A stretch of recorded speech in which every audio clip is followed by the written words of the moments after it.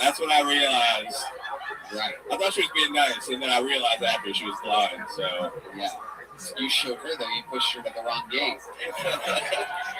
You're flying spirit, bitch. Incredible. Wow. See blind people. Anything else crazy ever happened at the airport? I mean, homeless people try to break in and sleep there, but that's your thing. Yeah, exactly. That's why you stumbled on how many roommates you have. It's a real house, Tony. Yeah, right. You have your own bedroom? Yeah.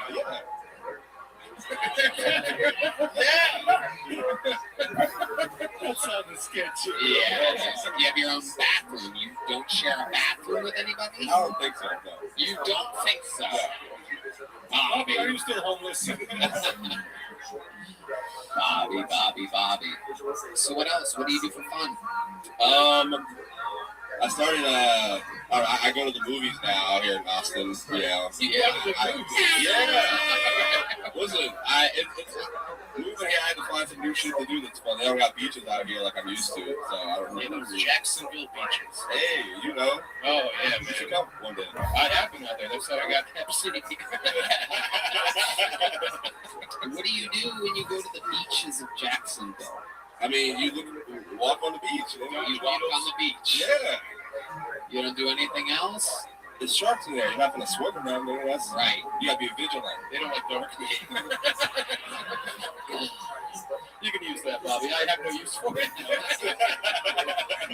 Bobby, you've been on this show before. Did you ever get a big joke book? I did. I got one, Tony. Yeah. There you go. Congratulations, Bobby. Great stuff.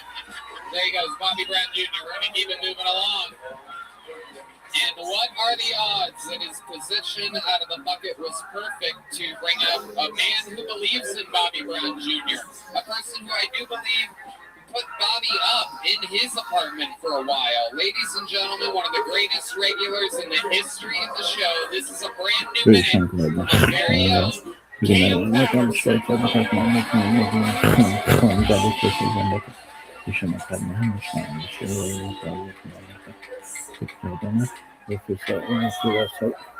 That nigga still homeless.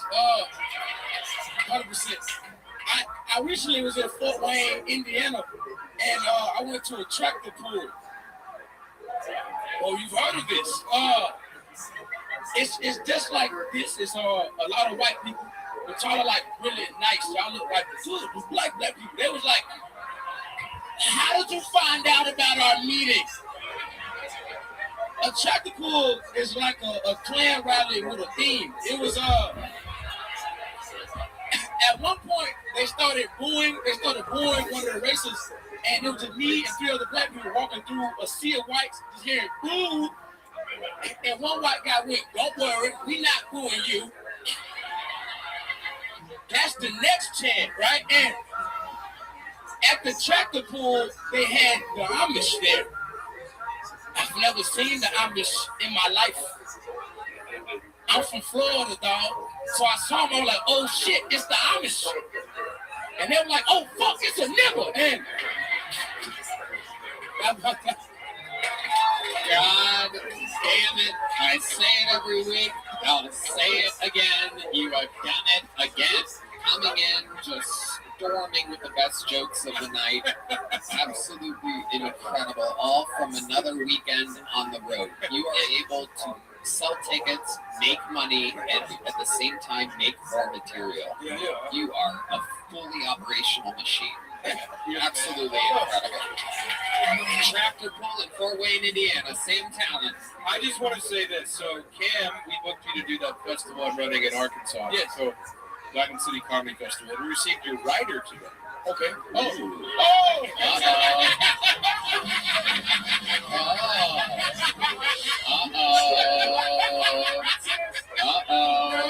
I just want to read what's on this rider. Oh, please. If anyone had any doubts, the Cam's the blackest man alive.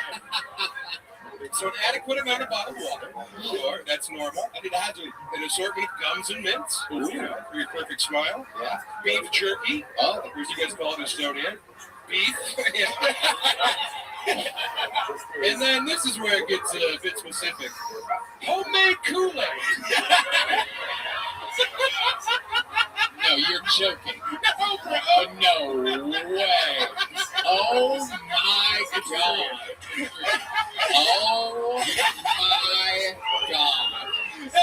Hey, Sam, and it better fucking be there, dog. It better fucking be there. I'm gonna make it personal. And I need that, yes. And just to follow up, in case that wasn't definitively black enough. 2, and then in parentheses, the number 2, black and mild. Yeah. Oh my God. And it's so broad. There's not even a specific, even John Dees is confused at your rider, and he has the exact same rider. Where's the chicken, John? Yeah, I usually have it at like the clubs and shit. I don't got to ask for chicken. They got What flavor Kool-Aid? You didn't I say like what Kool-Aid. Whatever Kool-Aid you pour. So I'm rating all the Kool-Aids. So the best place so far has been the Mic Drop in San Diego. They made all the Kool-Aids in every flavor, and that was delicious, right? Hilarities was pretty good. And then when I was in Springfield, swear to God, no lie. When I was in Springfield, there was a black dude with gold teeth and dreads, and he was like, "What's up, nigga? I'm making your Kool-Aid." I never saw him again.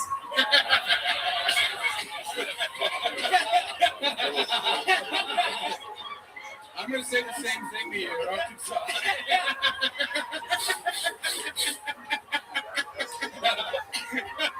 They just hired a Kool-Aid nigga, dog. That was it, and I never saw him again. Never again. Oh no! Wow. That is incredible. So you always drink the Kool-Aid everywhere you go. Yeah, I tasted it. What the fuck is Kool-Aid? Whoa! What? You got so cool. You don't got Kool-Aid in Estonia, nigga? No. Cam, I'm going to leave it to you to explain to this Estonian man what Kool-Aid is. I said Kool-Aid is like a packet, right? That you get like, it's like a flavored packet with a little bit of sugar. He's doing Martin Phillips' hand right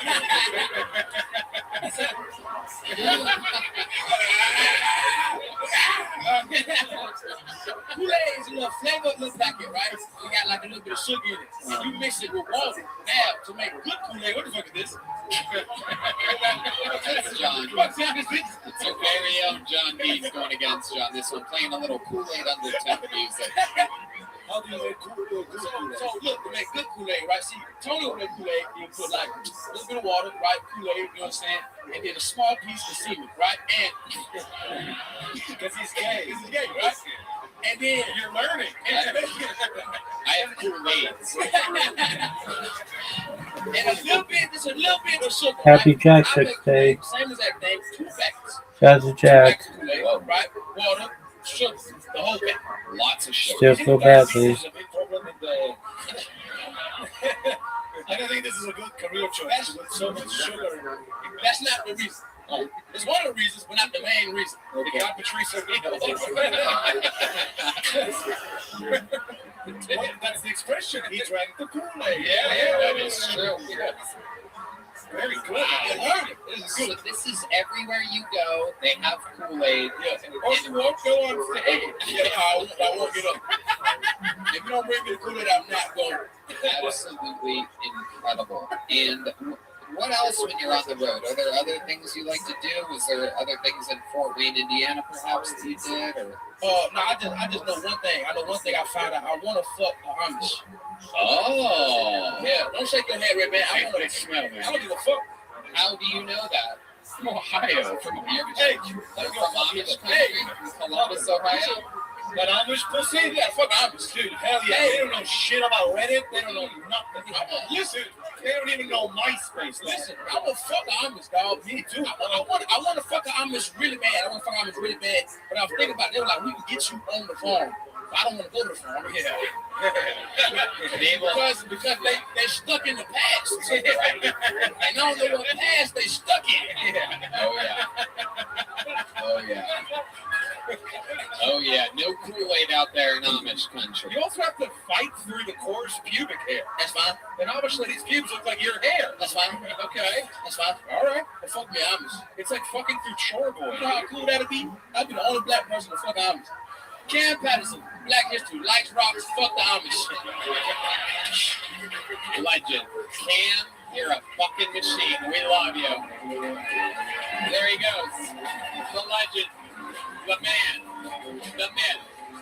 machine. Cam motherfucking Patterson. Well, we found him out of the bucket in late May of 2023. And there you go. You know, we want to give a big shout out to our favorite sponsor, True Classic, for making us fellas look good and feel good no matter how we move. Fellas, I've had a lot of trouble finding premium basics online that fit just right. They're either too big, too tight, or too expensive. That's why I love True Classic. I've been wearing True Classic polos on repeat. I love how comfortable and soft the material is. These are seriously the best shirts of all time. Red Band.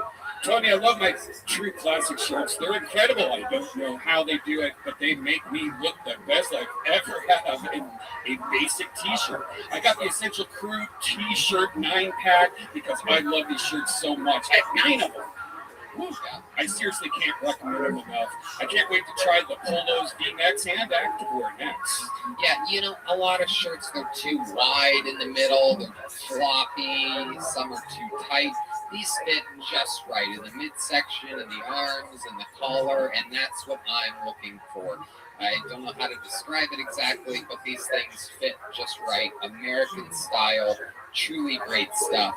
And I'm telling you, go to trueclassic.com/Kiltony to save some money. That's trueclassic.com/Kiltony and discover the perfect blend of summer vibes and timeless elegance with True Classic. Shop now, elevate your wardrobe today.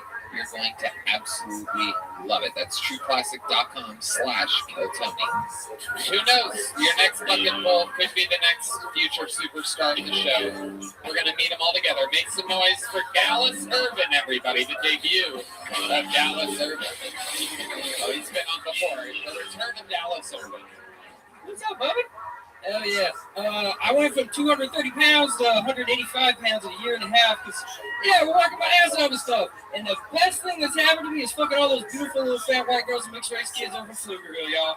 That's all I can tell you, man. I'm telling you, little Trayvon McAllister needs a dad, and I'm here for it. He's going to be a left tackle for a Super Bowl winning team. And I'm here for it, yo. I don't even give a fuck if they have yellow teeth. Just saying.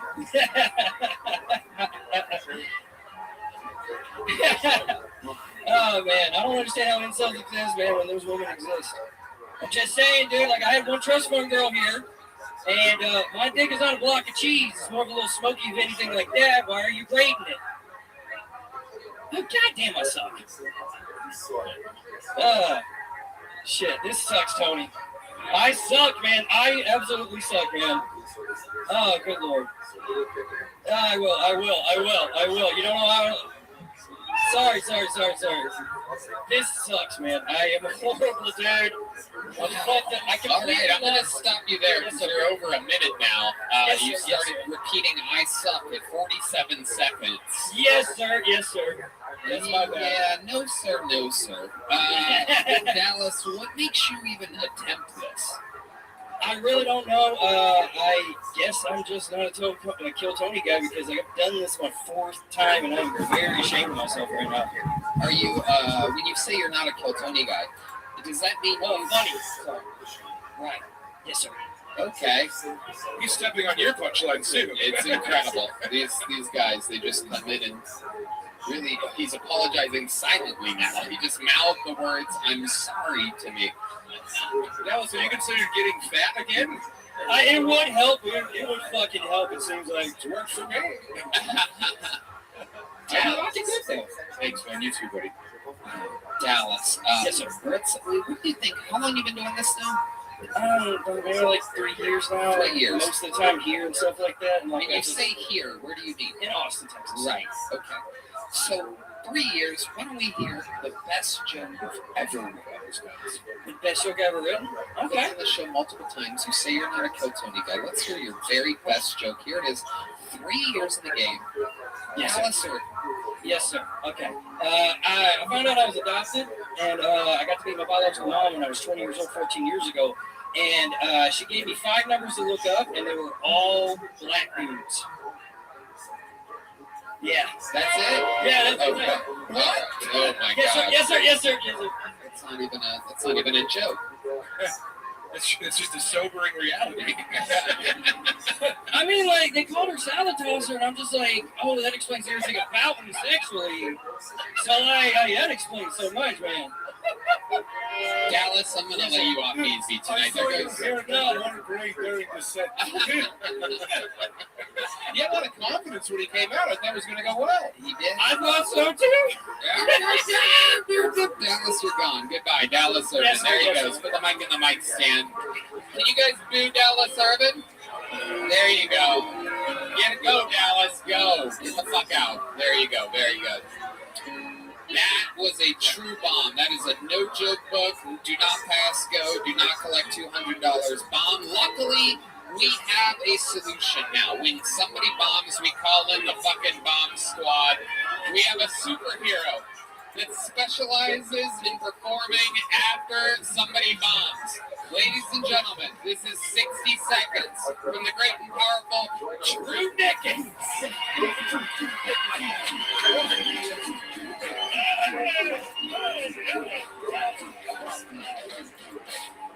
All right. Ever since I've been made a regular by Tony, my DMs have been popping. I'm talking short, I'm talking tall, I'm talking skinny, I'm talking wide. It's crazy. Some of them are young and fresh. Some are a little unreliable. They're amazing. And some are good and helpful for me. Some are dangerous and toxic. But they make me feel so alive. They all want me to, they want my energy.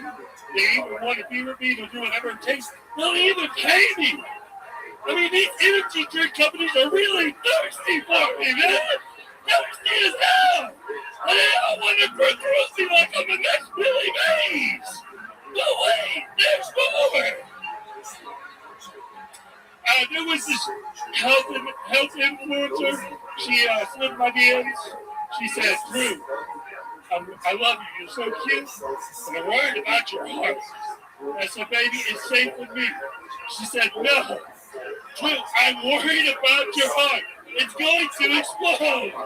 That's when I shot them in an energy drink, and then I blocked that bitch. Thank you so much. Drew Nickens, he loves energy drinks, ladies and gentlemen.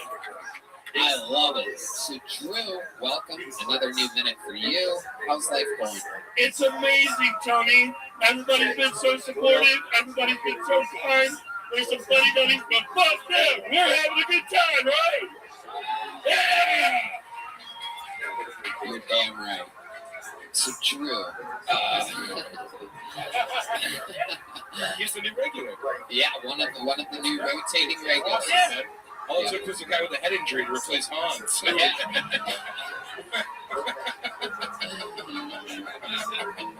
love it. So, Drew, are there really a lot of girls in your DMs? Hell no, Tony. I swear, there's 4 girls in my DMs and 7 energy drink companies, dog. The ratio is crazy. Yeah. 4 girls, Drew. You're doing great, dog. Yeah. Dude, I got nothing. Really? What? Nada. Purple bacon? Nothing. Incredible. I like your haircut, Ari. Thank you, dude. This is it's so good to be hanging out at recess with you two right now. Yeah, you're the foreign kid who has 3 friends with Drew.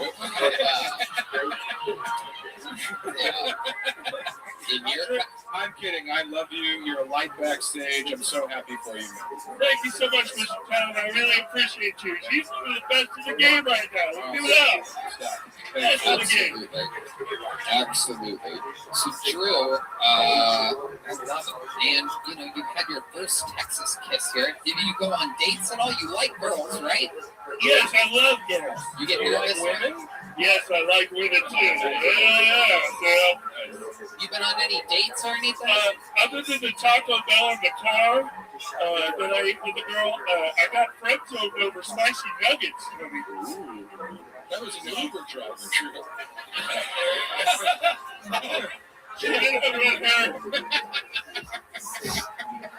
Drew, what else have you been doing? Have you checked out Austin, Texas at all? Have you gone out? I like to go to malls and go to the outlet malls and find shoes. And then I like to go to the arcade and play Big Buck Hunter. I had the time of my life. I went to one of your ghetto malls here in Austin. I think it's called Lakeway or something. It was amazing. Yeah, you are the biggest 11-year-old we've ever had on this show. Perfect. We also had a big woman on this show earlier, too. You're growing. You know, Ari, I don't know if you know this, but in your country, he would have been euthanized. Holy shit. Nobody's made it so far. I think he survived the euthanasia. And we didn't say it about Cam and Bobby Brown Jr., but I promise you, they would have been euthanized as well. It's because I'm black, right? You're correct. You're very good. Wow, somebody's got Kool-Aid on his rider. So one time, Tony, I put 5-hour energy in my Kool-Aid. That shit was amazing! Oh my God. True. It's crazy! True, we love you. You pulled us out of another bomb. That's another new minute from Drew Nickens, everybody. It goes on and on. Can't understand how we last so long. We must have superpowers. All right, your next bucket full, ladies and gentlemen. 60 seconds going to Chloe LaBranche. The train keeps rolling. Chloe LaBranche. Here she is. Make some noise for Chloe, everybody. I hope you guys don't mind if I start with a light joke. Okay, cool. I went home with this guy the other night and he started. But then I looked up and I saw he had a Yale diploma hanging over his bed, and I was like, nah, he's fucking me.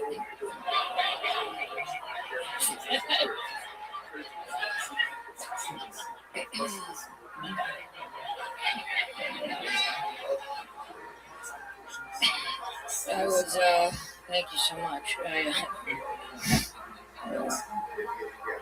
I was thinking about the women who are fucking the hijackers in 9/11. I feel like women always give men the benefit of the doubt, you know? They're probably like, they're on a boys' trip.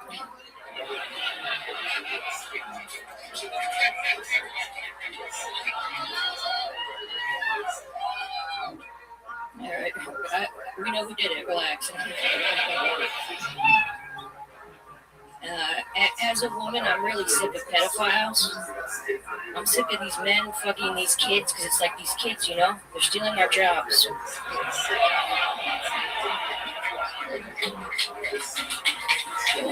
Chloe LaBranche. This is your first time on the show, right? Yes. Welcome, welcome. How long have you been doing stand-up? Like 11 years when I'm not in rehab. I love it.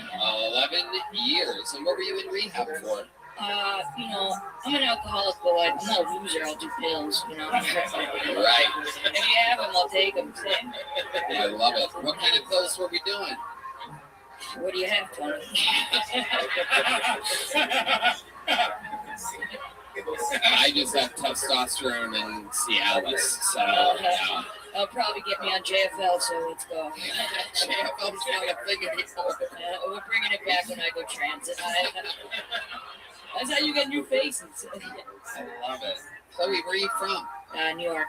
New York. Do you still live in New York? I do. And what do you do for a living? Paint houses, I'm guessing. Yeah. It is quite the get-up. They did make an all-female Ghostbusters. Yeah. This is the reboot of the reboot. Not going to go well. Hell yeah. At least we know you're not on your period. It's true. Yeah, it's because I'm on Tony's pills. It's true. Gary ankle offers. So, Chloe, you live in New York. How do you make a living? Relax. I actually work for Phoenix. Hell yeah. I hold her dick on the red carpet. It's at eye level for you.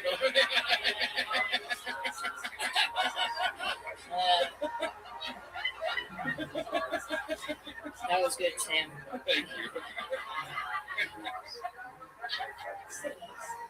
I'm just thinking about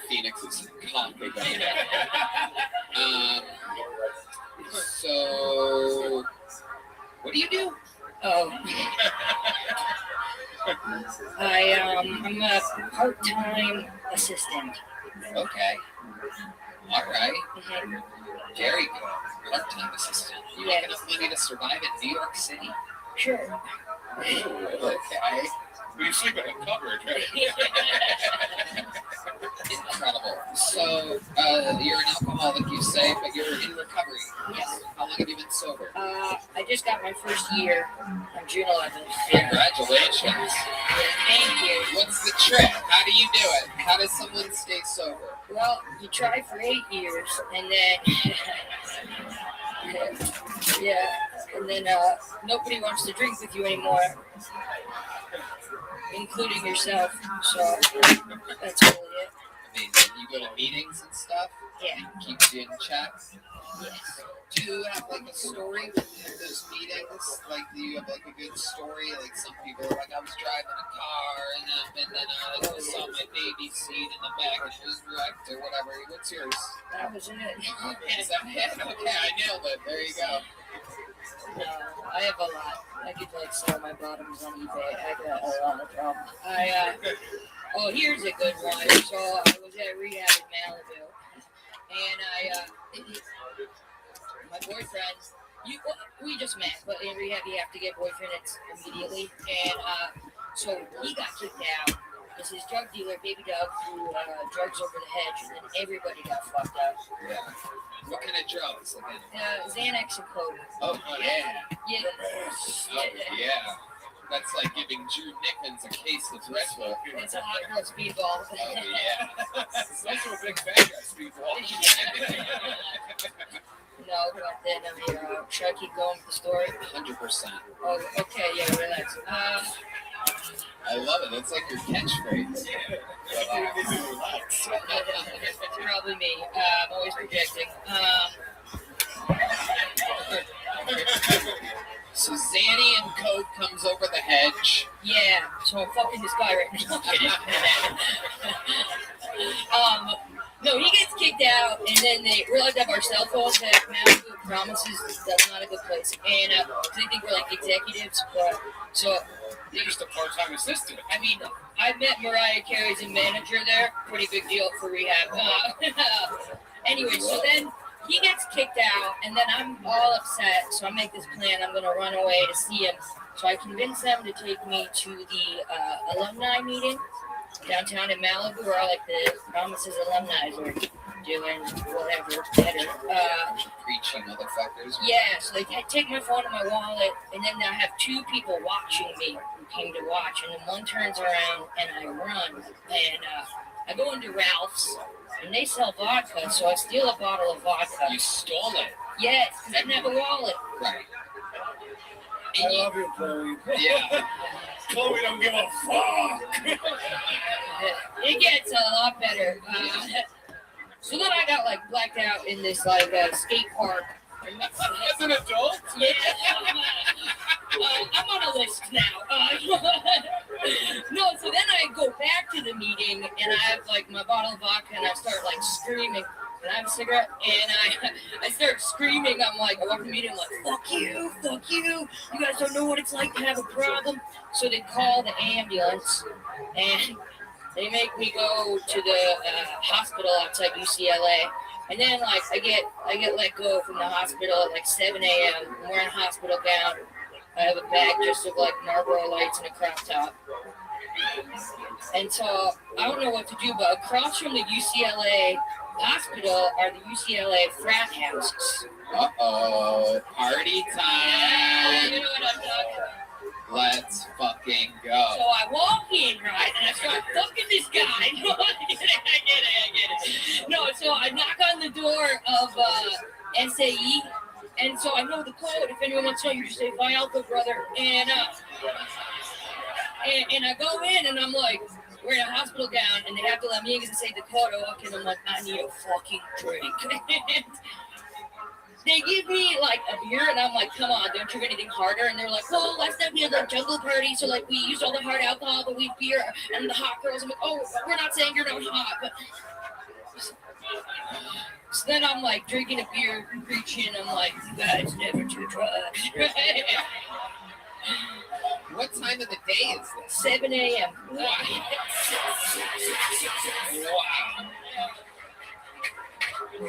Wow.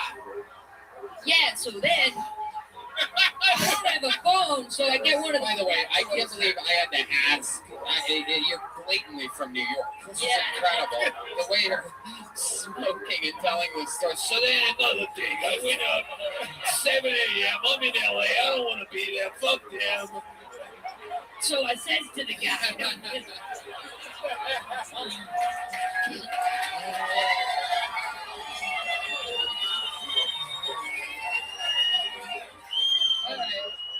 relax. Call back. Amazing. Chloe, absolutely incredible. So a year sober. I didn't finish the story. Go on. So then I get one of the frat guys. He's snorting Adderall before a test.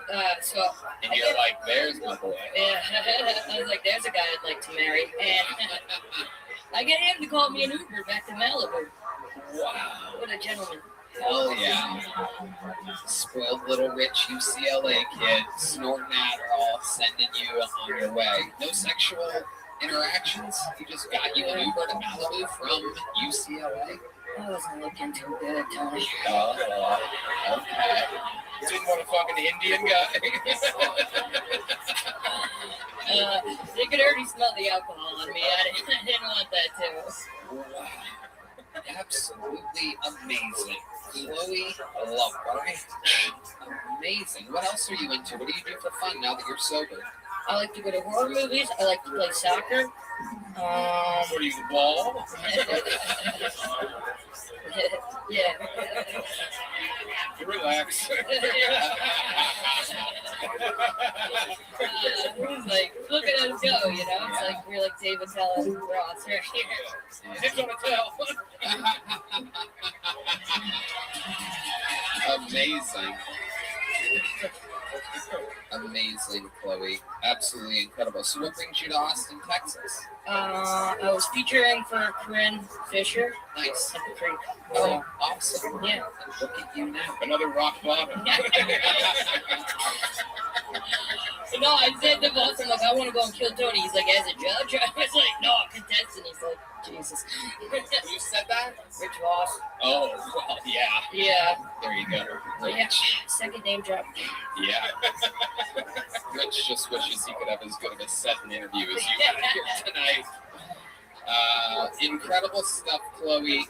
Very, very amazing. And I said it earlier, but we have all different types of people that come here. There's nothing I think is cooler than a real comedy vet that knows the fucking ins and outs and the way around an actual improvised interview and following a lead and taking the ball and running with it. And you just did that for 11 and a half minutes.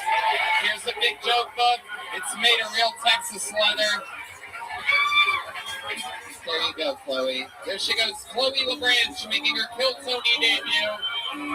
Taking a chance, signing up, getting pulled out of the bucket. Amazing. And now we have a very special treat, ladies and gentlemen. A golden ticket winner, a legend of the show. You know him from this show, from going on, being found by Howie Mandel on this show. Brought over to America's Got Talent, made it all the way to the semifinals. They screwed up. They had to mess up his microphone and his phone in order to eliminate him, or else I think he would have won the whole goddamn thing. He's back. The Canadian tripler. Make some noise for Aaron Belial, everybody.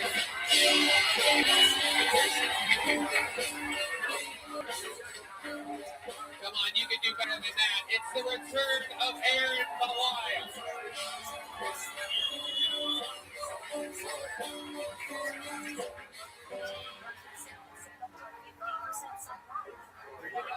One more time for Aaron Belial.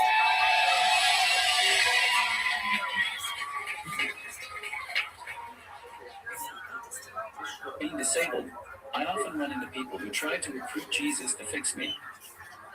I was in a taxi one time, and he pulled over to tell me that he once cured an ear infection by praying. He says he can cure me since cerebral palsy and ear infections are exactly the same. I don't have a lot of options, so I'm like, okay, let's see what you got, big boy.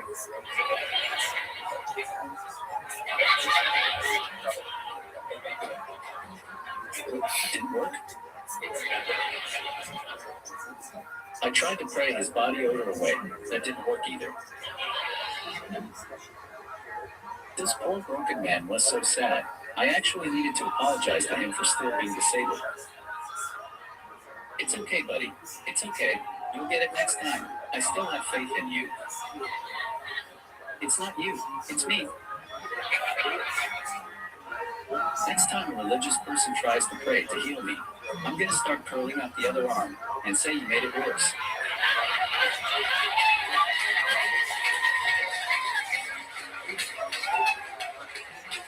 Another new set by Aaron Balaya. Very fun. Aaron, always on fire. Ari, why are you laughing like that? The wheels are turning over here. You know another euthanasia.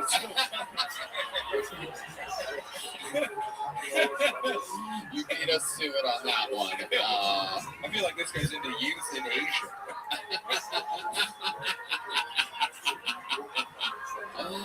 Oh, look at this guy. People keep asking me if I've been in porn, and I'm like, well, that's Martin fucking Phillips. I did get you two mixed up for the first 2 weeks I was here.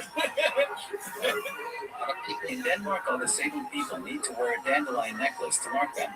Here we need to wear neon green bracelets.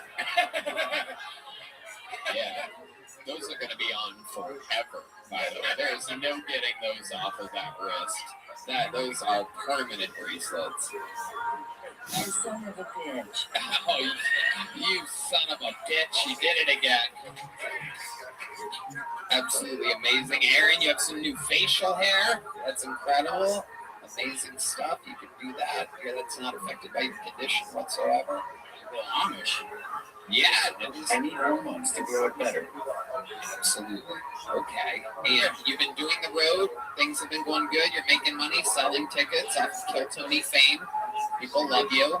You're doing good. You have no idea how to respond to that. Not AGT. Oh, AGT. Oh, thanks for giving them the credit. Very good. They're all dead. Oh, yes. The fan base of AGT is dead, is what he's saying. They're old. And yeah, exactly. Right. It's crazy that you can figure this out and that fucking scooper guy couldn't do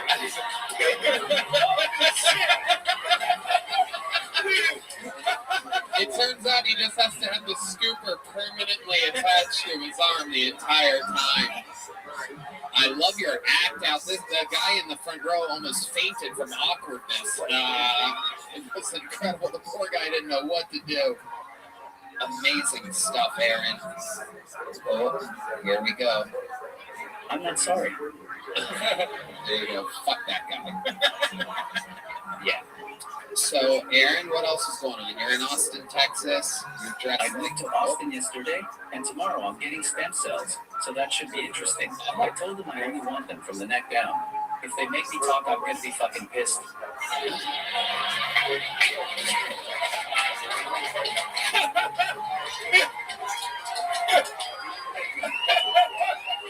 Oh my God. That would be hysterical. I thought Red Band was the sound effects guy. Absolutely amazing. So, stem cells coming down. We don't know what can happen. We've got nothing to lose, that's for sure. Tell me up from here. Yeah. I could ruin my career. Absolutely amazing. If you have a voice, that will be incredible. Absolutely impossible, I'm guessing, right? What would be the first word you would say if you could speak? Oh, please. Please. Autocorrect's about to take this from us. It starts with N. Oh, wow. Oh, my God. John Hughes.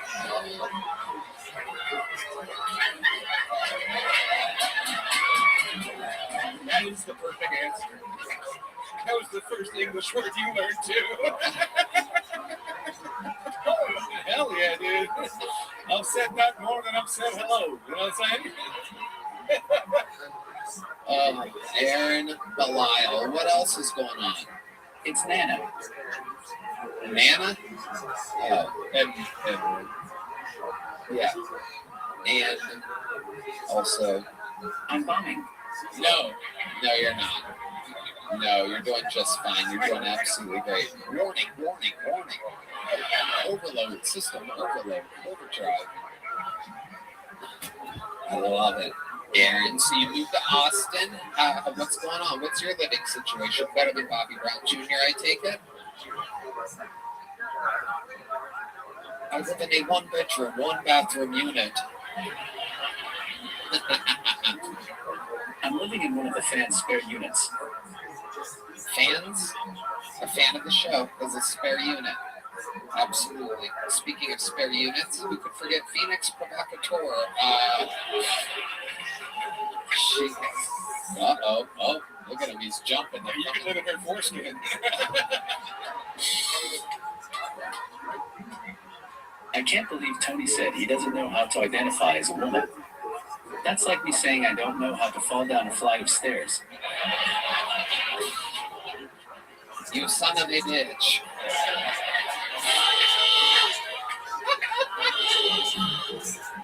Do you fall sometimes? Is that a thing that happens?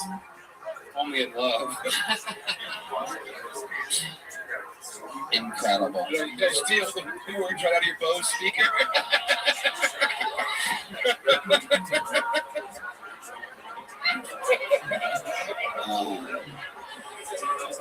You are amazing.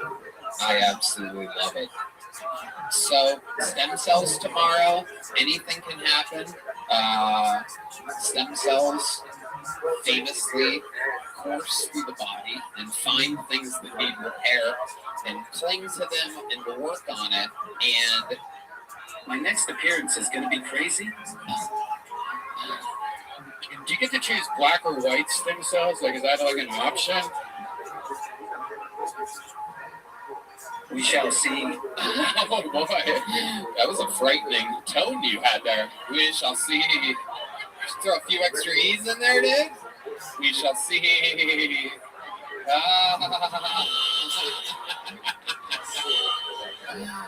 love it. Well, Aaron, you're a fucking machine, literally and metaphorically. We love you. You've done it again. Anything else? See you scrolling. Oh, get out of here. Get him out of here. There he goes. Aaron Belial, golden ticket winner, defender, always a solid set. From America's Got Talent semifinals, still Tony golden ticket winner, Aaron Belial. Onward we go with the show, ladies and gentlemen, and make some noise for your next comedian, Jacob Marshall, everybody. Jacob Marshall, right out of the bucket. Here he is. Yeah. So I used to have an Apple Watch. I don't anymore. I got rid of it. I hated it. Because there's this thing you can do with Apple Watches where you can connect them to a friend that has an Apple Watch, and it'll tell you when they finish a workout, which is terrible. Because backstory, I was dating this girl for like 3.5 years. We break up. It's a Saturday night, a few months after the breakup. I'm sitting on the couch with my best friend watching a UFC pay-per-view. And at midnight, I get a notification on my watch that says, Kylie just finished a 17-minute cardio exercise.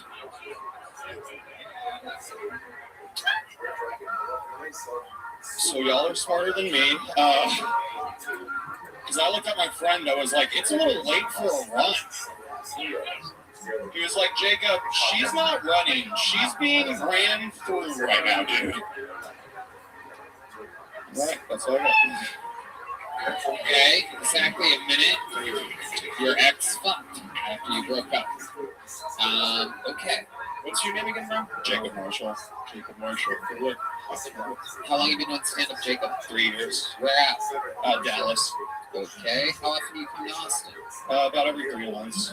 And what brought you here today? Just this? My aunt's in Paris right now, so I'm dog sitting for her for 2 weeks. Aunt's in Paris, one of my favorite Jay-Z Kanye West songs. Paris, Texas, right? Okay, so your aunt's in Paris, you're house sitting for her, is that what you said? Yeah. And she lives here in Austin. Okay, she have a nice house? Not so bad. Okay, have you noticed Bobby Brown Jr. sneaking in? I love it. Okay, Jacob, what do you do for work? I'm in sales. It's kind of boring, like marketing technology. It's not super exciting stuff. It's not kind of boring, Jacob. That's ridiculous. So boring. Overwhelmingly boring. What do you do for fun? I go out. I like live music a lot. My mom actually recently started like a country music career, so I've been like reluctantly supporting that. Your mom recently? Yeah. Did your dad just die? They're long divorced. No, dude, she's 54. She sold her house in Dallas, moved out to the country, adopted 8 cats, and then was like, I'm going to Nashville to record a country music album. Oh, so she lost her fucking mind. Yeah. Dude, she's like a bad boyfriend away from being Joe Exotic. It's incredible.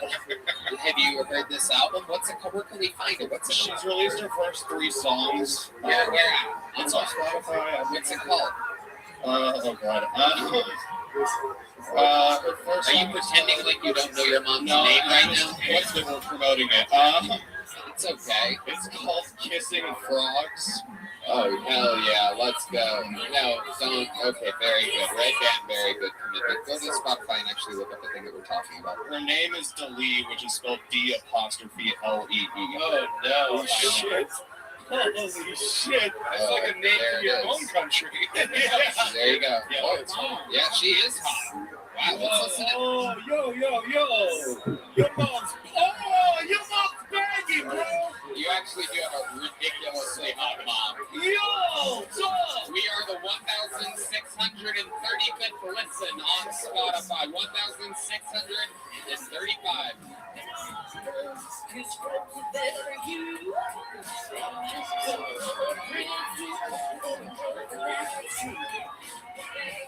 Can you get your mom on the show sometime? That was so much better than my set. That's all. Yeah, it's unbelievable. Shit, what did your friends like? Red Band. When you were growing up, did your friends joke about banging your mom? Yeah. Yeah, hell yeah, dude. She's fucking fire. Everybody. And the divorce was rough right here. Have you ever heard another man fuck your mom? Oh my god. You gotta get your mom a Fitbit and do it. It ain't gonna be 17 minutes, you know what I'm saying? Hell yeah, she's kissing more than frogs out there, dude. Holy shit. So Banging. this is incredible. It's bothering you so much that it makes me just want to ask more questions about your mom. Well, she writes her music with ChatGPT, which hurts me too. I don't give a fuck. Oh yeah, that doesn't matter. Do you talk to her often? Once a month. Okay, Yeah. once a month. Yeah. Something to talk with her mouth.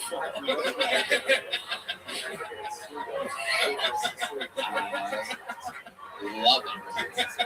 Your mom would suck off anyone on this stage right now. Probably. Yes. Absolutely incredible. What do we got there? Oh my God. God. Red Band just followed her on Instagram. Shit. Oh. Your mom now has 62 followers. And one of them is Red Someone's Band. gonna fuck your mom, dude. Yeah. No doubt about it. Oh my god. This is the worst Oh, thing she you could have accepted already? I'm She sure immediately accepted the follow request. She is live. Oh my god. No. Red Band is DMing your mother right now. Yo, what's up, dude? Hit send on it. Let's see if she responds. Please tell me this is going to get seen in real time. This could be one of the greatest moments in the show's history. if she randomly responds to Red Band. This is the first message she's ever received. Oh my Oh, God. This is absolutely incredible. And you did this to your mom. I'm sure the Kill Tony fans will be very nice online. The good news is she's about to literally, her following is about to, I mean, more than double, more than triple. It's going to be, she has 62 followers right now. Remember the moment where your mom had 62 followers. She is DLEE.official on Instagram. For those of you looking for the delete imposters, just know, go to DLEE.official. That's the official account in case there's another account that has more than 62 followers. See the pictures, more pictures. Oh, man. I'm so glad my mom is dead. My mom's dead, so thank God, dude. Oh, she's vibing. There's some videos, dude. Oh, wow. She's live on this one. Oh. Why did the divorce happen? Oh, man. There's video of this. Nobody is paying attention to her at all. This is incredible. So, how did it make you feel when your mom left you and started her music career in her mid-50s? Not great. It feels way worse now.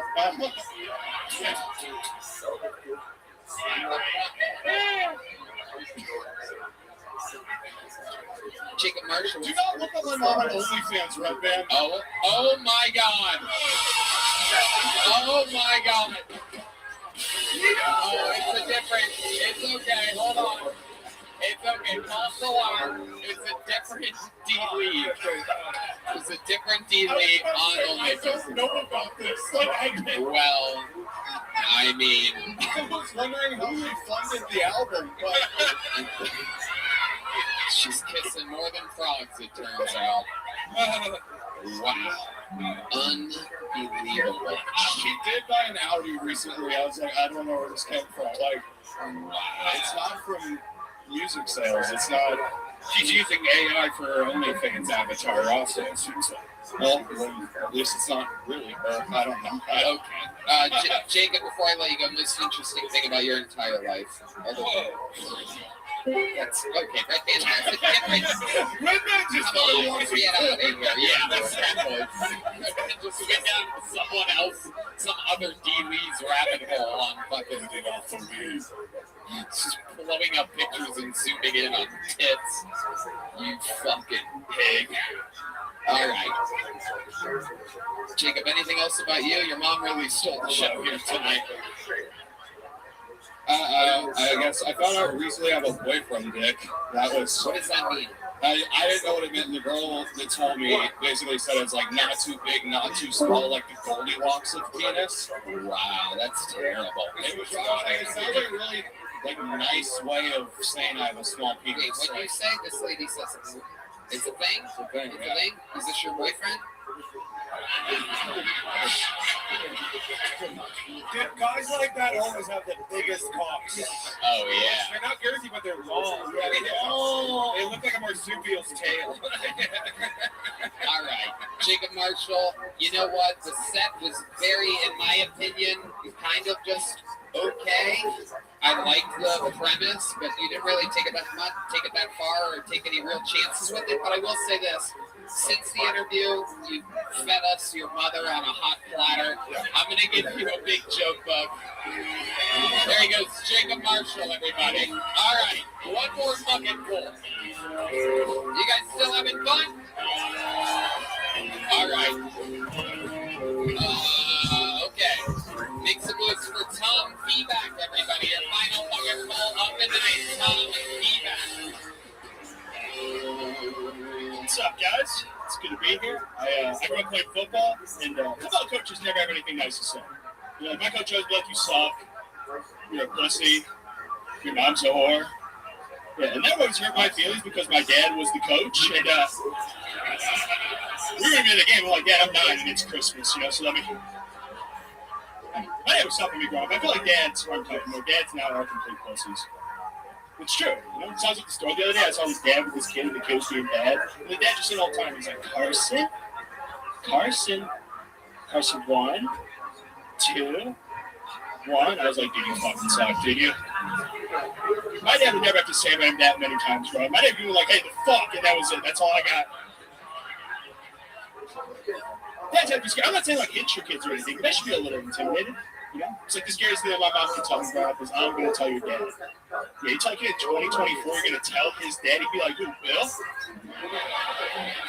How about this? Fuck Bill. How about that? Oh, yes. Thank you.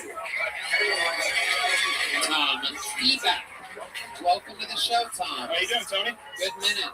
Thank you. First time on, right? First time on, How yeah. long you been on stand-up? Like 3.5 years. Where at? Chicago.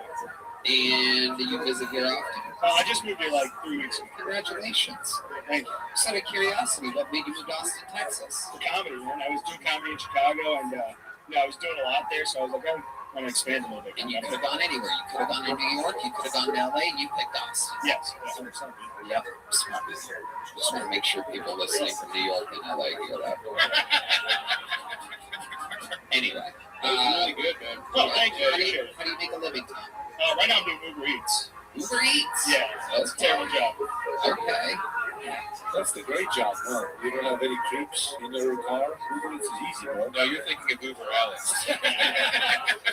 You could have had a different job. You know that if you lived in Estonia, you would be euthanizing people.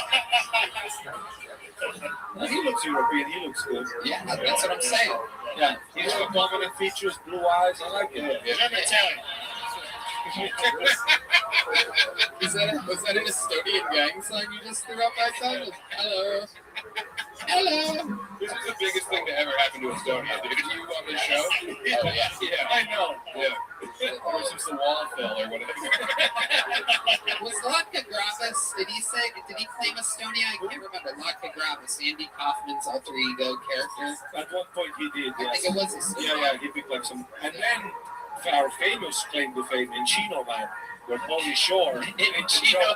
the caveman, he's from Estonia. Dude, national news in Estonia. Wow. 1996, 4 years into our country, Hollywood are coming. Brendan Fraser. Brendan Fraser. Oscar-winning Brendan Fraser. That is your boy. Okay, Uber Eats. What's the craziest thing that's happened in your Uber Eats career? Craziest thing that's ever happened. One time I went to take a delivery, and the guy told me to come in the house. And he was completely naked. Oh. Sores all over his body. He just had pill bottles everywhere and piss jugs everywhere. You bastard. He didn't have to come in the house, but, he came on the porch instead. Why did he invite you in? Did he want you to put the bag somewhere? Yeah, he wanted me to put the bag on his bed. He was like 700 pounds, so he couldn't get up. Oh, Jesus.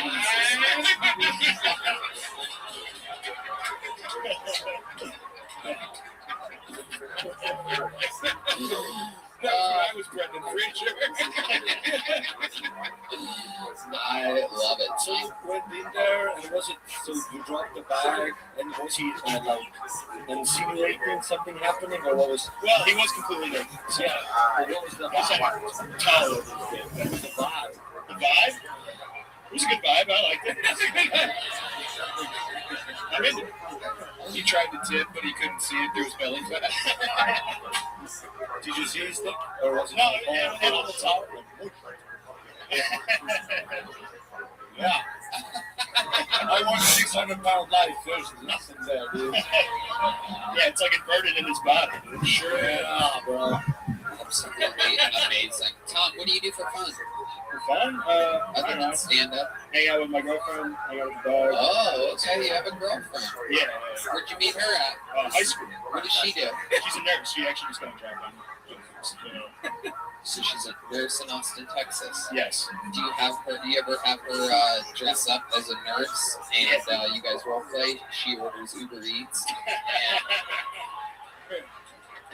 and calls you into the house. She has a towel. There's piss jugs everywhere. She has her good dance goes on. No, we don't really. She's not really that adventurous. But I do like the scrubs. The scrubs are pretty. Tell us more about the non-adventurous sex Yeah, that that was you're a having. bad comment, dude. Yeah. To millions of people about your girlfriend, dog. You know, I'm just being honest. You know? Just being honest, dude. Oh my god. You're so fucked, dude. If I was a girlfriend and my boyfriend is on the biggest podcast in the world, not that adventurous. Oh, It's perfect. So let's talk more about it. You guys have the same type of sex regularly, or is sex regular? Do you have yeah, sex is regular. but it's also it seems very plain. You missionary position. Yeah, missionary, doggy. That's pretty much like. Missionary doggy. That's Yeah, it. yeah, Nothing else. Does she ever get on top? yeah. She gets on top. She gets on Yeah, top yeah, sometimes. She's so tired from work, though. Yeah. For providing. yeah. Carrying the relationship's finances on her back. My boyfriend's an open mic. I'm doing 16-hour shifts. My girlfriend's not adventurous enough. I'm tired, you asshole. Ari, Maddie, opening up the playbook here in the late innings. I love it. Can't get involved in the fourth quarter. I love it. I fucking love it. Ari, Maddie, one of the most fun people to drink with and hang out with in this club. I'm very excited about this first panel appearance for you, Ari. Back to Tom Feedback. That's your real name, Feedback. Feeback. Yep. Why would he choose that as his station name? It's very bizarre. Okay, and you've been with the same girl since high school. Yeah, How like old are 10 you years. now? 26 years old. So is that the only girl you've ever had sex with? You've never been blown? I've been blown before. Blown? Blown? Did you say blown? Like blow job. Right. Yes. Yes. I've just never heard anybody say it like that. Love you to blow.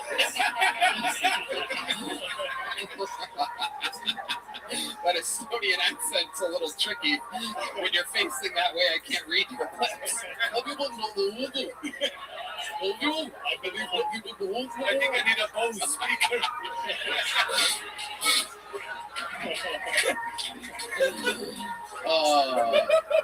So it's the only girl you've ever been with sexually? I've been with a couple girls. You should Whoa, know that. Oh, you cheat too, dude. No, not cheating. Yeah, that'd be crazy if you admitted that on the show. I've been with a couple fucking girls this week. I want an adventure. I love it. Okay, Tom, anything else crazy we should know about you before letting you go? Except the boring ass sex. I don't know. I think the boring sex is, everyone wants to like choke and slap and shit. I don't know. It just feels weird to me. Okay, well, you know what? You should go to Estonia, bro. Dude, we'll choke you, we'll fuck you, and suck you, dude. There's a camp on the flag. Really? No. I don't even know where Estonia is. The flag is. Whoa. Hey. Be nice. Be nice. The flag You know is where Estonia is. blue and then white and then black. Blue, black, and white. I had to think about that. Yeah. It looks like the black. Sounds like my band. Nice. All right. It's the same colors as the Blue Lives Matter hat. It is, yes. Yeah, which made Very everybody confusing for us. Yeah, I know. Because you guys don't have black people. No, yeah. Tom, feedback. Congratulations. You got pulled out of the bucket. A very, very, very good site. You're leaving with a big handmade leather joke book. Tom, feedback, ladies and gentlemen. Sorry about your girlfriend. And that, Welcome to Phoenix. words of the great Montel Jordan. That is how we do it. And there's only one way to end an episode like this, ladies and gentlemen. It is with the Hall of Famer, the record holder for all-time appearances, all-time interviews, all-time everything. He is the Great Red Goat, the Memphis Strangler, the Tijuana Tarantula, the St. Louis Laredo Lazy Boy, the Vanilla Gorilla, the What's the main one? Oh, yeah, the Big Red Machine. Ladies and gentlemen, this is indeed William Montgomery.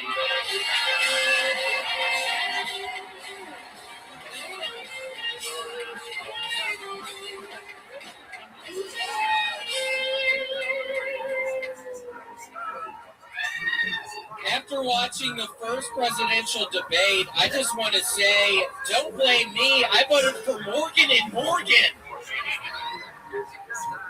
The debate was so crazy that at one point they argued about golf, which is kind of insane because one of the only times Biden told the truth was when he said he was a 6 handicap, and he is. Stage 6 dementia. In a poll taken after the debate, 72% said Biden is suffering from some sort of cognitive impairment, and the other 28% said, man, I thought that old ass man was dead.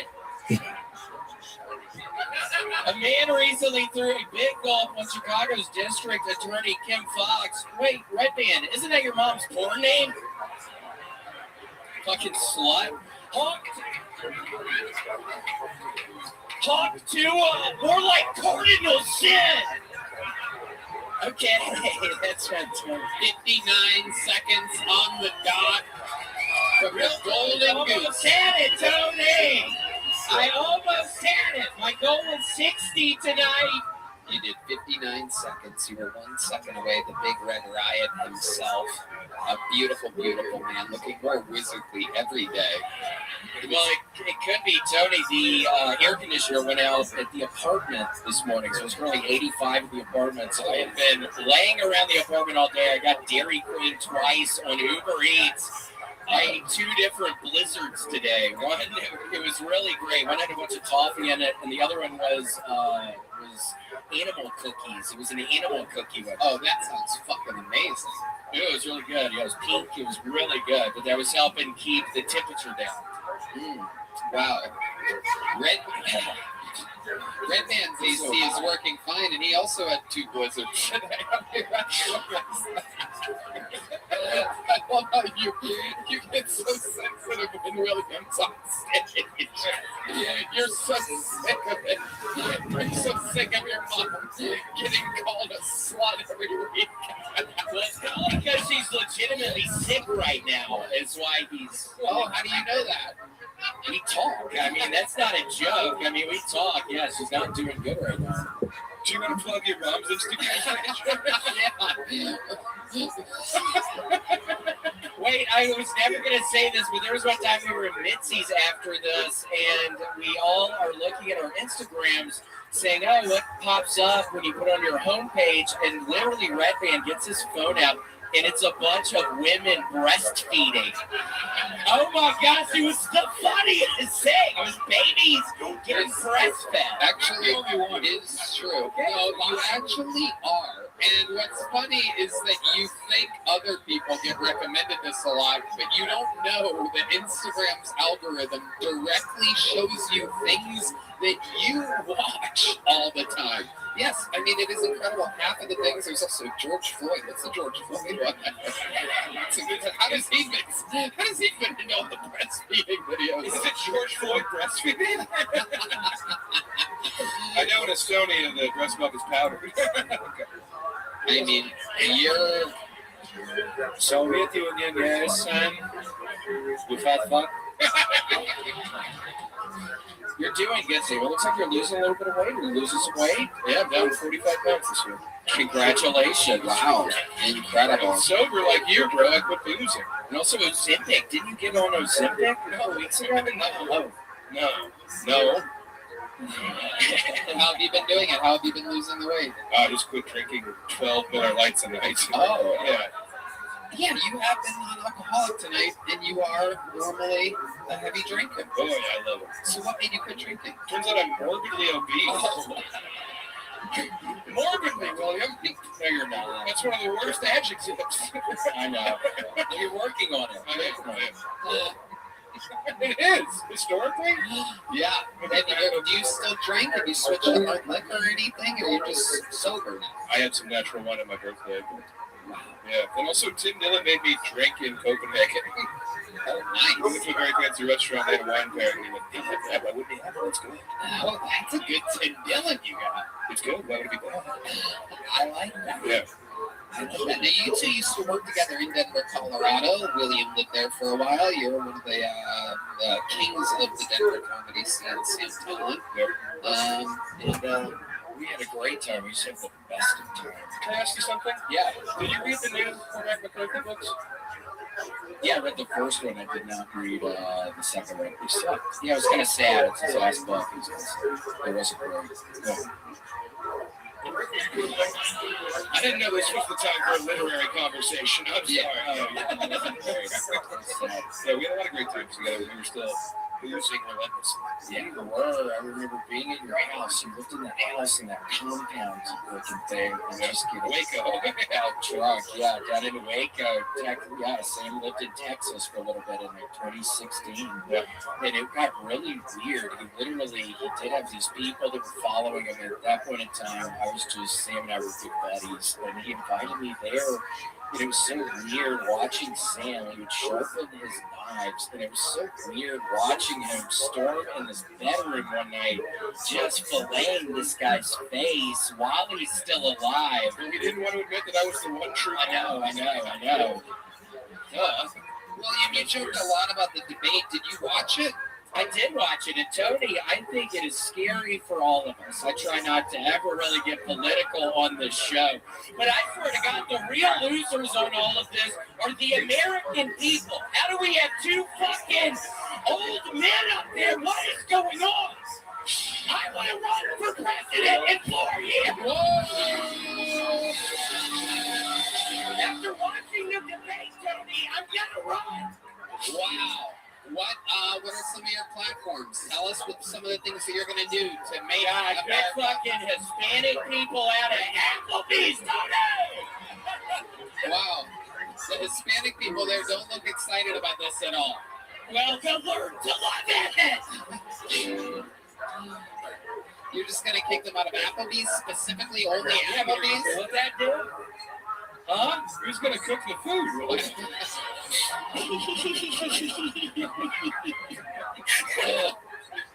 What else? Tell us more about your platform, William. I know that you're improvising all of this in the moment, but I'm interested to find out what else you would do as president. Because I'm telling you, William, you have a real chance of winning this thing. Well, I think so too. I mean, we have to, I think, maybe open up the borders a little more, because I swear, when I see these Hispanic people getting kicked out of Applebee's, we need to keep the train going, because, Tony, the Hispanic people will stop going to Applebee's once they find out they're going to get kicked out. But if we open up the border, we're going to have a never-ending supply of fucking Hispanic people to kick out of the Applebee's. And, Tony, that's not all.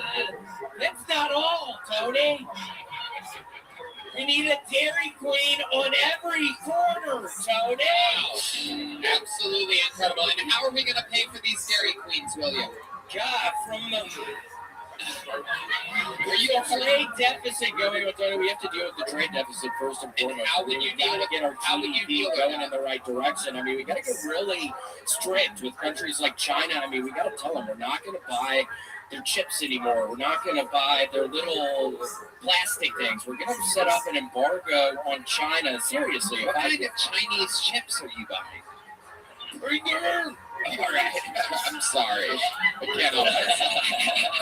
I can't help myself. But yeah, all kinds of stuff. But I'm just really excited about the opportunity. I mean, we'll see. China is a problem. Yeah. Tell us more about that. You go ahead. I can't say it anymore. You say it. I read some blogs. It is a huge problem. And the fact that your presidential candidates are two old men with the alternate sounding like Martin Phillips is a big problem. It's a giant problem. I mean, how are we ever going to be to the tip of the iceberg again in the world of political, socioeconomic? San Antonio, how are we going to get there? It's not going to be with two fucking old guys running for president. It's going to be off of the back of maybe some balding redheaded person that is going to go after. I'm gonna fucking go after I absolutely agree. I truly think the best management job is a balding, redheaded person. Thank you, Tony. And I'm just Yeah. so hot, and it's so hot at the apartment. I'm just dreading. I'm not even kidding. I'm dreading going back to the apartment tonight. Right there. Can I stay at your place? I know I can go out and about your mom and shit, but please, you have two places. You do Can I have not two stay at places. one? Sure. Well, Thank you. oh wow, look at that. Thanks so much. Yeah, thank you. Okay. Absolutely incredible. Oh, yeah, I'm sweaty. Do you see all this, Tony? It's Yeah. really not good. It is It's all that ice incredible. cream. That's Yeah. literally all I have today. You're eating ice cream all day. You're sweating profusely. You're wiping off your hand all over your shirt. You're getting very close to me. I want to give you a raspberry. Do you really want to? I can't think of a better way to. Wait. Stop. Yeah, there you go. There you go. A true raspberry on one of the greatest red berries I've ever Transgender. had on the You're show. really sweating that toffee, buddy. Yeah, no, it's not good. I mean, it's getting worse. You taste animal cookies. Tastes like Patrice O'Neal's piss. I love this run for president. Are you going to go all the way through with it? Yeah, oh my gosh. I mean, Tony, I think I probably. William Montgomery has done it again. And that is another episode of Kill Tony. SamTalent.com with 2 L's. The man is on tour. I swear to God, one of the most fun, hilarious stand-up comedians. If you love him on this show, wait till you see what he does all by himself with a microphone as a stand-up. A true monster out there. SamTalent.com. Anything else, Sam? Pittsburgh and Detroit this month. Yeah. Subscribe to my YouTube. I have a cool travel show. Oh, yeah, subscribe to this YouTube as well. That'd be great. I always forget to say that. My producer, Yoni, always yells at me for not saying subscribe to the show.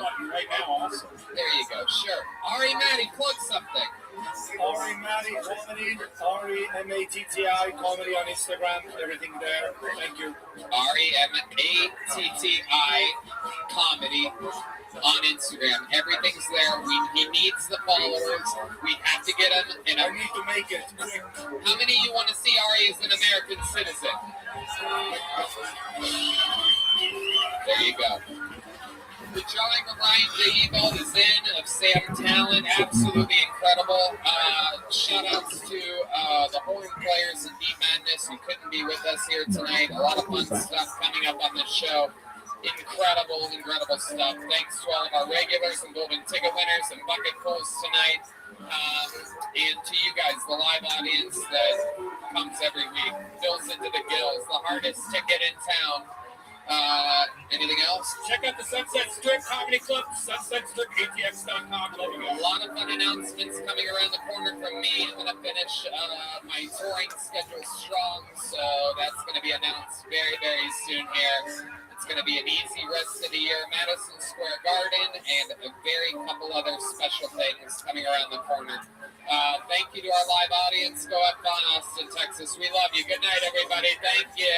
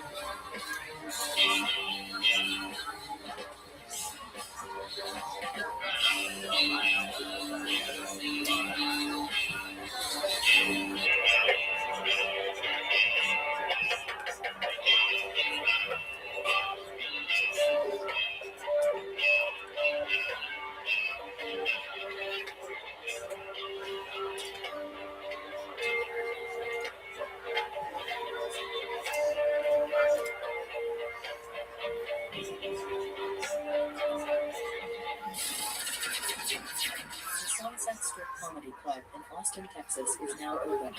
Check out Red Band's secret show every Thursday. Go to sunsetstripbtx.com for tickets.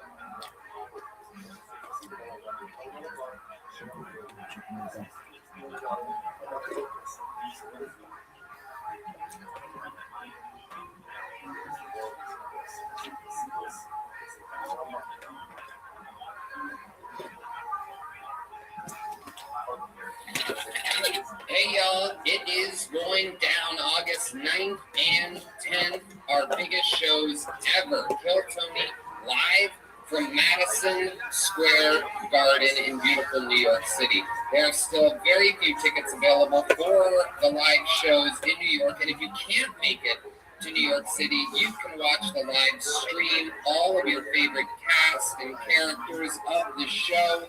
It is going to be absolutely historical. We are holding absolutely nothing back. We are so pumped about this event and everything.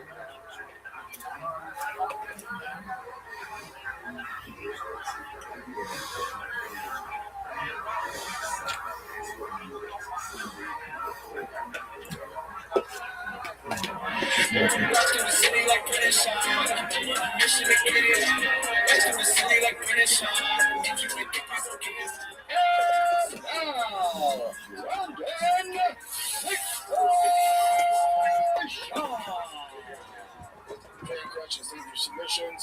I put these up every Monday and Thursday morning. Sometimes a little earlier, but we answer all Mondays and Thursdays. So thank you guys for submitting questions, making this possible. You have to treat that question. And what's the likelihood we see the correct course? DS to send Irish man off? Not great. Not great. I heard Connor's fighting his international fight week at the White House, and the DS stuff, that's another hurdle that have to get through. I haven't seen any rumblings on that, so I don't know. And whatever they have to Carlos Prates on international fight week, and Prates just got a fight on it, so I don't know what they're going to do there. What's some guys' first time to act? Just that first time to do cool guys to be. I don't know about that. For some advice, soak it in, brother. Soak it in. Soak it in. Everyone's going to tell you, like, oh, man, right away there's this connection. Maybe with the mom, but for the dad, it takes a little bit. So don't beat yourself up on it. And when the kid's sick, that's the most important time. That's when you're bound, like Avatar. Now the horses bound to the blue people. When the kids are sick, it's the most important time to be around. Because then they can depend on you. And just build a bond even stronger. So like my little girl is sick right now. Last night I was there at midnight holding her until she fell asleep. But that makes all the difference. All right, what else we got? Samuel Forleo. Do you feel that the UFC is doing a better job of putting better fight cards together? No. Although that would say UFC 327 they announced is the best card we've had in a hot second from top to bottom. It's been really watered down since then. It's been really, really bad. Really, really bad. And if so, do you like the direction they're going? how do you feel about the Paramount deal? Heavy questions. I think initially it's been a rough landing for the UFC. Very, very watered down fights. They're just kind of checking the box on cruise control right now. I think the White House card is taking all their efforts. And I think Dana's a little distracted with Zuffa boxing. That's his baby, that's his project right now. So he's getting pulled in two different directions. Until he starts focusing more on the UFC, I don't think it gets better because I do still. I know he said in court, I have nothing to do with it. That's not true. For the UFC to get to where it used to be, you need Dana to give it more attention. I think the Zuffa boxing is kind of, they're doing their thing. They have a long way to go. But I think with the White House card, that's taking all the attention in the UFC. So I would say I'm not willing to beat the UFC up yet about the Paramount deal. It's been a rough kind of takeoff. It's been pretty weak, but 327 gives me hope. Until they get through the White House card is going to be bananas. Until we see what the product's like after that, it's still up in the air. Now, after the UFC White House card, if we're still getting these watered down fight nights and shitty pay-per-views or the main cards, like the number of events are bad, then we should cause some red flags. Until we get through the White House card, I'm not ready to tear into the UFC. Because I know that's taking all their effort, all their energy, all the matchups. It's holding up cards, holding up main events, it's holding up the divisions. So until they get over that hump, which is taking all their energy, I'm not ready to tear into it. I like not paying for pay-per-view, though. It's the best. C. Diggin. If you watch the Armin versus Giorgio match, I want to hear your take on the Shop Show. I gave it, Giorgio, I love what he's doing, especially for wrestling. His Take Me Down, Get 1,000 is brilliant, and he's so entertaining. You can tell he's a good person, and he's a hell of a wrestler. But when it comes to Armin, that Georgia kid was good. He was at world class, like a Benedetto or some of these other big names in the UFC. It shows the level Armin's at. I doubt Armin trained that much wrestling to get ready for that fight. As in Giorgio. Giorgio did better than I thought too. He's really, really talented. So I like that Giorgio kid. It's him losing doesn't hurt his appeal or anything like that. If anything, this just built him up. Do I think the fight was real? Yes. It's real quick for Giorgio to be promoting the next match. Real normal match. It's also wrestling. It's not like a fight. It's wrestling. So you move on to the next one.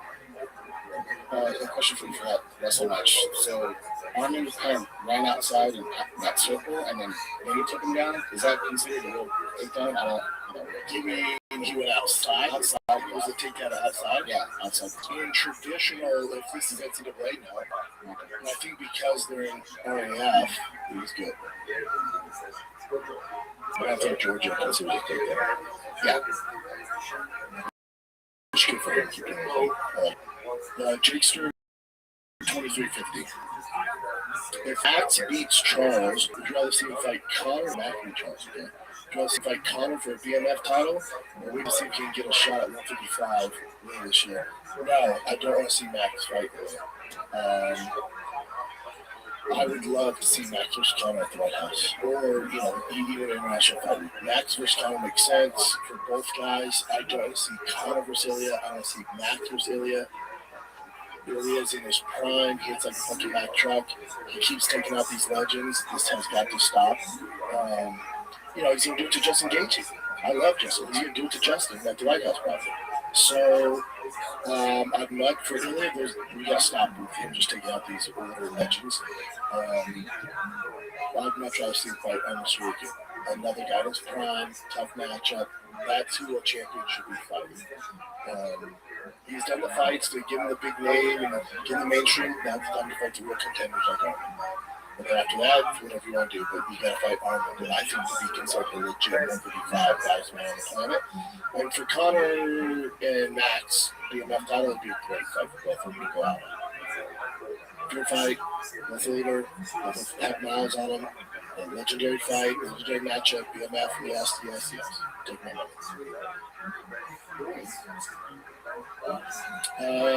Just a man. Just a man. Any new upcoming UFC fighters you like? The biggest, I guess, prospect for me by far is Jacoby Smith. He's the most promise. He could really give Islam a handle in the wrestling category. He's a monster. He's so athletic, fucking fun to watch. Has the personality. Yeah, he's probably my number one prospect. Number one by far. Has the pedigree, has the looks, has the style. That kid's a fucking monster. And straight up wrestling against his own beat, he'd be a handful for Islam. So Jacoby Smith for sure. This weekend, Rosa Jr.'s fighting. I'm still. Rose isn't different. He's not like a blue chip recruit. You know what I'm saying? He's not like a blue chip prospect. Look at Jacoby Smith. Look at his background. That's a blue chip. Look at blue chip. For Rosa Jr., his thing was like, when he burst on the scene, he's young. There's a lot of upside. Like a Chase Hoop or something like that, but they're not blue chippers. He doesn't have like some extensive freestyle wrestling pedigree or anything like that. So Jacoby Smith, by a freaking mile. There's a lot of other guys, but I'm not going to get into all this yet. There's so many coming up. But Jacoby Smith is the guy. That's your guy. That's what you want. He fights, you want to down him. It's just a matter of time. It's going to be tough. DJ_living. DJEN_living. Same question as last week, bro. Thoughts on Craig Jones and what he's been doing for the sport of BJJ? Craig Jones is great. The issue he's going to have is the UFC's turning into a business. So he's fighting the juggernaut of the UFC BJJ now. They're taking guys and stuff like that. So Craig's the outlier. I fully support what he's doing. He's put on some crazy events. I like what he's doing. You need Craig guys like Craig Jones. I love everything he's doing. But he's going against the business juggernauts of Zuffa, TKO now. He's entertaining his hard work. Hell yeah. MV Beard. B-A-I-R-D. MV Beard? Yeah, what's a lady? We get a lot of lady questions. How likely do you think John Alex fight is at the White House? If Alex loses, what is left for him to retire? How likely John Alex? 95% chance that happens. What else? If you think about the White House party, what else are they going to do to blow us away? Cyril Gahn, Alex doesn't do it. He doesn't do it. French and Brazilians, main event of the White House card, that doesn't do it for a lot of people. It has to be John versus Alex. I think it does get done. It's a money thing. John's in. Alex is in. It's a money thing. Let's figure it out for this White House card. One-time deal. Not John's last fight. Great question. If Alex loses, what's left for him? If Alex were to lose, I think, John says he has one left in him. He has arthritis in his hip. So let's say John beats Alex. Well, you still have the belt still up for grabs. Because John's going to walk away into the sunset. So you have a vacant belt, interim belt, right? Because Tom's your champ. So for Alex, he'd stick around. The Cyril Gahn fight's not going anywhere. So even if you were to lose this, Cyril Gahn's a much better matchup for him. So he loses this, okay, didn't go my way. John retired. The Cyril Gahn fight's still there for the interim heavyweight championship. He's still a triple champ. So for Alex, it's a win-win, to be honest. You don't have much to lose. You're shooting for the moon, but you're probably going to land on the stars. What's the stars? Okay, I lose to John at the White House. More press than ever. Bigger name for Alex. The last thing Greg's ever doing, he got taken down. It's like he got knocked down on the field. So he got taken down. All right, everyone's out your thing. That sucks. John retires. 3-4 months from now, here's Cyril Gahn for the interim heavyweight title. Beat Cyril Gahn. Okay. Now you're living, top of Mount Everest, heavyweight, triple champ. You accomplish everything you want to do. Now Tom Aspinall is back from my surgery. Here's Tom versus Alex. Tough matchup for Alex. But still, there you go. That's so cool. Yeah, I don't think he retires. Now, he should retire if John was young. and he's just going to be this random champ. You're never going to beat him. You have the skill set to do it. But he's walked up. He said, "I've won that." So this is good. Alex cannot lose in this situation. It's a perfect situation for yourself. My boy, Ibera Fitness. Ibera Fitness. If you want to get your ass in shape, you're in the LA area, this is your guy. Biggest rivalry in the UFC, in your opinion, not being Khabib and McGregor. You're saying currently? Also, this is the winner of the Mustang, by the way. I'm showing my Dark Horse Mustang. Also, the Mustangs being up top, loving every drive. My daughter's favorite thing to do is go on the ride. Hope you and the family are doing that. Yeah, love this dude. He's great. If you need to get your ass in shape, you're in LA, hit him up. Biggest rivalry in the UFC, in your opinion? Not being Khabib McGregor. Currently, it's going to be Strickland Punk fight. Live fight. That fight happens more than once, I bet. That fight happens more than once. I think the press conference, just the lead up going into that, it's going to be so hostile. Really, Hamzat seems to have anger issues as well, like Armin. So there's going to be so much malarkey, mayhem going into that. It's very similar to Khabib McGregor, right? It's going to get super dark, over the line, which fans in the UFC love. So Strickland comes out you. That's your double D. That'll do it. That's it. All right, kids. Thanks for watching. Love you guys.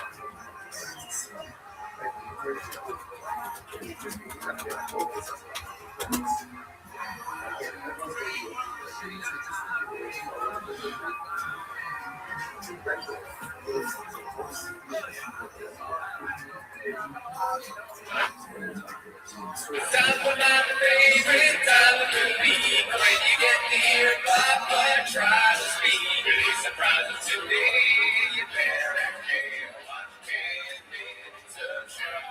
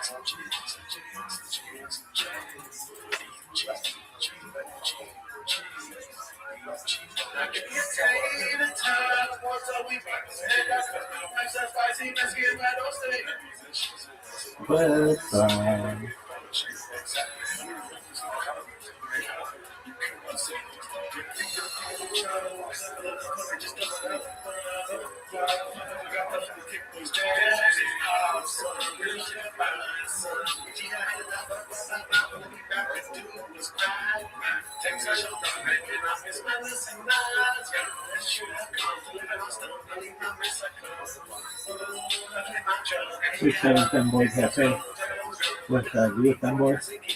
No, I'm the most alpha motherfucker of all time. It's the opposite of a femboy. I'm an alpha girl. I'm an alpha girl. I'm an alpha girl. I'm an alpha girl. Bitch. Really?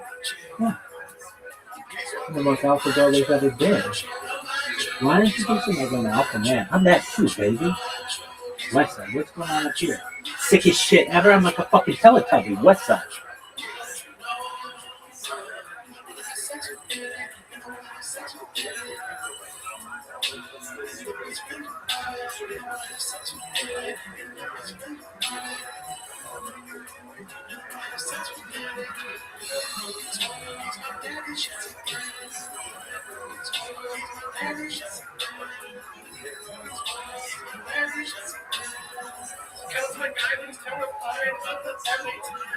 Welcome back to Tim Mr. Shot.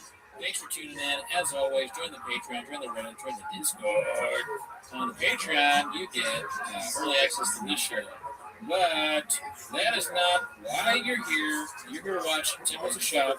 Start the timer. Literally. Thank you very much, Mr. Cooney. We are on the Fighter and the Kids subreddit for now. Depending on how everything goes, it's been a dark weekend change, dude. It feels like it's the Middle Ages right now. You know? Yeah, you filled me in on a little bit of it. You know, I was modding my truck all day. I turned everything off because I'm trying to get this new Lithium battery. Yeah, I'm trying to get the lithium battery in there. And Connected to the supercharger. yes, and so I have been completely, plugged out, but I'm to the show. I'm loyal to default, so I want to see the clips, and I want to learn what's going on here, see if I can help out Bob. I always tell people that your default is low. So Your default is that works. You know what my default is? It's loyal. That's what I say on job interview. For my strengths. well, hopefully we don't have to watch this more than once because it breaks my heart every time. But I know that there's longer clips of this than this one here. This one's ripped from Unique's channel, unfortunately. And it's called Swab and Chin Admit the Podcast is Miserable from Not Yet. Yeah, it's them. I think this is a Patreon clip, but I don't feel bad because it's everywhere on YouTube. Oh yeah, everybody's seen it. But if we do get some sort of copyright thing, they will take it down. Yeah. Everybody's already done it in every class. Yeah, in any class, really. Let's see here. Hunter Arrow says this.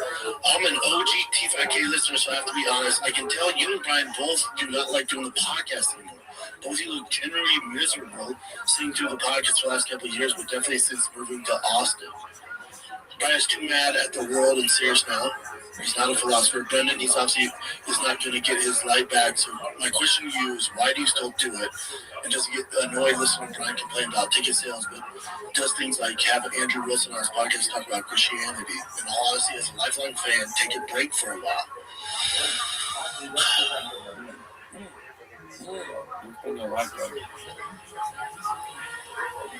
Just silence, dude. He's thinking. This Adam says, on the show they're chatting like brothers they are. I don't think they care much for views. They just do it because they love it, and we all who love them and support them along with time should appreciate it. Advice, if you don't like it anymore, don't watch it. Simple. That's him saying. I like that.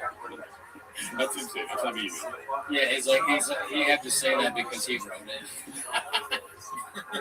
I mean, yeah, it's interesting. This is obvious, right? Is that they've said so many times that they don't read the comments and it means nothing, right? But I guess maybe it's now different because it's their actual fans writing. But I don't even know if it is. It's nothing in change is ever real. Well, this is a Q&A on Patreon. Right, but they fucking joined the Patreon. Right. The real Brian Voice link. The fucking, there's no, this is like espionage and spycraft. Like, James is Israel. You don't know it. Mossad is everywhere. You know, who knows what's real? Is it? Yeah. Is it? Can we go back to the question? We'll go back. I can tell you and Brian don't like doing the podcast anymore. Generally miserable sitting through it. Brian's too mad at the world. He's serious now, not philosopher. He's not going to get his light back. God, this is a loaded one, Bubba. How do I answer this? I want to be called Bubba, dude. Gosh, I would so badly, but where's That's I mean, look, he hates us, I'm sure. But if I could go back in time and get a chance for him to call me Bubba, you know, that would be a lot. I would do that.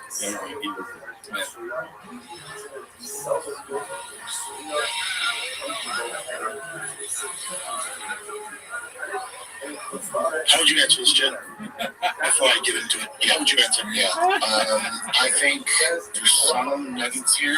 There's some truth. There's some nuggets here. Yeah, I think that's why it's hard for me to answer. But it's bullshit saying like, oh, you guys are miserable doing the podcast. This is something we always enjoy doing. It's just like sometimes we're all going through this shit. I think there's some truth to that. I disagree too. I hate that shit, dude. We come in here every week and we fucking hate each other. Oh, yeah. I can't stand you. You're always talking about accidents and dogs and stuff. Dude, You already mentioned your fucking truck sheep. Sorry, Professor. No, it's okay. I mean, you're the worst person I've ever met in my life. What? Yeah, used to me. Yeah. Like I hate you the most. Some would say the most. Wow, but that's not true. No. There's some nuggets of truth to that, but I can see you're the worst person, and I hate you. There's some nuggets of truth to that. You should have been like, if you fucking murder people and you hate a certain minority, and I'm like, you know what? I can't say all of that's not true. If we were the worst podcast in the world, I like how Chin is like arguing for his job. You know, it's actually, it's pretty good. And we're gonna storage unit. Come on, this is great. Shaman's doing like this fucking succession type thing. We'll see. Yeah, The show no, Rick's gonna do continues, big. like with You Brian want Cox. Why don't you answer first? Why don't you tell me if the show stays going? I'll grade you on your answer and cut you off every 5 seconds. Yeah, classic shot. Doesn't let him answer. Why don't you answer? It's like he's trying to do something from 48 Laws of Power, but he can't do it. The leader speaks last, but he's like, why don't you answer, Chin? Well, actually, yeah, I agree. Fuck, I did it again. So stupid. I don't know if you know, but I used to chill in Mr. B's stream before he had anyone watching, and he was on one very similar to you. Fuck yeah. Don't lose the faith, man. Thank you, Dinosaur, man. You got this shit. Much love. Speed, peace, potentially, art, and music. Oh, spread much love, spread peace, positivity, art, and music. Dude, Dinosaur, man, you're the man. I heard you find my account to advertise yours. Very interesting what you were doing, if I understand you right. Yeah, fuck yeah, dog. Yeah, he moved his whole life. They didn't have anywhere for him. Shout out to Dinosaur, man. Shout out to all the dinosaurs. Shout out to dinosaur women and cave women who really exist concurrently. Shout out to them. Shout out to them. The west side. Shout out to the west side of the dinosaurs. Shout out to the east side of the dinosaurs. Really? Dog, shout out to everybody. Why? Dog, Dinosaur Man just wanted me to just love her. Yeah, this bitch is having boy. Really? Whew. That bitch can get it in that red dress. Really? That bitch is the devil in her blue dress. Anyway. Is that the end of your fucking story? Shout out to Dinosaur Man. That was very kind of him. Spread love, kid positivity and shit. You're the man. You won't have to edit much for us. You can leave it in. And as a compromise, Cooney will start the Cooney show because then we affect it. Oh yeah, I'm gonna treat you the same shot I treat you. Yeah, no, don't think you can. Because the treatment's not gonna be any better. That's Gerardo too. The two of us, we abuse the team. Dog, shout out to Dinosaur Man for being so nice and spreading positivity and art and peace, and saying that I'm like Mr. Beast before Mr. Beast. Really? Oh, dog, I'm sicker than Mr. Beast. I'm Dr. Beast. I'm a fucking mess. I'm a scientist. Really? Yeah, baby. So we have our shit going on in our lives. Like, we can't be fucking every single day.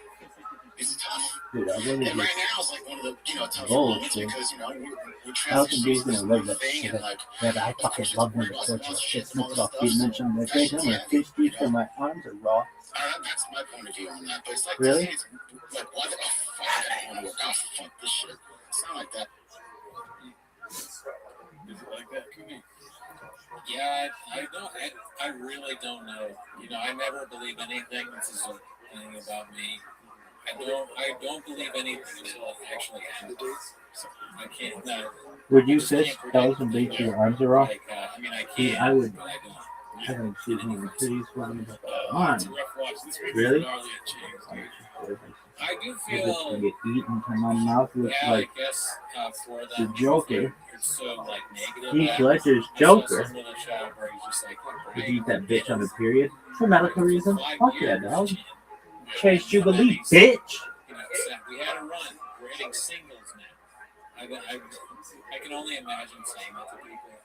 like you have a business and you gotta listen, guys. You say don't run. But isn't that like, isn't she like, Talking about hitting them. Rita, isn't that like, My boss fired me. He told me that we're hitting singles. unclean dog? I mean, I could rather. You see, you see how hot she is? Logic. Oh, okay. They don't understand. I get a headache. I give myself medical purposes, baby. Gotta dive in the Red Sea, girl. It's worse. Guys, we are, we have CTE. Yes. Our players aren't even, they don't even know where they're turning back. I was on stream yesterday talking a little bit about this. By the way, I stream possibly to Sundays, but every Tuesday. And so check out my Look at this. channel. Look But at this. here's the thing. What I see happening here is they're like, oh, I have a storage unit. And then, that over time you start to think to yourself, like, everyone's saying storage unit in a negative way. You're like, holy shit, I'm in a storage unit. Next thing you know, you're at baseball practice. Look at this move. God, that is very athletic. One of the most athletic moves we've ever seen. Of all the moves that we've seen, and all the athleticism that we've seen, God. Brian were like, this is a storage unit, You want me to summarize this shit? Goes like this. Biggest motherfucker of all time. Wicked. That's a song? So naturally, when Baba said, he's like, I gotta cut this off before the bar. Shit. I got so many fucking streams going. I never thought I'd have this many going. Well, still not viable. When I do go out, I'm gonna have 69 streams going 24. And that's like How much? funny. Maybe You're talking about like 420. Maybe 420. like animals in the background. Why? Pigs, oinky in the middle of, Just instead of like the emphasis back up to the back. If you've done it, streams, motherfucker. This is gonna be sick. You have. Then some bitch wants to fucking bite my butt. You're like, calm down. You're like, you like cake, baby. I'm like, calm down, woman. You like angel food. You like pound cake. You like bunk cake, son. You're like, calm down, woman. She like, I'm gonna call you bunk cake. I'm gonna keep a bunk cake mold on my fucking wall, just in case I ever want to think about that ass. Damn, girl. Bunk cake mold on your wall, bitch.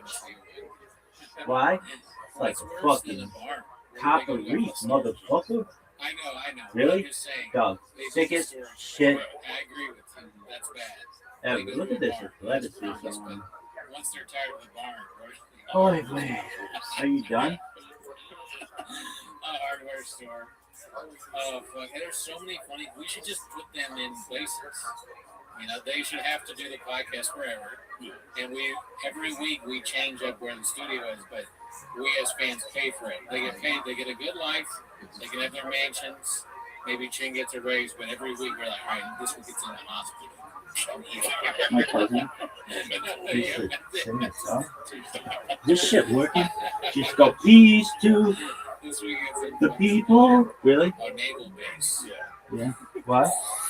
Shit's going crazy. I can't work on Hilarious. these conditions. The plane Issue? is flying above my Yeah, she's head. funny as fuck. Really?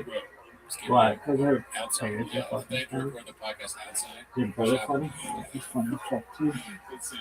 Really? Yeah, but they were really just funny because their dad was fucking hilarious. Really? I think this motherfucker's the funniest person ever being out there in the sun.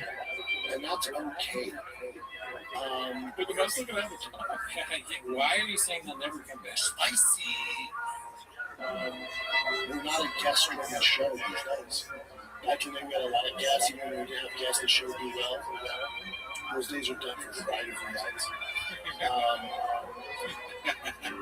Look at this move.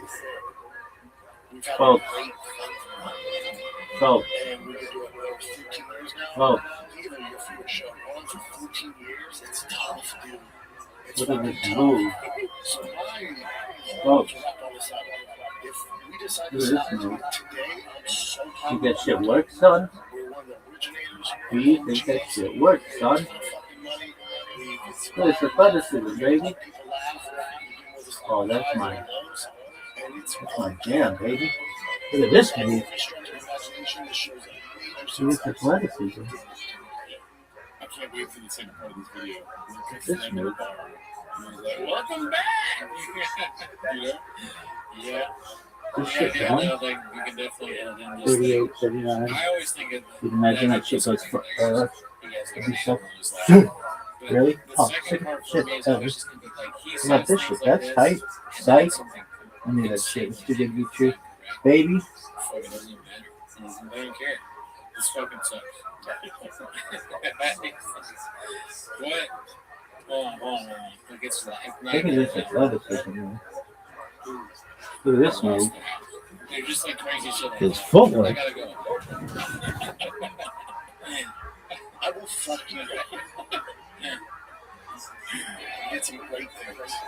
I don't know what gives you trouble. I do not know. That's okay. I think the conversation for Brian would be, why are you still doing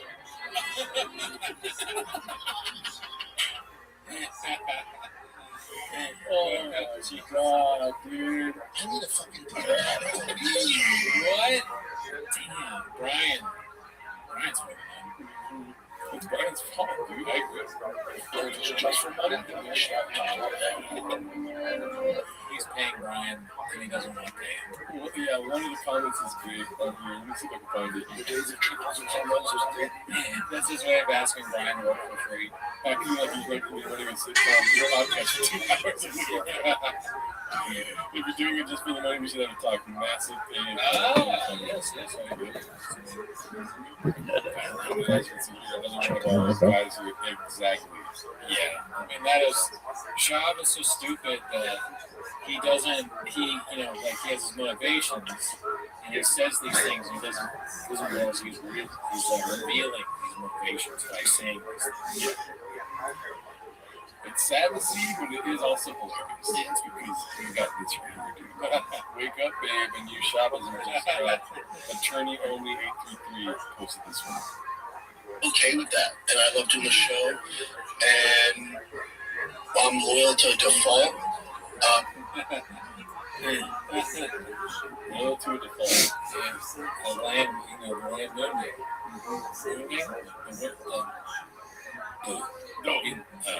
Landing on the moon. We need the moon landing. Before you know it, all we're going to have left is Icarus Lives, you know? There's going to be no more shop shows, no more fucking fighting the kids. This show's going to be literally 1 minute long. Yeah. Well, I mean, it's only been 10 minutes. So. True, so we don't really need that much content, but... And you know what? Like,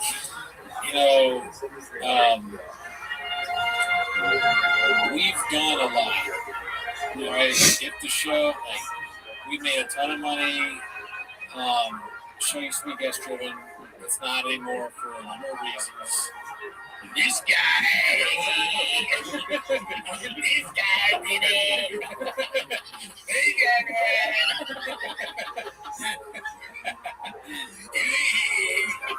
I'm sorry. But it's not my fault, it's the only time. The article that came out about me that I blamed on you was rough. Okay, I was accused of doing a lot of things. I said that HR did it. So you did.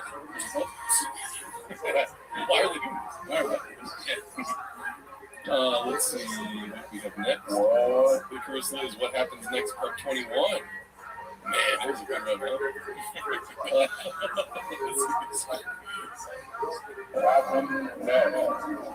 My girl was real athletic. She was a gymnast, like an action gymnast. She was she stopped at like 14. She won the state or something.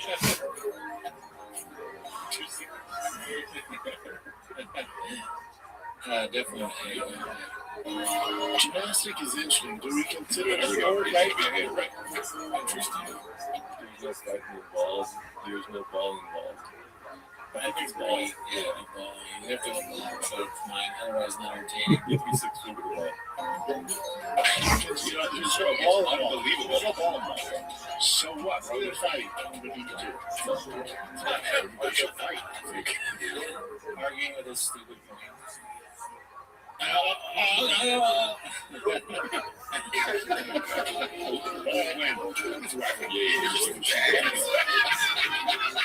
That's good, dude. She needs your warrior of the wall to get in. what I'm saying. She did it right the wall to get the steering thing. So I saw he was really hold on, don't tell me. You're talking about Jeepers Creepers. you know that. Yeah.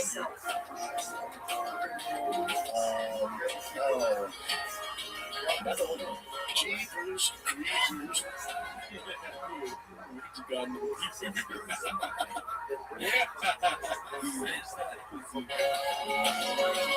Jeepers Creepers. Oh, you got them beepers. Jeepers Creepers. So like he was in that. Jeepers Creepers. Oh, you got them beepers.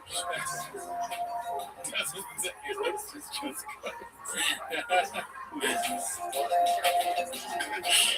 That's from the movie. I don't know why they play that song. It's so interesting. Jeepers Creepers. Oh, you got them beepers. to say it 3 times is so crazy. Do you think you'd realize after the first day you're saying beepers? Like the Jeepers Creepers when starts a beeper? That makes sense. That makes sense. Is he British comic? No, he's American. Wow, nice cat. What, does he be British in it?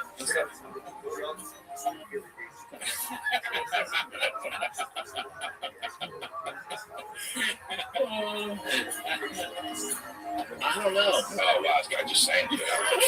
King and Queen was bad as fuck. Fuck. King and Queen? Back then? What's the name of the show? King and Queen?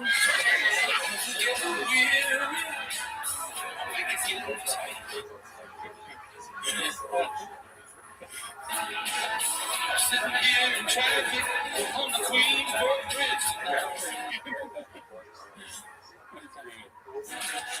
don't care what's all I wanna do.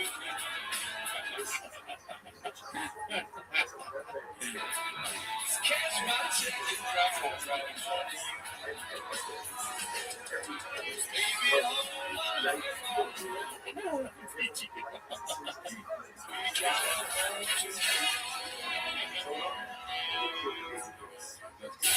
I mean, it's too funny to even have anything to say about it. All that was so good.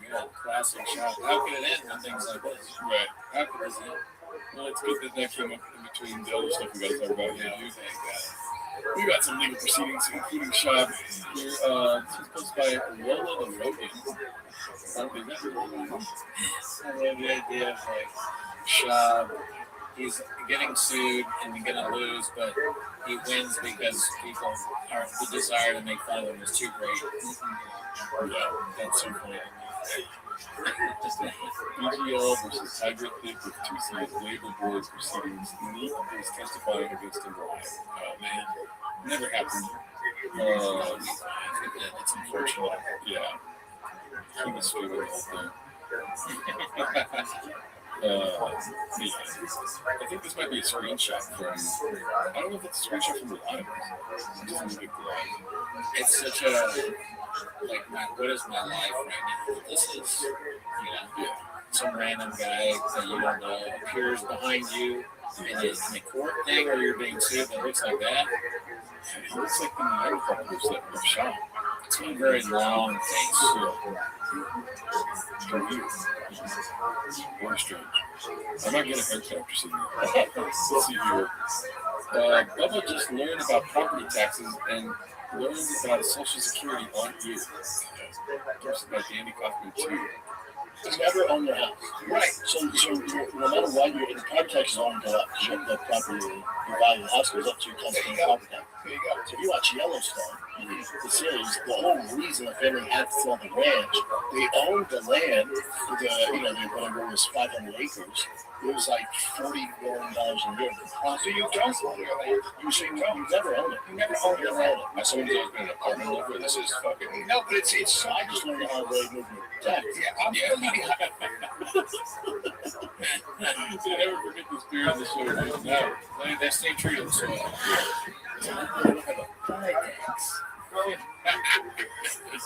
I got some big days. That was the end of the movie. The Nick guy is the voice of us in the Love the great. Yeah, I like property. So you know anything, dude. account. All I need is my motherfucking desk and my 2 big chairs because that right there. If I want to ask, I can get it without. Yeah. I'm a fucking beast when it comes down to. I know. I tell Jones. I do. And I'm fully behind the idea. When you buy your house, never actually, it's never your house. no, and when you pay your house off, when you pay your house off, you should not have to pay taxes after that. That's like, right? The fact that you look this up, Jen, when you pay into Social Security, your whole life, right? Yeah. If you die before you're 65, I believe that money does not go anywhere. I believe that money just gets sucked back into the system. I mean, it wouldn't really go to you if you're dead. Huh? What do you think it should go to your family? You've been paying in the whole If time. you're dead, you're not getting. So what? You've been paying. He's being trained on the part of the ways to talk. And Brian is like worried about that. He's like, Look, watch this. House, survivor benefits, when everybody's 60 or 50 at the table, and they ask you can't for a child in fellas. I don't give a fuck. None of us have Social Security. We don't pay into Social Security. What does Shad think Social Security is? So you will have a Social Security check when you hit 65. Well, and then he immediately accepts reality. He didn't think he was on it. He's told he has it. Great. Wasn't real. Now it's real. Alrighty. New court document filed in the Shab case. The contradictions are wild and must read. Shab and his minions are facing real risk. I went through this for the show earlier today.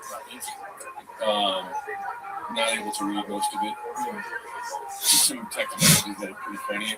Honestly, I wouldn't mind pulling those up really quick because there are some funny, like, people talking about Shab type things. Can you do me a favor and talk to the crowd real quick? Yeah, he's going to pull up some text messages that I guess were in the court proceeding that happened not today. No, not today. No, this is for a different purpose. Oh, wow. He's like, Shab has, that's because he's got the beast of lawyers, 500 or so. Then that's also the amount of pages in that too. Yeah. So he is, all right. So, sorry, I didn't mean to cut you off. No, thank God you did. I was like, so Yeah.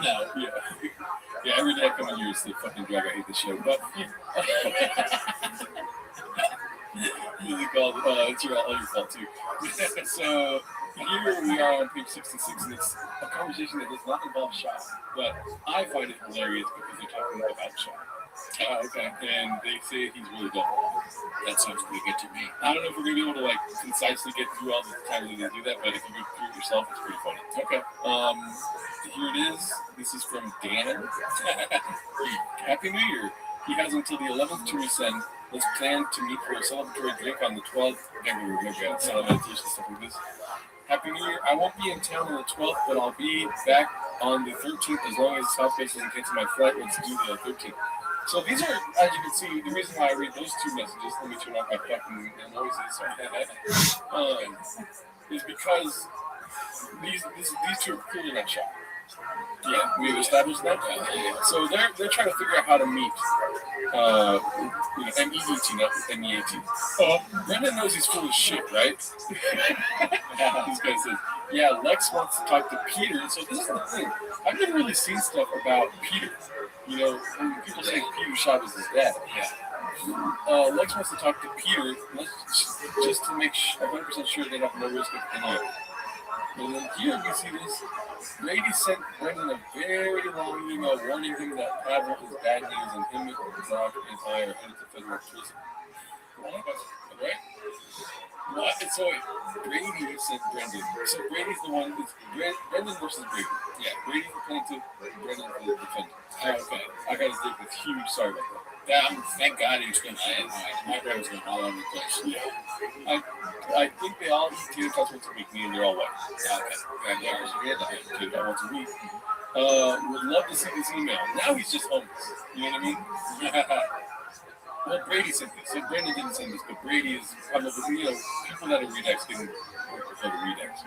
Sorry, Brady, if you would like the show.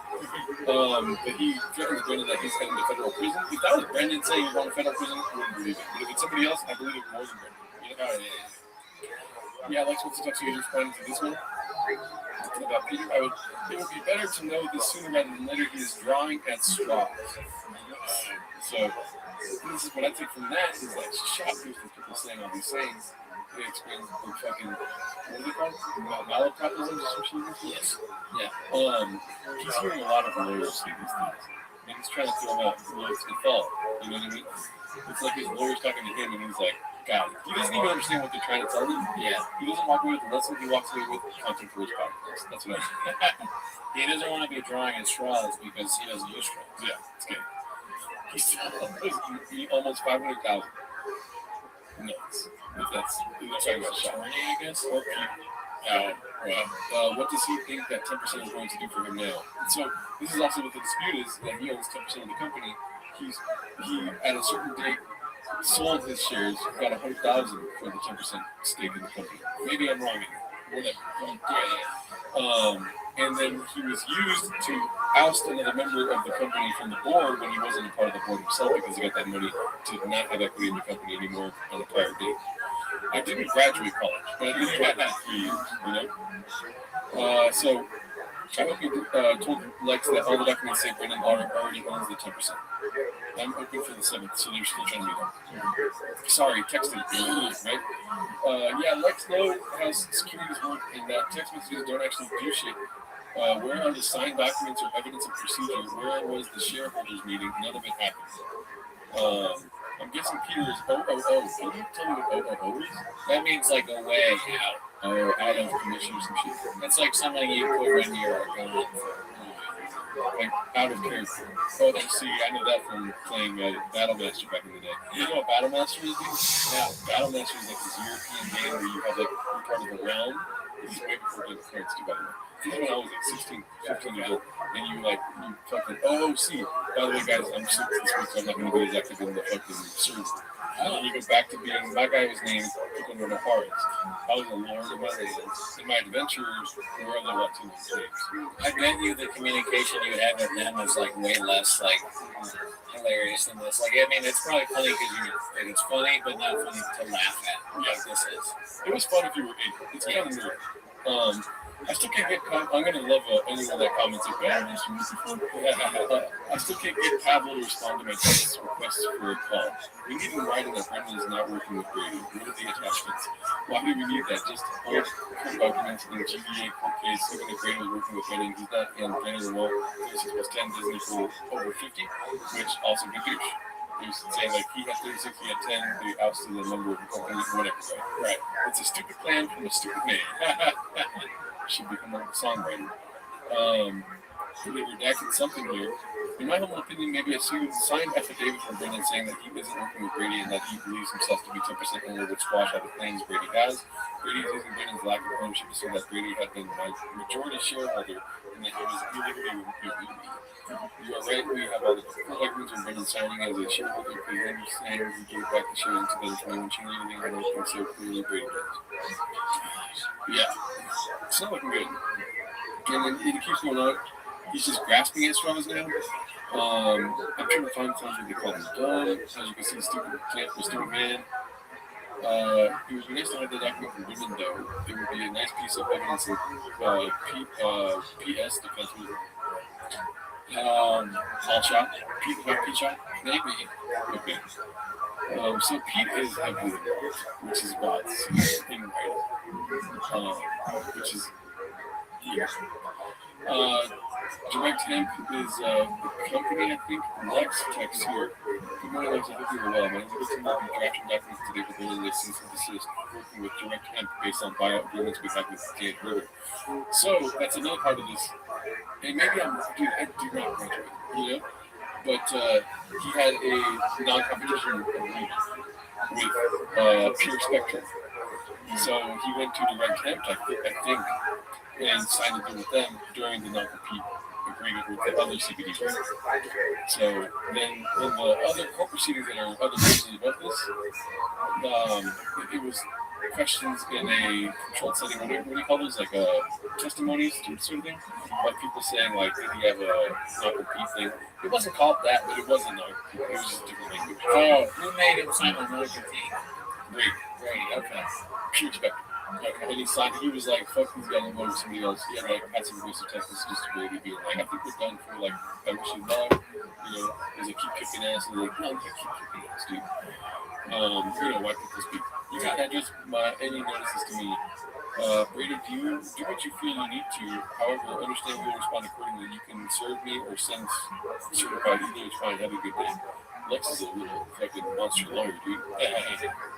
Anyways, so you can go through all this if you want. That's I found it interesting when they call him stupid. So yeah, I mean, listening to that, it makes me terrified. Like, it makes me never want to text someone again. Right. And like, because they probably, I guarantee you, they didn't think I was going out someday. Yeah. And now all of the Reddit people. Right, so with 20, it's so embarrassing to hear Click point in courtroom. Yeah, the judge is like, we thought this was going to sell. Yeah. Buying this? The life of a judge must be pretty wild. Where you're hearing things like Good Boy, Type of Good Whiskey in one day, and you're like, when you go home, your wife's like, I was working, and you're like, What if the judge was like so boring? Like he just doesn't. It's like not even interesting. That's the real douche. It's like anything, you have such interesting cases. Even when they're boring, they're good. No, this guy shot like Brandon Chop. He does UFC or something. He's being gosh. Yeah, so just stop doing it. Because honestly, you can live stream. It's okay. I don't think it's a big deal. But it's just you got less moves. I get more views on my podcast. The judge's podcast is like fucking how to run a good courtroom. I don't know. The Judge Brown experience. So give it to you. Why is no one talking about this from Dazzling Red 633? This is something else, dude. I'm telling you, it's a busy week at Chance. It's hard to get through everything. These are 20-minute videos you can't watch in 10 minutes. That's right. Brennan Chop trashes Theo Von, Brian Callen, Dan Kalila, and leaked audio from Mark Price. That's the narrative? Yes.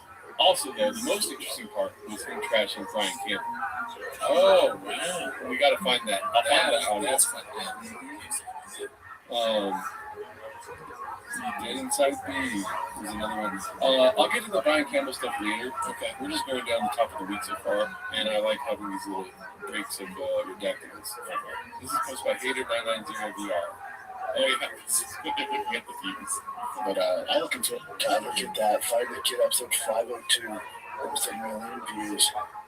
6 years ago. Through the days. Yeah, man. Why are they doing this?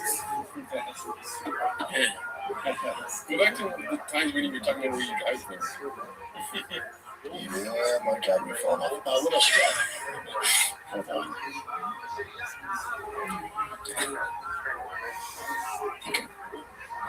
Bean cheese. That's that. Yeah. That's just like, He meant it to be like a funny bit.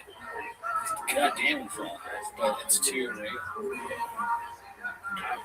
yeah. And by falling off, it means in court or something like that. From bestie to defendant, lawsuit starts Monday from typical legit. Like, some comments saying, limited much, how Carly looks the same, really. Sad. Yeah, I wonder what's the grenade thing. Shrug out podcast.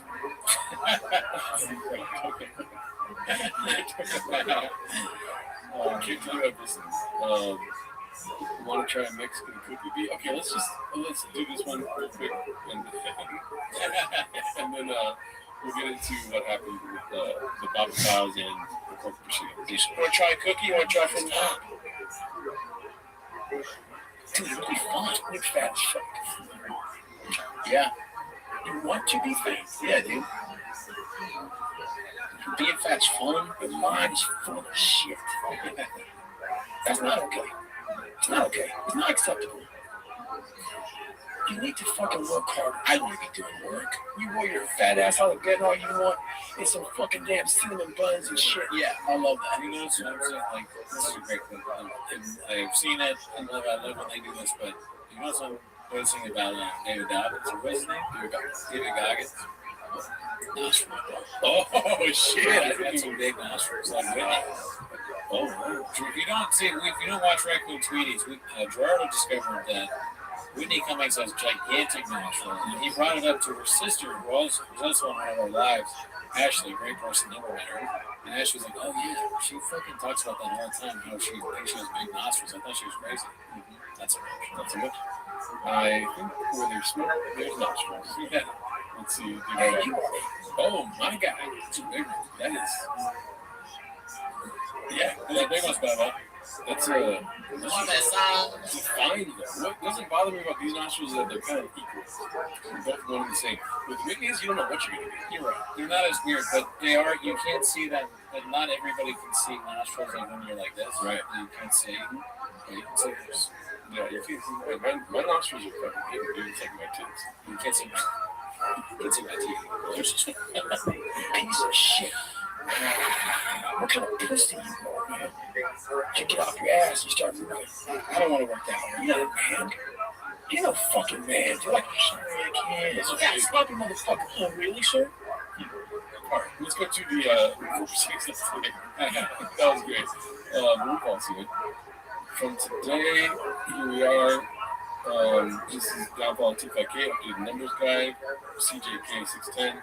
Everybody loves that graph. I love graphs too.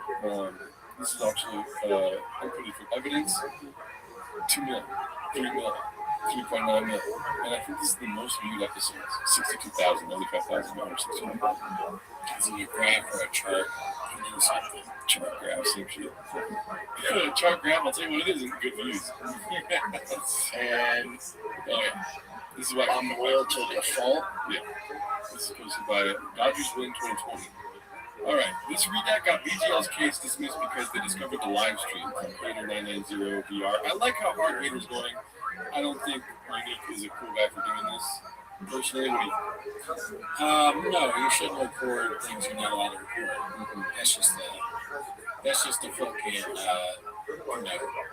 spicy truth. Yeah. Spicy. I don't hate on the people posting about it in the subreddit because it's just in the universe. But why even make it?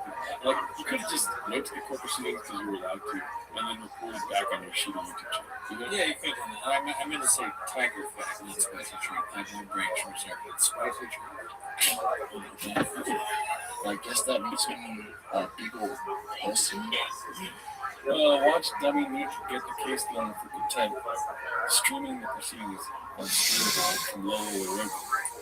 Yeah, Dummy Nick, I like that. So this is the moment. I can't hear you yet. Can you hear me? I cannot hear. As soon as you on, I cannot hear you. Okay. Can you hear us? Mr. Family. How about now? You hear us now, Mr. Wallman? By the way, he's waiting to testify. They took a break during Luana's testifying because they inputted evidence during the day and they had to take a chance to go look at it really quick. They came back after a little court break. It sounds like C-SPAN. Mr. Jones, I yield to the person. I yield to the gentleman from Tennessee, Mr. Jameson, Mr. Harley. How many chiefs are you from? Oh, look who the fuck it is. Maybe this person would recognize that there are some topics in here I'd love to discuss with them, but I can't because I'm on a live stream and I get banned, particularly on Instagram. So I hope you know that. What up, dog? Sorry about last night. You're good, big dog. Are you ready to lose? Yes, you might have listened to what I said. Yeah, I might have said it. Shit. You good? So I saw you left a message, which was quite interesting. Something along the lines of, if you were the last person on Earth in a nuclear bunker, would that make you the best person on Earth? Well, can you phrase it? Can you rephrase it, please? Would they be the best person on Earth at everything for the best person on Earth in a new nuclear bunker. I'd ever think of a nuclear bunker. Yeah, I mean, you would be, if you're the only person on Earth, you would, by definition, be the worst person on Earth and the best person on Earth. The worst person in the nuclear bunker and the best person in the nuclear bunker. Does that answer your question? Yeah. Okay. But then you got to question: is this the only nuclear bunker that's made? Well, you said that you're the only person that exists. So, I guess, yeah. So by definition, I guess, but like, I'm gonna say something else. okay, what are you gonna say, big dog? Imagine in the future we do go to World War III, Okay. and the last people on Earth cannot leave the nuclear bunker because the radiation is too strong, and then they grow up and they knowing life in the nuclear bunker. Do you think that's like the equivalent to like us not being able to go to space? Well, that's an interesting question.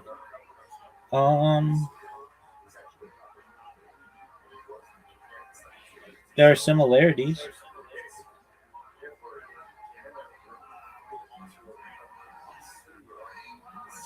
It's basically being confined to one area. You think being in a nuclear bunker is like being in prison? No. Why not? I mean, there are some similarities, sure, but like, I guess, and it depends how you want to define prison or whatever, but usually you can't be around your loved ones in prison. Usually you can't like watch TV or be on the internet. Like if you're saying like you're stuck in a 10 by 10 cubic room in a prison and a 10 by 10 cubic room in a bunker, then there won't be any internet when nuclear war hits. okay, I mean, can you listen to CDs? Yep. Okay, I mean, there are some similarities. Oh, let me if nuclear war happens, do you think everything we've been doing for the last years will be pointless? No, because even with a nuclear war, my videos are saved on different servers on different continents. So, like, literally, you would have to have like total global annihilation. Otherwise, there are different server locations that Alphabet has and Amazon and others that are basically provide redundant backup. So you could literally blow up like all of North America and it wouldn't have a single effect on my stream aside from killing me. What do you think the chances of the nuclear war are? How do you want to define nuclear war?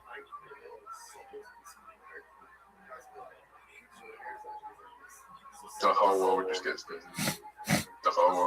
nuked one by one. Yeah. Like each country. That's not how nuclear war generally works, though. If you're talking, what are the odds that nuclear weapons are used? I mean, depends how you want to define a nuclear weapon. Because there's like depleted uranium in weapons that we've been using.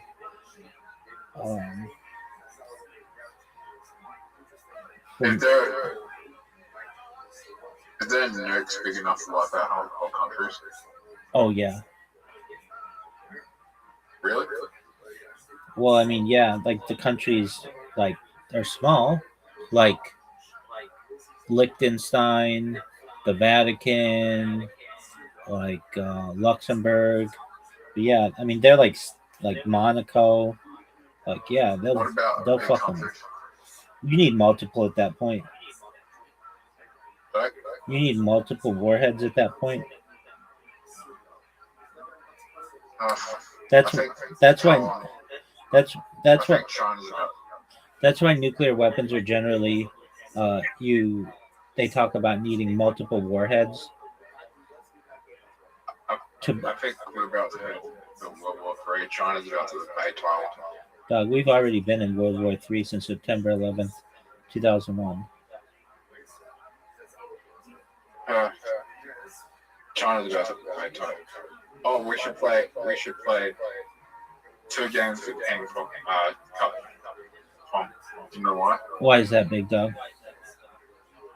150 coins reward if you play 2 games of pong. No way, 150 coin. That's crazy. All right, so give me a second. I'll do what I can. How many coins do you go? Look, I don't know. Nobody pays attention to that garbage. Do you know what I want to buy? What do you want to buy, Zoot?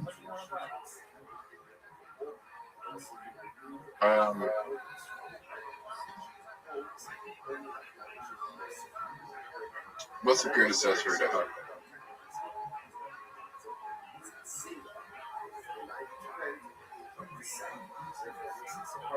What's a good accessory to have?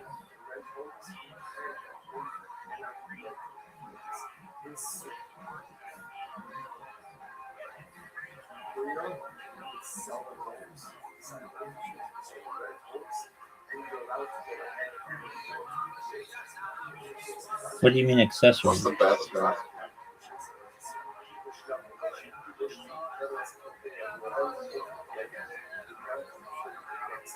Matchbusters suck. Why is like that kind of accessory? Yeah, Matchbusters suck. Why does Match Monster suck? Pay to win. I'm in agreement with you there.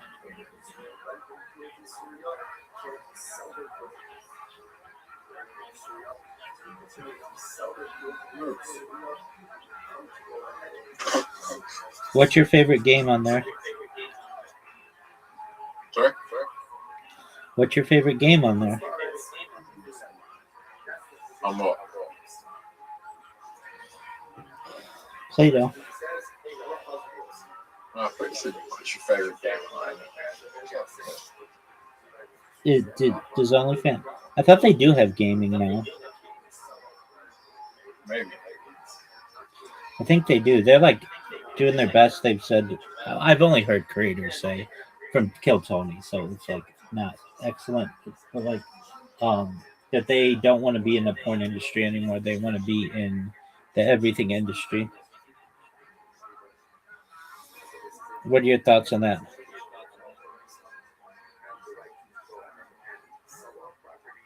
OnlyFans didn't start as an adult site. How did it start?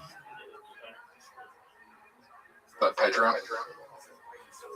Okay. Basically a competitor to Patreon. Right.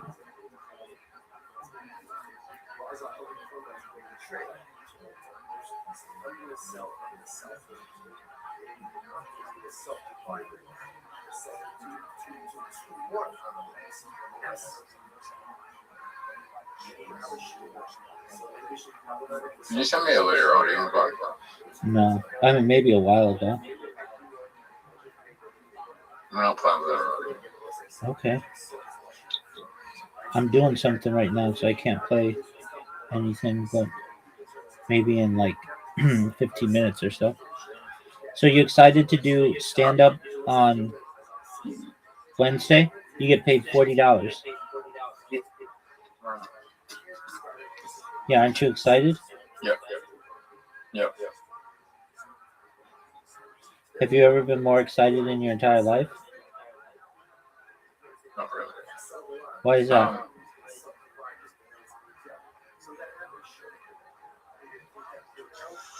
Most excited I've ever been was when I was.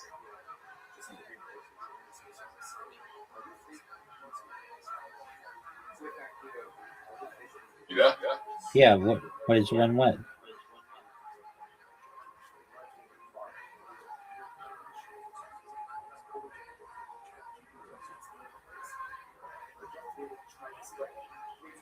Are you going to say something, or are you just going to not communicate well? Probably Christmas as a kid. Okay.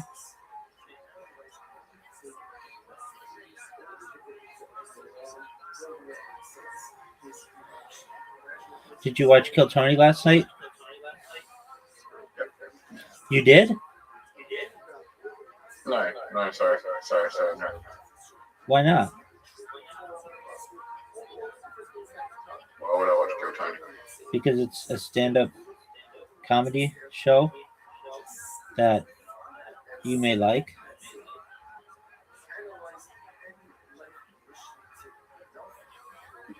I'll watch Kill Tony when you watch I'll watch Kill Tony when you watch Raw Comedy.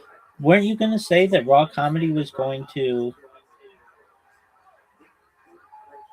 Like, I asked you, where can I watch it? And you said, I'm like, is it on YouTube? And you're like, let me check.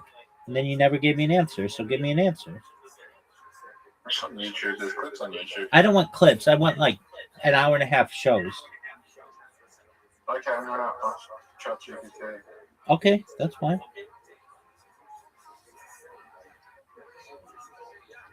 Where can I watch Raw Comedy? All of them. Going back to the first episode. You want to go back all that far? Yeah, dog, I want to see them all. Like Kill Tony. I'll watch them in order.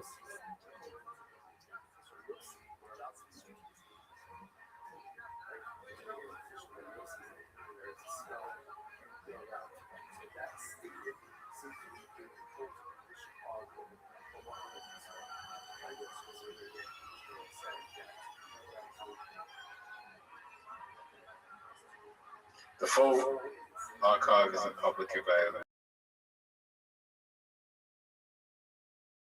SPF on demand. Okay, what the fuck is SPF on demand? Sure. What is it? Oh.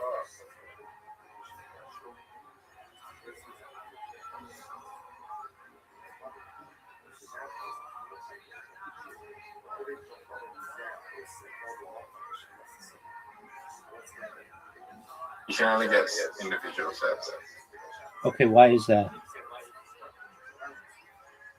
Because it was broadcast on TV. Okay, well, a lot of things are broadcast on TV. That doesn't mean that they're not available.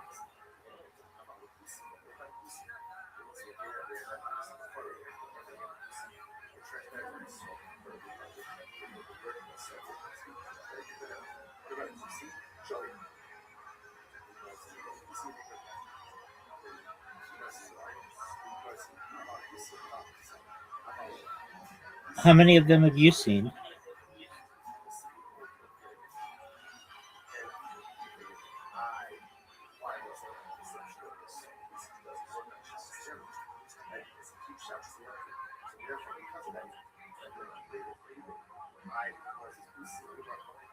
Early years weren't filmed properly or would never be released to the public, even the official site only links to SB for recent finals. No complete series exists anywhere, not Netflix, not DVD, nothing. Do you think they'll ever make it available to the general public? Most of the footage from a lot of the footage would have been gone, but maybe for the more recent, yeah.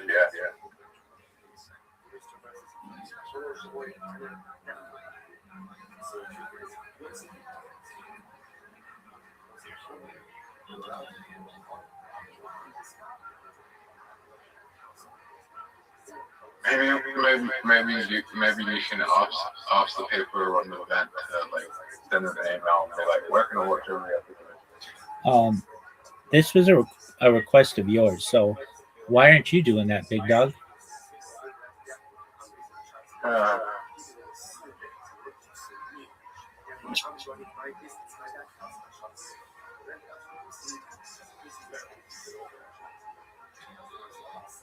Suzu, what stand-up are you doing tomorrow?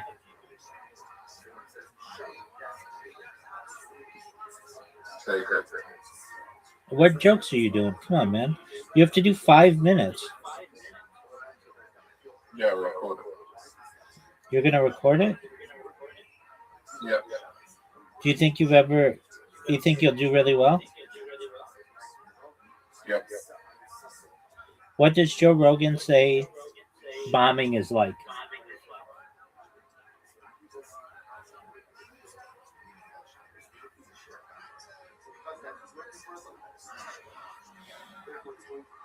Zoo, what does Joe Rogan say bombing is like?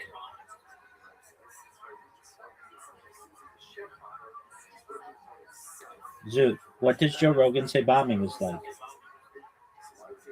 Hang on.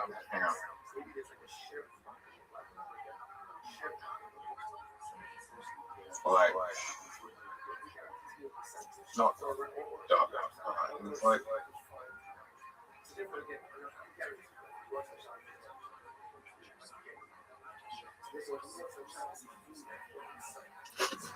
bombing is like.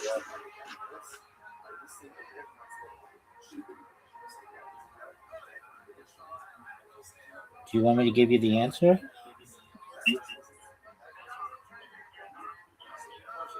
Humiliating. He says it's like sucking 1,000 dicks in front of your mother. Sorry? He says it's like sucking 1,000 dicks in front of your mother. Funny blue about that.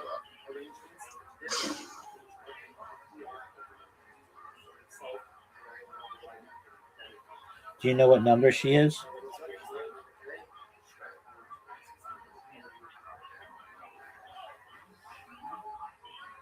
Probably 0. Did she give up the game? She probably like it as far. Do you think she'll do pregnant porn? She was. I was watching the Laurie Ferraro documentary today, and she was in it. Why was she in it? It's called Into the Benefit. I don't know. She was on a podcast with the guys that Laurie Ferraro was doing documentary about. Do you know the documentary I'm talking about?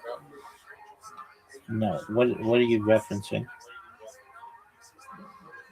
It's the #1 document streaming thing on Netflix right now. All right. Well, Netflix sucks. So Into the Manosphere. Into the Manosphere. Okay. What about it?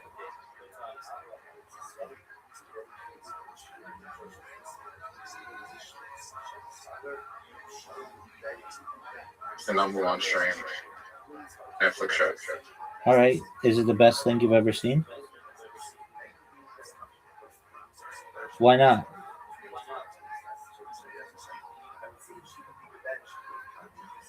Why isn't it the best thing you've ever seen, dog? Because it sucks. Why does it suck, yo?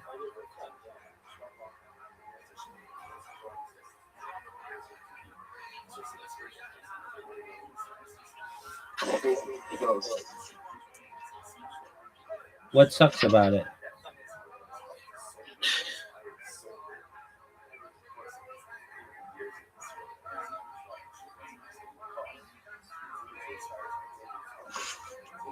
Yo, dog, what sucks about it?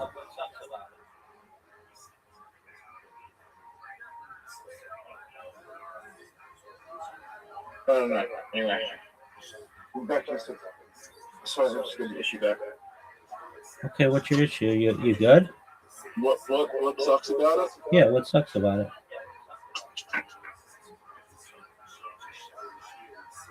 The concept kind of sucks. Like Laurie Ferraro is like the #1 documentarian in the world, and he does his concept is kind of not really that well explained. Why isn't his concept that well explained? Like, I don't know what the Manosphere really is. Okay. What do you think it is?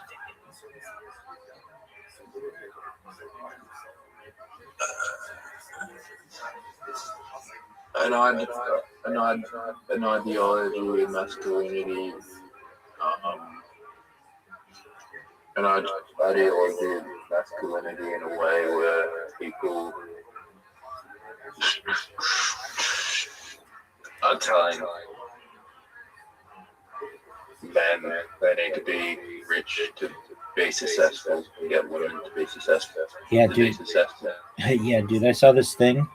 Do you know who Tim Dillon is? He's a comedian. Do you know who I'm referencing? He's like one of the funniest comedians. He's absolutely hilarious. I don't think. You don't think Tim Dillon is funny? No. I was gonna say I don't think having a lot of money and having wants and being able to have a high body count of women really makes a person successful. Okay. That makes a person that's just someone who's has a big ego. Okay. Well, anyway, Tim Dillon had this thing on of this kick streamer who was like doing this, like thinking he's doing a big deal of doing 24/7 for 30 days, which is like a joke. And this guy, he like doesn't. He's like never had to work a day in his life. Everything's been provided for him, and like his daily routine is like breaking part of his jaw so that his jaw is like higher. It's just wild.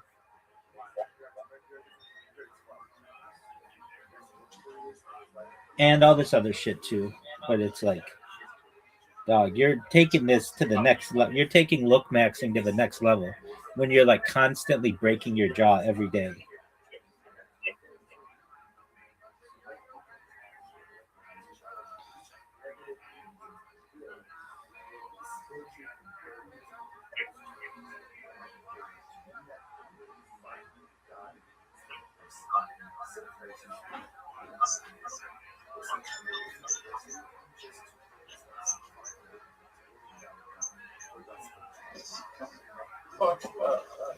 What's wrong, Zoot?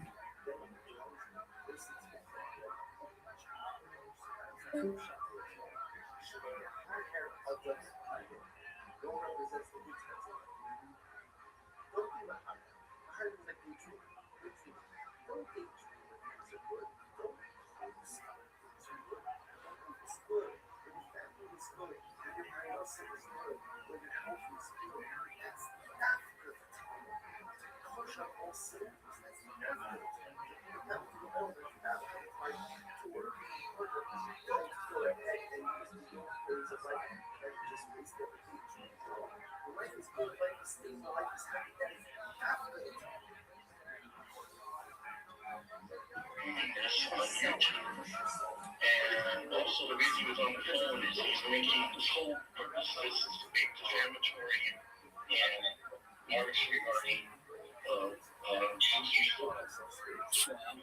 It is weird that he said the name wrong.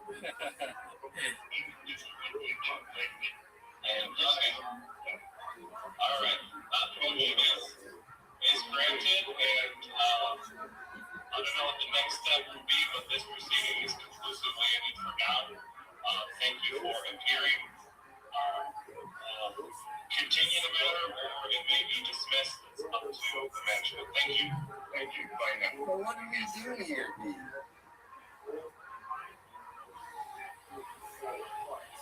Did I get that in?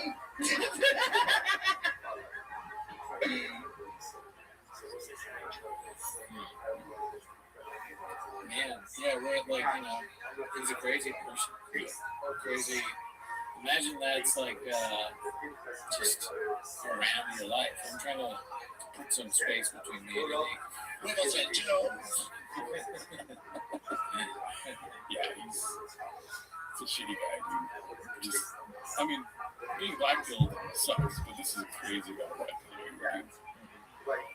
And they're doing it for better, which is kind of sad. The only pill I take is smoking. Yeah, I take Blue Chew. That's the difference between us. You're a Blue Chew guy.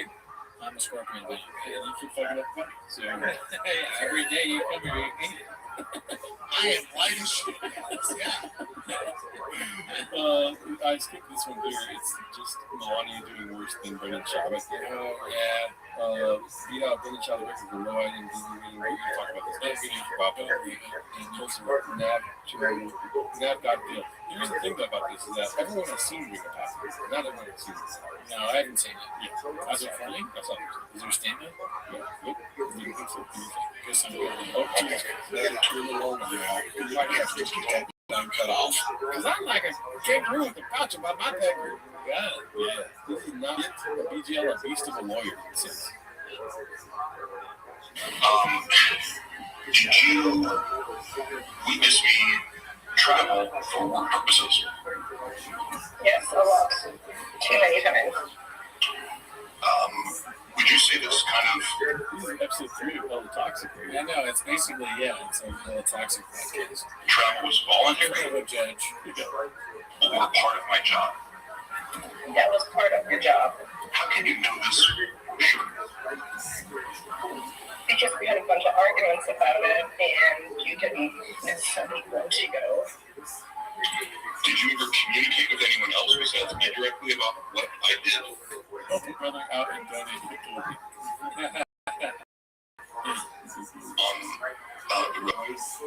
Yes, Joanne Shaw, Ben Shaw's wife. And what did you ask her? What actually you're saying? No, we have to text. Yeah, Mr. Woman, I will note your objection, but this is not a court, so hearsay, I'll make my announcement. Hearsay means it's inherently unreliable, air quotes, evidence, but it's not prohibited in this type of proceeding, so it's given its weight, which is like 1 out of a million grains of salt. So hearsay is really low probative value, I would say, like extremely low probative value, but it just comes in, whether it's given any weight or not. So, Maybe. I think it's funny that neither attorney or whoever's doing this knows what they're doing.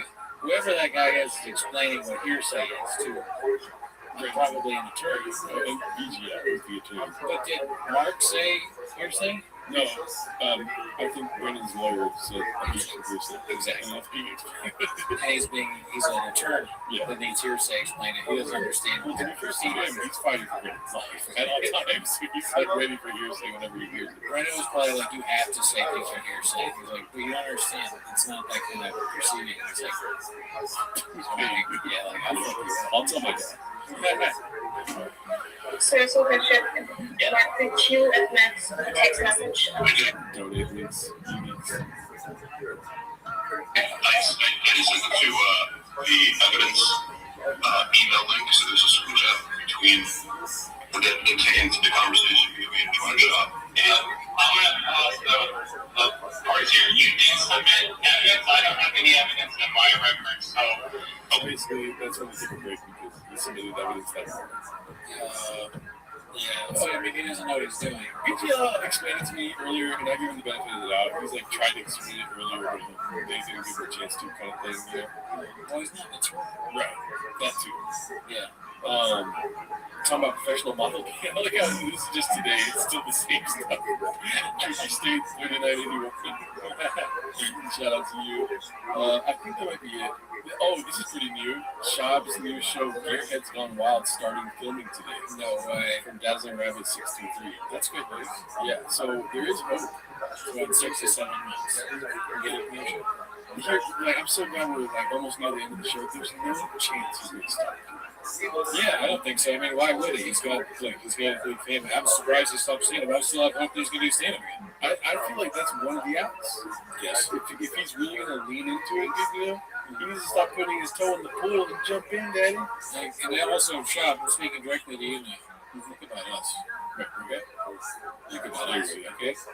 We do a show, just like we donate 10 minutes of our time a week to prop you up, talk about your wins, some of your losses, and discuss it with a huge fan base of people who are fans of you, really, and the Reddit, the chefs, they're fans of the chefs. And if you stop doing the show, that's going to take away content. Yeah, right. And like we're two guys, we may not have big enough eyes to keep your attention. But at the end of the day, dude, we just want you to find your voice. That's what it's all about. It's keto, bitch! And don't you just want to driving my son to baseball practice. and fucking La fregadera no funciona. I don't know where it's going, but stop it, keep it up. Oh, don't stop. Don't stop it. Keep it up. Yeah, and you know what, John? Thank you for passing out to me. Here's the thing, dude. You're great. You're amazing. We love you here. I promise, if you keep doing podcasts and stuff, you keep us alive because we will die if you stop. That's right. So think about that, first of all. A little bit of empathy for us, personally, as podcasters and connoisseurs of you. And I'll stop calling Brian a rapist in myself. That's right. That's right. If you don't stop this, I'll stop doing that. And I will start. No. All right. We got more to do. Sorry. I feel this really that I'm going to show you. I'm never expecting to see almost get to me under subreddit from one entrance 4032. The tiger is thick. You're talking about tiger is thick. You still don't work with me. This is nature is metal. yeah, it's spreading. He's got a fat hog on it. All right. Never noticed how ridiculous the name was until the radio civilian said it aloud. This is my handsome black man. So here's the one I was looking for. Well, let me ask. What is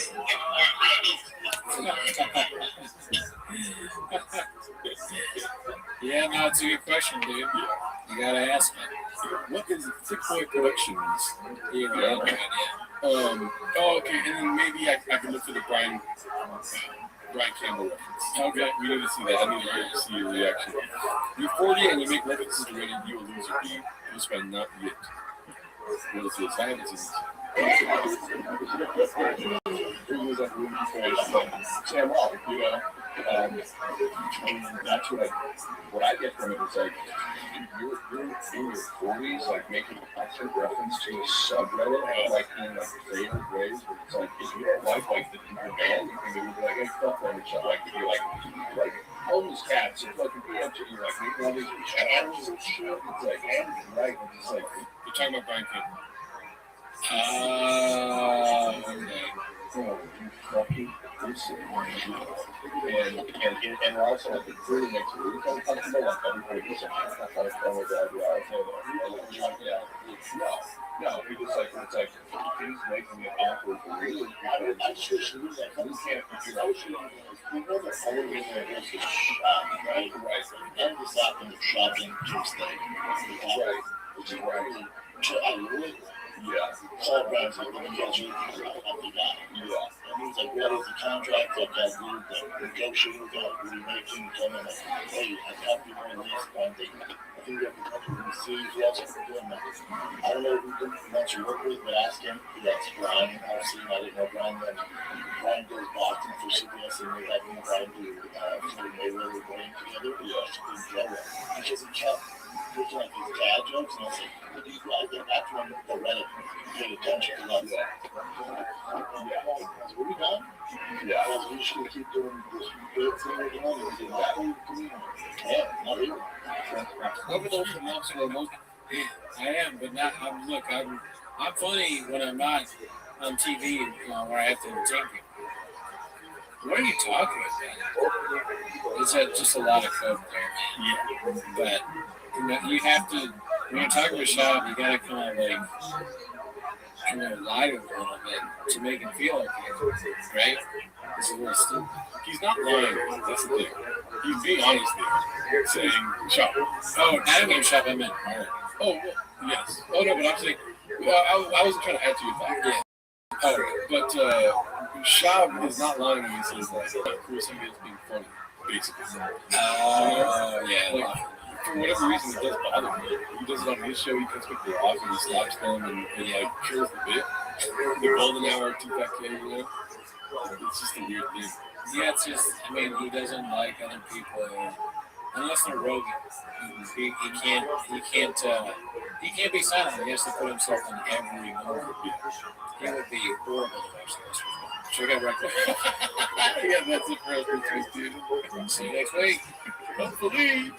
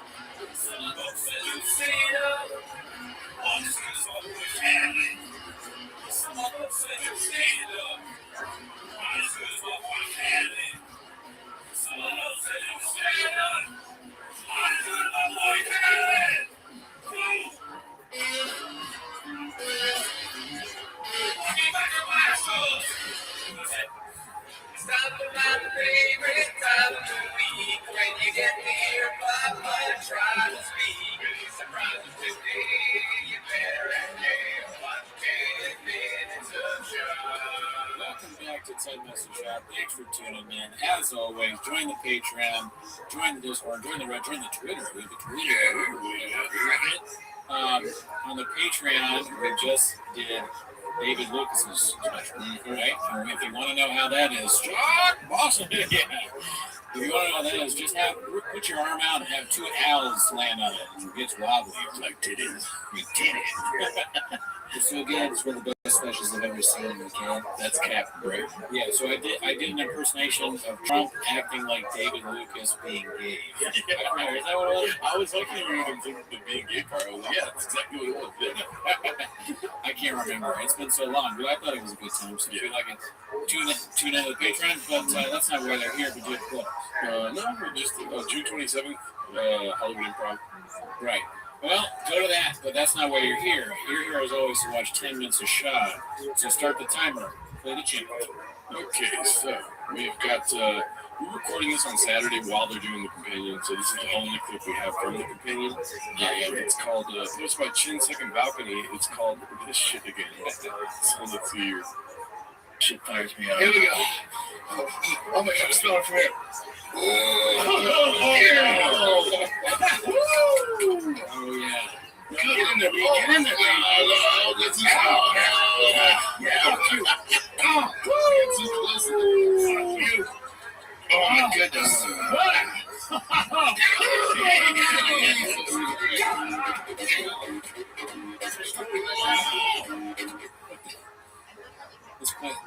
Smelling that, dude, you know what that would do to me? Maybe we ate a Mexican cookie. I know that's stupid what they're doing, but maybe we should do it. What is that? It's something kind of salty to do to wake you up and fight. What is it called? Smelling salt. Smelling salt. That's salty smell. I did that on purpose. Okay?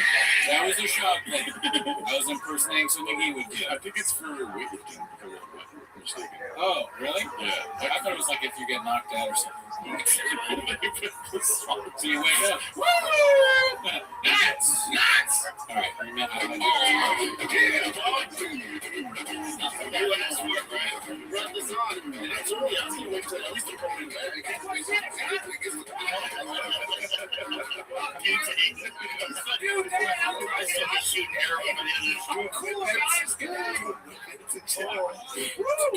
I'll tell you what, that wakes you up for our show. We have a green room. We'll pop a little snap before you go on stage. I'm in my garage. Before I get up, I had to work. Ever really? Oh, yeah.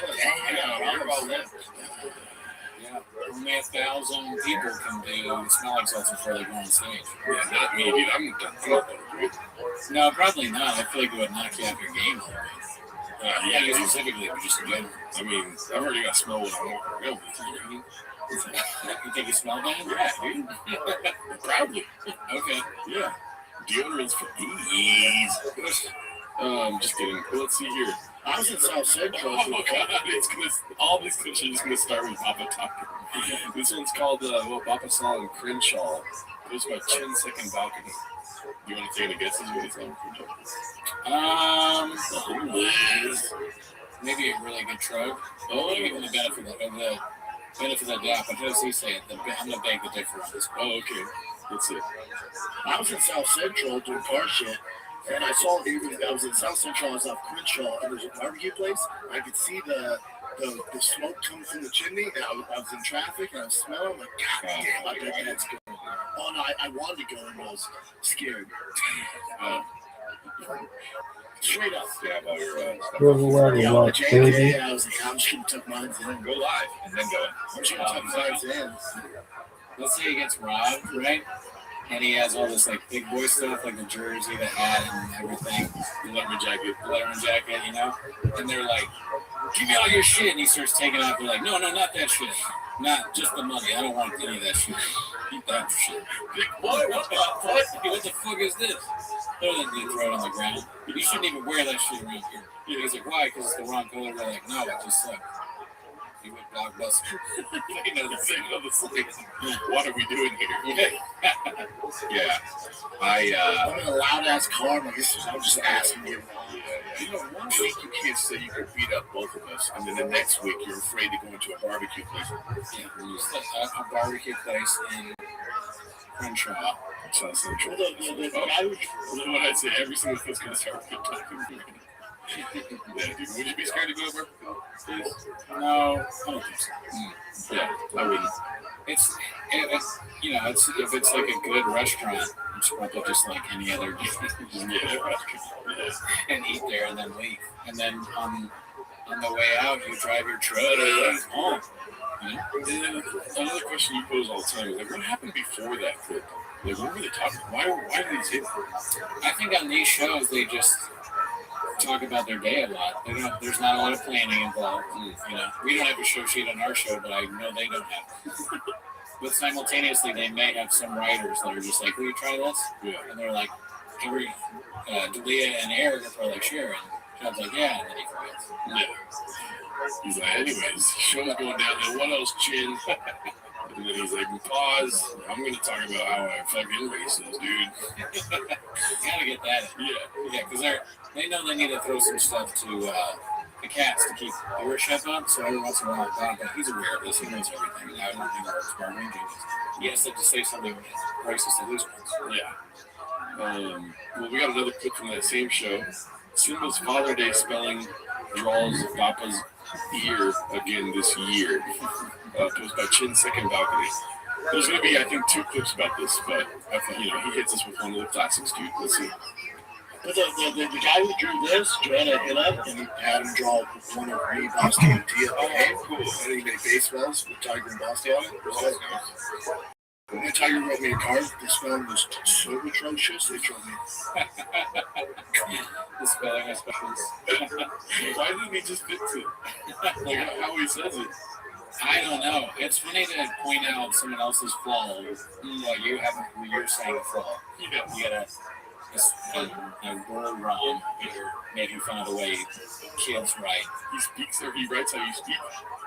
No, we write like right now. You mean? Oh yeah, Tiger writes the way that he talks. Oh, atrocious, dude.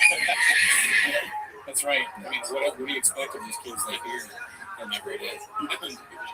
Nuts. Me fucking nuts. Hey, we saw your dad talking about I'm so sorry. It's all good. I was saying it's like kids at school. They're like, "Hey, we were watching your pod, and your dad says you're bad at spelling." When the teacher brings them in, and like, you gotta really work on this because even your dad does. Even the teachers know this thing. Everybody does, dude. Yeah. Let's see here. This is Man Tears posted by Confidence Search 8648. Oh yeah, we watched this. One of the classics, Daddy. Let's see here. Have these theories on why men can't cry in front of each other? I think I'm gonna drive it. It drives me fucking nuts. Nuts. That Brian's at where he's at. I will challenge anyone, any comic, to go on stage after Cal. I'll be the first special with 2 pistols in case I gotta tame 2 lions at the same time. Tommy store, Zany's, wherever they're at. And you're telling me Brian's not there. It looks like he just got upstairs. Yeah. He's like, shit, the bit doesn't work now. He's just crying, shit, fuck. Better than 99% of those fucking comments. I have 2 stools. Dude, stool's just doubled up. I wonder if that's a comment. Let's see. The comments. It drives me nuts that Shad feels he can judge other comments. He made comment on laughing stock. Okay. Yeah, so not. Here we go. All right, let's go to the next clip here. It's called Dad of the Year with the same bit for both channels. So this is the same clip that we just watched, but a little bit, different ingredients. Right. Different spice. Yeah, Father's Day was good. Son made a card for me. It was kind of disturbing because this one was so bad. And it was very disturbing. And then, don't get me wrong, it was a great Father's Day. This is how it went. Woke up. Both my kids had a card for me. Dawson's just screaming right because it's Tuesday. The thing was getting a nightmare. Are you rubbing the hard? The storm was so atrocious, it drove me nuts. I can't tell now. Does he think it's funny to say that, or is he like legitimately like angry that they spelled wrong? As comics, we got bits, Danny. Okay, it's a bit. Yeah, he's committed to it. He's committing to making that funny. It's gonna be funny one of these times. We got a spelling problem, y'all. That's kind of the thing. Yeah, I think TFK is the only open mic podcast where he's like, I'm gonna try out a bit here. It's gonna be perfect by the time we get to the morning after you. So yeah, everything on TFK is just to see if it will work. And if it's like really good, then we bring it to the more important show. Yeah, because they got reviewers, deity, members, deity. This one's called "You Didn't Know That Went Viral." It's produced by Essential 15. This is the reheat of a classic clip. You know what I'm saying? We've been doing this for 2 years, so you're gonna see the same clip sometimes, dude. Right. Well, the kitchen, I mean, you wouldn't get mad at a restaurant for serving a dish that they've served before, right? That's really good. Oh, you got chicken parm once? You're gonna eat it again. Yeah, I'm not gonna stop serving orange chicken on a pita tank. Yeah. We're on Logan Paul's podcast. You had a camel. Oh my goodness! You got a camel. Wow. You remember that? You had what do you call that? A moose knuckle? No, that's in this room. That's me nuts. That's me nuts. Those jeans are denim vagina. Big nuts. This is my nuts. Big nuts. That's a denim vagina. No, that's my nuts split like that. You know the problem is the jeans are too tight. No, that's not the problem. I know where you're going with this, Howie. I'm not just joking. That's not where you're going. It's like shoes do it. 13. Yeah, it's like, dude, just the joke didn't work. You said that's me nuts 5 times. Yeah, you embrace the it looks like they made me have a vagina in that. You did see it. I don't have one. That would have been better, just that. Yeah, or just be like, what, you want to finger me, Howie? You want to finger my denim vagina? Is that what you want to do? Yeah, make it awkward. Yeah, make it awkward, dude. I mean, let's be honest, Howie's making it awkward right now because he's picking out his fucking vagina. I know, but use your skills, Bob. Yeah. You got a lot in your fucking pocket. Bring it out. It's just so funny how he's like, no, I don't have a vagina. That's nuts. It's big nuts. There's so many things that Bob normally says, like, can how he lift, right? Yeah. Oh, I have a fucking vagina. How many chicks do you fuck? Right? Use your fucking skills, dude. Yeah. Don't back down. Saying the same bit that's not working over and over again, it's backing down. We don't do that. We don't do that on TFK. We're a fighter and we're a kid who said we were good. Yeah. That's me gooch. That would have been hilarious if he said that. That's my good. That's atrocious. Well, you know what that means? Giant, you have a giant vagina. They always say your shoe size is the size of your vagina. And that went viral. This shows you how little I pay attention. You didn't know that went viral? No. You can make a shirt out of that. I don't pay attention. Ready. And believe this, Jim. Don't let this out. It drives me nuts. That's legs. Legs is like, I fucked up. Lex is so mad that he owns the studio. Oh, sorry, it's gonna start every single time. But yeah, this one's good. Last week we saw the logo for DFAG. Yeah, Drive Fast on Gas, right? Oh, yeah, Drive Fast on Gas, my bad. It's called Stolen Logo Good Long, posted by Haphazard. And guess what I want, dude? I want your thoughts, Daddy. Oh, hell yeah. I've already seen this. Okay. So, let me start. So we hired a designer guy. Said he's only really get this, and whether I can help you guys out. Couldn't hire him, right? He sends us the stuff. This is 2 days ago. It's been weeks. Sends us the stuff. I'm like, yeah, that looks good. You did a great job, man. You pay him, of course. Pay him, right? Sends us the whole catalog. What we're going to be offering. There's a bunch of stuff, seasonal stuff, whole brand awareness, right? 2 days ago, so we gotta get the whole website, order all the shirts, all the half roll shit. 2 days ago, Jay goes, hey man, that logo I've seen before. Like what? Jay goes, looks similar. Remember that Deuces Macchiato? Like in Venice? Deuces Macchiato. Remember that coffee we had?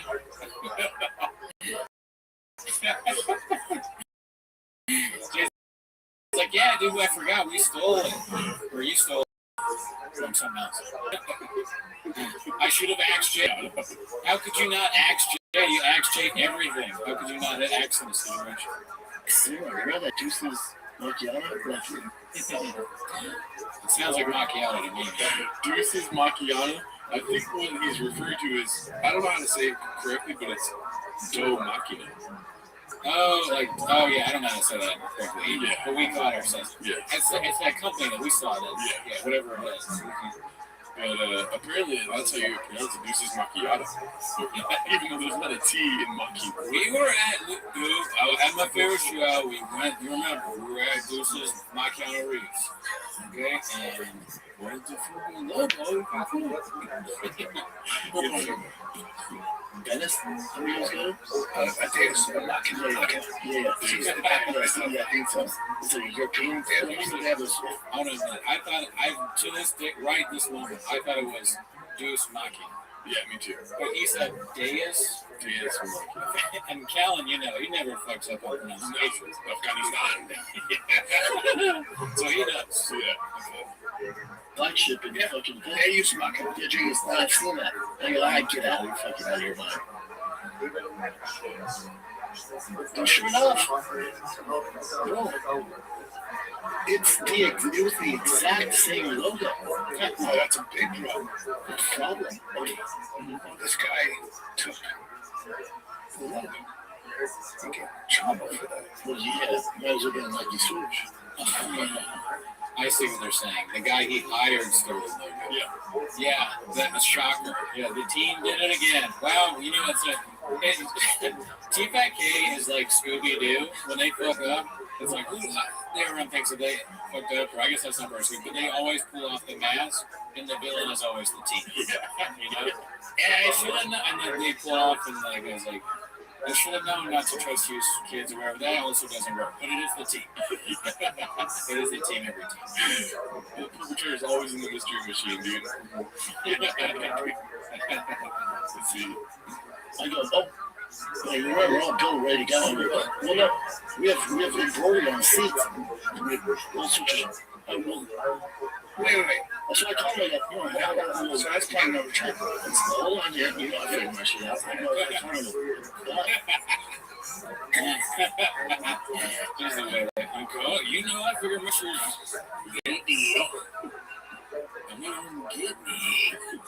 I just don't like paying attention to his shoes. It's like there are more laces than shoe, you know? Yeah, that's true. A lot of lace in that shoe. And also, I don't know if you caught it, dude. There's a new rain in that cup holder. Yeah. That shit, the white rain. We need to get a white rain. We need a white rain. I haven't noticed on the very bottom of the screen all those fucking white nicotine. Oh, shit, that's a lot of nicotine, man. He's got like, at least a whole pack in his mouth right now, dude. Yeah. You told me this was all original. You drew my hair, you created my hair. Yeah, I did. You did. He goes, yeah, I did it. I said, read it. I said, yeah, what's this? He said, I don't know, that's not mine. I go, no, that's the exact logo from that company, though. No, you sent me that. He goes, piston's a piston. No. It's not though, dude. It's the exact same fucking logo. Yeah, tell that to the courts. No, we'll get sued. You don't have a brand. So he got fired, and then we hired him. Getting fired by Brandon Schaub is just the funniest idea to me, dude. Yeah. And now we can't, like, you gotta go, man. And like, I don't think you're good at your job. Is full staying on you. You gotta get the fuck out. Yeah, he takes the shit. That's what he drinks in front of you. You better drive fast and all gas out of this fucking studio, dude. And don't run the legs, because he's pissed. And we're not gonna pay you either. We're not gonna pay you anyways. Yeah. You know, he paid him good. That's right. Good. A new guy who works with our boy, Meat Eaters, works with Meat Eaters, Ken Block, did Ken Block stuff, did the weekends. Yeah, he's great. He was like, I'll fix it. So he fixed it. We got it in time, but it was, what's us, dude? Well, do you think that for your brother? For my brother and for Mark. Oh, man. He's like, man, it's like, there always has to be a Mark in the studio. Yeah. What are you going to do? Disaster preparedness. We have disaster preparedness. We always have a Mark. Okay? We always have a location we can go to. One person named Mark is there. Yeah, I hope the Marks at the studio know the history of Marks in the studio. You know what I mean? Right. It's like Mark 3. Mark 3, that's so funny. Like Mark, like going at different speed. Even more. This next time we're not going to fuck up. We got like the second Mark. We need even more Mark this time, like Mark 3 or 4.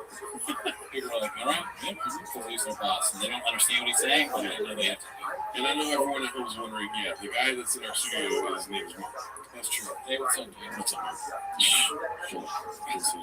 No, we're not paying you. It's internship. Look it up. No. Oh, yeah, I think I've seen it. Yikes. You know, I get on like next week. I'm going on the next thing. You know what I did though? I read Jocko's book. I take full accountability. I went, good. Oh, that's not me. Like it's heated conversation with Legs and the team. Oh, you know what, dude? He was, I'm so sorry, man. I'll make it right. Well, no, that's on me. We're not going to work with you again. I said, it's on me. He goes, what do you mean? I go, my bad. He's saying this to the guy you fired? Yeah. That's confusing because he said, like, I'm in a meeting with executives at Thick Boy, which, you know what I mean, the board. Yeah. Are you allowed to call yourself an executive if it's for a podcast or a YouTube show? Apparently, he thinks so. Yeah. There's a CTO. Like, instead of a chief financial, chief truck officer. CEO, chief pistons, CVOs, chief valve officer. That's fucking good. Yeah, they probably do have those things. CSOs, chief supercharger, officer. I assumed when we hired a high-level artist, designer like this, I assumed you were going to take it from another company. That's on me.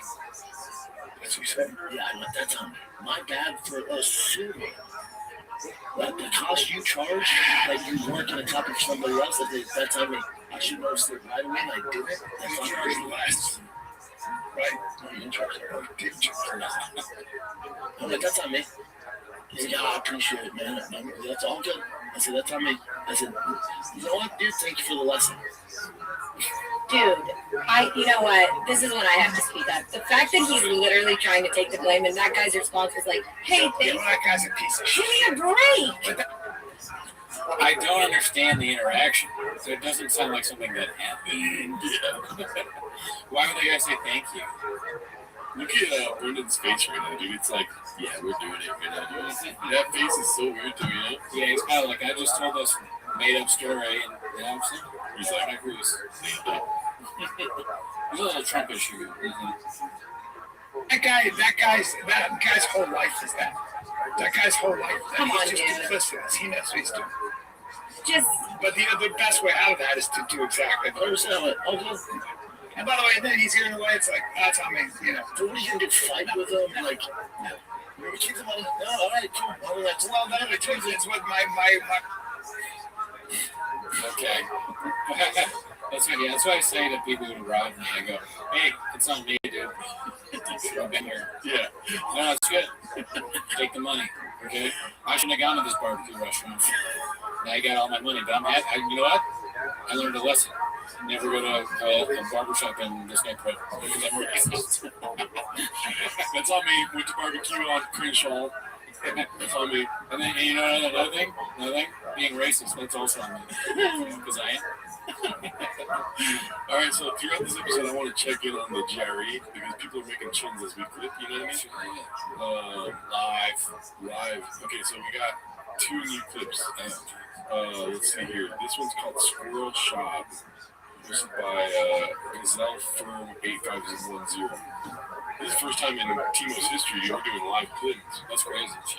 Fuck, chitches. Fuck, you know what the word is. I know it is, Chad. Yeah. Look at Calvin. Look at the face of him. He's not tired at all. He's fine, dude. Like a guy that, because remember in the UFC he wasn't a huge name. He was fun to watch. We didn't have like a great record. And we're like, oh, he's fun, but he's gonna be a world champ. Leaves, he's gonna be bare knuckle. Yeah, they just starts being the shit out of all these fucking Hall of Famers. It's such a fun story, dude. You got so many pouches in your mouth. It's not a squirrel.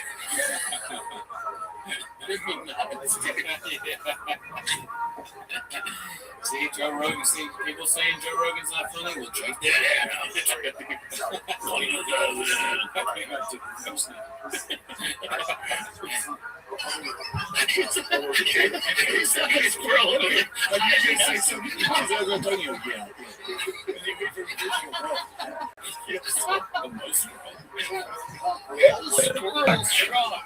Squirrel shop. Oh. D-Rod just chest up today. This is a very good fight. Anyway, give me some of the smell it salts. Oh, what's going on? The show is so fire, yes, the smell. So it's just All right, let's see. This is another clip called Something's Off, posted by Chin Second Balcony. He just posted this 4 minutes ago, Daddy. Considering I was lucky too. Let's see. All right, that's all bullshit. You never get away from the government. I don't even believe in Signal. I've been talking to these people on Signal, like the guy Moxie who made Signal. What's mine? Class smells fun. Class smells fun. I just smell something. I smell something. Does it smell like whiskey? No, I mean, I smell like whiskey. It smells like soap. Got dirty water. Tiger Thick merch in the bag. Finally came in, kiddos. You finally came in.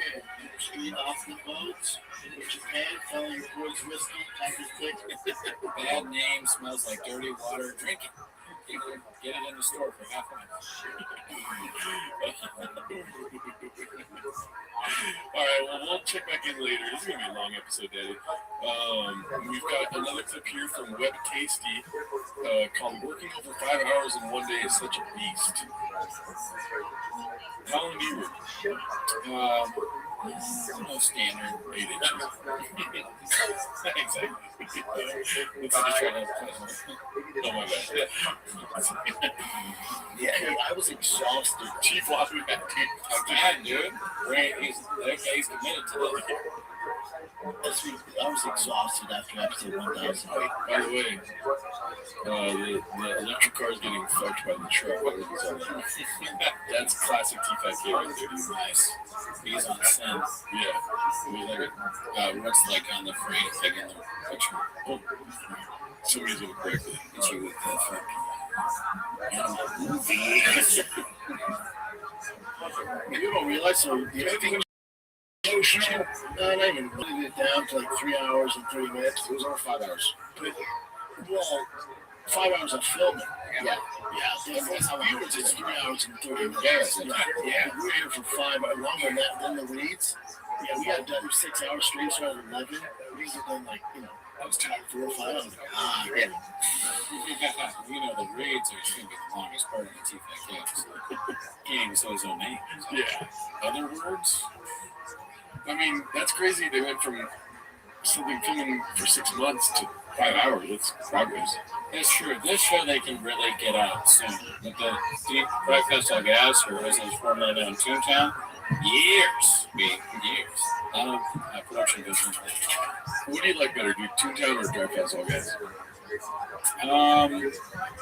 Toontown. It's just like there's a nostalgia thing over it. Yeah. I remember Papa with the truck that was bad, and then he had to go there and like he had to try to scam him, and then they never really resolved that, so that was really cool. And then they got the Lightning dude, because the Lightning, that was the first truck that was ever supposed to go fast, dude, right? And then when they were doing donuts in the desert or whatever, dude, I'm like, And then the buggy, when they were driving the buggy all slow, this might just be me. I'm a homer. I'm like a guy that likes my stuff. I beg to differ. Oh, really? Hey, it's the best flowers.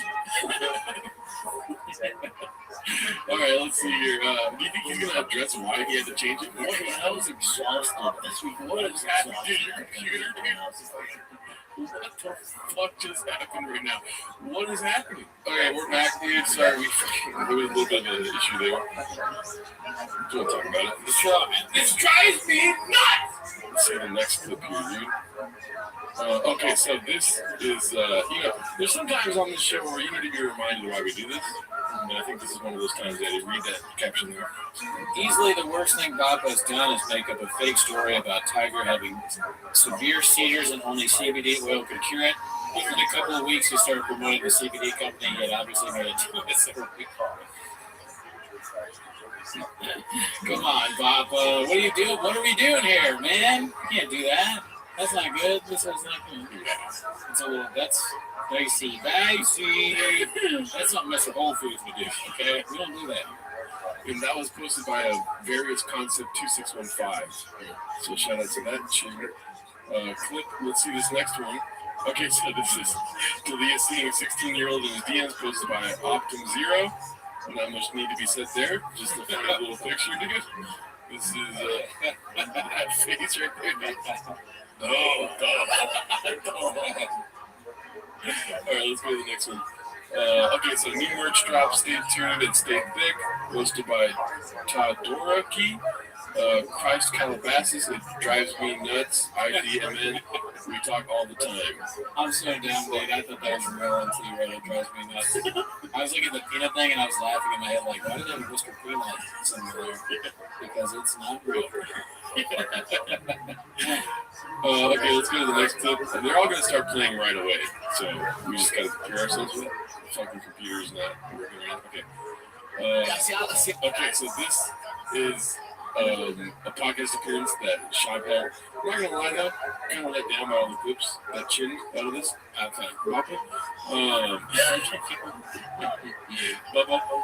This is supposed to be haphazard. It's called "That's Not What Pound for Pound Means in Any Facet." And please help me out and understand this. First of all, Baba has like a brain meltdown at the beginning of this clip. Oh yeah, yeah, I can relate. I've had that happen. I don't think there's only about it. I mean, from Dana at least, Dana, you didn't hear him like really talk too bad about how did you give him that pound for pound, right? When John was still active. I agree with Dana on that as well. What do you mean? John is your pound for pound number one. All that's up for it's your perspective, because if pound for pound means they're all in a room and whoever walks up to me jump. If you're pound for pound, it just depends pound for pound. So I don't think Dan's criticizing Islam on that. What's the title of the clip? That's Not What Pound for Pound.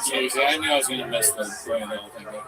According to Shab, if you all go in a room together, whoever comes out is the pound for pound. Yeah. Meaning like all the best fighters go in. Yeah, but that's not what it means, because then it's like, what's his name? I'm not going to say somebody's name. You can't have Jingling going there with fucking John Africa. Yeah. No, I see. Yeah, that doesn't make sense. I can't, hilariously doesn't know another thing, obviously. He's a fighter, and his whole thing is that he comments on these things, and he does companions and all that, and he still doesn't know what this very basic thing is in fight terminology. But I'm sorry, I can't get past all the necklaces. Is this a necklace podcast? Oh shit, dude, I didn't even notice that. It just says Jackson. Which is also the name of the podcast. Yeah. I'm like, is this a podcast about necklaces? And they just happen to be talking about fighting during. That's why I can't. But yeah, no, pound for pound, that's not at all what it means. It just means like, your weight, you'd be the best in comparison. Can I tell you a secret? Yeah. The name I was going to say? I was going to say Mickey Mouse instead of Mighty Mouse. That's why I stopped me. There's not a chance his name was Mickey Mouse. Never stop yourself. Always just go. Because that's where the funny comes in. We will watch it. Just like that. Okay? Same podcast, essentially. We're trying to be TFK, they're trying to be us. We got their chairs, they have our brand name. Yeah, and ever since we started recording and watching them, they've been more redacted, so it's kind of working. They steal lingos, and pretty soon, maybe they're gonna have a fucking raccoon in their shit. Golden ox, golden duck, dude. Yeah, ox and duck. We stole that from them, they steal it back.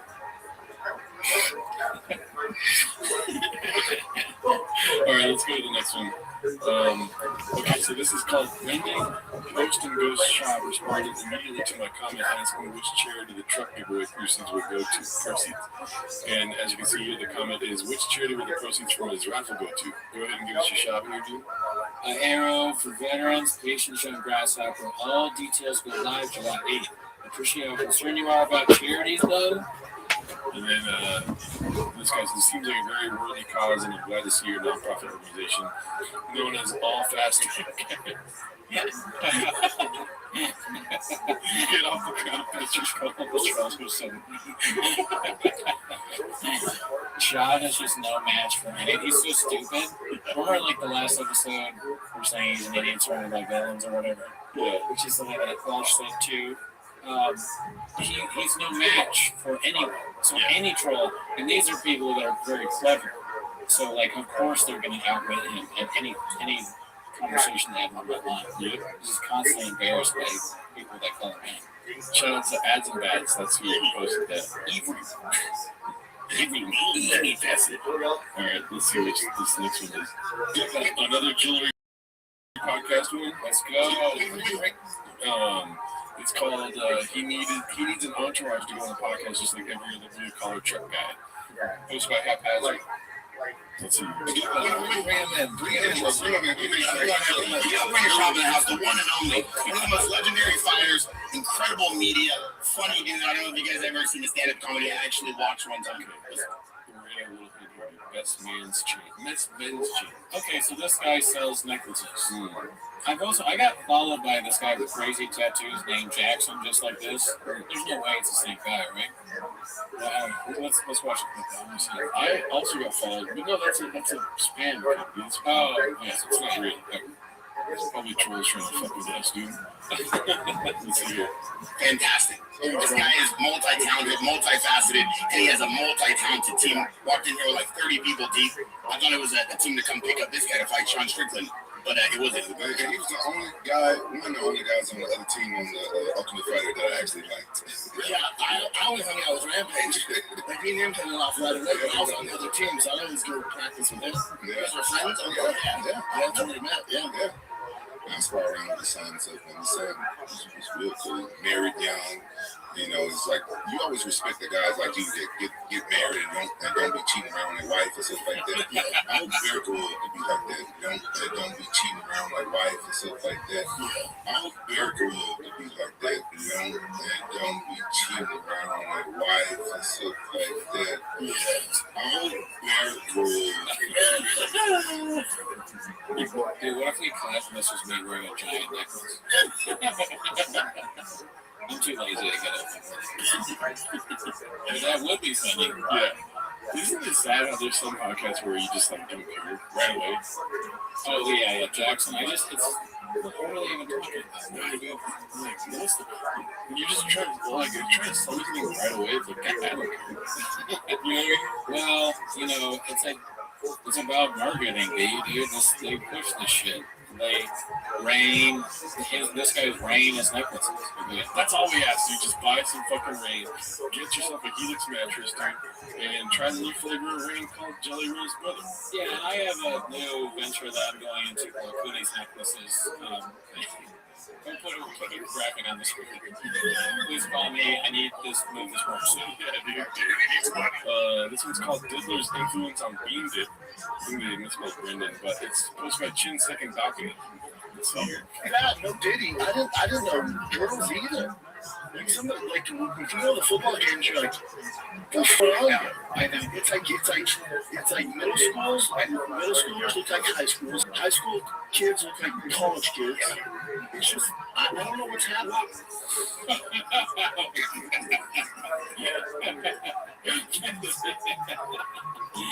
James guys are fucking crazy, man. I'm looking forward to the 18-yard treatment. Yeah, but there's no such thing as a first world. They go from like 6 to 25. And those days are long gone. They go from 6 to 25. They go from 6 to 25. Shout out to Terrence Lee. He used to make all these songs. Oh, he probably still does. He makes songs like comedians and proof. Oh, okay. That's fine. They go from 6 to 25. They go from 6 to 25.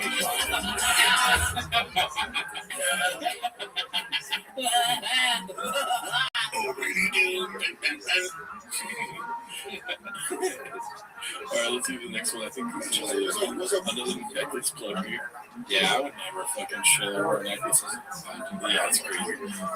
This one's called Tiger Sick Talk, and Mr. 1.1 out of 10 gives stand-up advice posted by Chin Second Balcony. Do you have a notepad? No, I forgot it. What's up with Tiger Dick? Why you bring that person? Shut up. Yeah, but you got wasted. I got wasted last time. Yeah. White girl was sitting on whiskey. What's called? Tiger Thick. I think I'm right this time. Yeah. I thought it was Dick Tiger. No, you're calling something else. Remember? I'm calling Dick Tiger. No, you called the N-word thing. What? Big nigga? No, that's it. Nigga Dick? Yes. No, I know you did. No. Why you did that to my man's brand? I didn't do that. It was whiskey. It was really good. I was hoping he would drink some, but I guess it calls and whiskey. Rampage drunk on the podcast, something we don't know either. We've only seen it once. It's wild. You were just hanging out there, right? Yeah, that's my boy. Okay. Yeah, so we have a project we're starting, the three of us together. I was with Aaron and Aubrey, because both of them are going to get involved in the whiskey. Oh no, is he missing OTAs, minicamp? He's only played for 25 fucking years.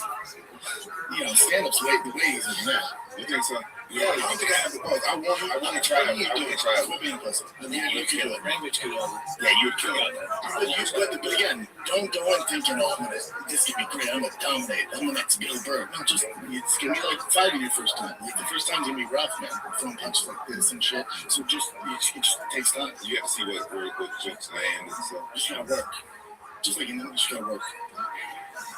I'm on the drive. It drives me nuts. Sorry, what did you get from that? I just wrote small tooth exclamation point. Okay, this is what I got right here. Well, it's good, because a lot of people go in thinking they are going to be a Bill Burr in the first time. I mean, yeah. I looked in the mirror and I was like, oh, shit, I might actually be Bill Burr. So you look like Exactly. That's yeah. You look like if Bill Burr had sauce on his potatoes. Bill Ford was it? Buffalo. Let's see here. Bill Burr. Bill Burr works too. Yeah, these are all things I've been called. Let's see this next one. It's like you always. Okay, so we already seen this, but it's Rampage trolling Bappa, posted by prestigious Stage 27. Let's see here. It's like you always respect the guys like you that get married and don't be cheating around their wife and stuff like that. Yeah. I hope Bear Grylls would be like that. I don't think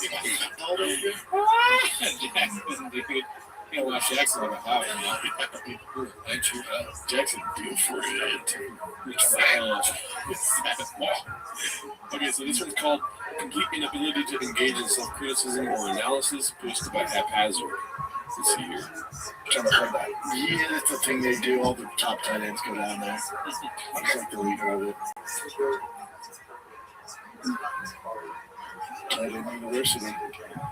So they all hang together and The best of the best all go. You know how big it can be if you're a tight end and you don't get invited to that. you were a tight end. Good. You didn't get it. Now you're in a rich here. What do you think about that? How do you like them apples? You didn't get invited to tight end yet.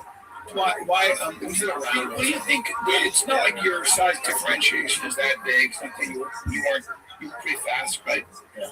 Good hands, I'd imagine, tough. What is it that you think is the difference? I mean, a million things, but I don't know about that. Is it not being seen by the right people? I don't know. I heard that. it's tough to get up. Was it the teams one?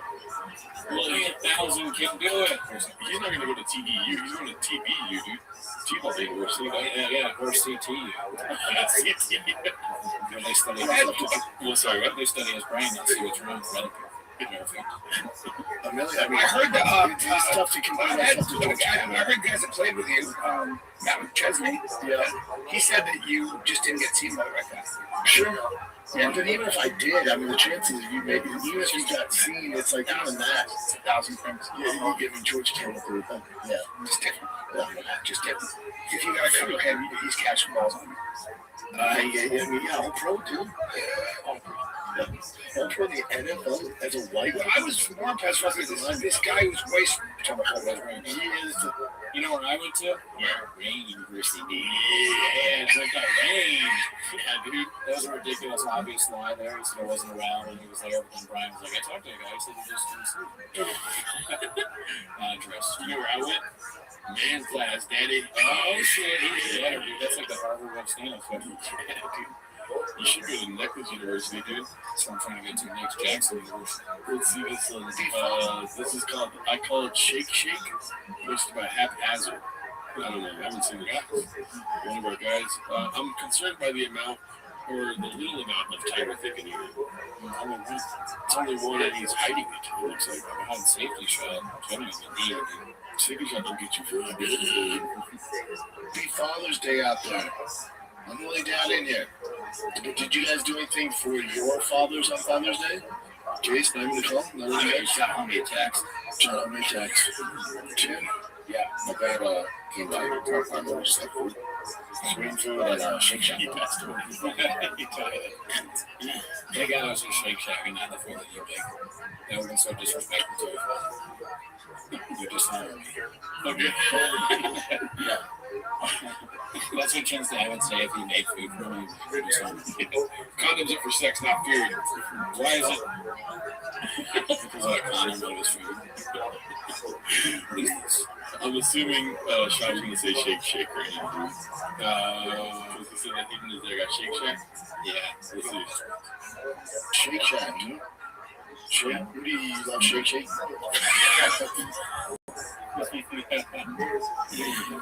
Got him. Shake Shack. Shake Shack, dude. Shake? Who do you love Shake Shake?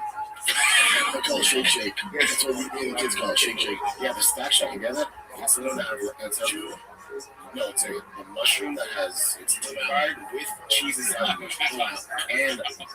Oh, that's awesome. And then a gift shop credit too. He might have had a quarter pizza from Chin. And right when he hears mushroom, he's like, oh, no. Yeah. He's worried that's part of the thing. It's not just Shake Shack. It's Chin's creation. He took a burger. What'd you do with the burger? I'm going to put on top of the pizza. Yeah. He's like, no, I'm not done. Done. Yeah, hey, shop, come over with us. We're having Shake Shake. He's like, I'm out. I'm out. Just regular shop burgers were great. Well, that's nice, dude. Did you drink last night or this morning? Not this morning. I really? Yeah, I don't do. No, I didn't have them. Oh, damn, getting better, dude. Getting better out there, man. That's cool. I got Shake Shack. That's so weird to ask. Did you drink this morning? Like, out of nowhere, dude? What is that? Did you drink this morning? Okay, one time there was this prank app back in the day called Prank Out, and I got the manager of the bar to call the owner and vice versa, just because I thought it would be funny that I worked out. And the manager's kind of a drinker, and so they call each other, and the Prank Out makes it look like this guy's calling this guy to this guy, and it makes it look like to this guy that this guy's calling him, so they both think the other guy's calling, and they go, hey, and the owner, or the manager goes, hey, and the other goes, hey, they go, and the manager goes, you called me, and the owner goes, no, you called me, and then the manager's like, no, you called me, man, and then there's an awkward pause, you only get to listen for 30 seconds, and the owner goes, drinking already, Sean? I felt so bad, it was also one of the funniest things, but that kind of reminded me. That's hilarious, dude. I don't know what the end of it this is. Jake. That's what me and the kids call it, Shake Shake. They do not call it Shake Shake. Yeah. What's the over-under on if they call it Shake Shake? I would say 2080. Okay. Yeah, not a chance. If you wanted to hurt me, you got me earlier. 80-20, you guys see the home. Let's see this one. This is Eric looking real secure in himself nowadays. Hosted by Skirt Durden. Dude, you've been a guest on so many podcasts, and I can't remember a time where you said anything funny. Keep crying, you cry. That's fucked up, dude. Yeah, come on. Yeah, that's fucked up. I mean, it is a hot move, but you know what I mean? Be cool, dude. And then you want to read Eric's response? Right? I mean, 20-year career, it's crazy. So many TV shows and movies I've been in. People keep having me on, like, what is happening? You should really hit up Jim Carrey, Ray Romano, Tim Allen, Adam Sandler, and ask them about it. Why you work with this guy, dude? You and me both. I thought it was just me. Anyways, thanks for the message. Got it. Man, don't come at a hawk with tendencies, bro. Yeah. Dun, dun, dun, dun, dun, dun. How do they not understand that sharing this kind of stuff just promotes war? They don't get it. They'll like, I don't know, or maybe they think not sharing it is like admitting failure or something. You know what, though? It's posting and ghosting, dude. That's the fucking issue here. Sure. They post and ghost, and then they fucking don't know what's happening with what their reaction is. Yeah. Or he just reads that, he sees a message that hurts his feelings, but he thinks, good. He replies back with a super cringe message, and then he sees it again like this, and he goes, good. Right? And it never sinks in. If you always say good to something bad that happens, you're never going to, like, realize, like, how do I prevent this in the future? So there are some flaws in Jocko's logic. Oh, there's flaws in Jocko's logic, dude? A little bit. Good. Yeah, that's it. It's an outlook on life that is unsafe and not good. Yeah. All right, let's see what's next. Okay, we got another diamond necklace fucking clip here. It's a show truck posted by Confidence Search 8648. Let's see. Like my motor's different than ours now. Like it's in Fort Worth, Texas right now. I just put it on a truck on Wednesday. Fully rebuilt motor, bigger blower, transmission. Everything's fully rebuilt. Who did that work for you? Chris, that beer's Hyper Performance. You taking that one off road and jumping it off? No, that's the thing about that. That's turned into a straight show car. So that's going to be a dog, kill the dog. That's, no, I didn't do any of that shit. The dog was a show dog. That's how he fires people. Like, when he fired that guy that did the logo. Yeah, he's like, are you firing me? He's like, no. Now you're a show artist. You're a show guy. George is like, you're a show artist. Yeah, you're a show. No, I'm not. You're a show mark. Yeah, he's the big idiot. Someone say the no show mark. All right, so this one's posted by Dicey Redact. It's called Doesn't Matter If It's True. Thinking emoji. It's called Why Anyone Associates with Brenda is Mystifying. Is a callous, bumbling idiot equal. Chris and Brian have a scarlet letter to bear forever, true or not. Having this idiot around only compounds everything. The families that have to endure what completely redacted shit he says week after week is fucked. Everyone around him should cut ties with him like Rogan, Theo, and many others, or he'll keep lighting you up, B. Happy Father's Day to all you chongas. Everyone should fucking leave him alone, dude. Good. Yeah, I know. That's when we get deeper inside the fucking thing world. Yeah, dude. It's a big world. Like, we both went through some shit there. Different because you actually went through the actual bullshit, and then you gotta realize I'm basically going through it with my brother because we're in this marriage, so it was like a double-sided thing. You go first, now. Well, I mean, part of it's religion, you know, like part of it's just going through, like you spend your whole life building something, and then just out of the blue, somebody says something about you, tells a story about you. It doesn't matter if it's from 1999, it doesn't matter what it is. It doesn't matter if it's true. Your whole life is important. It doesn't matter if it's true. Yeah. Fuck out of that's so dicey. That's so crazy. That's the diciest thing of all time. Next clip. This is the last clip of the day. That's so crazy, dude. Doesn't matter if it's true. Hey, Brendan. Yeah, it's like, I'm trying to be like TFK. I mean, almost like Brendan's trying to be like, mention the fact that it's not true. He's almost like that voice of reason here. John's like, yeah. It's so wrong, dude. Let's see this next one.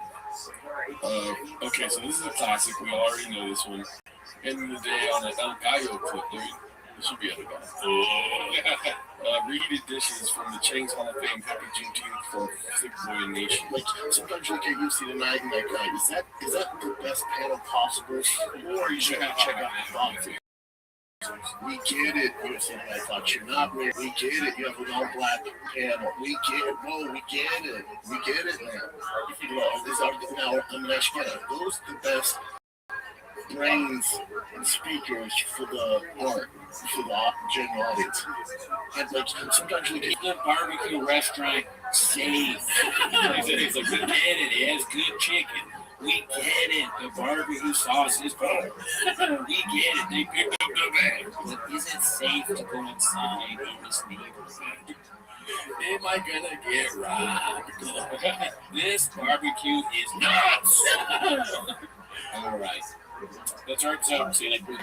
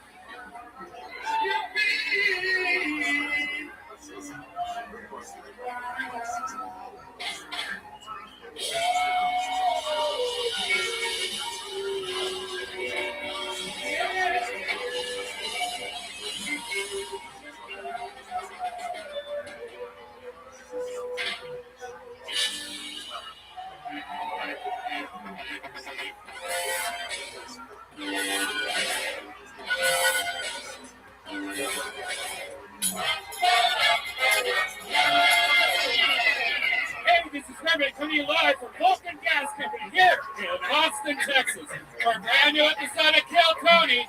Give it up for South.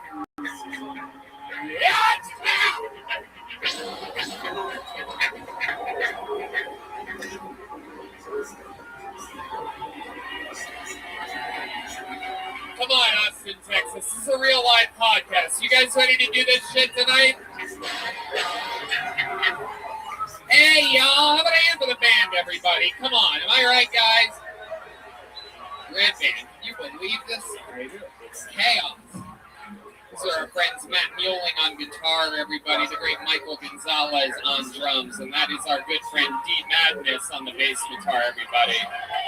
They are the Screwball Peanut Butter Whiskey Kill Tony band. This is Kill Tony, brought to you by the Yellow Rose and the Red Rose, the two best strip clubs in the world. Just happen to be here in Austin. Isn't that amazing?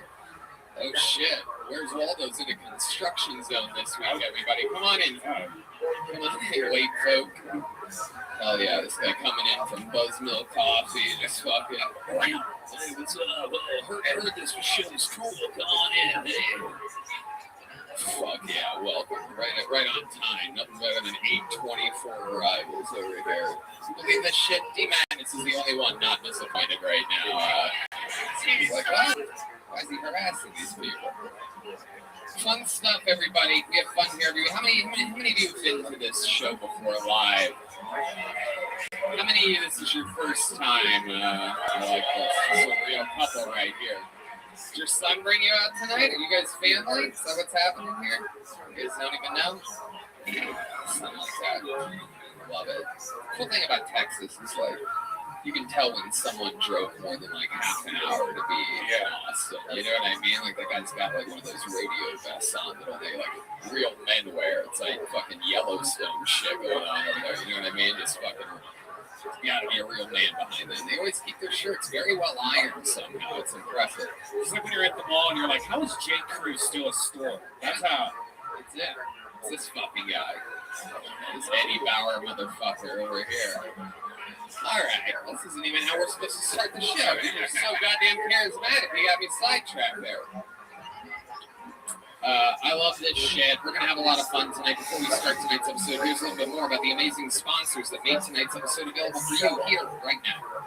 Hey, y'all. When you use the bathroom, you always close the door behind you. You don't want random passers-by looking in on you while you're taking a little diddly. So why would you let people look in on you when you go online? Using the internet without ExpressVPN is like going to the bathroom and not closing the door. I absolutely love ExpressVPN because it gives me the reassurance that my entire online sensitive data is secure. You know about this, right, man? Yes. Did you know your internet service provider knows every single website you visit? And what's worse is they can sell that information to ad companies and tech giants who will use your data to target you. ExpressVPN puts a stop to this and creates a secure encrypted tunnel between your device and the internet so that your online activity can't be seen by anyone. I use ExpressVPN on all my devices. It works on everything, phones, laptops, and even routers. So everyone who shares your Wi-Fi can still be protected even if they don't have ExpressVPN. Yeah, I've been going on the road a lot. You know, I bust out my iPad at the hotel and I get a little bottle of hand lotion and a hand towel and I sit the iPad up against the pillow and I get ready to get naughty. But the first thing I do is I go to ExpressVPN, turn that on. I'm just some guy in France. ExpressVPN is as easy as closing the bathroom door. You just fire up the app, click one button, and you're protected. ExpressVPN is the world's #1 rated VPN by Mashable, The Verge, and countless others. So, if you're like me and believe your online activity is your business, secure yourself by visiting expressvpn.com/killtony today. Use our exclusive link, expressvpn.com/killtony, and you can get an extra 3 months free. That's expressvpn.com/killtony. Man, I'm telling you, it is cooled down here in Texas, but I am still using my liquid IV regularly. It is absolutely one of my favorite things. And now that the weather is cooler, it makes it easier to miss signs of dehydration like overheating or perspiration, which means it's even more important to keep your body properly hydrated. Flu season is in full swing. Proper hydration and vitamins can help make us a strong immune system. Making hydration a priority helps us feel healthier on a day-to-day basis and fuels us to our highest potential. One stick of liquid IV and 16 ounces of water hydrates faster and more efficiently than water alone. They have a bunch of amazing flavors. I went to a sauna today, and I used liquid IV. It made me feel great the entire time. Red Man, you know about this stuff. Oh man, I love it. I have one before I go to bed, when I wake up, during the day. Every time I drink something, I use the liquid IV. It's great tasting, it makes you feel great. And you know, their flavors, they have some of the best flavors ever. Lemon lime, strawberry, watermelon. My favorite, cherry, is now at Walmart because liquid IV is now at Walmart. And if you like pina colada, they got that too. The optimal ratio of glucose, sodium, and potassium delivers water and nutrients into the bloodstream. The company is a great company. They donate 4 million servings in response to COVID-19. So these people actually, they're not just virtue signaling about foods like a lot of companies. They actually donate to food banks, veterans, active military, first responders. They've donated over 11 million servings globally. Grab your favorite liquid IV flavors nationwide at Walmart, or you can get 25% off. When you go to liquidiv.com and use code TONY at checkout, that's 25% off anything you order when you get better hydration today using promo code TONY at liquidiv.com. The holiday season is here, and with it come the yearly questions of how do I maximize my time savoring holiday moments and minimize my time shopping for gifts? If you're not a weary holiday wanderer, Matt Weldon has all the answers, whether it's an office party, a party with friends, or just a holiday party of you, your couch, and a game on the TV. Matt Weldon has all the essentials to keep you stylish and comfortable throughout the season, and their innovative daily wear system has taken all the hard work out of outfit planning with pieces designed to work together for any occasion, saving you time and sparing you any of extra holiday stress. I mean, it's super cool stuff. They all match, and like I love it. I wear Mac Weldon when I'm walking around town or chilling at home. It's super cozy. I turn on the fireplace. I throw on my Mac Weldon outfits, and I just cozy around my place. You know about this, Red Man? Oh, it's great.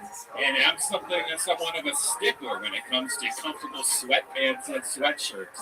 I was initially skeptical when I heard about the hype about my Mac Weldon, especially their Ace collection. But man, I was proven wrong.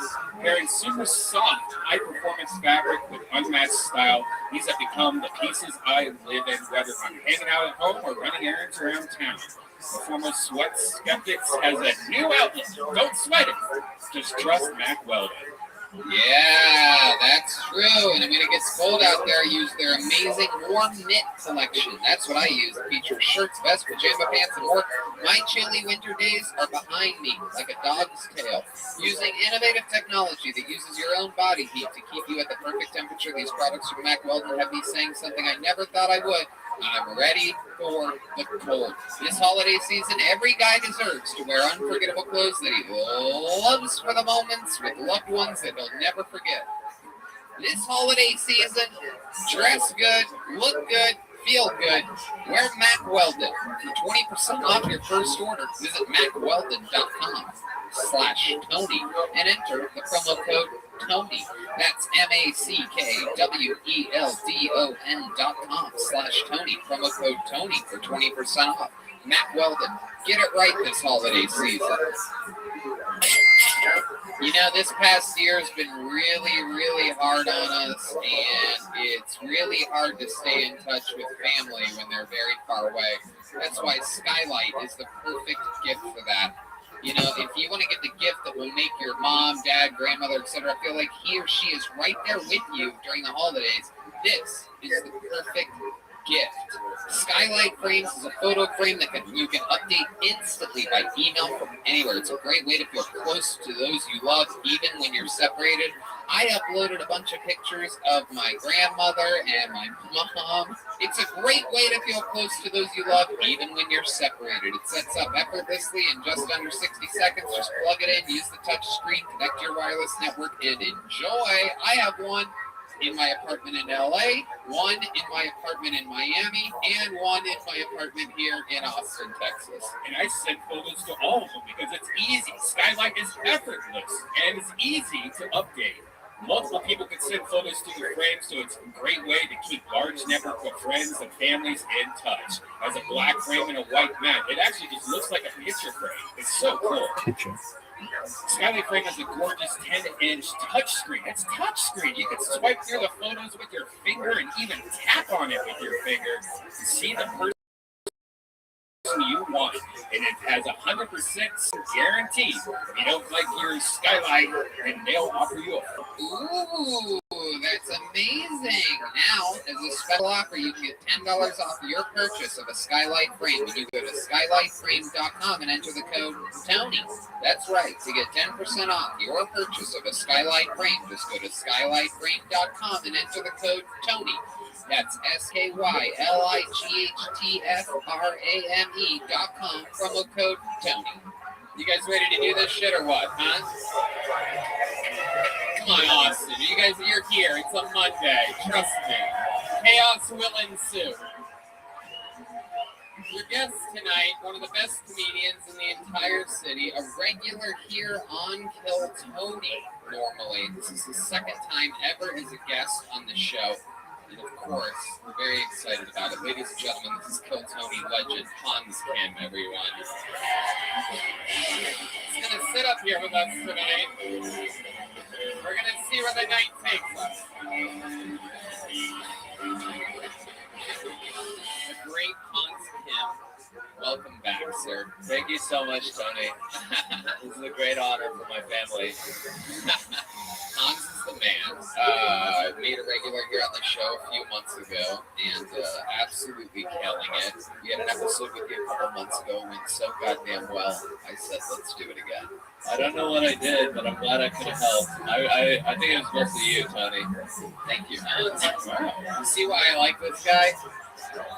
I love it. Hans, you got a new haircut this week, is that true? Yeah, I got a little haircut, did it myself, edged it up, and now I'm looking fresh. You really did it yourself? Yeah. Have you ever done your hair yourself? No.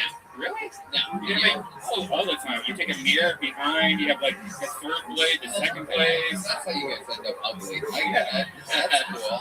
I love it. That's adorable. You know, haircut. Well, I mean, yeah, we got the old fucking stand over there, the old fucking Kim 2 the whole way around. Hans Kim over here looking like he's about to inherit North Korea or something like that. I mean, this is the real fucking, there's a flow there. You had to switch blades or something, right? Yeah, you can't get this haircut in North Korea. You can't? No, they forbid it. So in America, I have freedom to have this haircut. Wow. Hans, so we're gonna have fun tonight.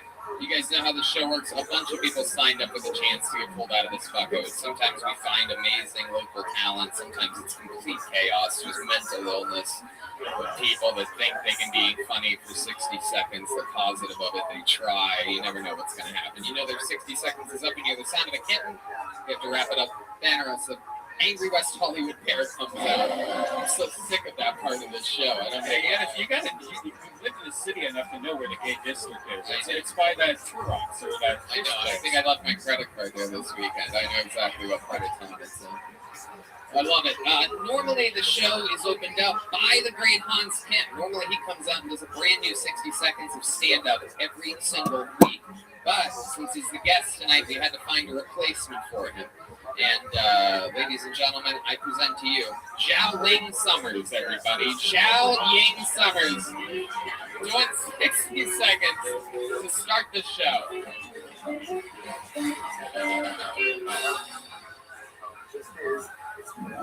Hans, can you keep my purse here because you're still chopstick was, so do it. He's Korean, they actually steal chopstick from Chinese people, so that's his duty to keep that purse. Guys, I'm sorry I brought that purse here. I know it's not professional, but I spent so much money on my green card, I'm here to stay. My name is Zhao Ying Summers. Americans cannot pronounce Zhao Ying, they call me Julie. Jolie and Joanna. Joanna, do I look like a basic weapon to you? Do I look like I give a fuck about the pumpkin spice latte? Do I look like I neuter my dog? You'll be like, it is good to neuter your dog. Why? Why is it good to neuter my dog? Does that make them taste better? Don't worry, I don't eat dogs. I'm not Korean. Oh shit, a little dig at the end on Hans Kim. Zhao Ying Summers, everybody. Closing strong. Is that an American stereotype that we like to neuter our dogs? Yeah, you guys neuter them and make sure they are companions, but they are just food. Just hold on a second on your Chinese instrument that you're playing over here. Just hold on. Okay, red band. Put it away for a second. So Zhao Yang, welcome to the show. This is your first time on It is my first time on through. Right. However, we all did meet you in Los Angeles, and Redman gave me this information earlier that I cannot believe. Ladies and gentlemen, you are looking at who was once Miss China, everybody. Literally, we got Miss China on the show. So tell us your thoughts about the Peng Dang situation. Let's just get right into it. Oh, God, yeah. Call up the Miss China and the Peng Dang thing. So, not during this. So I won the beauty pageant Miss China. My mom said, of course you won. The American people will make sure that they take the ugly girl to represent China. So be ashamed to me and Trump's mom. That's her thing. I didn't understand everything. Oh, anything? Okay, so Tony, tell me about what you want me to talk about. I'll talk about it. So what? Okay. Okay. First of all, this is your first time. How long have you been doing stand-up? 2 years. 2 years. What made you want to start doing this? I can't get an audition callback. I go to my mom, what's wrong with me? She said, honey, you failed as an actress because you are unattractive. I said, maybe I can do comedy. My mom said, honey, just because you're ugly doesn't mean that you can do it because not all ugly people are funny. So after that, I'm like, you know what? I can do comedy because, like, what's worse? It's so confusing. It's like hypnotizing poetry or something like that. I just feel sort of dizzy anytime I try to really pay attention to what you're saying. So, Hans, did you decipher any of that? Did you get that?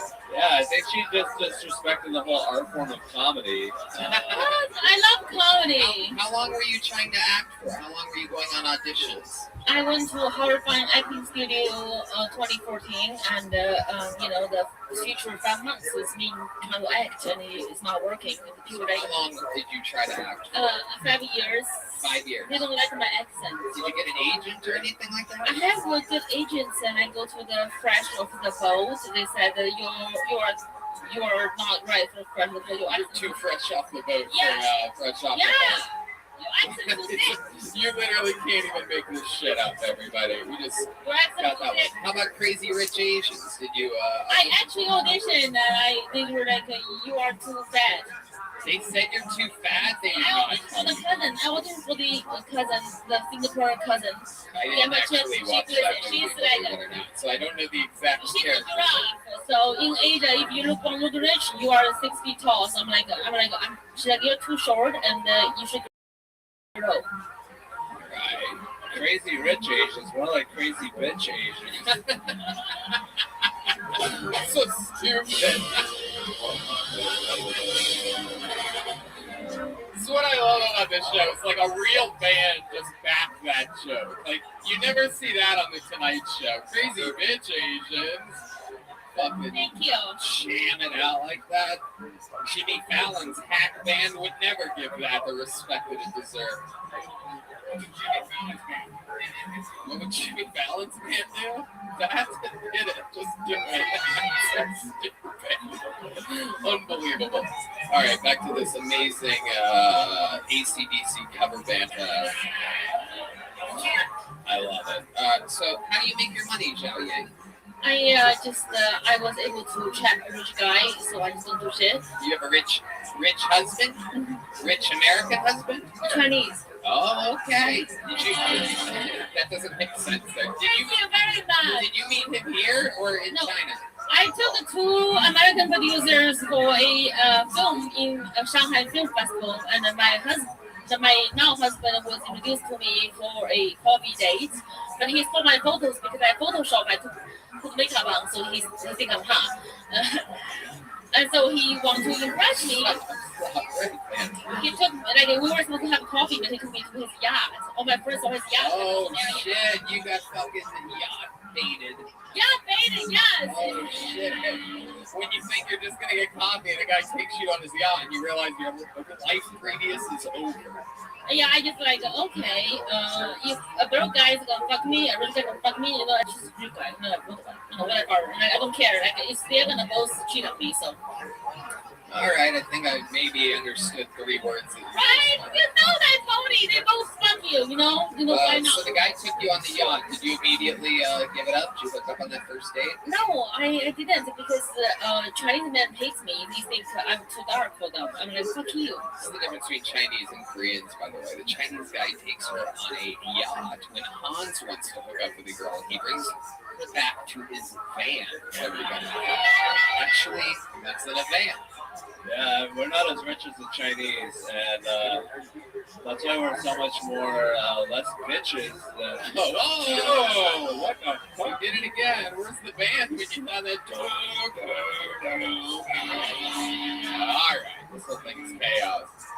Zhao Yang, what else should we know about you before I let you go? Any fun facts about you? You have any special talents or skills? Like, how did you win Miss China? Tell us about that. What did you have to do? Well, I raised so money from China. I sponsored the whole fucking magazine. So already, and she's ugly, but she's just talk a little bit slower, Zhao Yang. This is literally a podcast. People are going to be trying to listen to this with headphones. Please speak enough good English. Come on. Just go slower. Yeah. Me speak no good English. No, don't say that. Don't say that. It's too hilarious. That's racist. It's just racist. You do your own racist race jokes. It makes us all look bad for laughing at it. She looks like a strawberry wafer. Hans, you are not having a date with Rebecca. Rebecca is not to fuck you. I'll make sure that she knows that. Okay, I don't even understand it. Oh, is there just new roasting between Hans? That's funny. Zhao Yang, did you have any special talents when you did the Miss China thing? I can cook. Okay. Is that one perfect for show business, Zhao Yang? I love it. All right, there she goes. Zhao Ying Summers, everybody. We're going to get it moving. Time to go to this fucking bucket. Are you guys ready for this shit? The bucket of destiny. Let's see where it takes us tonight, everyone. All right, your first comedian is Dallas Van. Dallas Van, perhaps Alice Van. V-A-N-N. Here we go. Dallas Van, everybody. Hey, Austin, Texas. What's up, everybody? How you doing? Shut up, I don't care. All right. I was doing a show here the other day. There was this lady. She was blackout drunk at the back of the room. She was heckling all the comics, and I was doing a joke about my dick because, like, I'm not good at comedy or whatever. And she just yells out, "My pussy's on your fucking dick." I know when the audience turns on themselves, I have no chance, but I'm quick. I was like, "Bitch, fucking prove it." And she did. And like it was, but like a whole lot. This bitch's pussy looked like a fucking urinal.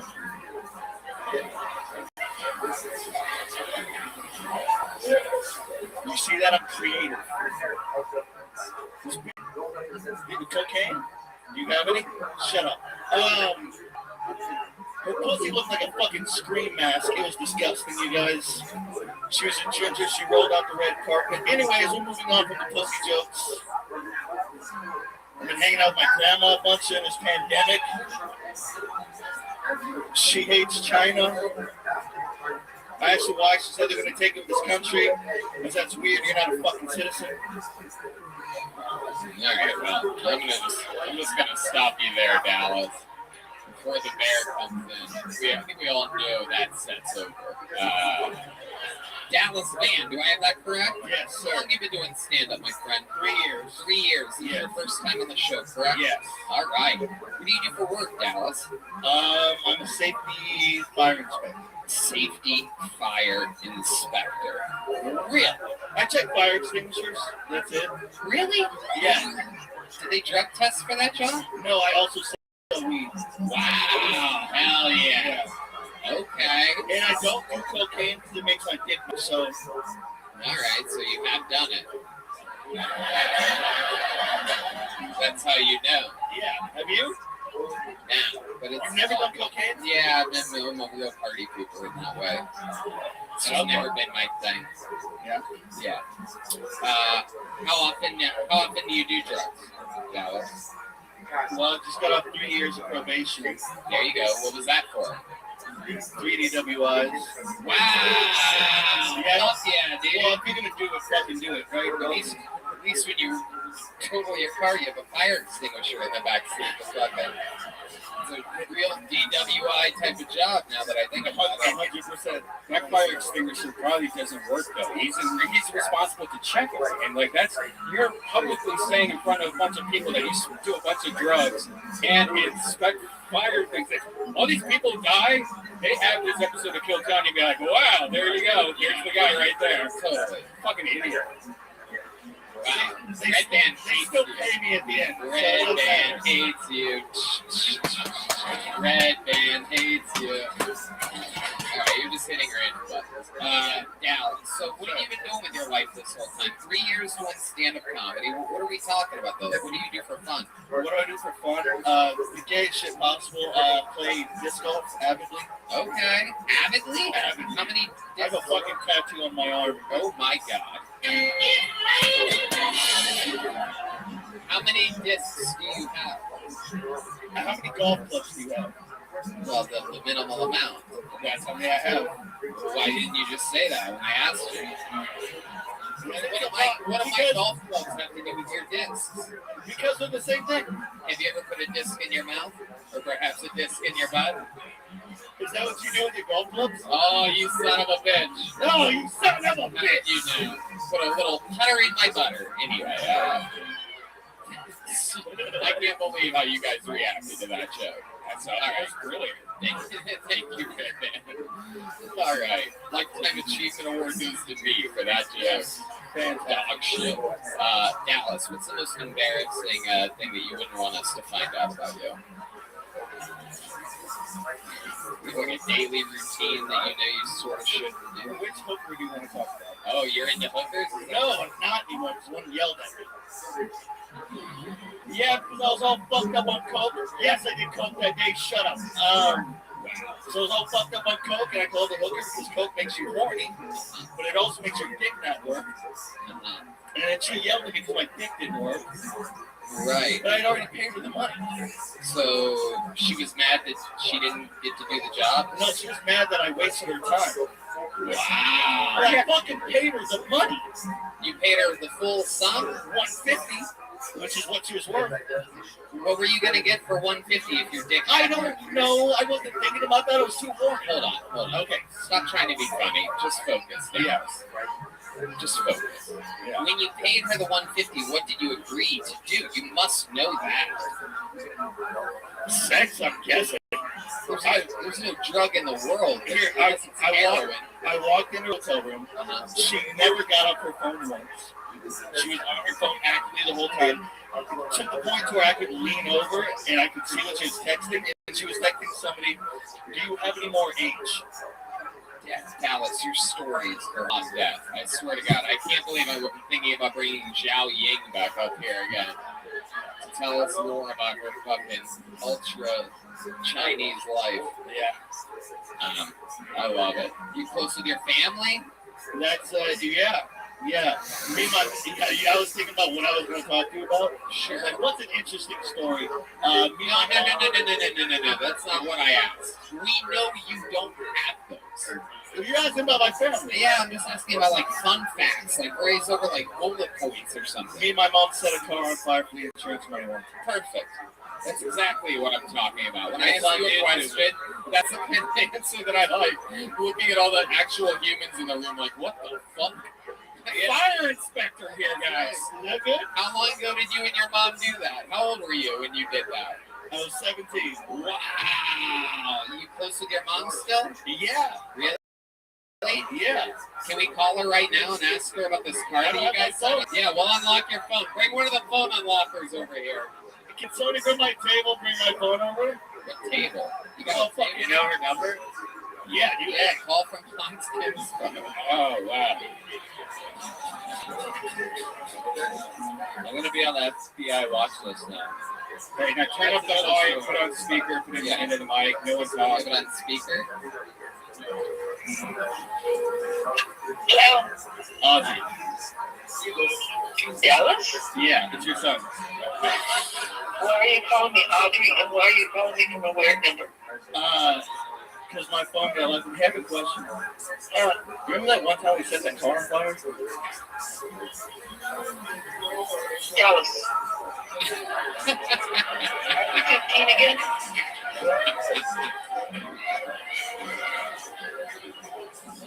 Some gay dude in a black shirt told me I didn't have any good stories. And so I brought this one up. He said, I'm stoned. I cannot have it. That's priceless. Let her off the hook. She's good. She's good. All right. Hang up. You'll call her later. She definitely hung up. That's good. Yeah. Fucking heard you. Yeah. You have a cool mom, though. How old is she? Too old for you, apparently. Not really. All right, man. I wasn't exactly going to rush into how old your mother is there. That was incredible. I did think that she would be funnier than you, and she is. And she is. Yeah. Blatantly. All right, Dallas. Thanks for coming up here. Dallas Man, everybody. Here's a joke book for you, Dallas. Boneseye makes these. Get your first Kill Tony joke book. A little baby one there. And this is a big one. Yeah, you can get a big one, too. I wanted to see if he would admit to any other crimes on air. I think we were just getting started. I said bullet points. He's like, me and my mom lit a car on fire. Let's go. Cheers. All right, your next comedian goes by the name of Jared Nathan, everybody. 60 seconds uninterrupted goes to Jared Nathan. Hell yeah. You guys having fun out there? All right. Hell yeah. One more time for Jared Nathan, everybody. Come on. I think people with special needs should get a free hooker once a year.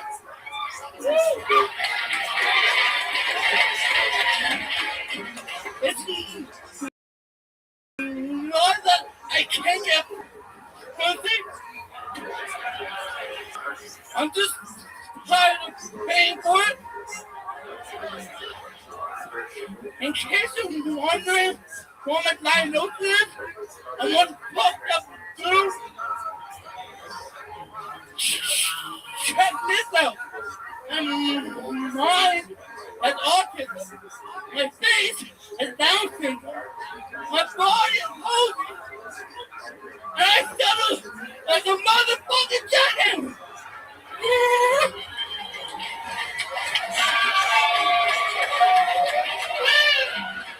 There's similarities between black people and people with special needs.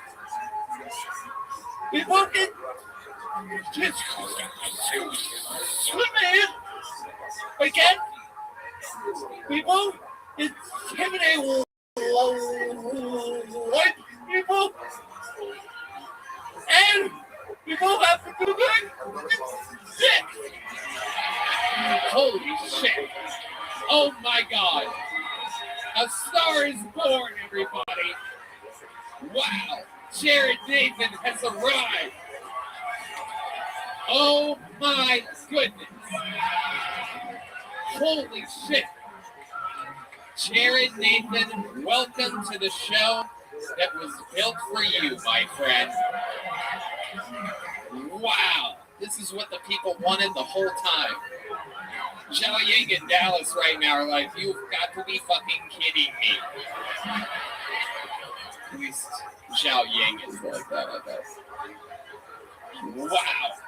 Wow, wow, wow, wow, wow, wow, wow. Thank you. Yes. I love this. We got a fucking runaway Thanksgiving turkey here and this fucking... This guy got pardoned by Joe Biden. He's like, first thing I'm doing, I'm signing up for Kill Tony. I love this. All right, I want to know everything about you. So let's just... How much time you got? We got a while. We got a long time. Let's do it. How does this story start? Do I have to be sitting at a park bench or something? Do we have to be at a bus? Do we have to be at a bus stop, like talking about chocolates or something to find out? Because I feel like you've had to live a full life to get to this point. You were in the Iraq War at one point. You, as a cannonball. No, okay. All right, hold on. Let's start with you. You give me the actual story. I was the stutter. Yeah, we know that. I was born, I couldn't read, write, or speak. I love doing everything. Hey, 1 out of 3 ain't bad. You know what I'm saying? I'm pretty sure you can speak. Read and write, that's a stretch. No, I'm just kidding. I love your style. Still rocking the Velcro shoes, even though you know how to tie those sons of bitches. I sometimes wonder about people like you. Like, I know you could tie your shoes if you wanted to, but you're like, fuck it, with a face like this, who gives a fuck? Am I right? Yep. I fucking get you, Jared. We're about to talk for the next 50 minutes straight. Yep. Everybody else, the rest of the show for the rest of you that signed up tonight is over. Jared Nathan's here, everybody. We're going to talk about Jared Nathan's life story here tonight. This is what we wanted all the time. We wanted to go full retard here tonight. I'm kidding. Jared's laughing, you white guilt pussies out there that are actually bad people wooing and eyeing. I just caught all of you. He's laughing at me saying that word. You're not allowed to get mad, you fucking liberal fucks. This is the real party. Do you know the show that you're on? You've seen this? All the time. I watch it all the time. For how long? How long have you been a fan of the show? I've been watching for a year. How long have you been doing stand-up? 4 years. 4 years. Where at? I started in Winnipeg, Manitoba. Wow, out of all the places that begin with a WA, that's not where I thought you were going. I had Washington up there, West Virginia. It's a place I know of now because of The SUV that drove through a Christmas parade. You guys see that? Yeah. Waukesha, it turns out, folks, not a Tyler Perry film. Just a fun fact for you. It's a city in Wisconsin. Okay. Winnipeg, what did you say? Did you say Winnipeg? Yeah, I did say Winnipeg. Right. Yeah, that's a WI, which really, that's a big misdirection you threw out there. So Winnipeg, born and raised. So you're escaping from Canada right now? Yes. Wow. How long have you been in America? Since Wednesday. Wednesday? I love that. Hell yeah. Hey. Wait, what's your favorite thing about being in America? You show me respect. Wow. How dare those Canadians not respect you? Hey, you're trapped here now, aren't you? Is it a new COVID variant? I think they closed all the borders. Who knew? I don't want to go back. I want to be trapped here. There you go. We'll take you, Jared. We're going to adopt you here in Texas. We like you. You ever shoot a gun before? Yeah. Would you love to? Who wants to go shooting with Jared, everybody? You're all crazy. You're crazy. That's the sound. Hey, someone gave Jared the AK-47. I wonder how this is going to go. That would be the assault rifle before the rail gun. Shooting lasers everywhere. I can't believe it. Wow. What are you into? What do you like to do for fun? Do you drink? Do you do cocaine? Smoke a lot of weed. Okay. All right. I love it. You have a bong or a bowl? How do you smoke? You seem like a guy. Bong? Pipe? Think of that. Let me ask you this. With a life like yours, do you have to smoke more weed to get fucked up? Like being a little bit special? Like, is it like you're already sort of buzzed all the time? Like, how does that work exactly? All right, you know what? I see how you're looking at me. Why don't you figure out a better way to ask the question I'm trying to ask, you assholes? You think I get this all the time? The only difference between this guy and everyone else that signs up for the show is this guy knows he's retarded. Right? That's the only difference. When was the last time you kissed a girl? That's a great question. If you had to guess when the last time you kissed a girl on the lips was, how long would you guess? There's a lot of girls lying out there. You hold your horses. It's been a while. It's been a while. It seems like a lifetime to me. I don't know. If you had to guess how long it's been, would it be like more than a year? More than 2 years? Yeah. It's been a while. Is there a girl out there that wants to come up here and give Jerry Nathan a kiss? It's been a while since we've done this segment of the show. So let me just explain. If there's a girl out there with a... Oh, shit. Oh, shit. Whoa! Wow! Oh, my God. An angel. This is the Kill Tony fan base, the best in the world. That girl gets it right there. But Tony, is there another girl that would want to kiss you? No, that's it. That's it. The poor kid already came in his pants. We can't get another girl out there. Jared, what were you showing us? The hair on your arm? You had to pinch yourself to make sure that this is real. Grab that microphone. Grab that microphone, you son of a bitch. I love this man. This is absolutely incredible. Coming from Winnipeg is one of those boring places in Canada. You spent your whole life there? How old are you? I'm from Toronto originally. I lived up there. Okay. I'm 36. 36. What made you move from Toronto, a really great city, to Winnipeg? The home of Winterlude, the capital of Canada. It's all a government city. I had to. Okay. Yeah, it's good enough. You know what? I'm going to skip the tough question. I love it. You had to move. All right. Perfect. I love that. All right. And how do you they just give you money up in Canada? What's the deal? How do they take care of a guy like you? I'm on disability. You're on disability. Is Canadian disability as good as American disability? Talk right into the end of that microphone. It's all right, I guess. But taking more money drug addicts and alcoholics than they do to actual people with special needs. Right. But That's yeah, you know, have you ever thought about becoming an alcoholic? Just really to show them who's boss. Double your money. Double your pleasure, probably too. Do you ever drink? I stutter a lot more when I drink. So Really? I think maybe that would be the opposite. Have you ever tried? That's weed, but yeah. All right. Weed helps me speak. Weed helps you speak. Isn't that amazing? Isn't that something? These people. Meanwhile, one's legal, one isn't. Hans, he's more intelligible than Zhao Yang Summers was. He really is. He literally is. I understand everything. Maybe it's the bass or something. I don't know, but it's incredible. What do you like to do for fun? Give us some more hobbies. We know that you rapping. You like rapping? Rap as in the type of music? Are you talking about like rapping Christmas presents? What the fuck are you talking about? Freestyle. You freestyle?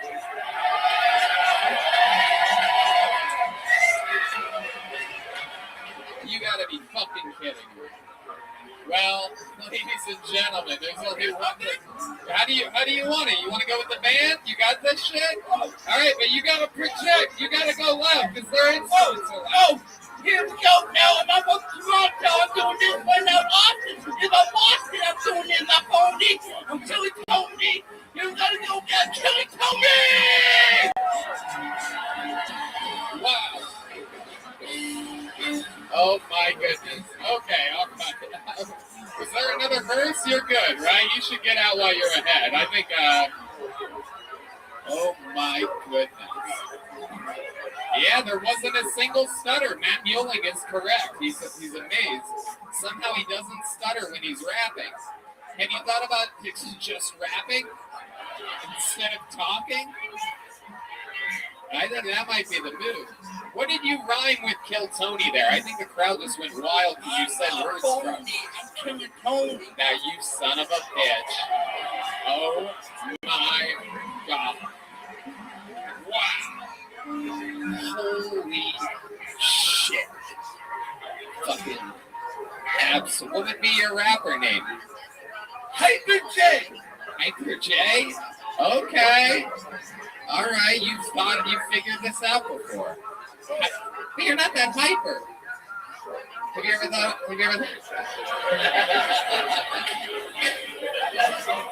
I like the old name. Used to be hyper. I think Jared Nathan would make a good assistant coach at a basketball team. Shoot the final shot. Okay, sorry. All right, Hans Kim channeling his inner Zhao Yang, everyone. It's like a little bit of that remnants up there. My goodness. Are you in town Thursday? Are you in Austin, Texas? Where are you going? You're leaving for Canada? Why? If you're stuck here, you probably will be stuck here. But if you're stuck here, that man has no idea what current travel policy is in Canada. Yeah, I would. I would love to have you on the Secret Show if you're here. Wow, everybody. Oh my God, look at this guy. He kissed the girl. He killed on Kill Tony. He smashed the interview. And he got booked on a real stand-up show in the United States of America. Here's a big joke made by local artist Bonsai. What a guy. What a comedian. What a story. I'll fist bump you. Very soft. If you're wondering, very soft fist bump by him. Yeah, it smells like applesauce. Incredible. He's pointing at the guitars. He's going in for a fist bump. Straight to Matt Mueling. Jared Nathan, everybody. Absolutely. It's not going to get better than that for the rest of the show. So we should just end the show now. Wow. Jared Nathan, what a force. My God. That's insane. I might bring Jared back before the end of the show. We might not be quite done with Jared. No, you go sit down somewhere, Jared. I'm sorry to get you excited. Go back. I'm gonna pull my name out. I might have you back up later. See how much we can do for Jared. We should like try to buy him a house in Texas or something. Get him married. You have an extra shed, don't you? You wanna let us, you got somebody working the farm land. You want a new got a new ranch hand.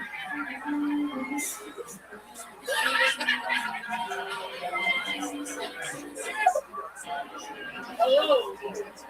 This is Sharon Nathan.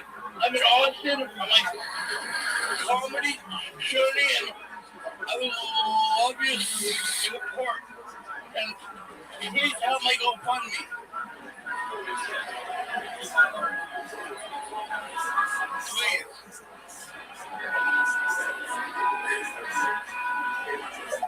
All right, this young lady's been on the show before. She's very funny. Make some noise for Christina Mariani. Here we go. Oh, it's so funny. It doesn't get better than that, though. No, it really doesn't. All right. Any movement back there? Come on, Christina. Where? Oh, here she goes. Hey, here she Damn, comes, everybody. For the far stretches of the building. One more time for Christina I love her Mariani. awkwardness too. She's beautiful.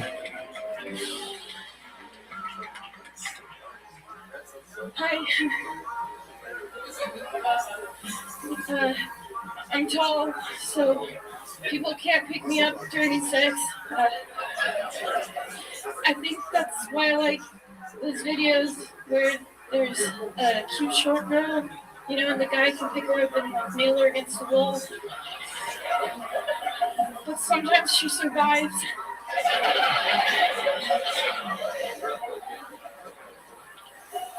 I'm a Lifting really cares. sensitive person. Yeah, I am. I am really sensitive. I'm one of those people that cries during movies when my favorite character dies. Like when Leonardo DiCaprio dies. I cried so hard they had to kick me out of Django Unchained.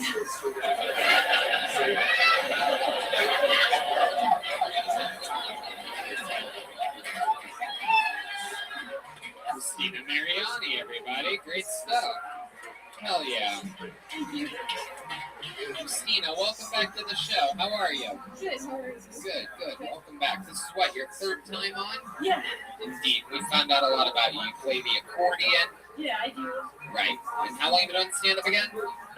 7 months. 7 months. And you were born and raised here in Texas? No, I was born in Stockton, California. Oh, okay. That's Yeah. right. We've talked about that. 209, Diaz Brothers. Those are friends. What else? Well, I lived in Italy for a little bit after that. You lived in Italy? Yeah, English isn't my first language. Okay. Okay. Wow. I live here now, obviously. Sorry, it's so awkward. Hans is hard as a rock right now. You guys can't see, but it is just out, and it is massive right now. Hans has a full fucking. I noticed that you're wearing a daddy hat.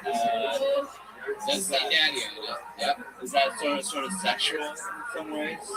Or are you guys? No, it's just so if people don't talk to me, they're like, oh, can't mess with her, you know, she's daddy, and then they talk to me. Yeah, I don't know. I was just surprised there was someone more retarded than Jared Nathan on the show. Oh, come on, Hans. What are you doing? Why are you being mean for no reason?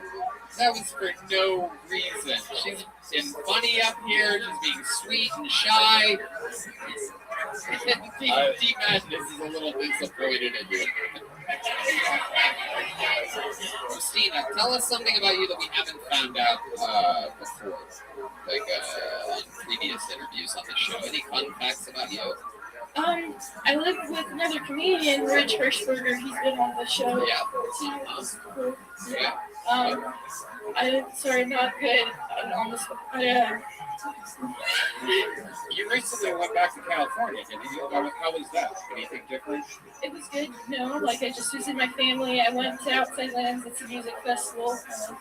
That. All right. Well, all right. We know that you play the accordion, but we've never heard you play on the show. There's not one close, is there? There's one in my car. How far away is your car? Creek in the cave. Okay. It's not that far. Why don't you go grab your accordion and one of you play a song later? Come back with it. Yeah. Okay. Yeah, just come back with it. Okay. There you go. We're gonna keep it moving. We're gonna have some accordion. Can anyone smell the big close of the show? Oh, yeah. A retarded guy dancing to an accordion, everybody. Add it up. Hello. You see how I write it in my head? You lucky fucks. You're gonna have fun trying to half explain to the people that work tomorrow exactly what you did the night before. You went to a show. Oh, what happened? I'll have to take you somewhere. Your next comedian goes by the name of Wesley McElhaney, everybody. Wesley. This looks like a new name. I don't think we've had many Wesleys on this show before. But Mars Volta's using the restroom a lot tonight. I don't know if you guys noticed that. There he goes again. Any movement?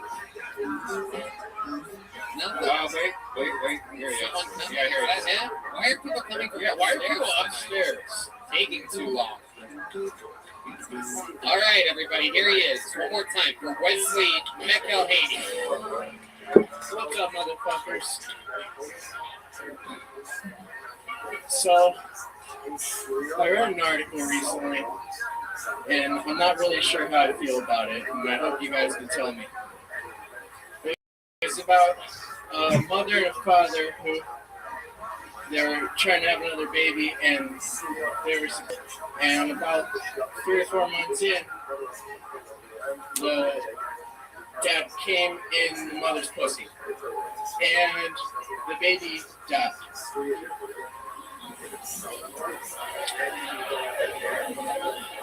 If you are sad or upset about that joke, you might be pro-life.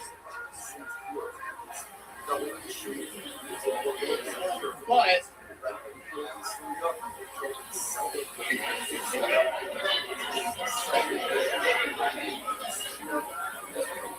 I appreciate you guys. Thank you.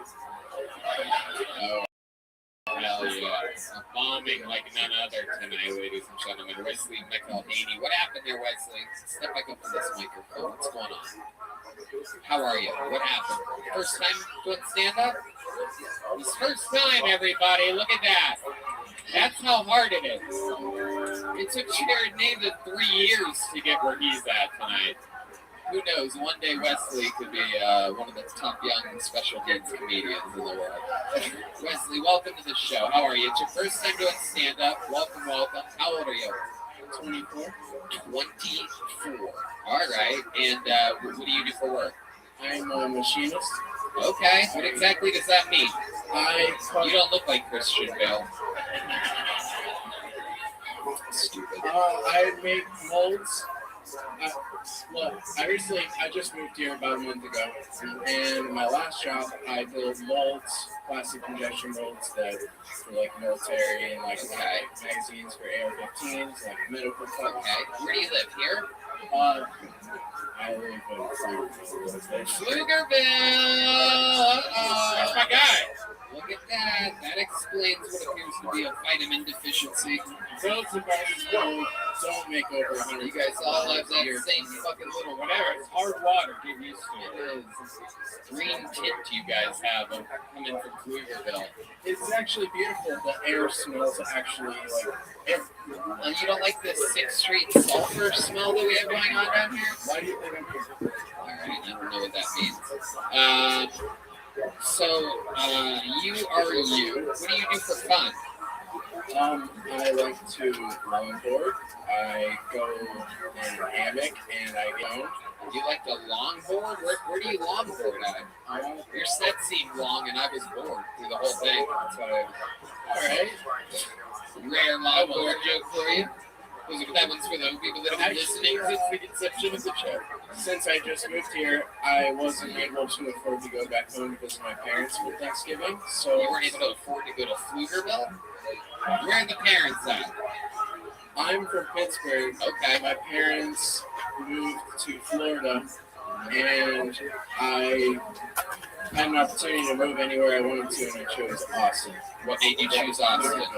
What made you choose Austin? You could have went anywhere in the world. What made you choose? I think that what is going to be happening here in the next couple of years is something that's. You took acid and listened to Joe Rogan, didn't you? Is that what happened? You took acid, you listened to one episode of Joe Rogan. Maybe you didn't even know it was on in the background. And you came out of that acid trip and you say that I'm moving to Austin. How close am I to correct on all of this? It was mushrooms. Mushrooms, there you go. Good enough. Absolutely. And so what do you think is going to happen here? This is your first time doing stand-up. Yes, it is. Did you practice in front of a mirror or to yourself? What was your method for preparing for this stuff? Well, actually, I tell my jokes to people that don't know that I'm telling jokes to them. Yeah, like these people right here. Like Thursday, on Thanksgiving, since I don't know a single person in the city, I went for a longboard downtown and I was just skating around and I found this cool hill with a little spiral thing around it, and I was just skating down it over and over and running back up the hill. And what you asked me? And I'm Hold on, do you hear that? What was that? Did you hear that? Wait, what is that? Okay.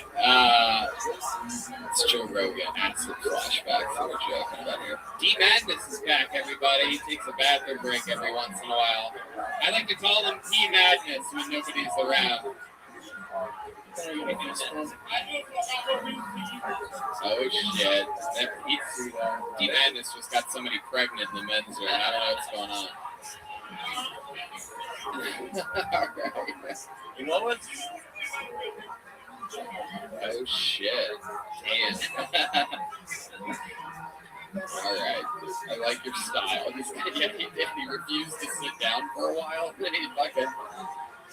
Alright. So Wesley, what's something crazy about you that we would need to know before letting you go? It's a real fun fact that's gonna win you over in everybody's hearts and minds right now. You once accomplished something, right? You once did something, you once saved somebody's life or something like that?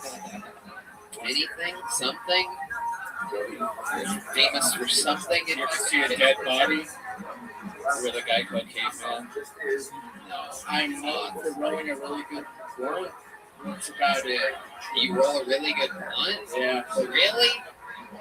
I highly doubt that you can beat any of my blunt rolling friends. Alright. There he goes, Wesley McElhaney, everybody. Here you go. Here's a little joke book. Go prepare. What the fuck was that, Hans? I think we just touched our autistic ponytails together. Yeah. I'm moving around, Rock.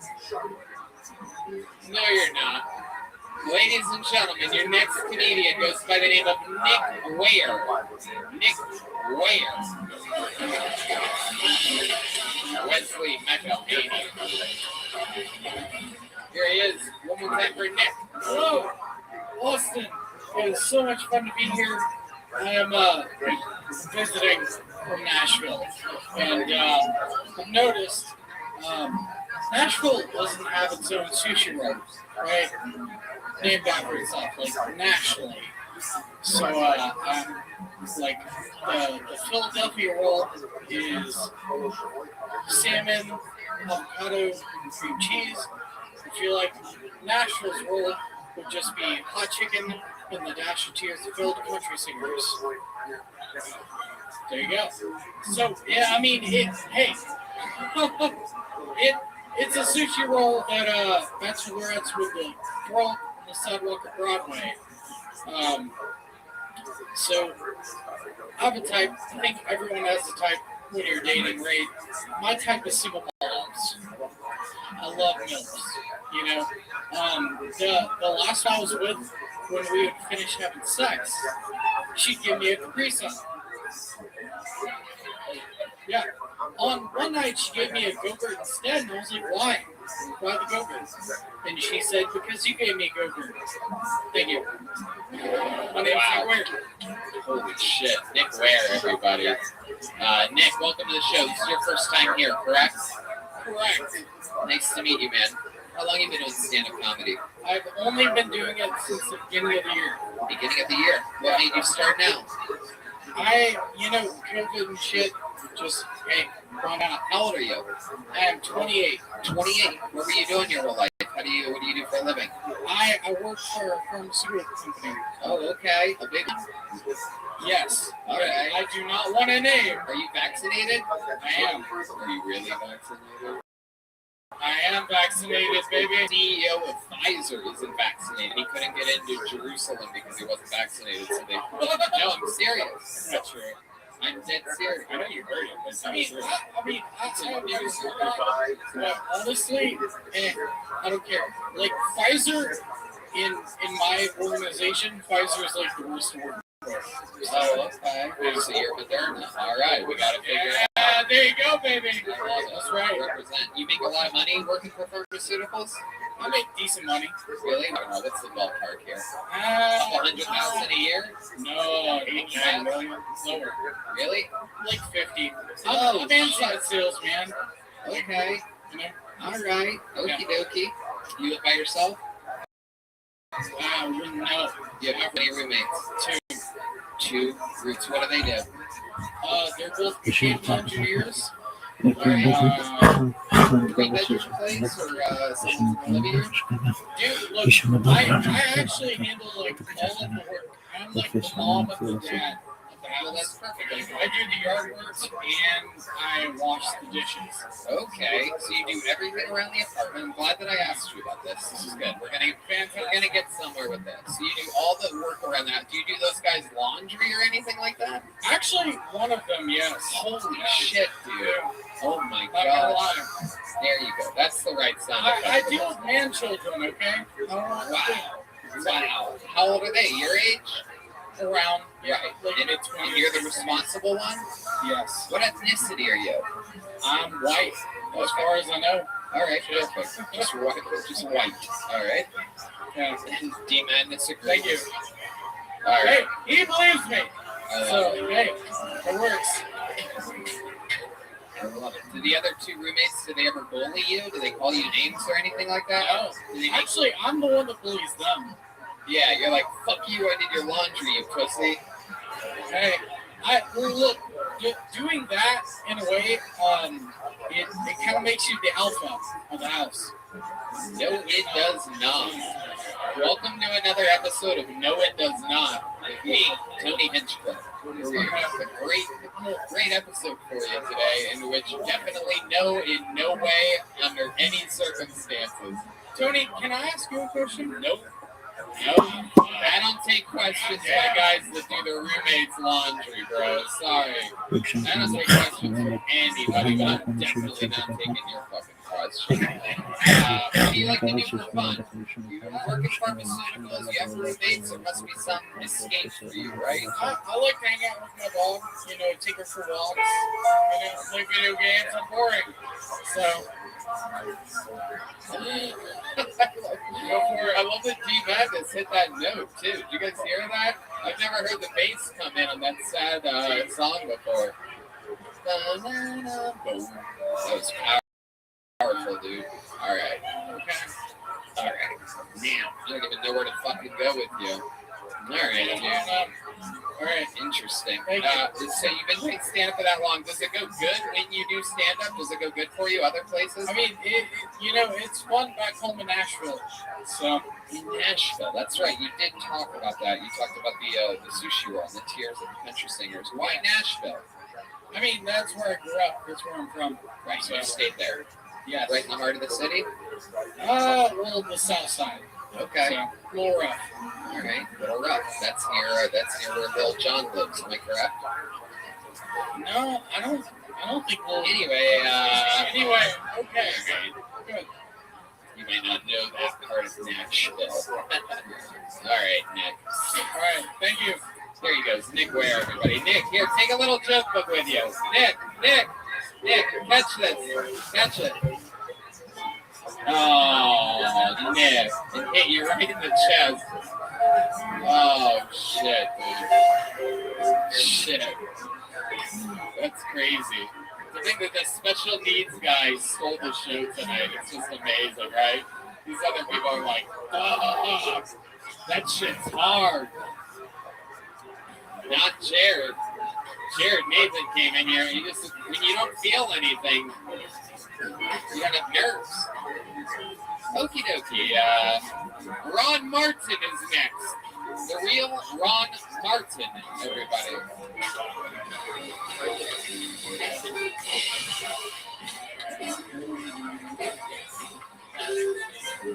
All right. Ron Martin. Anybody moving? Someone? No? Yes? Oh, here he comes, everybody. It's Ron Martin, everyone. Hell yeah.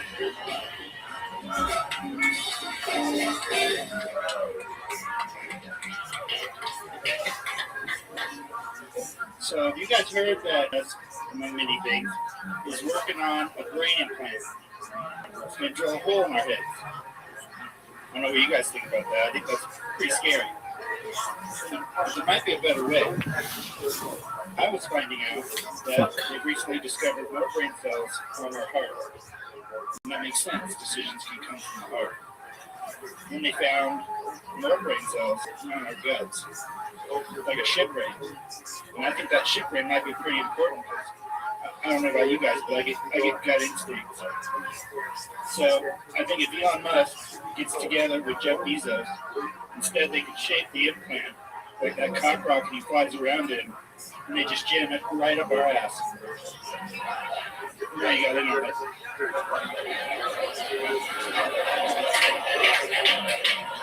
All right, you put the mic back in the mic stand. I like it. It took us a while to get there, but I guess we got there in the end. Fuck yeah, I like your style, dude. What's going on here? What are we watching? You've been doing stand-up a while? I've been doing stand-up just a little over 1 minute. 1 minute. So that was indeed your first time. Wow. Very exciting. What made you want to do this tonight? You seem like a very smart man. You seem like you're too smart for this room. It's just the glasses.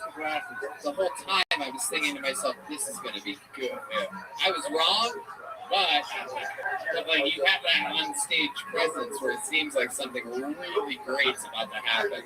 He's like an engineer. He's about to give like an Apple speech for the new iPhone. Yeah. What do you do for work, Ron Martin? I'm an Uber driver. Oh shit! Really? Yeah. Damn. You do early mornings, late nights. What's your jam? Yeah, I do a lot of the late nights. Uber X. Yeah. What are you, Subaru? I have a Hyundai Sonata Hybrid and an Expedition for doing XL. Oh, you have an XL as well. Yeah. Holy shit! So you're a pretty legit driver. Yeah, and I like the Expedition because if I get enough people, I can practice my jokes. Yeah. Oh shit! So you're just bombing in the Expedition. When I get an Uber XL, I tell them to shut the fuck up. You know what I mean? Yeah. If it ain't happening today, guys, roll the window up. They don't have one of those windows in Uber XLs, but I say it anyway. Gets my point across. Roll the divider up. So, Ron, how long you been driving for? About 2.5 years. Okay, what were you doing before that? I was putting windshield cars. Okay. Yeah. Okay.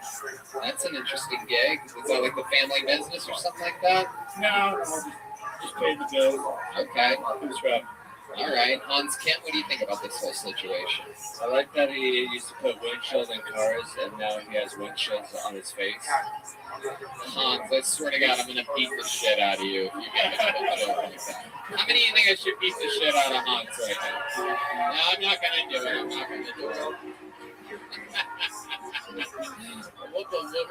looks on some people's faces of concern out there. It was priceless. Real humans here tonight. Ron, you're a real guy. Do you have like a family or something? You look so proper. Yeah, I got a small family. One brother, a cousin in Arizona, a cousin in Florida. Okay, that kind of family. All right. Hell yeah. You a fan of music? Have you seen a lot of bands? Have you seen a lot of live shows?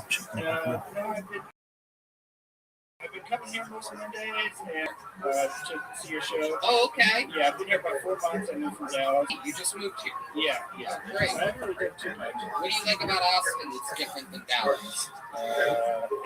Well, so I had a guy in my Uber and he was telling his friends about different towns in Texas, and I didn't really know what he's talking about. I knew Dallas, that was it. So I heard him say San Antonio was a real clean city, but the girls were right there. And then he got to Dallas and he said Dallas is just like fake tits and credit cards. And after 4 years of living there, I thought, okay, this guy's right, so I'm going to Austin. Fake tits and credit cards. What's Austin? Well, they say it's weird, but for me, it's just I talk to the old timers when I drive around. I love to hear how they talk about how this used to be all cows and stuff. And one thing I noticed is that they're all really accepting of all the people that have come in and sort of live the city because that's why it is what it is. It's like a mix of the two. And so I felt really welcome. Like the first night I got here, I moved there and I was like, these people are all so awesome. I prepared to not be accepted because I didn't want to be another guy who was born in LA and then ended up getting on the bandwagon. So I didn't want to drive everyone's property tax up. So I lived in a trailer down by the airport. Christ, is this story I here. See, yeah, some people appreciate that. I love that. So you were born and raised in LA? Yeah, born in Van Nuys, in Santa Cruz. What made you move to Dallas in the first place? I went to a convention on building techniques. I was flipping houses, and I met a girl, so I just ended up hanging out. Right. You're not with her anymore? No. What happened there? She drank a lot, which was fun, but then she would drink a little more, and that wasn't. What's the worst thing that ever happened with her drinking?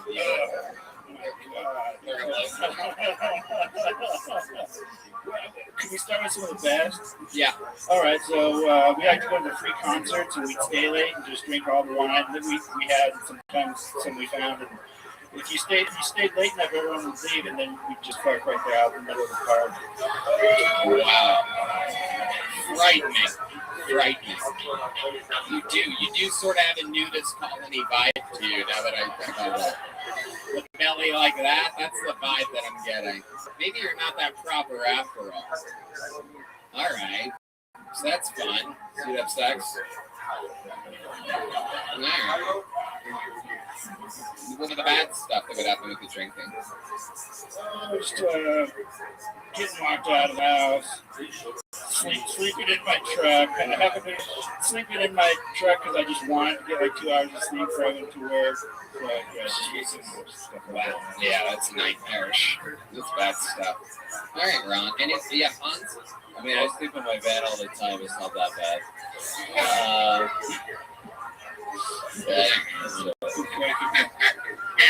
Okay, Ron, anything else crazy we should know about you before we let you go? Any fun facts about Ron Martin? I was the Honeycomb Kid. You were what? The Honeycomb Kid on TV. The what? I grew up in LA. Like the Honeycomb? Yeah. Holy shit, in the commercial? Yeah. Are you serious? Yeah. Really? Like if we looked up the Honeycomb Kid, your picture would pop up? It's on YouTube, yeah. There's like a lot of them. Oh, there's a lot of them. Oh, I thought it was like a Gerber baby thing or something like that, where there was just one. The Honeycomb Kid. Which one? Is that you on the old one there, the yellow background? It's super old, yeah. It was one of the first. Is that you? No, that's not it. It was one of the first commercials on MTV. It's 1983. I told all my friends in high school that there was going to be this TV show. It was all about music, and they said, "Do you even hear yourself?" And so then, like a year later, it came out, and I was like, "See, motherfuckers!" And I was on it. But wow, yeah, look at that. Growing up in Van Nuys. This is you playing baseball? No, you can hear the music. It has to choose the music. All right. There's too many of them. I'm sure someone will fucking find it. All right. Well, Ron, adorable. Congratulations. You made it on Kill Tony. Sign up. Do it again. Take a joke book. Ron, take one of those. Put that in the expedition, my friend. What do you guys think? Should we go to this bucket again, huh? All right. Seems like you sort of want to do it. Yeah, we're going to get to that. Ben Bankus is next on Tell Tony. Let's see what happens here.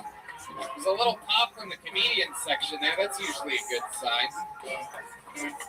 Here he is, everybody. Put your hands together one more time for Ben Bankus. Yo, what up? I'm from Canada too, but I'm not retarded.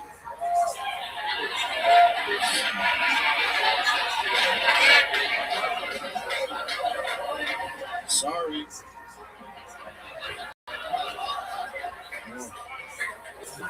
Yeah, we got legal weed in Canada, which is, it seems good, but it's weird because we have like warnings on the label of weed.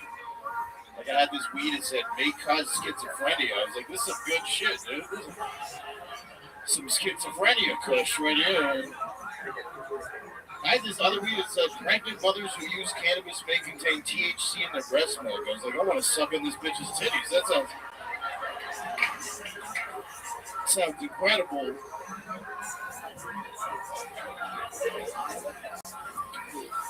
You guys ever get high and watch YouTube? You ever so high watching YouTube, you accidentally watch a 12-minute Toyota ad?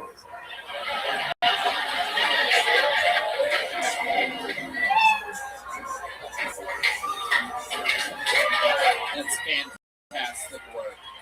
Fantastic work. I literally thought I was the only one that did that. And I guess everybody does that. That's why. Wise observation. It's always a sign of a really good joke is when it's something like that. How long have you been on stand-up? 10 years. 10 years. Fuck yeah. I get it. I could sense that. Absolute control of the room, acknowledge the fucking incident from earlier. What part of Canada are you from? I'm from Toronto, Canada. Absolutely. Toronto, big boom. It's the only place really in Canada. Very fun. Yeah, absolutely. It's my little Vancouver's cool too, right? And Vancouver's cool. It's kind of gay. Yeah, it's charming in some ways. But Winnipeg, you can admit, you've been to Winnipeg, right? Fuck no. You've never even been there? Fuck no. Wow, that's wild. It's like a more expensive flight from Toronto to Winnipeg than to come here. Yeah, fuck that. And there's nothing there. Right. So Jared's family. That is just a nice family. It is true. I love Jared. He's my good friend. You guys are friends? Yeah. All right. Awesome. Yeah. That's great. Absolutely. What do you do for work, Ben? Comedy. Right now, I kind of escaped the country. I got a Patreon. My girlfriend has a job. I don't know. She's paying for shit right now. That's great. What does she do? She is like the host of a financial news show. She like interviews billionaires. Wow. Casually in the living room while I fucking jerk off with the door closed. Damn. Look at that. Absolutely incredible. What a life. What do you like to do for fun? I don't know. Since I've been here, I've been making sketches. We did a sketch with Jared and I did a sketch where he's the Omicron variant. Oh, fuck yeah. Yeah. Wow. How do people find that? Where do people find that at? On Instagram, you go to my Instagram at BenBankus2. I have my first Instagram deleted by the Canadian Chinese government. That's B-E-N-B-A-N-A-A-S.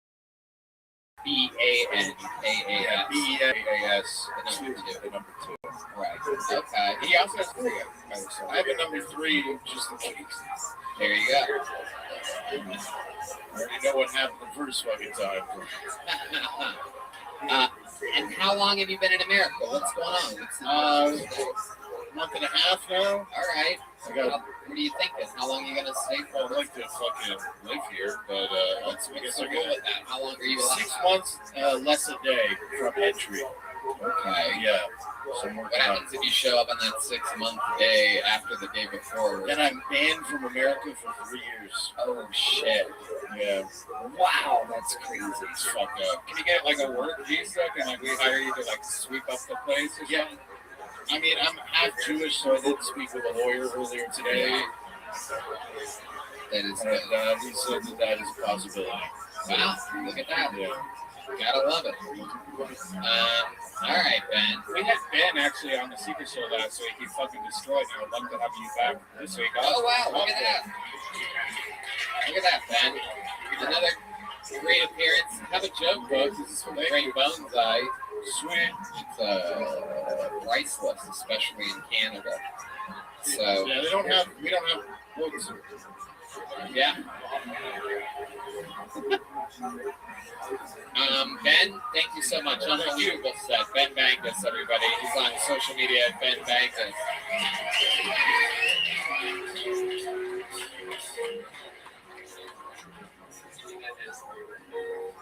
All right, ladies and gentlemen, it's come to that time where I have to bring up one of the regulars on the show, the only regular that will be performing here tonight. Ladies and gentlemen, he has the record for the longest standing regular in the history of the show.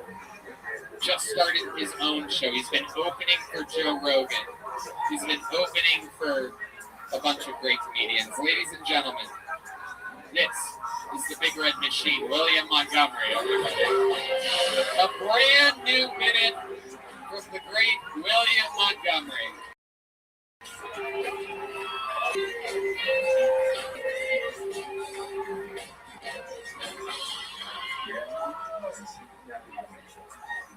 I recently took my son to the gun show. He could barely clench my muscles.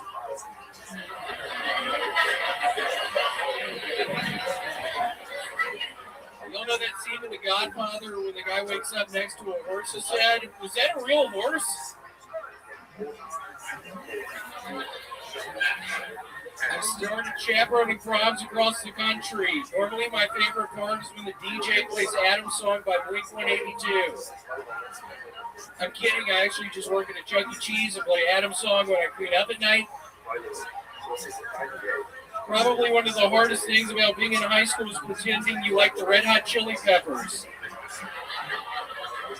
I'm kidding. I'm actually just trying to form a bond with my high school age coworkers at Chuck E. Cheese, and they all really like the Red Hot Chili Peppers.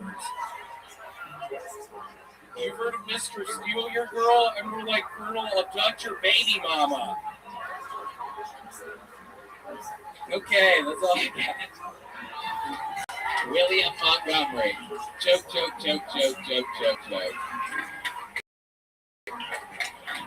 Absolutely great. Good to see you, sir. Nice to see you too. How's it going? I love that. Things are really actually looking up. I was going down last week. I just downloaded Grand Theft Auto San Andreas. Oh. And I've played it 16 hours in the past 2 days, I would guess.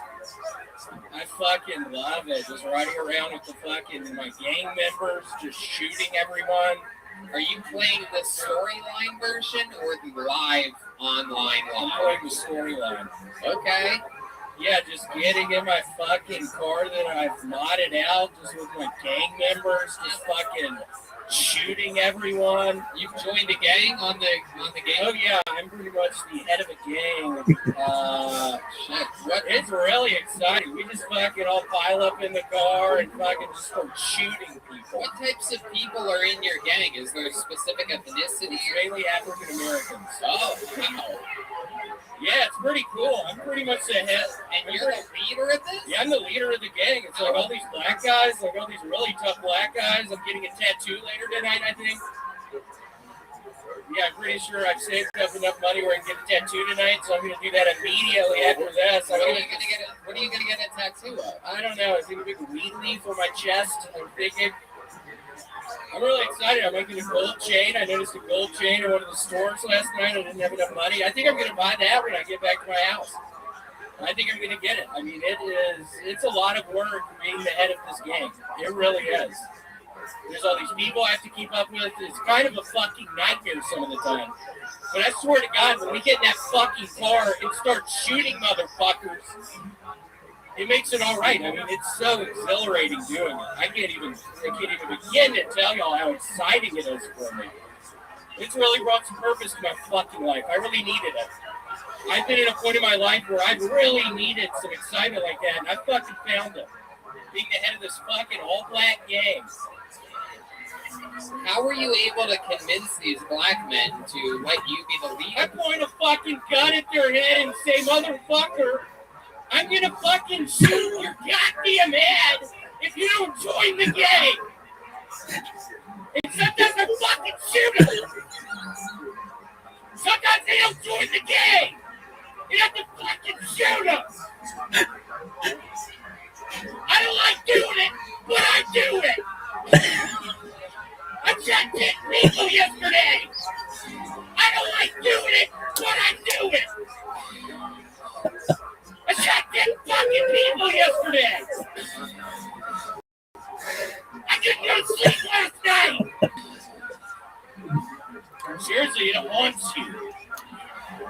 tell you about that. You start murdering everybody, it haunts you. I can't fucking sleep at night now. I couldn't fucking sleep last night. I'm tired as shit right now. But yeah, I think I might get the gold chain when I get back. So you're literally having trouble sleeping at night from the people that you're killing on Grand Theft Auto San Andreas? Yeah, pretty much. Now, have you played like the latest Grand Theft Auto game? Yeah, Grand Theft Auto. That's a very great point. There were Grand Theft Autos that came long after San Andreas. This is, for those of you that don't know, an old version of the game. 20 years. Rarely available anymore. It was re-released. It was like shit and stuff. Well, I didn't fucking know that. Seriously, I didn't fucking realize that, so I'm sorry. It's a little bit antsy. He hasn't been sleeping well. I am antsy as shit right now. Have you been doing anything to try to help you get to sleep after killing people, innocent people on Grand Theft Auto? No, I haven't. Do you kill a lot of innocent people, or is it mostly just people that had it coming? I think last night I killed 15 innocent bystanders in the drive-bys. Yeah, I fucking easily killed 50. Did you get a hooker yet in Grand Theft Auto? Yeah, I got 3 last night. Whoa! What do you do with these hookers in the video game? We're fucking in the back seat. I fucked 3 fucking whores last night. In the back seat of my fucking car! Did you kill them and steal their money afterwards? Yeah, I got them with the knife. Whoa! The rare knife killing, hard to do on Grand Theft Auto. You have to really like commit to an angle. Yep, I go right for the heart every time. I was pretty good at it. Wow. I stabbed 3 of them in the fucking heart last night. Try to go to sleep after that. All right, William. So for those of you that don't know, William got sober, I believe it was, 6 months ago now? 6 months. Wow, 6 months. This guy was in shambles. 6 nightmarish months. And he got off the alcohol and became addicted to raisin bread. How much raisin bread have you eaten since last week? Since the last episode? Since my hemorrhoid issue, I felt it earlier when I took a shower before this. That's right. We found out last week he has a hemorrhoid problem. I actually couldn't do the raisin bread. I started drinking a ton of prune juice. Okay. That shit is so expensive. I said that last week. A bottle is $6 fucking. So you still have the hemorrhoid? You haven't popped it yet? You still have the hemorrhoid? You still have it? Yeah, you still have hemorrhoid on my head. I still have hemorrhoid on my head. What the fuck are you talking about, Redman? Seriously, I don't know what the fuck. Why would you ask me that in front of all these fucking people? Wow. You gotta love it. I'm sorry, William. Thank you. Hans, William is your brother in crime. You guys have both been sharing duties. Cold opening for Joe Rogan, one of the biggest touring acts in the world right now. What's it like? Your life with William? William is such a nice older brother. I respect him and I love it to the utmost degree. It kind of concerns me that you're doing Grand Theft Auto. I just hope that you don't have any real guns, because I think that could be a problem. I actually do have 2 unregistered pistols in my trunk right now. Oh, wow. Where'd you get the unregistered pistols? I think I told you I was under a bridge. I found this very nice van, and not 2 fucking pistols. It cost a bunch of money, but I need protection now. There was a second there, I noticed that my ranch guy over here had a real serious look on his face. He was genuinely concerned.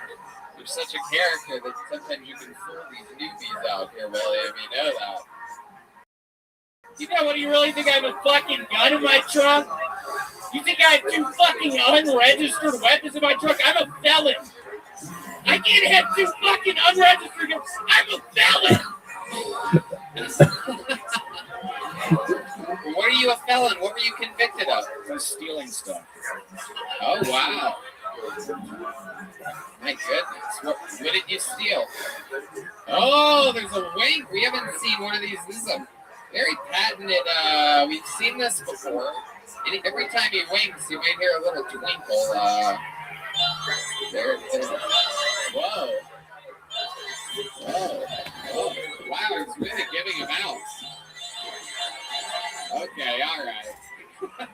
Ladies and gentlemen, that was William Montgomery, everybody. He did it again. Another unbelievable set. Before we go tonight, I think there's just one more mission that we should accomplish. Let's get Christina Mariani up here and Jared Nathan, everybody. Let's end tonight's episode with a fucking bang. With some good old accordion. And here he is, everybody. Jared Nathan's back, everyone. Now, Jared, let me ask you something. Grab that microphone real quick. Is there anything else that we could do for you that you could possibly want that could make this night any better for you? Like a pizza or something like that? Or like a box of crayons, perhaps? Or what do you think? Is it a perfect night for you? How do you feel right now? Excellent. Wonderful. Amazing. I love it. Amazing. That is true. We do have a gift card for you to go to the Red Rose or the Yellow Rose if you want. Yeah. After the show. If Christina plays a little accordion up here, will you do some dancing to take us home tonight? A big episode. All right, Jared Nathan's gonna dance. Christina, is there any way to set it up, or you want to play with the band or anything? Is there any way to? All right, playing the accordion, Christina Mariani, and dancing us all the way back to an end of an episode. Jared Nathan, don't dance yet, Jared. Wait for the music, Jared. Wait for the music, Jared. I know you're excited, Jared. Christina Mariani. Go right ahead, Christina. Play the accordion. Sold out. Fucking guys. Okay.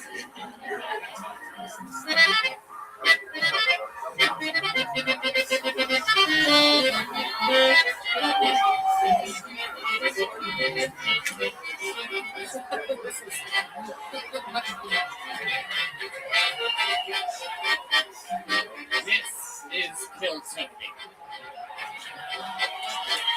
If you're wondering what a perfect end of an episode looks like, this is what it looks like. This is what it sounds like. A little bit of accordion.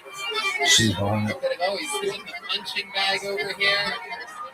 He's doing the fucking speed bag. Oh shit. Oh shit. Wow. Uh-oh. Oh, he's out of breath. Oh shit. The fake jump rope. Oh, the bow. Oh, I believe he's smothering a woman, everybody. I think he's smothering. It's the pillow over her head. Makes it smooth. Oh, that's the I'm peeking through your window. Oh, okay. Well, I guess that's that. We did it again. Christina Mariani. The great and brand new debut of Jared Nathan. Jared, one more question for you. Jared, what is there something you need back in? What are the odds of getting you to stay in Texas? What would it take to convince you? The guy before you earlier said that you get 6 months off if you want it. How would you get that? Do we need someone to send you a check from Canada? Call my mom. Call your mom? Call my mom. All right, that's the saddest possible answer that I've ever heard. I didn't think it was going to come to that. You take chances on a live show. Should we call your mom right now? What?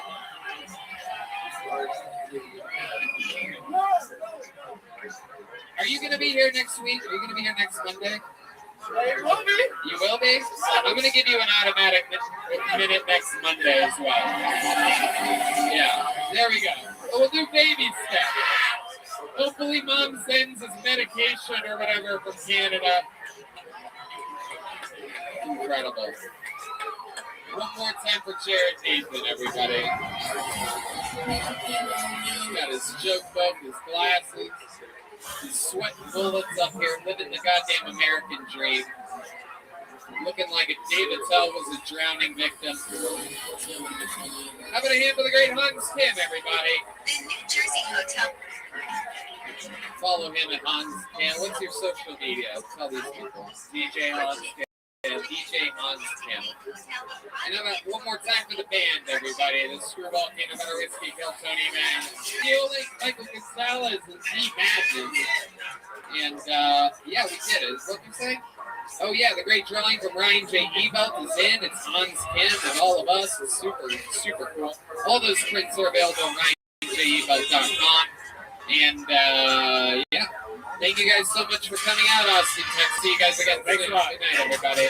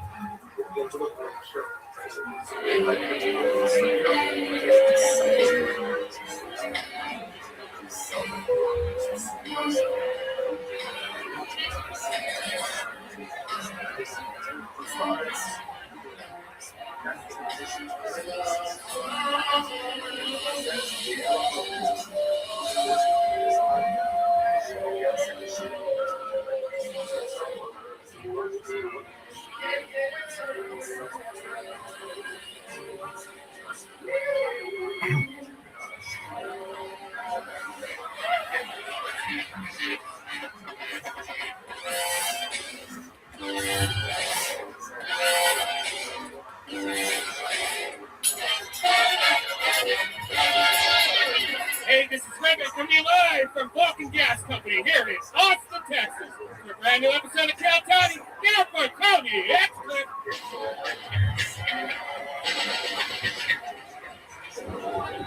Austin, come on, this is a live podcast. You have to make a bunch of noise. Are you guys ready to do this shit tonight?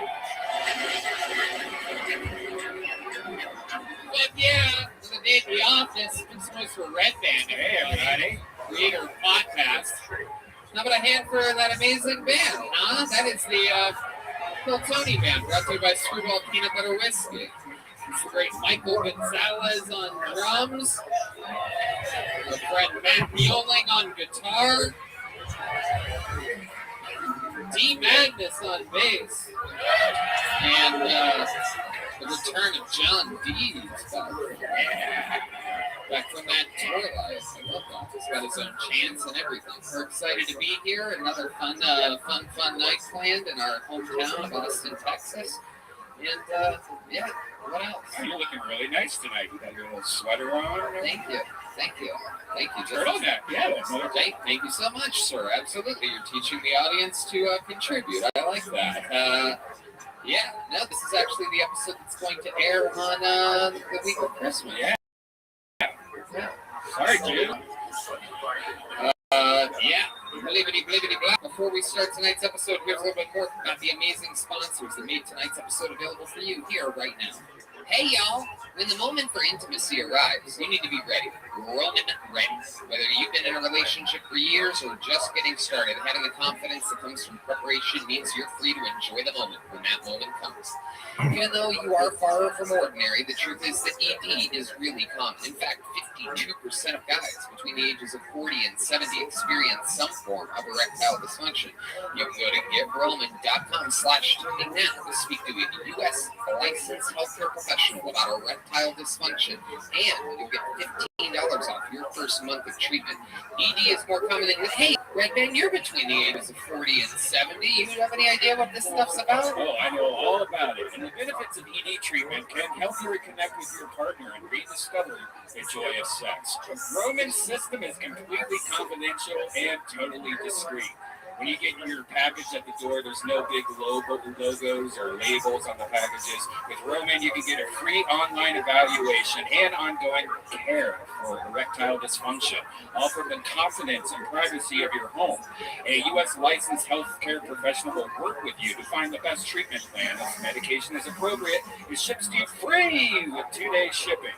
The whole process is straightforward, convenient, and discreet. Getting started is simple. Just go to GetRoman.com/Tony and complete an online visit. Take care of your ED without leaving your home. Complete an online visit today to connect to a U.S. licensed healthcare professional and take care of it.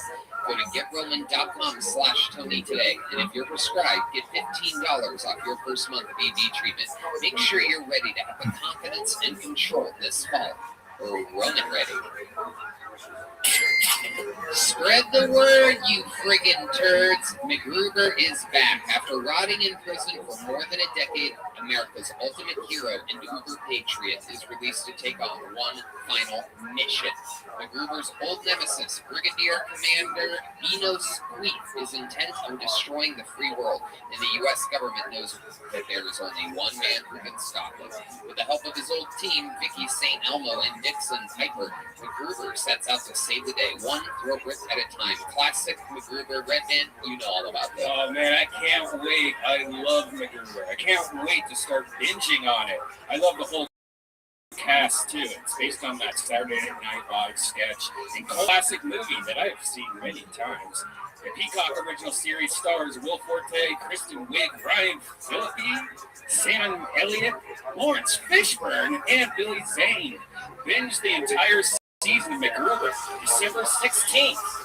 It's only on Peacock. Only on Peacock. Go to peacock-tv.com to sign up one more time. That's peacock-tv.com to sign up now. All right, you guys ready to start tonight's episode or what? I love it. Phil Tony, brought to you by the Yellow Rose, the Red Rose, CM Smokehouse, and Blue Northern Vodka Seltzer. Every single week, I have one of the funniest, or two of the funniest comedians in the world. Whoever's available, they're the best possible guest, and this week is no different. Ladies and gentlemen, for the first time in the show's history, I present to you Santa Claus. Ladies and gentlemen, here we go. All the way from the North Pole, throwing out candy canes. We were able to get him. A lot of people said it couldn't be done. The real Santa Claus appears to know he has an elf with him, ladies and gentlemen. Firing off candy canes. Look at this cheer. How about a hand for... Let's give it up for my dwarf, please. It's the real-life Santa Claus, ladies and gentlemen. For the first time ever, Santa, welcome to the show. It is so nice to be here. Yeah, give a round of applause for my dwarf. He doesn't always come with me when I come visit places. You mean your elf? Is that what you call him, a dwarf? No, we call him dwarves up in the North Pole. With a B. He's sort of wondering. Yeah, he's like 200 years old. His name is Oscar. That guy's 200. He's 200 years old. His name is Oscar. He's really sweet. I'm really glad he could make it. I love it. Santa Claus, welcome to the show. We're pumped to have you. You know how this works. You're a fan of the show. I'm a big fan of the show, so yes, I'm really excited to hear. Oscar is also a big fan of the show. He is so excited. It's just starting to hear his fucking little ass when he's talking in the toy factory. I have to lean over and just start hearing his voice. Well, we're going to find out what goes on tonight. Santa Claus watching stand-up comedians live in Austin, Texas try their hardest for 1 minute a pop. A bunch of them signed up before the show. A ton of names in this bucket. You know their 60 seconds is up and you hear the sound of a kitten. And then they have to wrap it up then or else they bring out the angry West Hollywood bear all the way from Hollywood. It's a real-life bear that comes out if they go over their time. You guys understand what you're at? It's a stand-up comedy show where there's time limits. And then we talk to them afterwards and interview them and talk about their life. You guys ready to start the show? Let's fucking do it. Yeah, we'll do that. To start tonight's show, one of our favorites, ladies and gentlemen, a regular here on Cortoni, made a regular here in Austin, here with another brand new 60 seconds.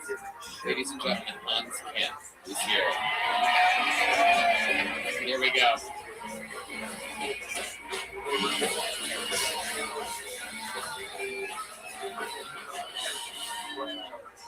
Hey, what's up, guys? My name is Hans Kim, and I'm pretty sexually active right now. Hey, why do they call it scissoring? I've never used scissors like this. They should call it stacking chairs or throwing tweezers. I used to really love Chinese food until it started a global pandemic. I'll stick with Mexican food from now on. Burritos have never prevented me from seeing 10 in theaters. I feel like people are afraid to blame China for the coronavirus because they don't want to appear racist, but I say, let them have it. They deserve it. You know, Chinese people love wet markets so much, they even put their Uyghurs in them.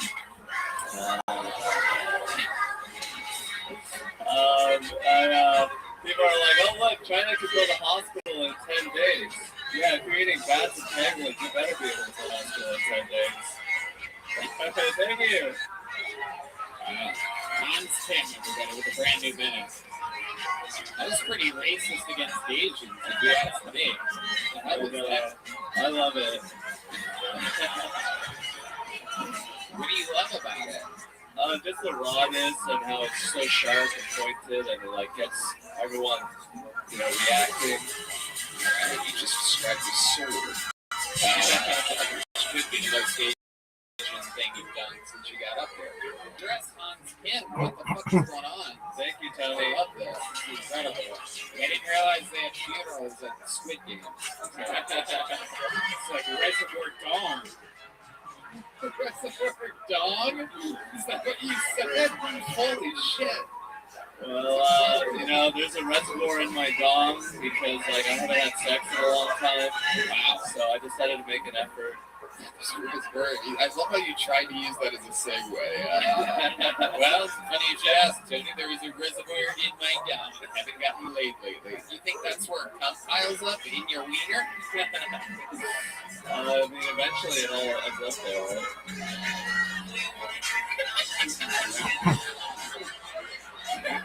I mean, it doesn't really end up there. It kind of just uses it like a gutter or something. It doesn't really just go into your dick and stay there.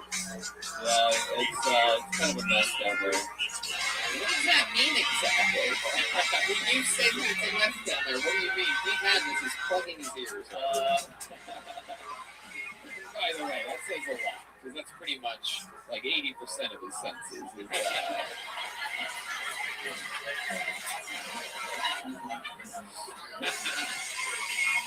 I've been masturbating pretty frequently. It's seen a lot of action, but it's not like sort of the action. So when you masturbate, you use your cell phone, you're in your van. It has to be tricky always being one other side of the wall from a normal human being just living their life. Actually, I mean, I think it's better than having a roommate because, like, I can just blast the sound. Like, is that what you were gonna say? Yeah. The sound? I'm just blasting it on 6th Street. What? Oh, I see. You're saying blast the sound of a porno. Yeah. Okay. I haven't worn headphones to watch porn in about like a year. I don't think I've done it for like 40 years, so You have a house. That is true. He got you. Burned. You have a house. I mean, I've also mostly had apartments, and like, you know, I'm an adult. Don't live in my car. So you just tell your girlfriend, don't come here, I'm going to be blasting porn. You know, she holds the camera. Wait, why would there be a camera here? That sounds like something no one would want to watch. OnlyFans will prove you wrong. I love it. Hans, Santa Claus, what do you think Actually, about about that, all the dwarves and I were always watching. We're always watching your porn, Red Band. Yeah, we love it. Yeah, we live in an igloo up there. We're just watching. It's a lot of porn of Red Band jacking off. It's actually pretty weird, but yeah, we watch it. Dwarves and I, we love it. Santa Claus, what do you think about the jokes of Hans kid here? I like them. I actually don't go to China a lot to drop off presents. It's a long story, but I don't go to China anymore. They don't have Christmas in China anymore. I don't know if y'all knew that. It's a new thing. Yeah, it's a brand new thing this year. There's no Christmas in China. Whoa! I refuse to go to China after the debacle last year with that whole virus thing. It was a nightmare in the fucking igloo with all the toys and the little dwarves. God, they're all sick. Yeah, I'm not going to China this year. Incredible. The Olympics are pulling out. The diplomatic committee pulled out today. And Santa Claus. Santa Claus. Yeah, I'm not fucking going there. You can't make me go to China. Okay, let's keep moving along here. Anything else happened this week that we need to know about in your normal life? I moved out of my friend's house. I'm living in a van like 24/7 now. So, you know, I parked at Creek Field. I should have said that. Oh, the autism flows through them, ladies and gentlemen. Probably shouldn't have said that. Like, that was him that said that. You might think we should have that as a sound effect for him. Probably shouldn't have said that. You can play it when he said stuff that he shouldn't have said. Amazing. I got my pee bottle, Creek Park. It's pretty cool. There's like a bridge, and then I just dump all my pee. It's like ashes. This is horrible. This can't be good for our ecosystems here. Everybody's wondering if they live down creek from that place right now. Why does this water taste like kimchi?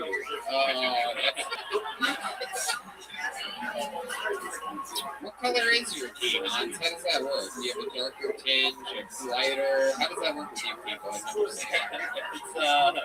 It's pretty yellow.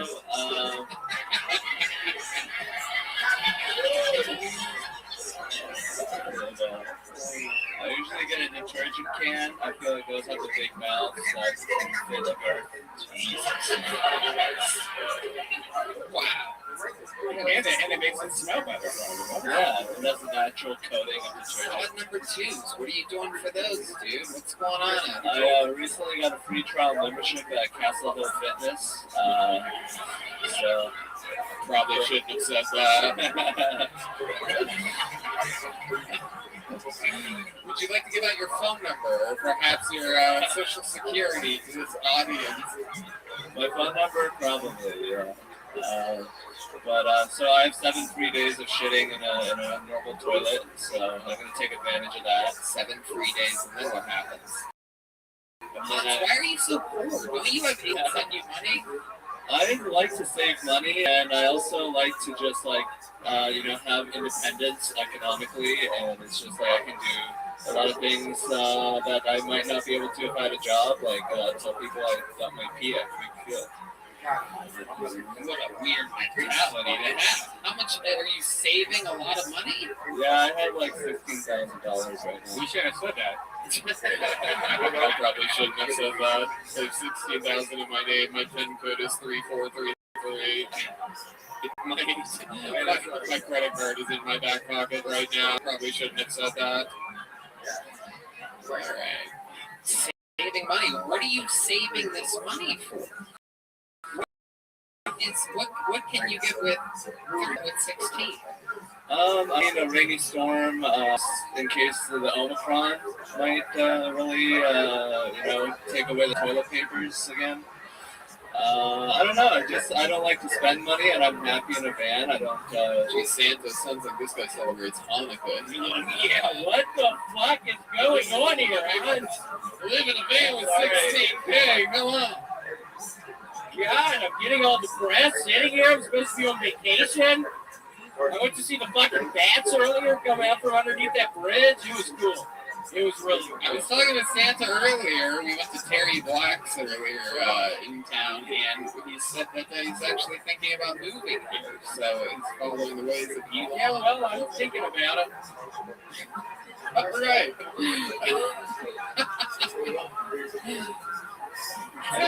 Coming from, is that you? All right, that's Santa. All right, Hans, fun times. Another brand new minute. We absolutely love you. Thank you, Tony. And the show has begun. Hans makes it look easy, though. This bucket, you're going to find out if you haven't been here before. Things get treacherous real quick. Some local talent, a lot of first-timers, nervous comedians that have been doing it in their hometown and just moved to Austin. A lot of fucking unbelievably hilarious characters. You guys ready to start this fucking thing? All right, here we go. Mario Tanti, ladies and gentlemen, is first here tonight on Phil Tony. We know Mario. He's been on this show before. Oh, this is awkward. Ladies and gentlemen, one more time for Mario Tanti, everybody. Thank you. I'm hosting an edging party later, but none of you can come. You're all invited, though. Do you guys remember when girls with blue hair like to get choked during sex and they just get offended when you say retard? Like, is there anything worse than a tattooed white girl with dreadlocks wearing a shirt that says "We're all immigrants"? Like, go back to Africa, bitch.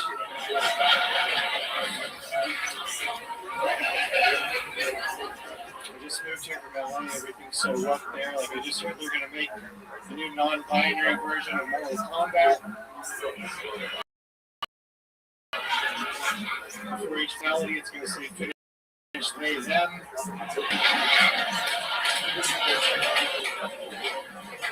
It's also not going to allow male and female characters to fight each other anymore. So now if you want to be a man in a video game that beats up women, you have to play Madden 21.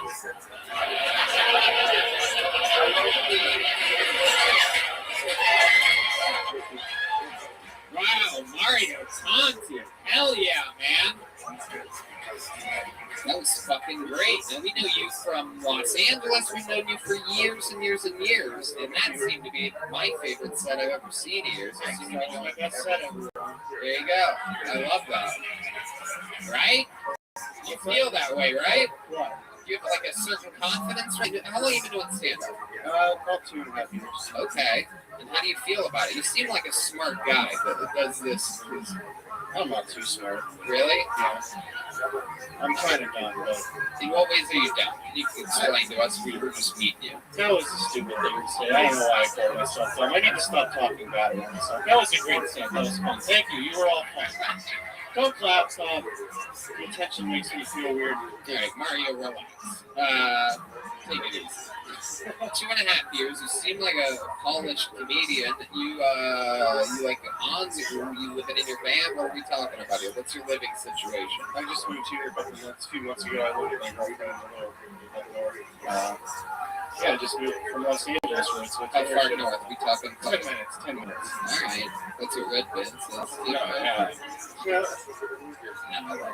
What do you want for Christmas this year? $5,000. I need $5,000. Okay, we'll work on it. Okay, cool. Okay. My Venmo is Mario Conti. Thank you. Hans has enough money to let you borrow $5,000 3 times. He seems stingy with it, though. We should know that, but we do. So you can ask him 3 times if you want to.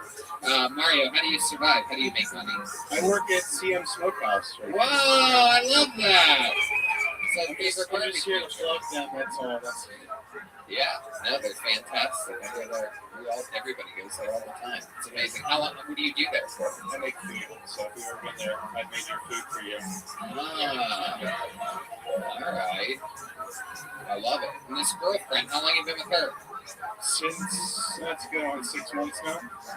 Okay. So did you meet her in LA or? I met her here when I was visiting back in March to scope out the scene, and we just kept hanging out and like that. Now we're together. So. Okay. What does she do? Oh, yeah, it's adorable. What does she do for a living? She's in hair school right now, and she's also in a comedian. Oh shit! Comedian going to hair school. Look out, everybody! Sounds like a wild one. I love it. What else is going on in life? What have you been doing for fun? Do you love anything about Austin yet? It's a lot cleaner. It's a lot less chaotic than LA. I still miss the traffic. I've just been exploring the city and just seeing what it has, and different food and drives and stuff like that. Just exploring around, seeing what it has to offer. Have you seen the bats yet? I have seen the bats. I have. Have you eaten any? It's pretty cool. Well, we do in our igloo, sometimes with the dwarves. I love it. Wow. Mario, of all the times that we've had you on this show, what's something that we should know about you that we've never talked about before? When I was 14, I sent my cum in the mail to a girl on AOL. Hell yeah! Wait a second. You sent that was a loaded sentence. In the mail?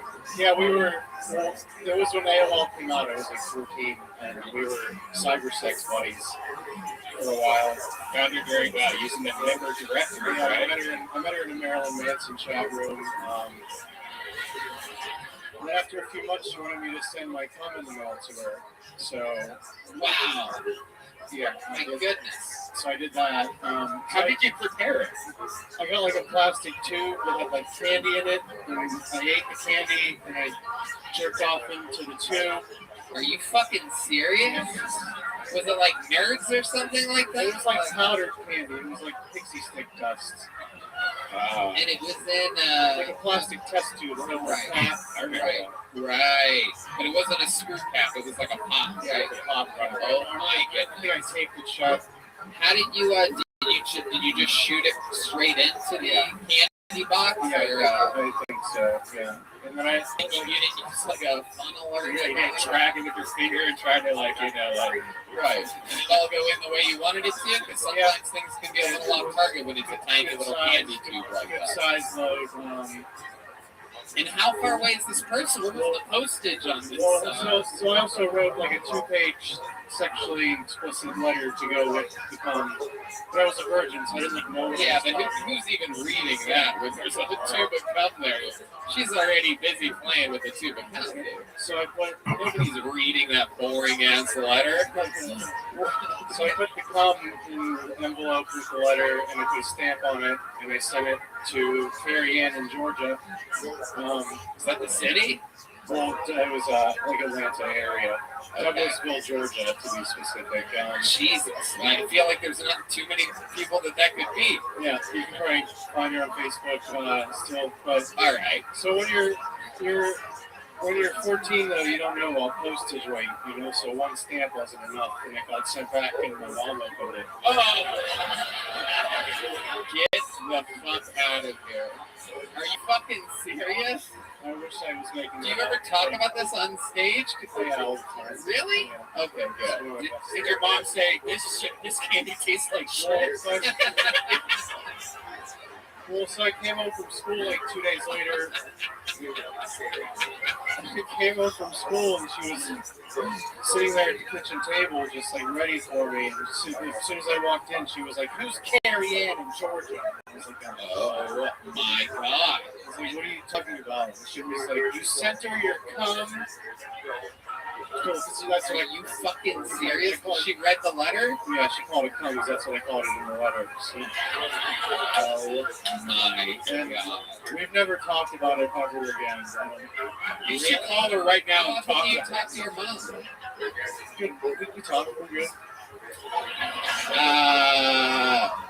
You have your phone? I do. It's locked in the bag. Can we get the phone unlocker for my friend Mario Conti? I think this is one of those situations where we have got to call his mom, everybody. There he is, David Flores, the phone unlocker. That's our favorite segment, everyone. Call your mother. Now, everyone has to be really quiet, even if it's funny. Yeah, and you have to put her on, when you hit send, you have to put it on speaker, turn the volume all the way up, and put the absolute butt end of your phone up to the microphone. And it's sound if we can get his mic turned up. What's going on? Is this your real mom? Are you texting somebody? Pretend to be my mom? I'm kidding. I know. Here we go.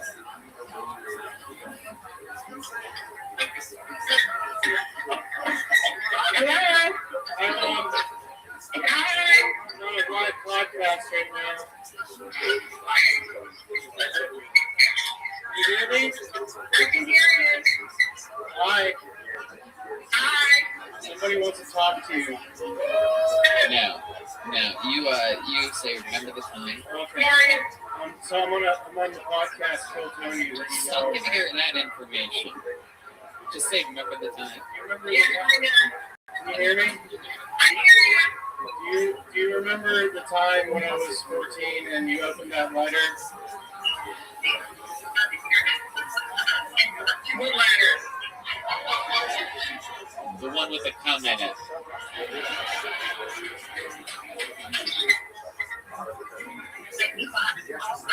Hello?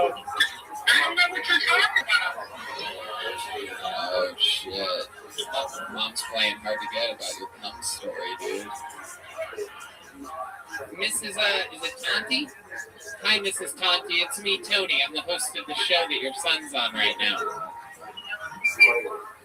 Can you hear me? I can hear you. All right. So you just told us a story about him sending a tube of cum to a girl when he was 14 via the mail, and then it got sent back to where you live. And we're wondering if you remember this. Do you remember your son coming in a tube? He's the one that told us. What'd she say? Do you remember the tube of cum?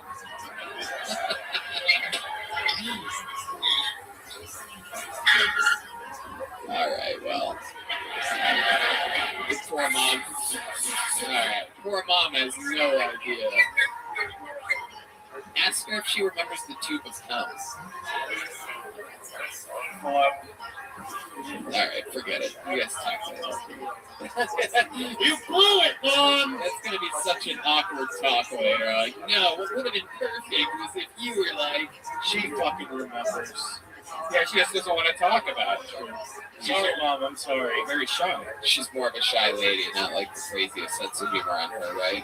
Yeah, not so much. All right. Well, Mario, absolutely hilarious jokes. So much fun. You already have a big joke book, right? I don't. Okay, well, now you do. Mario Tonti, everybody. There's a big joke book from the Great Downside. We got through it. Thank you. Mario Tonti, everybody.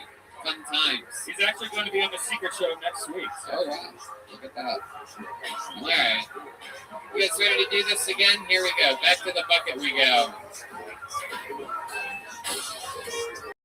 Michael Ivy is next. Hell yeah. Michael Ivy. Can I get a Jack and Diet?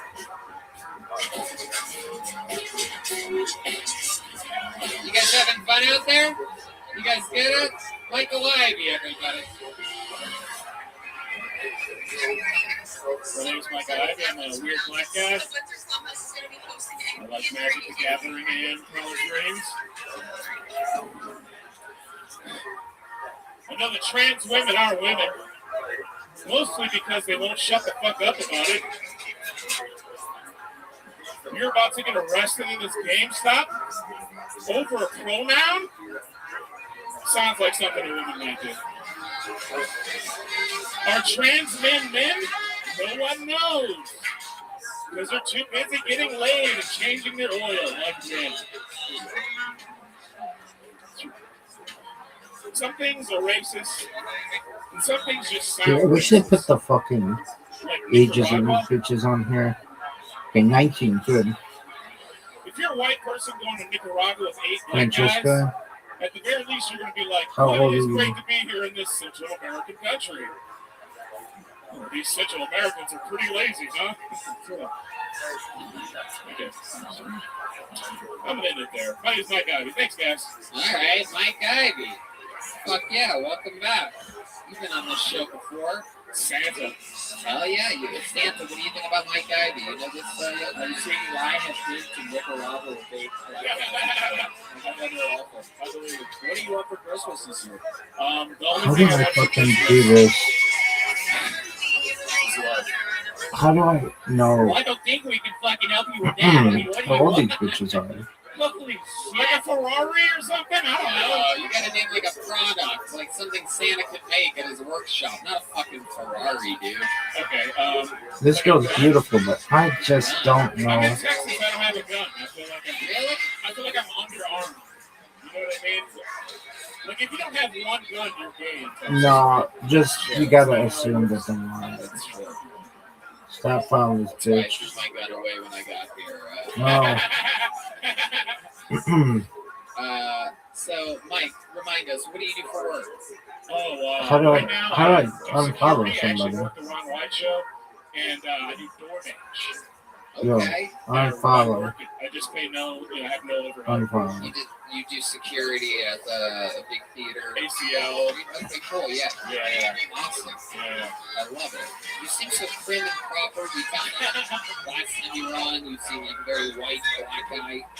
Yeah, I'm telling you, the Magic This Gathering guy is true. At one point, I was ranked 24th gonna in be the state really of hot. Ohio in Magic She's Gathering. not already. My goodness. Spirit monger. Let me ask you this. When you get pulled over, are the police even mean to you? They don't Look know at what this to girl. do. Because I'm a comedian too, and I was a They chef. just get like all busy. He's poor, but also he said ask, and I don't know.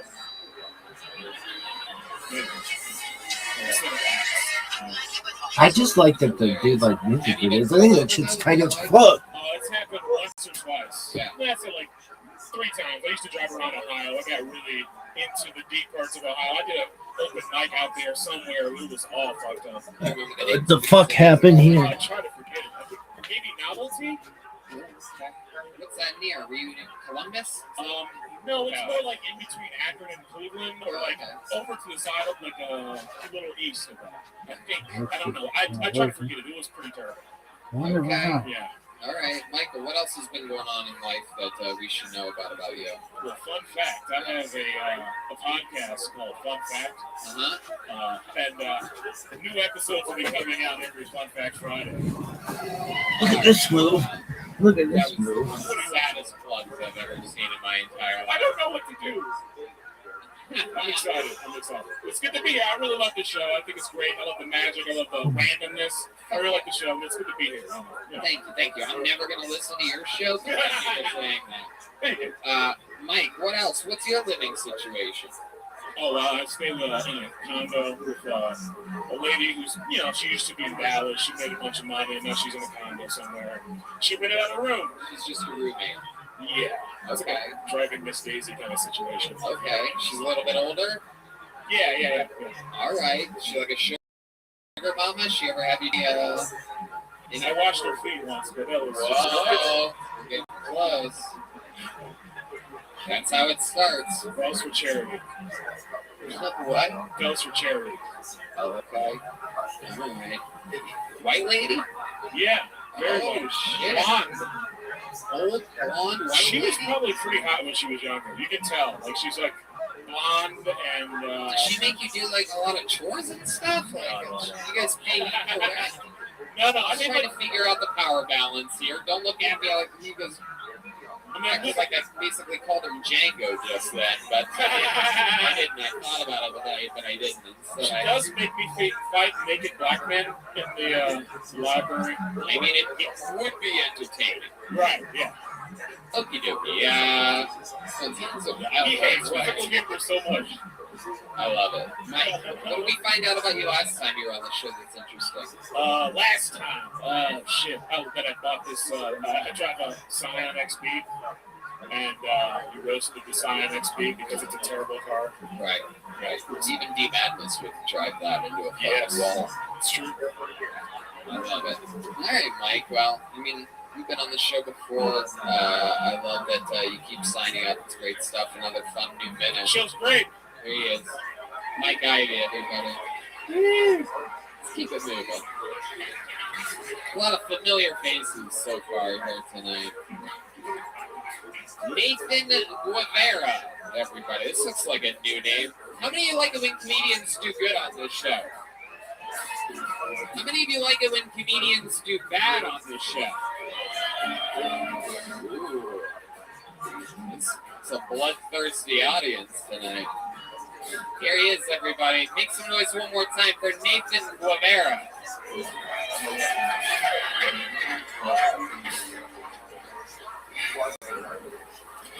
This is a dad joke. I think my memory foam mattress is developing Alzheimer's. And I don't know what to do with it because it's already in a home. Here's another dad joke. My father was a drug addict. Thank you. But he wasn't a substance abuser. He was a substance nurturer. He never forgot to pick them up.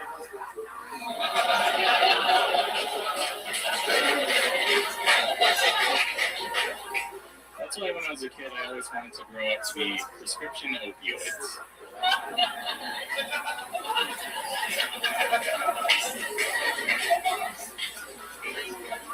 Alright, let's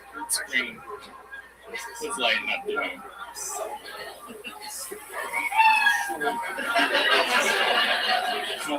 You want to go? Yeah, do it. I think women love vampires because they're the ideal sexual partner. They have to ask before they come inside. Thank you. Thanks, guys. Oh, I didn't even know that. That's a vampire thing? You have to invite a vampire? I guess I sort of knew that. That's a thing, right? Yeah, they have to ask before they come inside. All right. Okay. It's like those jokes were from Playboy magazine. Yeah, those are real throwbacks. You performed like a guy that literally had no idea that he had signed up for tonight's show. It's very some bad jokes. I think you were put on right on the spot there. How long have you been doing stand-up? 2 years. 2 years? Wow, okay. All right. Yeah, you're very comfortable. I like that. You perform in other ways. You have like a theater background or something? A theater background? No. I played in a band. Okay. What'd you play in a band? Guitar. All right. Do you sing at all? No, I don't. No. Do you keep up on your guitar? No. Well, okie dokie. Fuck yeah, man. What do you do? What do you do for fun? Roller skate. I like to skate at the skate park. Really? Yeah. You actually roller skate? I roller skate. With actual with actual roller skates on? Yeah. 4 wheels on each Yeah, foot? we call them quads. Wow, that you do. You guys had to change up the branding for you roller skate fans out there. We call them quads now, Toby. It's not literally the biggest punchline in the world. They're quads. You're rollers. How often do you roller skate? Just every weekend, like on Sunday. Shit. Morning. At an actual skating rink? No, at the skate park. Okay. Have you ever go to the rink? I've been to the rink, yeah. Uh-huh. Yeah, what goes on there? It seems like you're the type of guy that lives his dreams out there. This is the asshole that's just passing you by, fucking just slow. Everything's moving slowly, but somehow he's flying around the ring. Yeah, why not rollerblades? Like, why? Rollerblades, you know, they're easier, not a lot of technicality. What? I mean, there's 2 more wheels on a roller skate. That's like training wheels. He's actually really good at it. Rollerblades have multiple wheels too. It's all He's never rollerbladed or rollerblades. Yeah, I have. I always think roller skates are way easier than rollerblades. Rollerblades there's no brakes. It's crazy. Yeah. I don't really know. Is that a thing that rollerblading is harder than roller skating? Hey, Magnus, what do you think? Which one's harder?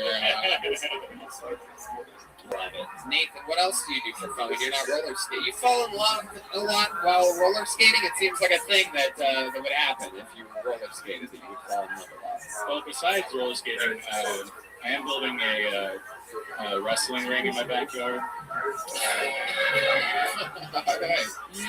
You're a roller skating professional wrestler. Here we go. Nathan, let's talk about it. What's your dating life like?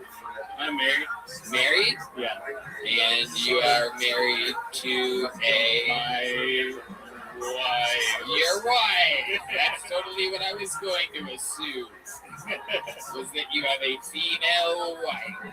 Am I right? And her name is Jeff. All right, I love it. How long have you been married? For 4 years. Wow, you guys have kids? No. Okay. 2 cats. Whoa. Chickens, baby. That's right. Hell yeah. Okay. Are you maybe thinking about having kids? Maybe adopting later. Just genetics. I'm like a depressed guy, you know. You're trying to discontinue your don't want father's name. That's right, yeah. My goodness, this was like the old days. You get beheaded or something for that. I love it. Nathan, what's something about your life that we would have to find out on a show like this? Oh, it's gonna get this crowd in a frenzy. In a frenzy? I was in this movie. It's a movie called Midgets versus Mascots. Wow. My God. I was so hoping you were going to name a movie that we all did. You were like Mighty Ducks or some shit like that. Oh, this girl is I 18. thought you were about to drop. Like, So if they have a fucking store. Name drop, like the biggest movie. Alright, well, this goes banging. Titanic, and instead you went with Midgets versus Mascots. I think we were all big. Gary Coleman was in that movie. That's true. Did you meet Gary Coleman? Yes, indeed. I can't believe it. I remember now. It's Scotty Pippen and Jason Stevens. Yeah, but no. Oh, yes, the 2008 comedy mockumentary. What I knew about this movie is this is Gary Coleman's last movie. Like, he died during this movie. Yeah. Gary Coleman.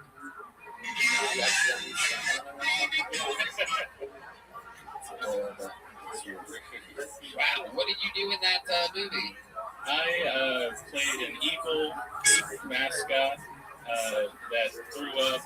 Indeed, I guess that's the only role you could have played in a movie where it's mascots versus midgets. It's really hard. No matter how long you've gone to acting school, it's really hard to play a midget. Right, yeah. Red bone. It's almost impossible.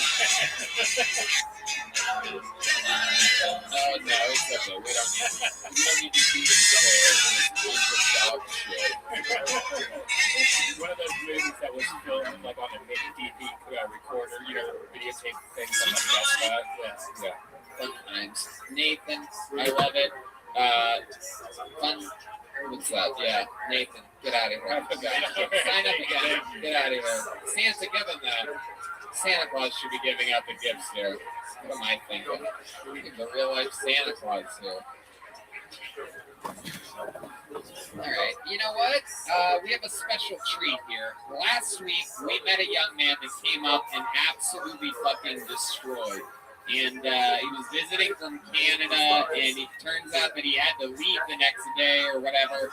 But he has extended his trip, and in return, he is getting an automatic spot here tonight. We met him last week. We're here excited to see another minute. This is Jared Nathan, everybody. Jared Nathan, everyone. Absolutely destroyed last week. We're excited to see, ladies and gentlemen, make some noise for Jared Nathan. Yeah! It's hard growing up having a stutter. My only role model was a cartoon. Hey, I didn't wear pants until I was 14. To go to school, call my mom, and my mom said that was at least of a problem.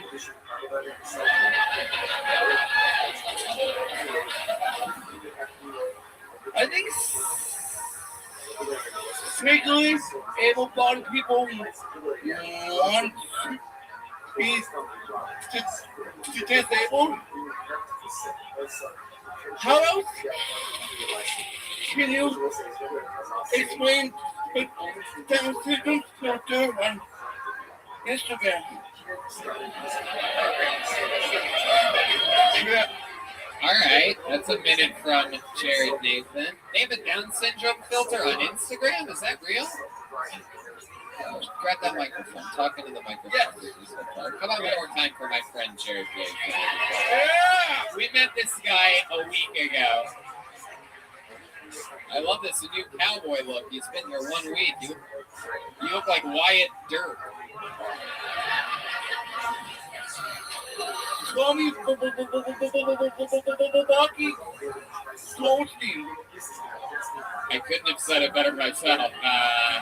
It's funny you mentioned that. That's actually was going to be the next thing I said. So, a lot of W's at the front of that one.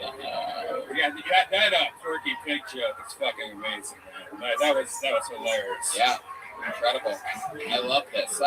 So, how's it been? You've been here a week. Your life changed a week ago. You got pulled out of the bucket. Next thing you know, you're spending extra time in Texas. How's it been? How do you feel about it? Amazing. Yeah. Amazing. Was your mom cool with it? You said you'd have to call your mom to see if you could. Yeah. All right. Yeah. Okay, what'd she say?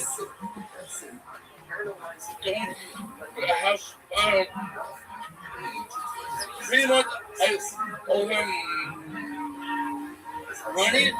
Oh, yeah. Yeah. You owe your mom money, and by the amount of M's at the front of that, I can't imagine how much you owe her. It sounds like more than even Hans could help you with. Well, Jared actually started a GoFundMe, so because he was not supposed to stay here this long, so like he definitely needs the cash. So if you go to his Instagram, he actually has a GoFundMe just so he can like hang out in Austin and do comedy.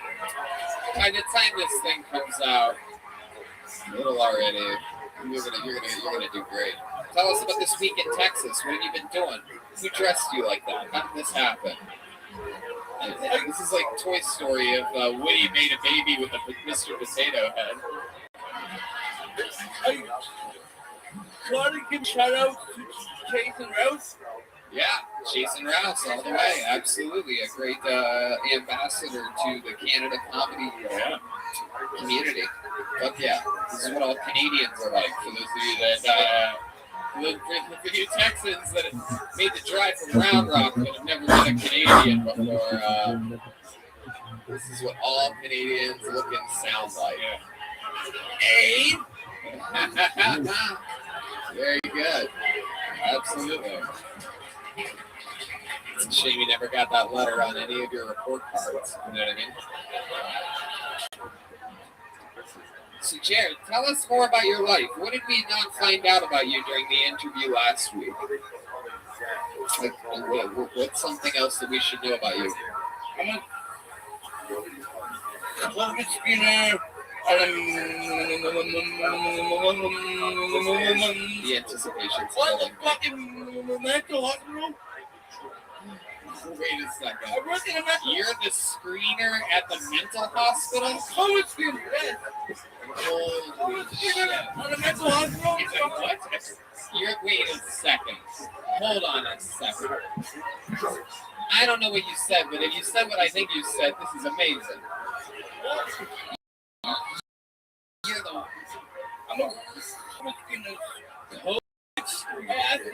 You're the one giving the COVID? No, I asked you how much for people that are sick and worried about this disease that you don't know how it's going to hit you, and the first thing that they see is you sitting there just like, ooh.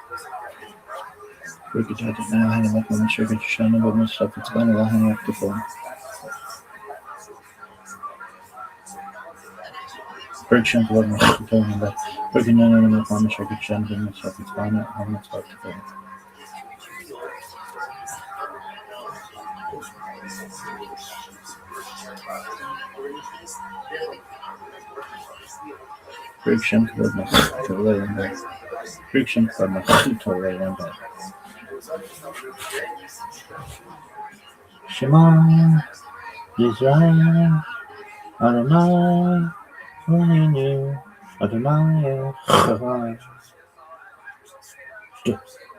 Baruch Shem Kavod Malchuto Olam.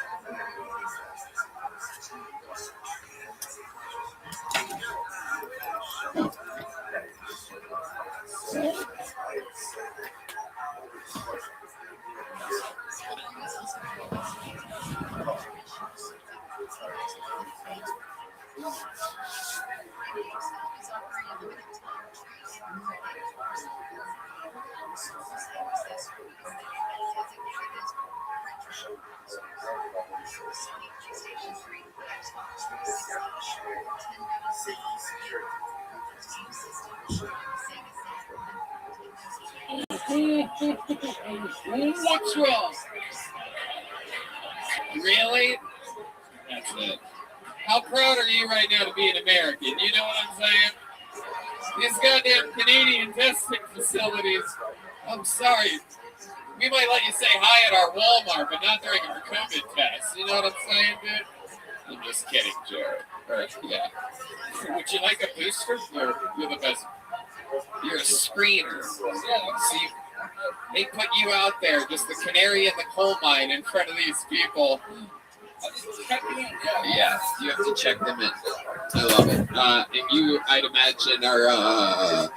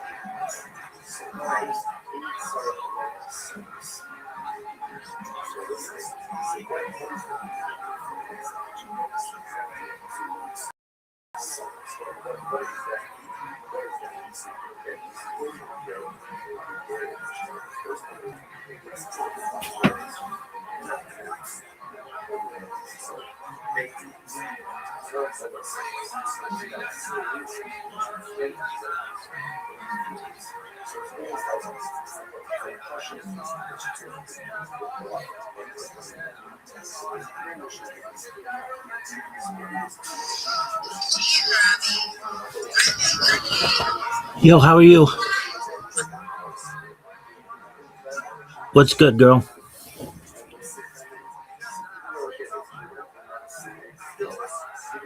Hope you're having a good day. Shout out to people beeping their horns.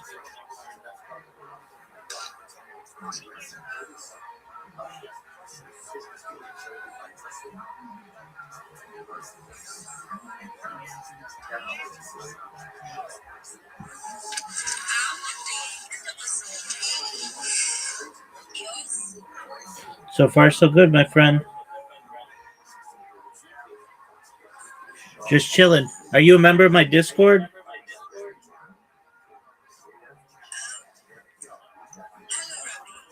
Yeah, I hear you. Are you a member of my Discord? Join my Discord. The link's in my profile.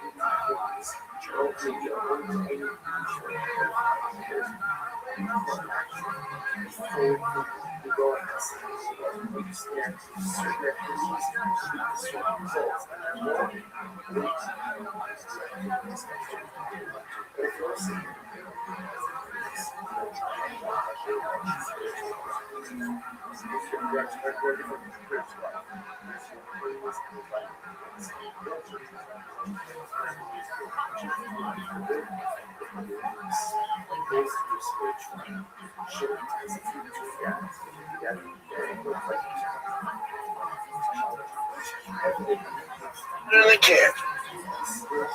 Well, here we are, buddy. It's another Monday. It's another Monday. We're still at it. Still at it. Dude, my allergies are kicking like karate. Really? I haven't had this bad of allergies since I was in You had allergies. Bad. And whatever it is, my mother breastfed me until I was 7 or 8 years old, so that makes sense. I don't have any problems. Yeah. It's funny. I'm sorry, I interrupted you. But I was just saying it's whatever it is, I don't know, pollen, whatever the fuck is the similarity to Texas. That's what it is. I haven't been like this since I grew up in Denver, Colorado. So whatever the common apparently it's pine. Yeah, there's just pine trees out here. Yeah, because I don't remember when you and I were visiting with Aubrey we went to his house. Yeah. And I think you got hit Bad. remember? Bad. Yeah. And you were like, damn. We were like, yeah. And he said, yeah, me too. This is the biology capital of the world for a good reason. Get nobody. Hay fever caused by ragweed. And then we have cedar fever caused by seed. There you go. Motherfucker. Okay, baby. It's better than being in Calgary, Alberta, because it's what's called cold as fuck. Was it freezing there this time of year? Yeah, I didn't know that Calgary, you could go, I don't know, 20 minutes outside the city and you got 200-pound cougars, grizzly everywhere. Kodiaks. You got everything. Indians.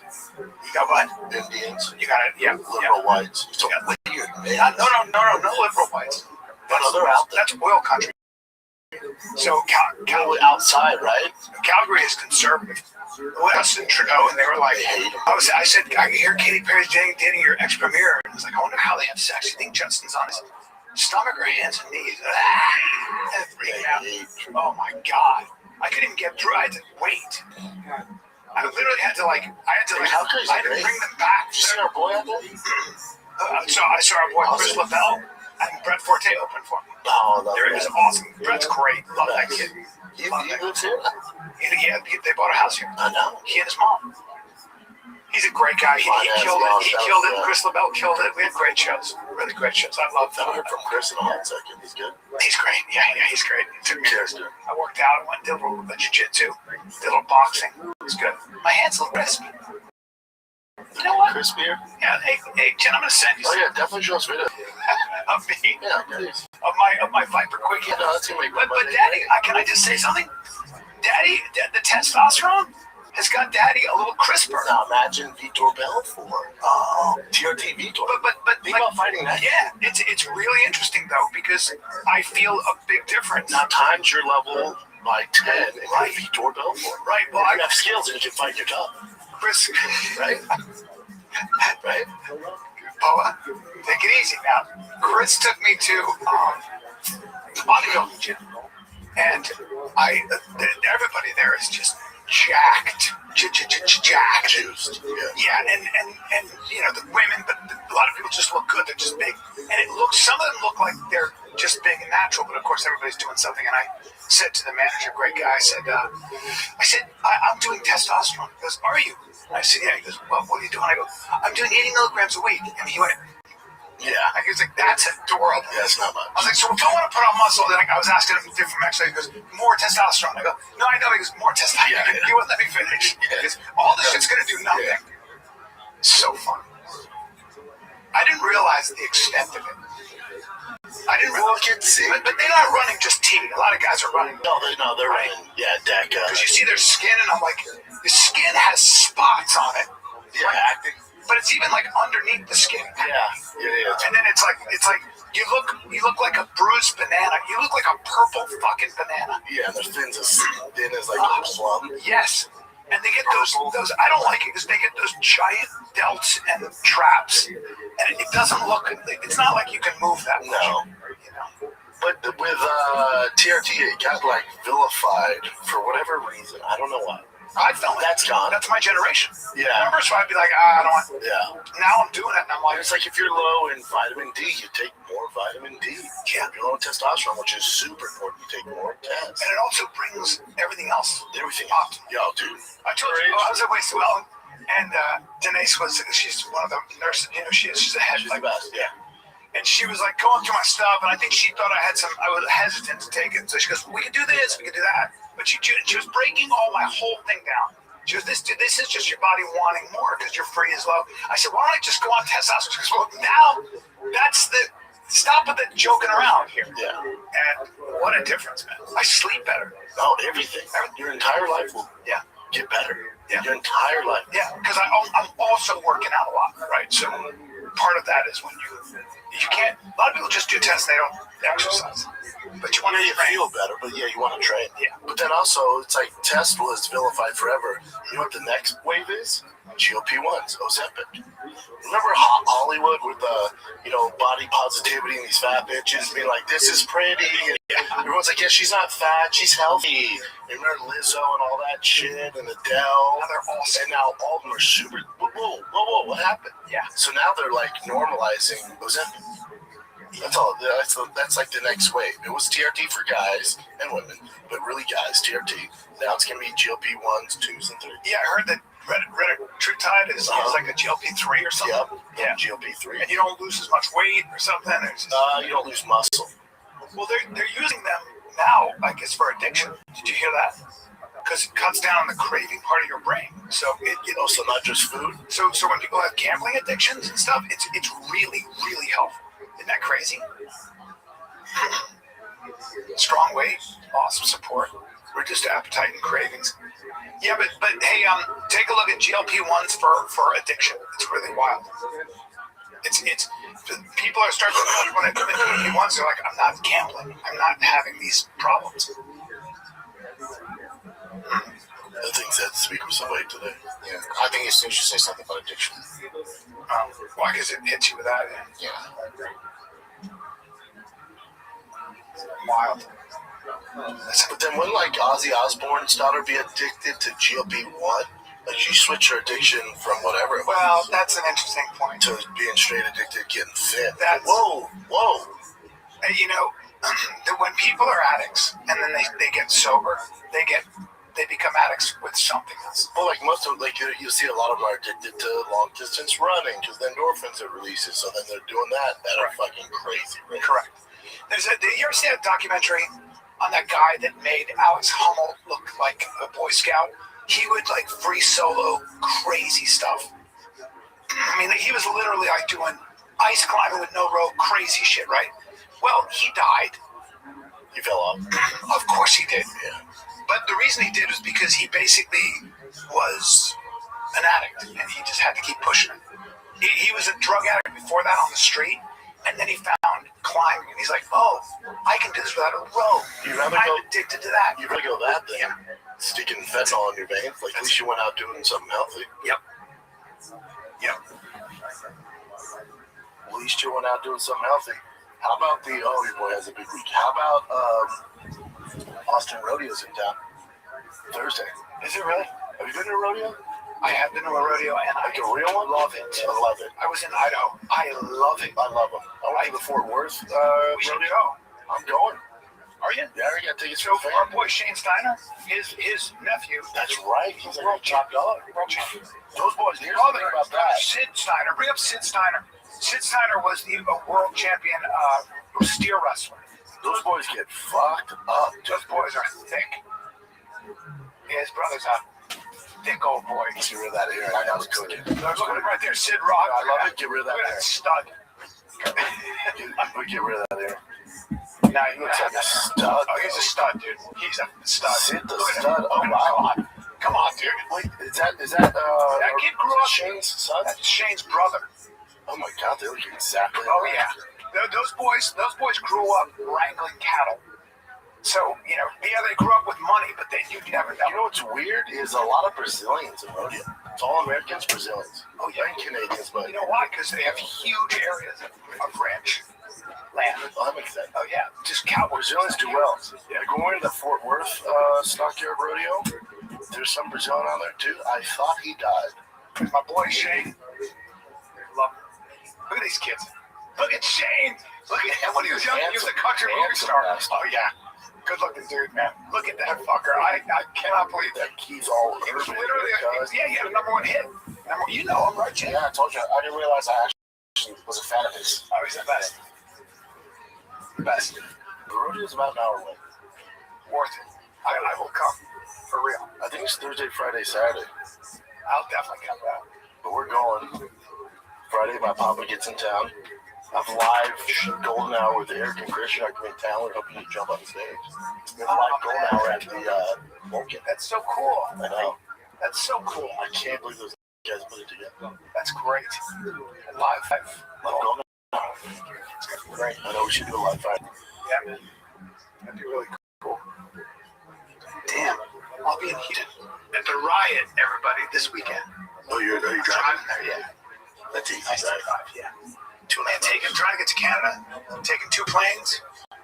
It's a night. How about poor Jay? Jay was in town, and he left last night. And me and Jay love baseball, right? So the World Baseball Classic is on. Yeah. You're not following any of this, right? So the U.S. team's in the finals. We beat the Dominican Republic, which is like, wow. They beat the Monstars. We beat the Dominican Republic with a bunch of Dominicans. No, we're all white guys. Oh, really? The Dabble and some black guys. We're all white. Dabble. Dabble and some black guys. Is this college? Sorry. No. Take it easy. No, it's not college. Take it easy, man. It's the best baseball players on earth have assembled to defend the honor of the United States against the goddamn Dominican Republic League or something.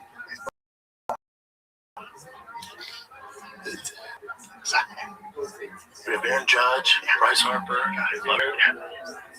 we have the best players in the world. The best players in the world. Yeah, man. And you're Italian. Italy plays tonight against Venezuela. Italy. Now, hold on. Okay. Italy's about as Italian as Little Caesars. So all of them are American. There's not one guy that was actually guys like that who've never been in Italy. Yeah, so it's basically like the second. Yeah, Italian last name. Yeah, that's all it is. But then, like obviously America, but Japan, who usually wins, they just got beat by I think Italy. Japan got beat. It might be the best way. So in that case, Otani would be on that team. Otani is on that team. Yakamoto's on that team. Like Japan's loaded. They got some. Japan, Korea, Venezuela, DR, Brazil's terrible at baseball. Soccer. Yeah, we beat the shit out of them. But no, we beat the DR. It's a big deal. Paul Skeens pitch, best pitcher in baseball. The LSU was in the Air Force, of course. He only did 1 run, Sonny. We won 2-1. Let's go, America! I'm pumped about that. Good, dude. God, gets me excited. It's so good. Yeah. Good. I don't know what brought me up on that, but I don't know. It's good though. Tonight, Italy plays Venezuela. Whoever wins that plays the United States tomorrow for the World Championship. It's a big deal. It is a big deal. Huge deal. Pumped. All right, let's take a little break. I want to talk to you guys about Babbel. If you want to learn a language, I have been using Babbel forever. I used it when I was Spanish, and I was amazed at how quickly I was starting to understand Spanish. I used to keep my French up to par. It's really, in my opinion, as somebody who's used a lot of language apps, it's the best without question. It feels so overwhelming though. Like I need to learn Spanish because all my family speaks Spanish. But I'm like, what am I gonna do? Studies show that 70 to 90% of people trying to learn a new language, they give up. Yeah, but Babbel makes it easy to get started, okay? Everybody learns differently, so you can dive into a podcast when you don't feel like a quick lesson. You can speak out loud to get that practice. You can explore courses based on specific topics and even create your own custom. Dude, how about this? 1 in 5 Americans have learned a new language on their bucket list. If that's you, if you want to learn a new language, make 2026 the year you learn a new language. Yep. So it really is a great app. It's BEL for as in Babel, the Tower of Babel. And you can just listen to people talk because it really is the best. Dude, however you learn best, listening, speaking, reading, or writing, Babbel adapts to your style, keeps you motivated with personalized learning plans, real-time feedback, and progress tracking. 14 languages to choose from, by the way. Over 20 functions. So worldwide, think about that. 4 languages to choose from. Every course comes with a 14-day money-back guarantee for 500 listeners and viewers. Here you go. Right now, get up to 60% off. That's 60% off your Babbel subscription at babbel.com/FATK. Get up to 60% off babbel.com/FATK. BABBEL.com/FATK. Rules and restrictions may apply. Babbel. Now, let me ask you a question. Were there any fights on this weekend that I missed? Yeah, I tried 5. Lost again. Got destroyed. I felt like really bad. The kid he fought was fucking title win. Really? At 45? There's no fight night. I keep having issues with my streaming with him. I have more issues with streaming with him than I do this game. God. I'm just liking them. I'm not liking this shit. I'm just gonna follow them. And they'll be fucking 55 years old, though. 5 or 55. Really? He has TJ Dillashaw on his corner. It's just his time is it's over. Yeah. Yeah. So, how long has he been around? 30 years. Yeah. Did you hear Rogan say on the pod he's worried about the White House card? I did not hear him say that. It's interesting. Worried. He's worried about like threats of he's like it's a weird time to do it after war. Yeah. Yeah. Well, typically they want to attack the White House. You get worried about it. And a little goosey like they just giving out 85,000 tickets. 35,000 tickets to bring up 85,000 tickets. But so they're gonna watch it.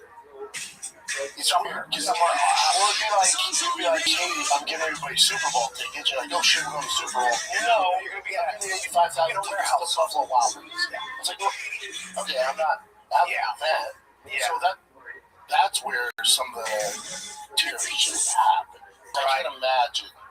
But I can imagine that the security will be insane. They'll fly drones over the rooftops. They'll have everything going. No, yeah, and it's on the White House. Like, there's a reason nobody attacks the White House. Yeah. You gotta worry about the surrounding areas. Yeah. You want to see this real quick? Yeah, Robert Ludlum, who is the writer who wrote The Bourne Identity and all those movies, Sure. Before 9/11, he said to, I think it was Al Gore and a couple other security people. He said, what do you guys if somebody flies a 747 into the White House or the Capitol? We'll never make it. And he said that to them. And I think it was Al Gore said, I don't know, but I'm going to bring that up to everybody. Because he was trying to write it in a book. He came up with this idea. Because on the White House... Organizing the airplane? Yes, because on the White House, this is before 9/11, on the White House, we had guys with SAM missiles, shoulder-launched missiles. So you have somebody who has a shoulder launch for that very reason. To shoot it out of the sky, kind of idea. But, they have all that. Guaranteed. Yeah. Oh, yeah. Planes. They also have planes up in the air. Yeah, but planes aren't even close to the White House. No. And those guys know that. That's why they attacked the Twin Towers. Yes. Like, they're not going to. Yes. And remember, they tried to attack in the the Pentagon. Yeah. They shot down. And they did attack them. They flew a plane into the Pentagon. They did.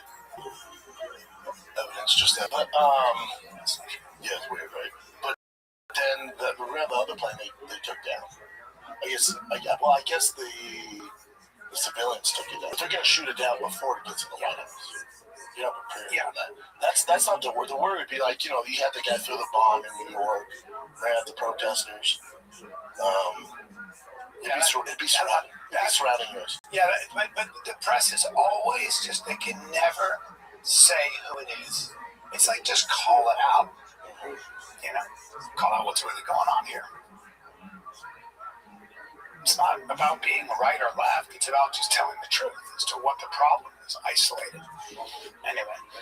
Yeah, so Rogan's saying that, causing waves, but it's a right to be like, damn it, the little fucking, I'm with him. Like, I always like those award shows. I've been watching the Oscars for the first time in a long time. I'm like, the fuck are we talking about, man? Well, also, like if you're a public figure like Joe who can sway opinion, has a lot of influence. Nowadays, unfortunately, it's a risky affair.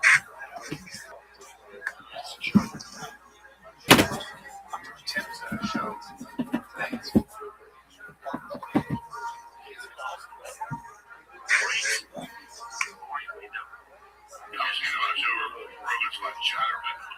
That's a weird way to introduce yourself, Alex. Well, Joe's like, I love Joe, like, oh my God, we're having an event. The terrorists might get us. We just give up and go away. And you're around a meeting because they already understood that they notice. Joe's proud of the radio. They come. You're a Joe Rogan commentator professionally. Oh, I joke a little bit there because I'm surprised by Joe saying that. I mean, listen, I mean, the CFN will do radios. I mean, I'm against the law, let's be clear. But let's keep the buses and the trains and the airplanes on time. Let's not fucking all the fucking Iranians, my guess.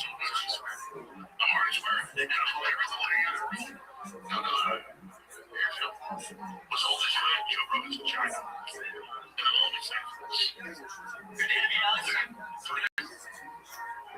Okay. Alex, I like Alex. Alex is a character. Joe's not having fun.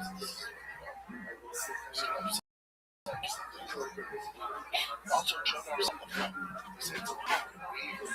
I used to have these fights in the White House while we're carrying the ball to the war. It's fair.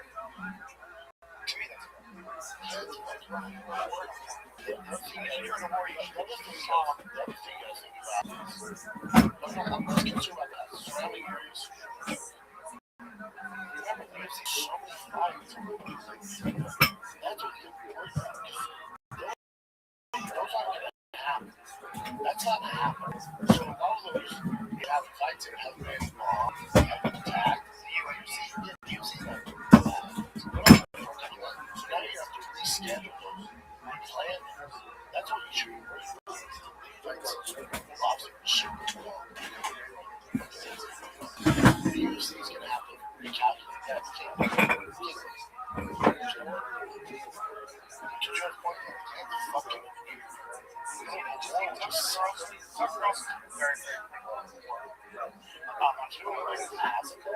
yeah, well, but there's a debate typically on like what Iran has been in that for 7 years.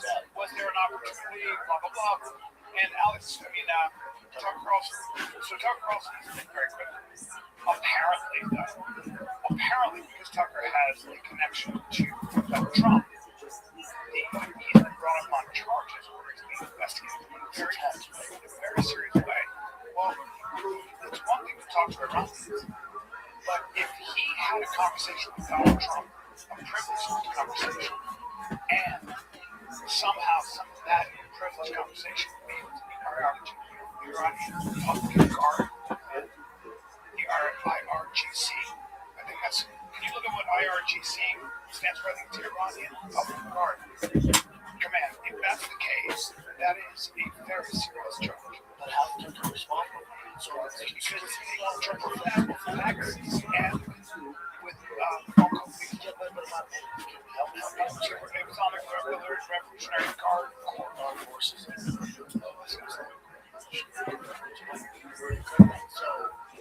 Tucker Carlson's on setting this. Well, so he was essentially, he's a podcaster, a journalist, and he's talking to people in Iran, to get. He's got so anybody like that.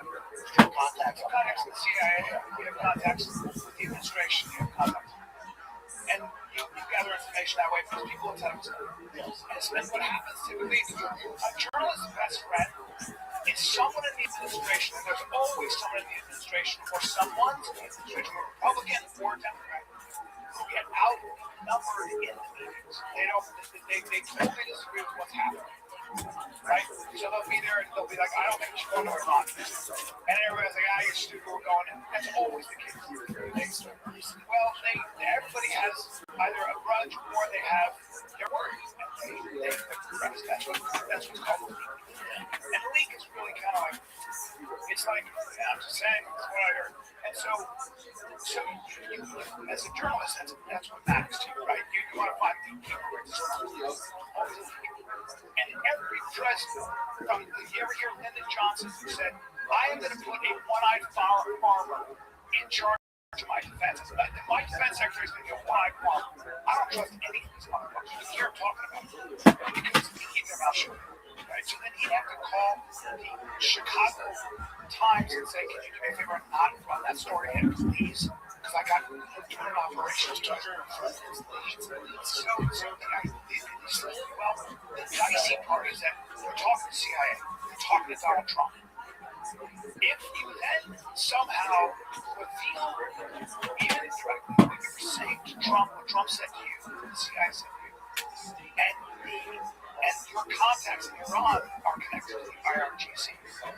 So this is a big problem. And not only that, but if through those contacts, the Iranians thought that Trump wasn't going to bomb them, And so they allowed Khomeini, the Sufi leader, to be out in the open. He got killed as a result. So it actually had a tangible effect on the military operation. It did, but that's still a big problem because you can actually tie. This is just difficult to George's English plunder that needs to help prepare the DOJ. And believe me, that is very serious because if they have your text, which they do, if they have your phone calls, which they do, why? Because we monitor what's going on in Iran. If that is a matter of the record, we got to figure out big moments long. You just come to see I was reading your text report. Well, no, they were reading. Yeah, they were talking. Of course, they're monitoring everything. You can't be there's not a can't have conversation with your president. So,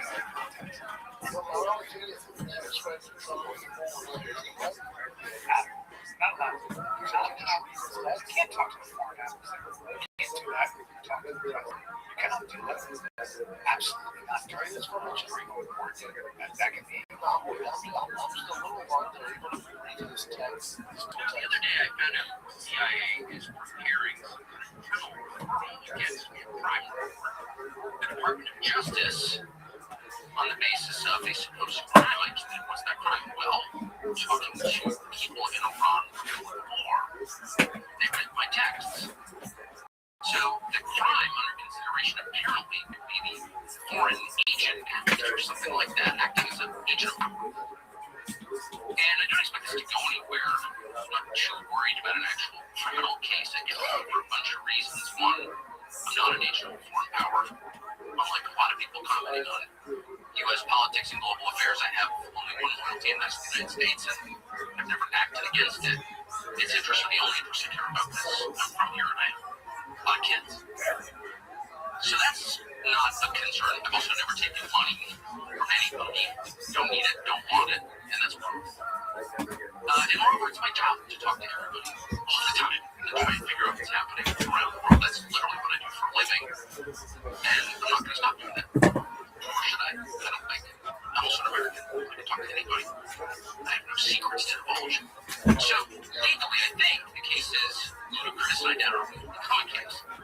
I'm bringing this up for a couple of reasons, though, and they're pretty obvious. One is that countries tend to become more authoritarian in wartime. It's just the nature of war. People are dying. The stakes are high. People's emotions have risen to a very high point of crescendo. And so there's much less tolerance for any kind of dissent in the homeland. The irony, of course, is the United States fights wars on behalf of freedom, but there's always less of it here in our country during the war. So that's a widely recognized phenomenon, and it's likely to happen now, too. Another point to make that is worth knowing is that the USIC, the intelligence agency, spy on Americans. They probably knew that, and it's been revealed a lot, including by Julian Assange and Ed Snowden, treated with death for revealing it, but everyone knows. But it's probably a little more widespread than most people understand, and it's outrageous. There's no justification for your government, which you own, you're a shareholder, and then you pay for it, to be violating your privacy like this, but it happens all the time. That's we've always spied on. So that we have either a firewall, but we've always spied on people who think we're going to commit terrorist acts and things like that, right? So this is no, of course not. I can tell the next one. But if you're talking to Iran, people in Iran, they are monitoring. CIA's monitoring people all the time. That is within the legal bounds of our government. In fact, one of the reasons that CIA or people within CIH, to be clear, it's a huge, sprawling, disconnected agency. What it does in the specific cases represent what everybody in the building thinks, but there are some people who are mad at me for my views about Israel. And they have some latitude. And one of the reasons they pass on criminal complaints in effect to law enforcement is to justify warrants for spying on Americans. So that is an absolutely real thing. But the main reason they do it is to leak the existence of the investigation, such as it is, to the media, and then humiliate and terrify the next of this op. And that's, of course, happened to me repeatedly, many times, including in famously 2021 when I was still at Fox News for the 2011 the NSA I heard from someone there had grabbed my text messages with an American citizen and had linked them to news outlets. Those texts were basically my attempts to set up an interview with the foreign head of state, and they linked them to the New York Times in order to stop the interview, which they successfully did, by the way, and they admitted that they were spying. I mean, this is not a fantasy, it actually happened.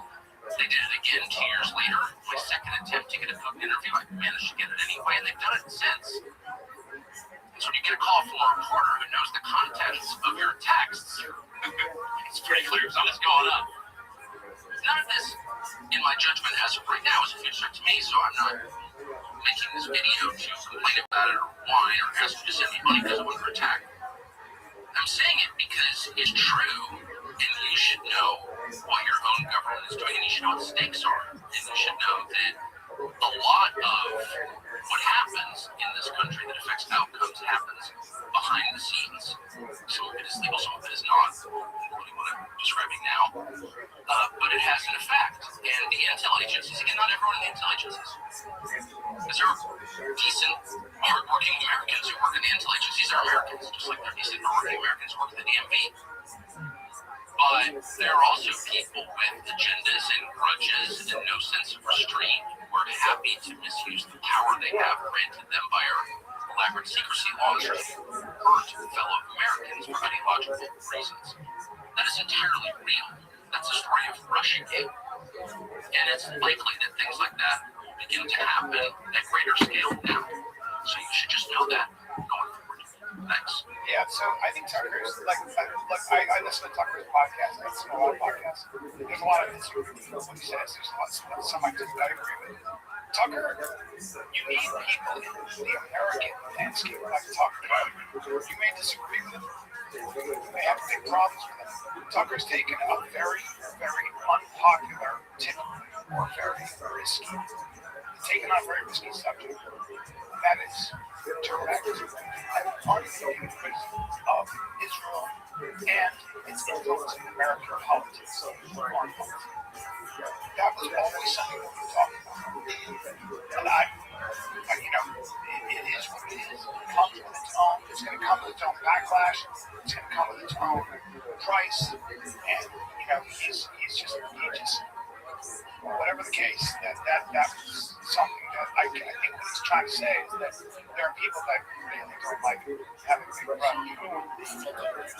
Stop it. 2021. Our government says no to reading tags.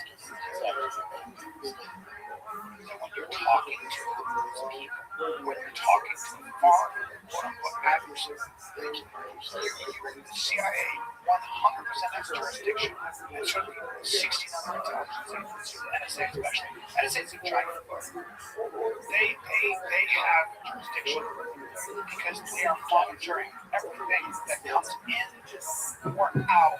So part of the reason for that is that you might have, for example, like these two Afghani kids in Pennsylvania, and they make a bomb. Well, they have to they're on the internet looking for how to make a bomb, they're getting materials, all of that stuff is monitored, tracking, basically tracking. Usually, by the way, I believe, you don't want the CIA's foreign adversaries, the FBI is more internal. We have these firewalls. Now there's a protocol for when the CIA gets to talk to the FBI. Okay, that's what you have. Department of Homeland Security. They're in the middle, and so all that information goes there, and then the Department of Homeland Security handles it. I'm giving up there. There's always a middle ground, so we create this firewall so we don't have the CIA spying on Americans, but that's where things get real great, right? because now Tucker is talking to Iran. We see everything because he's talking to Iran. If you're monitoring them, you obviously are monitoring Tucker. So it becomes this weird gray area. I don't know if he's going to see it. No, but I think that, what, to his point, if you're going to take on certain American foreign policy agendas, you're going to get this. It comes with people who are going to do whatever they can, and then again, if in some ways it's proved that he actually gave sensitive information, if he divulged something, even indirectly. Well, it's journalists. Journalists are hard to avoid. That's all. He's aware that this compromise. Sure. I think it's smart. Yeah, highly doubt. But people make mistakes, right? There's indirect. Like his lawyers would say, hey, this guy's not a foreign agent. He's an American patriot. He just has a wonderful story. But it's going to cost you some money if they bring a case of this. Let's take a look at QB. What's softer than cashmere is alpaca is an animal, okay? And the wool is the warmest you can get. It's all natural fiber hoodie. Love a nice soft alpaca. So soft. I can make outdoor lifestyle drills with alpaca fiber. It's fantastic. One of the world's most sustainable natural fibers. The best selling hoodie is softer than cashmere, warmer than wool, and super easy. Built for electric thermal regulating, odor resistant, durable, and made to last. You cannot find any man-made material like alpaca. 250,000 people have already picked up alpaca. The best price ever. About 11 of your game to alpaca, right? Grab your paca and go to www.pacaapparel.com. That's www.pakaapparel.com. Interesting, right? Yeah. A lot of stuff goes on, man. We'll see. Like, you ever see him break down before Iran? He said, we're going to war. He knew. And he broke down all the ramifications of Strait of Hormuz.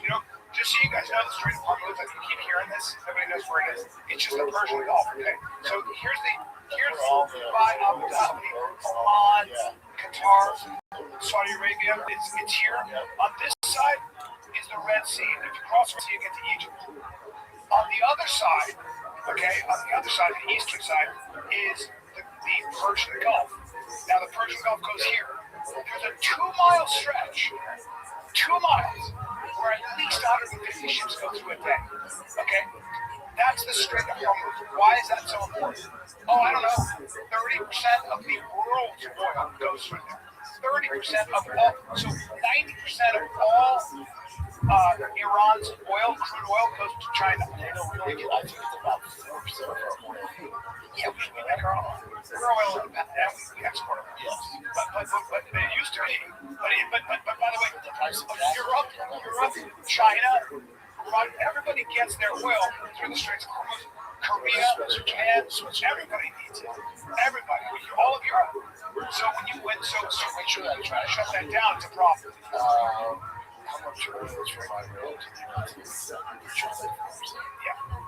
But it's not just oil.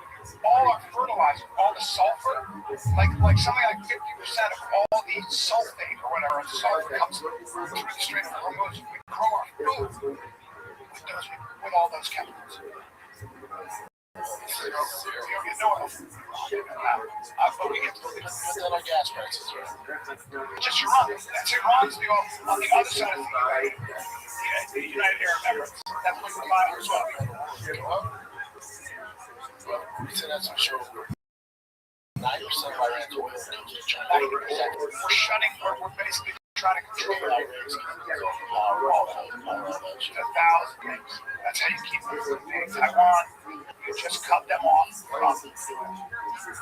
So it's pretty crazy. But I think Iran, my feeling is that Iran will come to the negotiating table in a very weak state. Yep, she's not willing to negotiate with him. Yeah. She knows what we're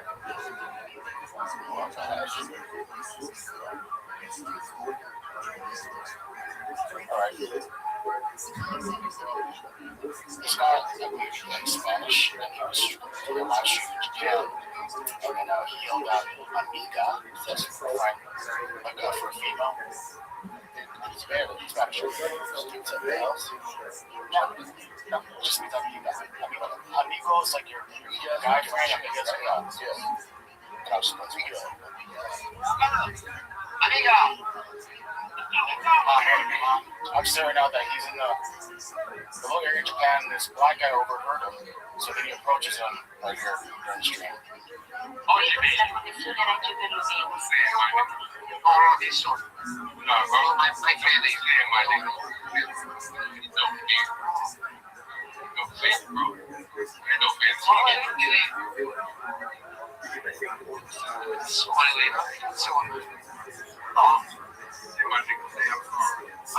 It's my fan. No, say I'm sorry. No, you're sorry. No, you're sorry. I'm sorry. You're sorry. My name, right? No, this is what I don't like to ban this. Right, you said you said I'm sorry. Sorry for saying my name, right? I don't hear. No, you said you said my name. I heard you say. No, I mean it's short. 5 seconds to apologize. No,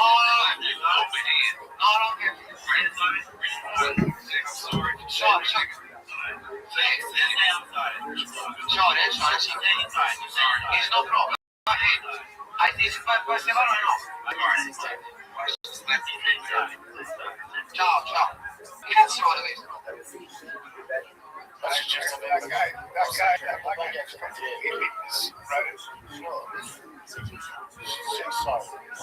yeah, he might have thought that's what he said. Or he just actually thought he said that, but it's like he just seems dumb. But also nothing happened. Yeah, well, if you're fucked up in the slap, he was like close to getting slapped. And did you see? There's a documentary on Netflix. This British Jones, he's hilarious. Like my age. And he looks at the man this weird. And it's so interesting. It's really interesting. He looks at him. I was over that guy who's like, so you're not the shit. It's a one-sided democracy. It's where, take shit. You gotta watch it because you'll be like, oh, it's so crazy. You know what it is? All those guys. Well, all those Mansfield guys it's a reaction to the war, right? And so that it becomes this old traditional thing. Look, I'm older, so when I see these young men who are doing their best to navigate life, have a follow it, something they're doing, and I knew it, I called it before I saw it. Every one of them had a dad who's never around. Their dad left him. And you see these guys, these young men, and they've made some money, and they're driving Ferraris, wearing suits, and they're trying to, and they have their philosophy, and they do this thing with Matrix, and they all hold their hand like that. And I thought, and what I see, because I understand the anger, I understand the man shit, I understand it. Like I understand those guys. Like you built it, right? You see those guys, you're like, but all I see is a guy. In a lot of ways, he's hurt. He's hurt. His dad was never around. It sucks. It brings my fucking heart to his chest. Two girls that worked at a school. He denied service to his company. They don't like the fact that the guy, I think, was wearing a Trump supporter, some sort of Trump shirt or outfit. This has to be The video has gone ultra viral. Now, this is the Smoothie King behind me here on Jackson Road in Ann Arbor. This went down. What we can tell you is the couple that says they're victims in this case recorded the exchange they had with those two now fighting workers. Listen. We were just watching a movie, and you literally looked at us, and I asked you if everything was okay. You said we don't feel comfortable serving you because of my hospitality. That is discrimination.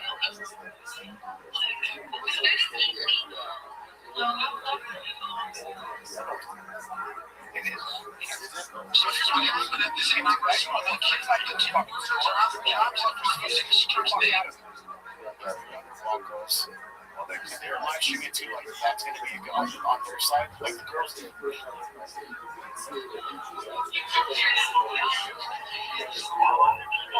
should find out that the Constitution in a speech does not apply to private businesses, which means private businesses can discriminate based on political viewpoint. If you refuse service to somebody with a MAGA hat, or you can refuse service to somebody, yes, but you know, all of these are their work. It's just the law. Now, the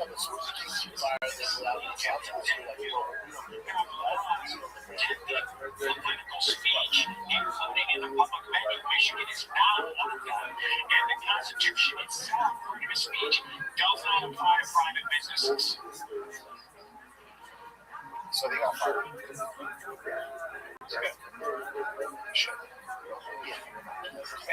I just like even if they walked in with a Kamala Harris T-shirt and they got and they refused service, I don't believe that's like you're right. I've got like I got to tell you, I got a friend of 40 years who no longer talks to me because he gave up because he's a super excellent right wing fucking like give me some credit that I'm the honest person that is responding to. I know. Did you hear? Seriously, something else? Let me talk. Okay. All right. All right. Right. I don't know what's from the right. No, fair-minded. He knows me so well. I'm a very fair-minded person. I'm not anybody's fucking team. And there's a lot of that. I just think it's ridiculous. You go no contact.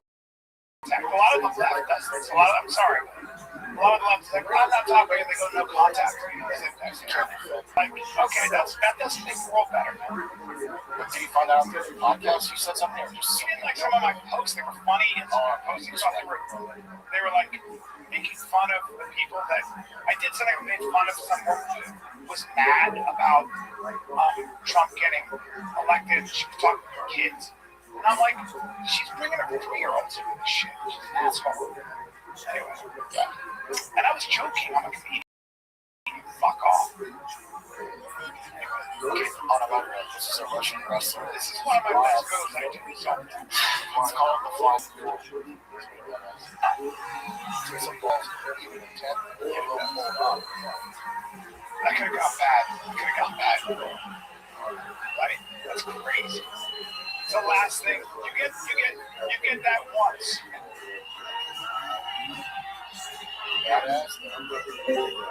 That's incredible. That's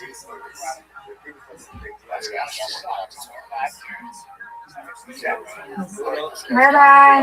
What up, Miss Aquarius? How are you? Yeah, how you?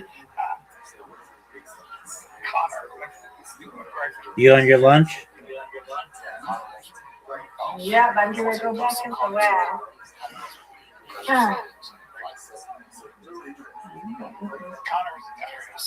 His take on the whole attack on the Yeah.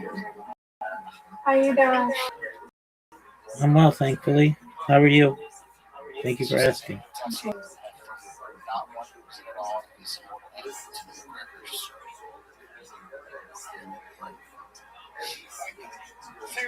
This podcast is brought to you by Progressive Insurance. You ever find yourself playing the budgeting game, huh? Like everybody, shifting a little money here, a little money there, and hoping it all works out? Well, name your price. Pretty good. I got it. Never like that, huh? Actually get a better budget and potentially lower your insurance bill too. You tell Progressive what you want to pay for car insurance, and they help you find options. Try it today. Progressive.com. Progressive Casualty Insurance Company affiliates.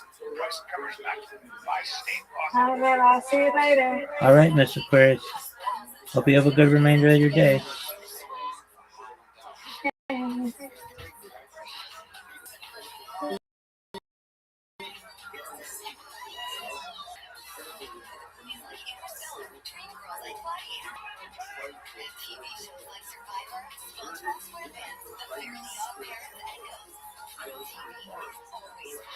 He's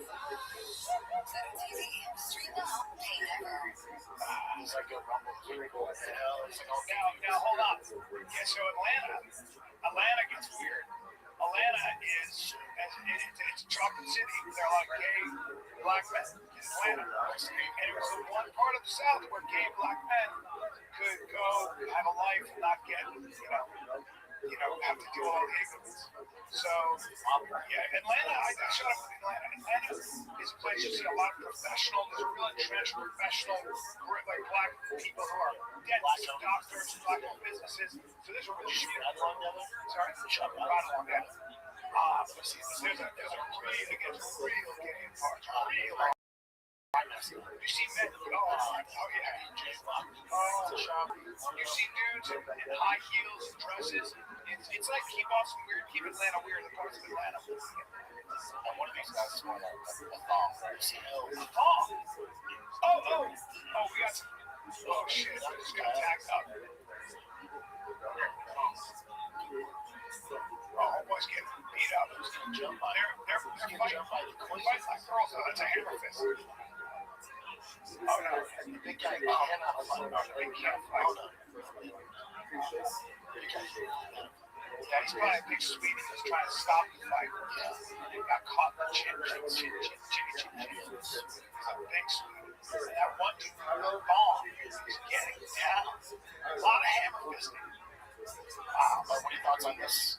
Wow. Most watched UFC broadcast on my TV. UFC 326. That's kind of some stuff. Okay. All right. Yeah.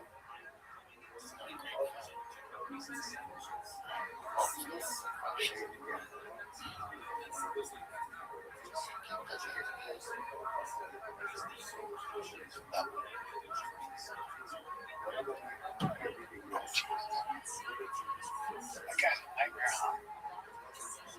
God.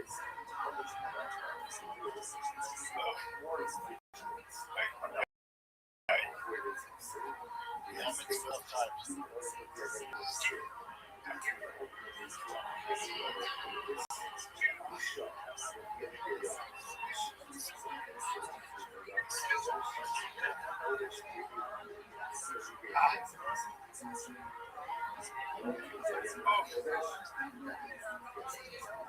Yeah, that is really good.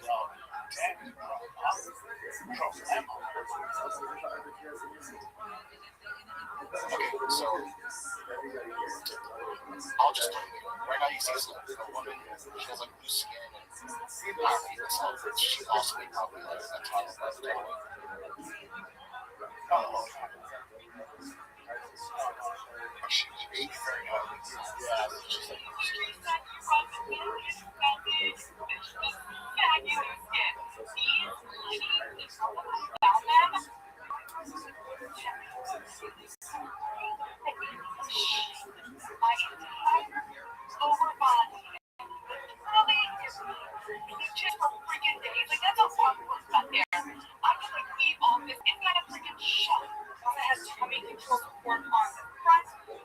stretching pocket, loves the look of the side as well. So freaking comfortable. So good. I am 150 pounds. I did grab a nice medium. I love the level of stretch and fit of these. They are incredible. They literally feel like butter on your skin. So the whole point is there's that thing where they can get rid of the skin. Have you seen it though? Scarring's still there. It's much better than that. Yeah.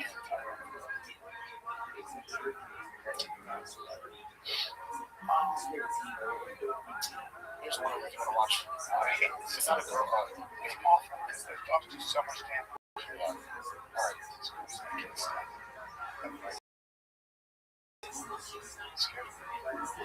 Yeah. This is a Korean military getting. As for this girl showing up and dancing, it's to help them morale out and to get the troops riled up that they're getting like issues for.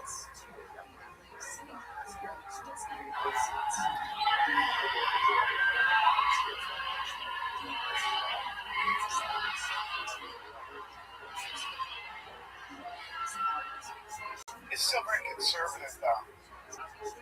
still very conservative. Okay.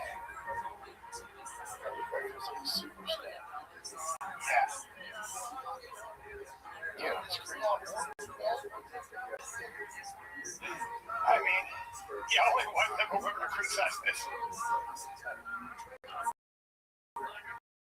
Biden's military had drag shows for the troops. Well, it's not porn. They pixelate that. That's what I heard. Yeah, she's pretty conservative. She was wearing. There was no stress. They had no choice besides South Korea. Alright, this one I thought was going to be too. Did you know Caddis Owens was one of those like video game, music video vixen type girls? No. I don't know which person. Owens used to be a video vixen before she got famous. She appeared in a music video for Young Steph featuring Mihu. She wasn't the main girl, she was only on screen for a few seconds. This is shocking because Candace Owens is the type of woman who criticizes women for doing this, yet she did it herself. At the time, she was signed to an agency called Explore Talent and trying to break into acting and modeling. Her part in the video was very short, maybe because she couldn't dance. Oh no!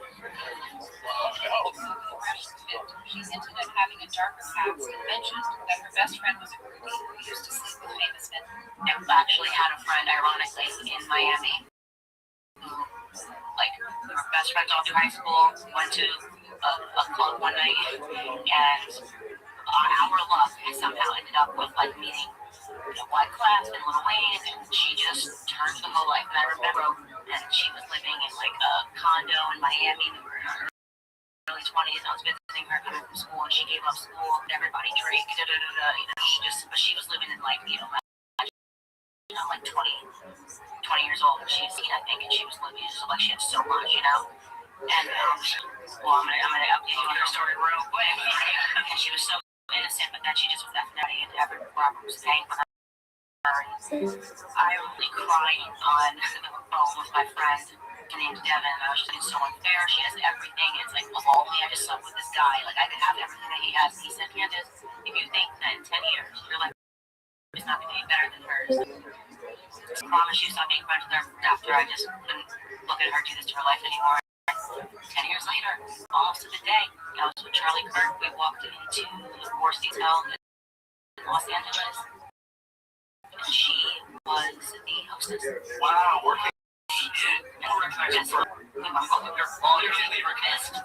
Inseparable sisters, and like the temptation, the money, the whatever from that one night, and she threw herself at the rappers too. Like, it wasn't like one White Class John. Like, it wasn't like he was being like, she threw herself at him, the whole thing. And it was wild. Actually, funny enough, then I went and started working out of school. I was working in private equity, and my boss got married and wanted to get White Class John. So I hadn't seen White Class John. And then I saw him, and he said to me, I'll never forget this in the elevator. I am so proud of you for where you ended up in life. And like, she just knew that I was the friend that said no. She was a friend that said yes. So when I say this stuff to women, I like cancer. She was a job, right? She's one of them. And so, she just 10 years later goes, oh, so bad. That never happened. Thousands of people are weird. Like, oh, I remember the black girl from the club that night. That's not real. It's a fun story. And all here's a tip for them. That never happened. They're all good. Well, it's not so you see a lot of, she's not sure about it. She's tweeting a lot of stuff. It's kind of, she'll talk about how Virginia calls a man and she being sued for that, or how Charlie Kirk's wife actually killed him. She's got an active imagination. Yo, what's up, Pimp? What'd you say? What's good, son? Are you talking to me?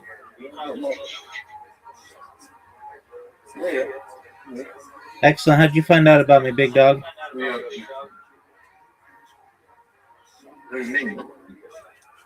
Oh, I gotta see who you are. Oh, it's Traceway. Apologies. No. How are you? How you doing? I'm just cooking up some food, so I will mute myself in a moment. I'm gonna make it even more. Let me know when you want to play. I'm down for you. I'll whoop your ass. Yeah, cool. Excellent. When I get settled with cooking, You got it.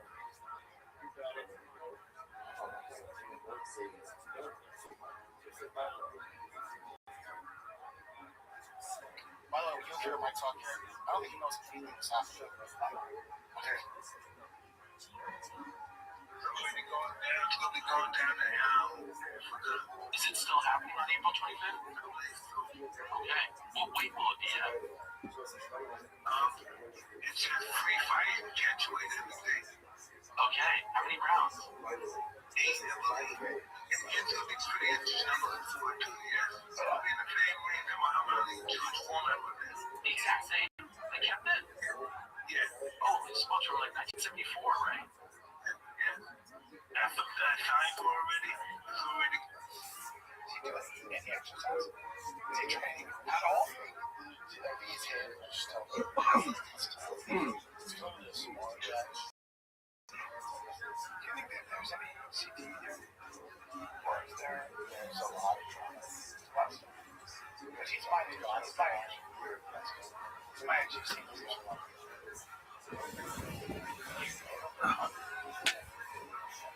This is all over, but they're just not being these days.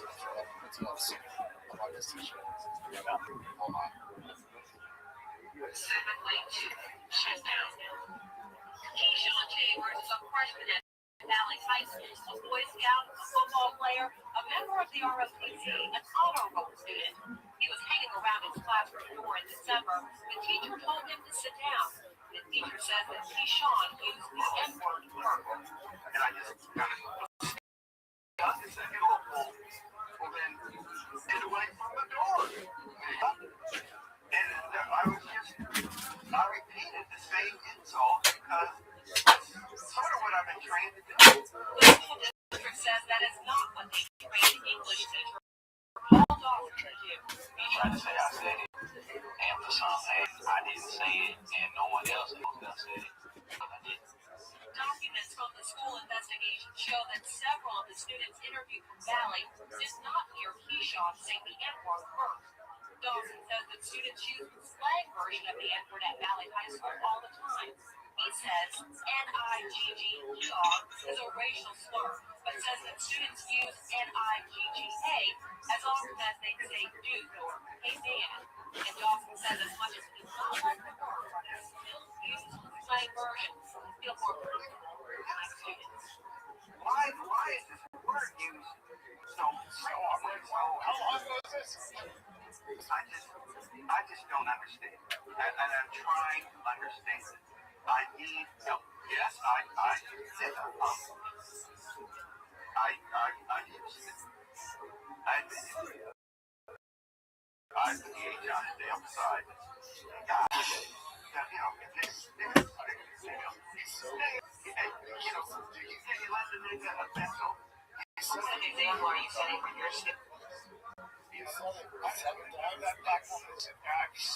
so cringed out. I'm his generation. I've never used that word. I never used with an A or an R. I don't use that word. I already used a lot of so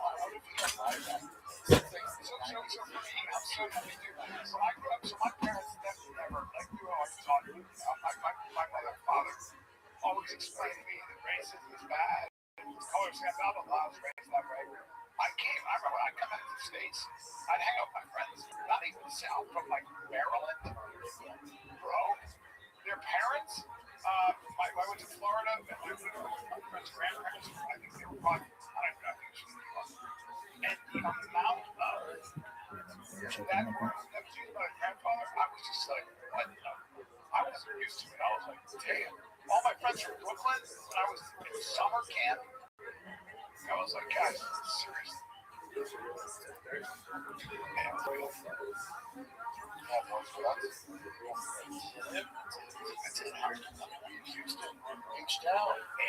baby. Driving there. You see a cute little Prius. I mean, that cute little Tesla. I was given a Prius. I loved it when I was in California. Little Prius. I was sitting around. You know, so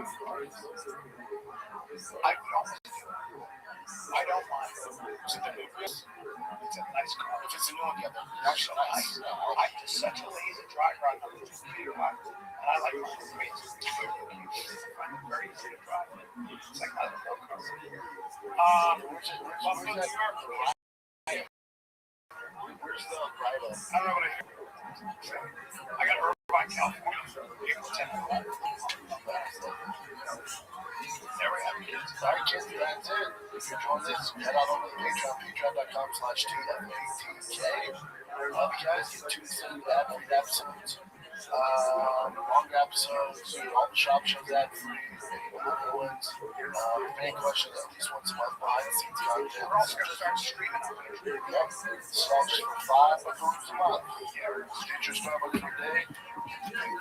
Live cold hour at 4 p.m. This freaking Friday. It's at 4 o'clock. 4 p.m. So get yourself over. Right, kids? This is the Divine Kid. We're out.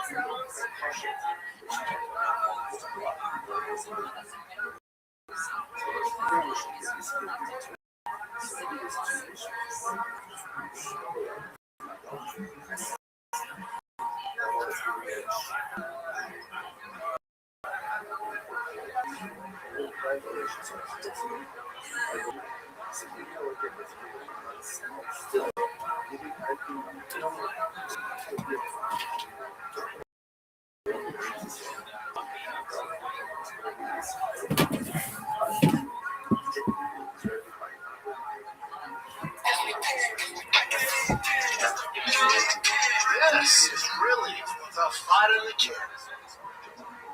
Well, here we are, Monday. It's another Monday. We're still at it. Dude, my allergies are kicking like karate. Really? Man, I haven't had this bad of allergies since I was in that. So whatever it is, my mother.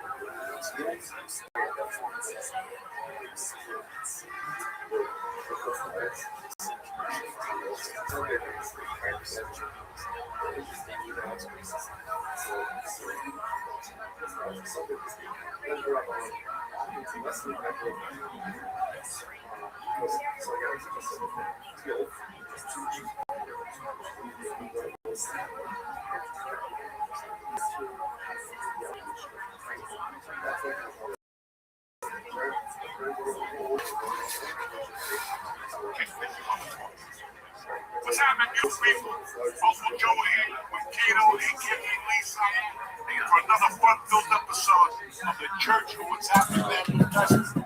It's St. Patty's Day. I forgot my green. I'm worried, though, later on when I walk. Learn and see what's going on in the fucking town. Happy St. Patty's Day, guys. Same thing, but dude, I'm such a loser. I never once went out to there's a whole big parade in Boston, green beer. You never did any of that? And that's it. I'm too old for that shit. They come in with the dress. Just give me the fucking Irish. I don't give a fuck. Just give me beer, give me whiskey, just get fucked up. When I lived in Boston, they don't, like, there were bars on the street. I lived on the open in the morning. Like, at 6 o'clock. Tomorrow, all the seasons old to the bar. Yeah. Fucking give me the cabbage. That's the way that I don't know nothing else. Gentile celebrated guy. Next month. Well, I can't imagine taking your shot with out, the cabbage is out, the fucking bagpipe is out. He's got to wait for 8. And he can play all the bagpipe he wants. Do you put butter on the cabbage? Not fucking no way. I'm in a bar.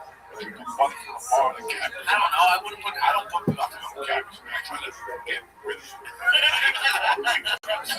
What is wrong with you? Corned beef and cabbage, corned beef. Yeah, that's it. It's a sandwich, it's a little slice of flavor. I'm not gonna eat a whole thing of fucking corned beef. I'm enjoying to give it that whole thing. I'm not eating that shit. Why is the guy? He's burning up good. It's good space. Fucking cabbage. I don't like cabbage.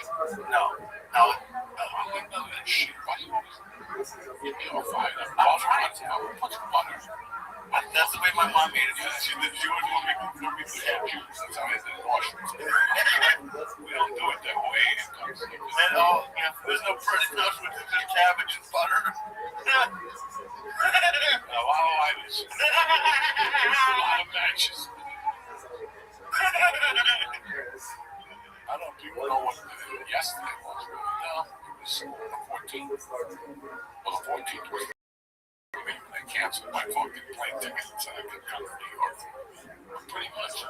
Today is the anniversary of Mandate. It was on the 15th. I got canceled on the 14th, the 15th, the 16th. The 17th was a Monday 6 years ago. I was going in there Monday to shoot. Tuesday, Wednesday to buy house. Then I was going to come back April 4th. My wife was going to buy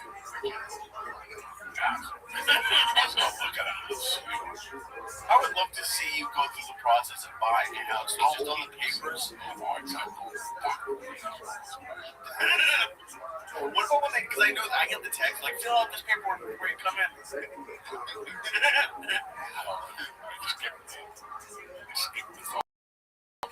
Yeah. Okay, thank you.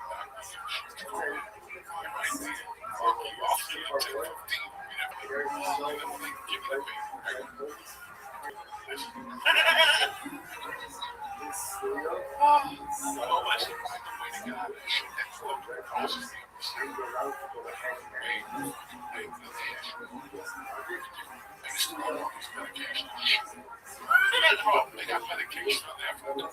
And I got my class. I told them before you ask me that question.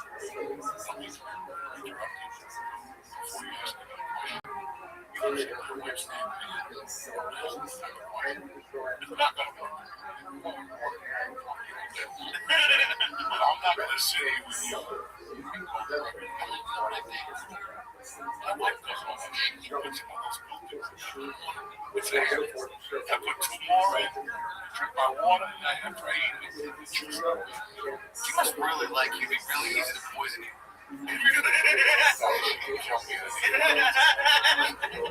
She can kill me at night. Put a couple of cotton warmers in the bathroom. She can do 1,000 fucking things. And nobody knows. No, you can make me drink that thing. John Rothschild.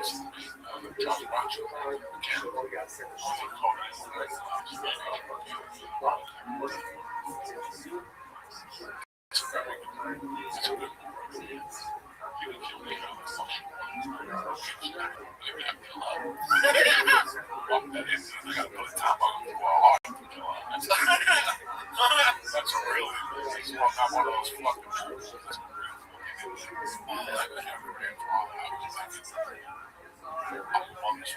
it's like an inch. They get that lump. That motherfucker's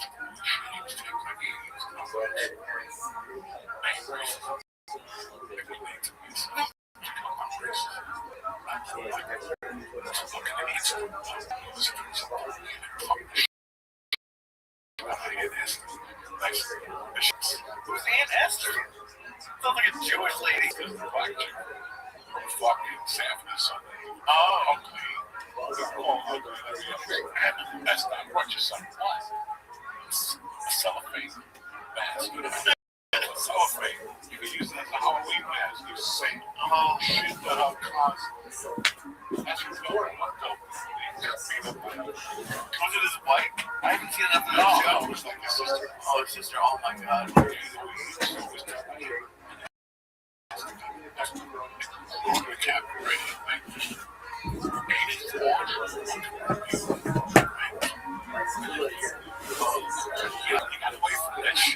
I have to be honest, I've never done like a 23andMe. I'd love to look at it. We've been doing a lot of shows at casinos. These Native Americans, the ones who own casinos, and they just get paid every year because they're part of the tribe that owns casinos. That is the truth. 6 figures.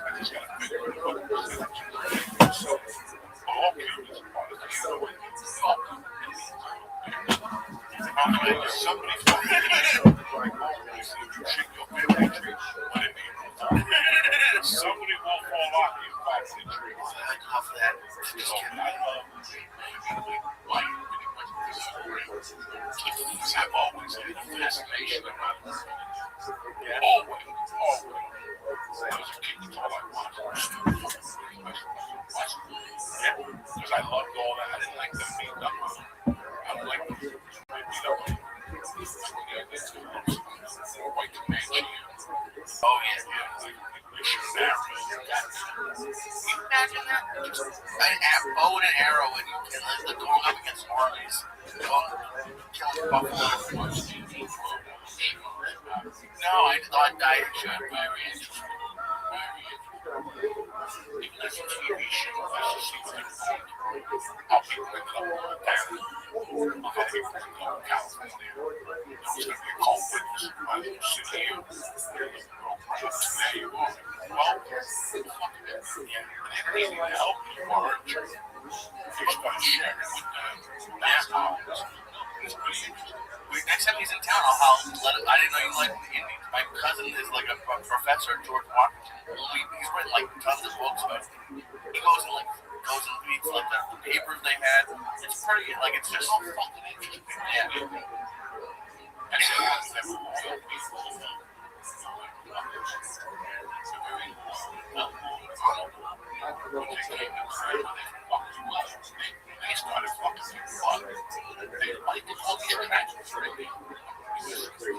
Yeah, they had entire like groups.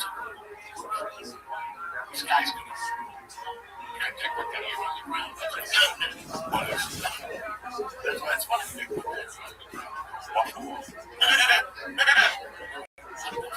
Just happened. Whenever I see stuff like that, and I know that, I went into like one of the week long, whatever, I don't know what they call it in this one, but I just, whenever I'm sitting there, I'm like, how do you sleep when you go nowhere? I can't imagine you sleeping in the refrigerator. I don't know how that's tough. You got a piece of chicken, you got to walk out from the kitchen and bring it back. No, I think I'm fine with those shoes. Whatever you want.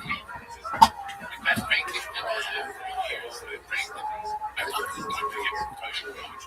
I could feel the blood there. Because at that time I was famous. I have this thing that I faint in my stomach. If you do a shower, I want to paint. I got my stomach. I want to push it around the motherfucker.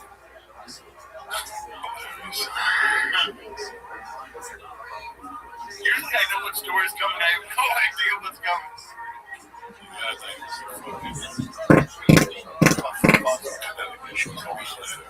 It's a half hour before I wake up. We get there. The skirts.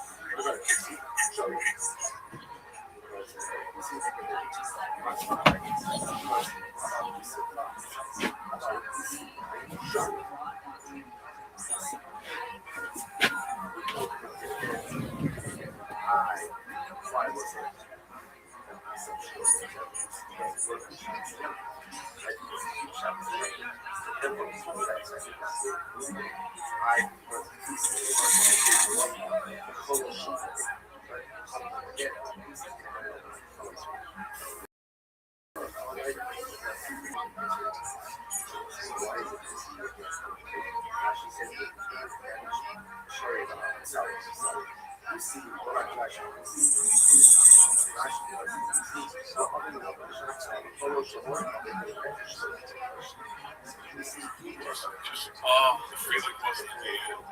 Like everything all right on the phone. The world was all right. And then off the world was changed. Let's drop the satellite. You got me all like, it better be a woman sucking cock or something interesting. The Native Americans. So we started eating animals on the fucking plane. We connect everybody. So we got the animals and have a dope. Now I have to play. We used to be a Viking. So I gave me half a muscle relax, so I took like 2. Is that what that was? And we kept saying, oh, this thing is making me sweat. I was sweating like you were sweating because you were losing that sweat. Oh, you weren't sweating because of muscle relax. I don't know what that is. This thing doesn't pay bills open. The muscle relaxers at least give me something. Muscle relax. Fucking pain bills. I took them like 3 weeks ago. I fucking went to it. You know what this is? I said, because they were trying to give me a shit. BT. It's a BT that motherfucker opened up. Muscle relaxers? No, he opens up the pain. Oh.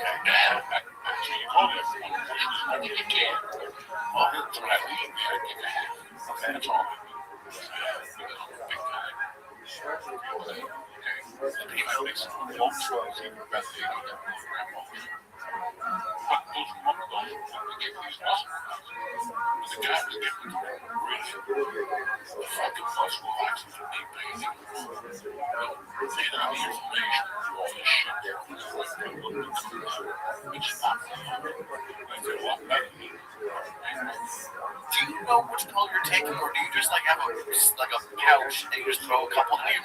Like I don't feel like you can actually know what. I live by sound. Right? This is big draw. This is that. Right? There's weed underneath everything I have to do. Edibles, there's weed there. It's so fucking. I don't even know what it is. I just put in a jar. It's too high to label. Now it's just old. You kind of get scared to smoke it because every once in a while I run out of weed. I'll smoke it in 2 weeks, so I smoke something. It was orange. My eyes were fucking open. And there was something that make sure it was weed. Make sure it was weed. Who cares? That's why I have that drawer. You smoke a cheese ball. It's everything in that drawer is mushroom. Like the mushroom. I got it. It's like shit. Any gross. Oh, and that tape. You see all these years were saying about the shit. And they all taste like shit. No, the one time I was getting in California. No, the slugs were clean. They all go in the car with food place.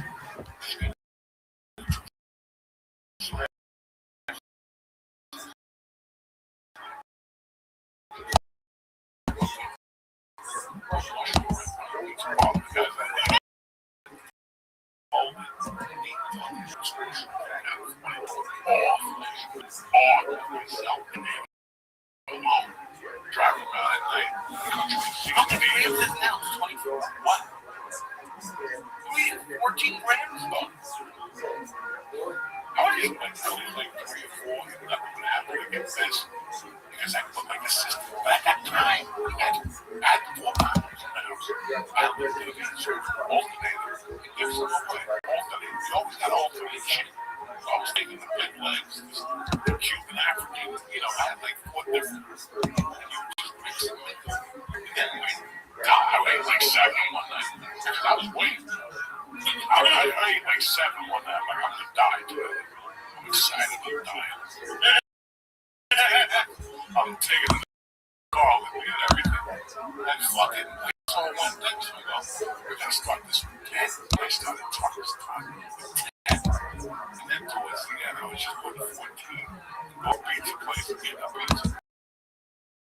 That's why I was 332. I'm like 55. Really? Because of that whole wash everything. But now I learned how to just do it. Because I know that I'm going to be bored no matter where I go. If I go to Vegas, I will be bored. Just that type of guy. If you guys aren't around, you see, I'm not going to stay out all night. I'm at home. So don't be okay. Read something for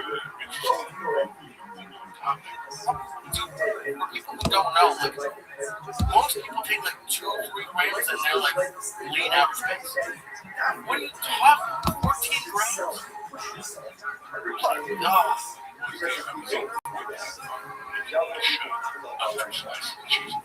Is your tolerance ever so good that like I need to take a break? Like this? Well, that's why I took a break from the bush. I got to oh, Jesus. So you want me to get kicked out of another casino? I'm going to give you $500. Hey, really shut you down. That's how you win. So the number's going to start flocking out of the cards. You know, I have no idea. I got 3 kids. And they're talking, okay. Oh, I told you it was a kid. Oh, we're really good at it. You better have all that shit in your heart. You don't even realize it.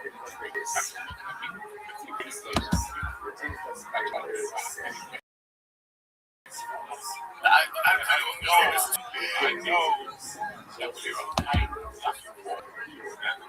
Something happened to the church.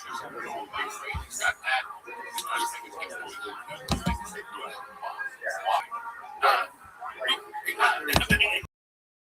You created noises. You created an empire. Yeah, we got. I love it. Guys, and I'll play blackjack with you guys forever. Certain nights where we go, it's like, okay, let's find the $15 table. Because we played so bad that the dealer started talking shit to us. We played so bad. We were making moves, and the dealer went, wow. Like, not hitting on 15. It was someone, I don't want to throw anyone under the bus. Like, it was a 13, and they stayed against, like, an 8. It wasn't, well, you did some other She just kept leaving on TV. It was in the dealer. How go? No. All of us got so high, and the players looking at the numbers like, I don't like. And by the way, I love you, and you're so good at numbers. But put like 3 or 4 cards in front of you, you start looking around like, can't do that. I don't have to be looking at her hand. And I don't know that I got to look at her hand like this. I'm not going to let it make a living. I'm not going down with the rest of the body. I'm going down there and rejoicing. You know, tell me about here we had $20 again. So before that happens, I let it go on $3 at blackjack.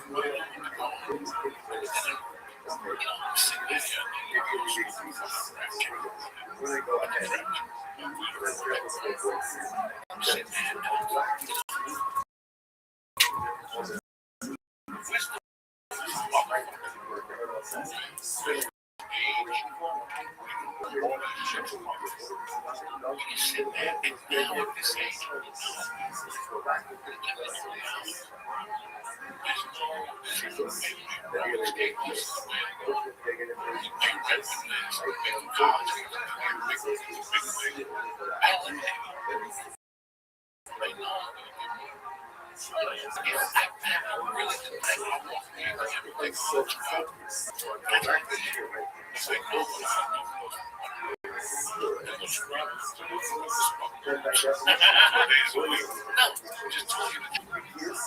that's why I did cocaine.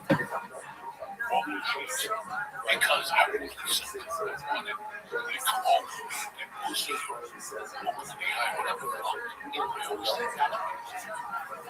It's just me right now. Yeah.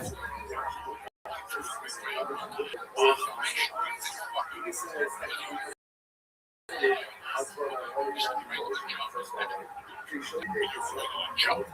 Because you actually think that my girlfriend before that day, say, yeah, listen, life has a way of setting you up. It's all set up. When you go up the first week, you operate they fucking God forbid somebody so shit there. You'll never come down to it. Right?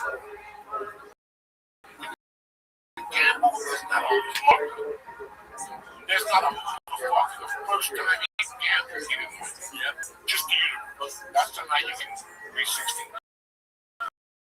With the fucking little quarter nickels. If you get 3 sevens, you put like $2,000, $50,000. That's the night.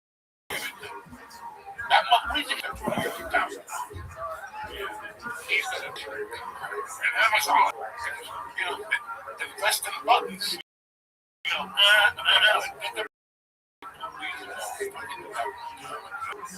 oh yeah, look, that's all of us.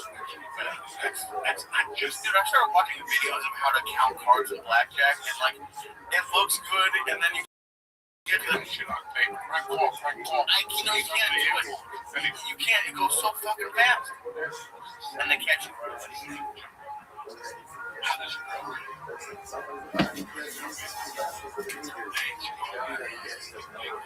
One night you smoke spit, next day you put it in, and now you don't want to get down to it. You know?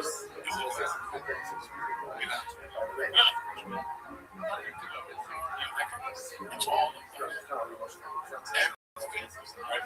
It's the same thing. It's to everybody. We all get caught. The same traps. I got caught 80 times.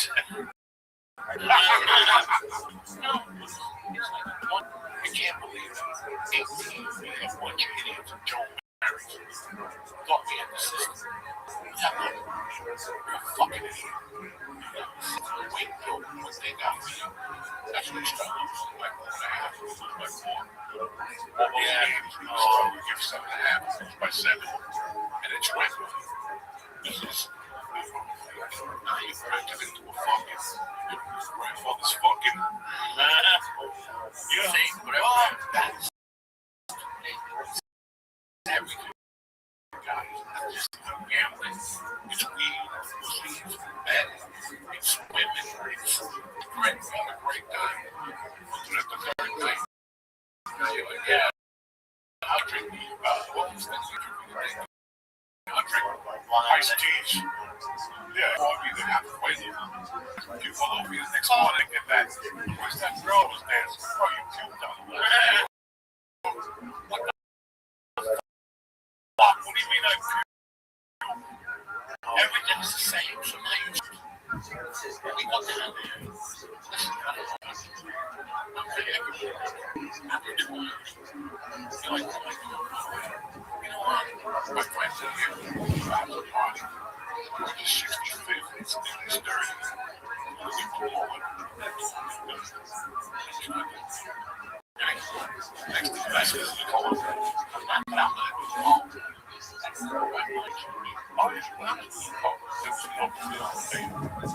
I never sat. He was either the Coke or Wheel of Fortune. Wheel of Fortune. Oh yeah. There's no better feeling than winning, but losing money. You remember right in LA? I won the first time I went to Vegas. I went back. I thought I was like a professional gambler, and I just remember walking down the strip, throwing away the loyalty cards that I got from the casinos.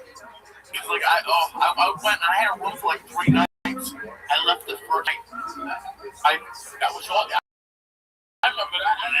One night we went back to the plane and we went in. You were winning. We saw all of a sudden Japanese guys didn't buy it. No, when you left, that was a song. That's when I saw that you were. And you left. You were upset. You left.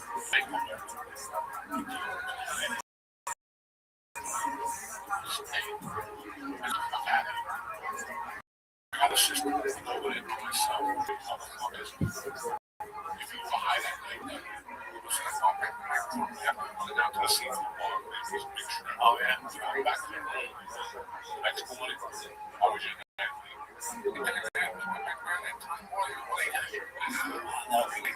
Yeah, that's what it was. Yeah, it's the best time to go gambling. Because no one else is down there. Oh, it's busy. You get fucked up. People don't hit with us. And that's because I in LA was like in like the not good areas where it's like it's people who go there to make, and if you fuck up their table, they'll fucking yell at you. Like and like it's not like I go there, you go there to have fun, but there's a lot of people who at least can see fun. Some people are young and stupid. They don't have to make a business venture. To actually tell your friends, yeah, look, that's the way. Look, that's half of them. Back then, what they did.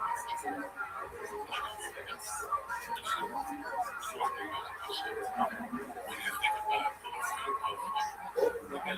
you guys spend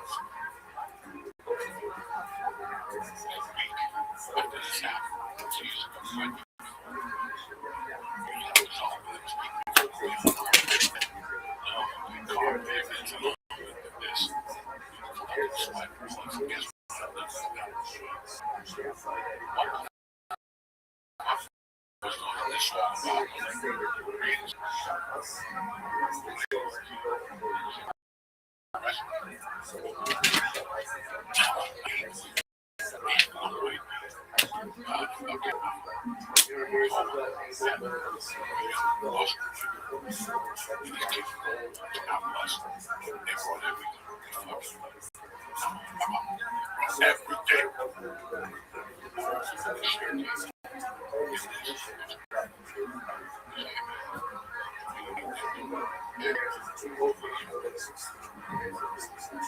I never got this.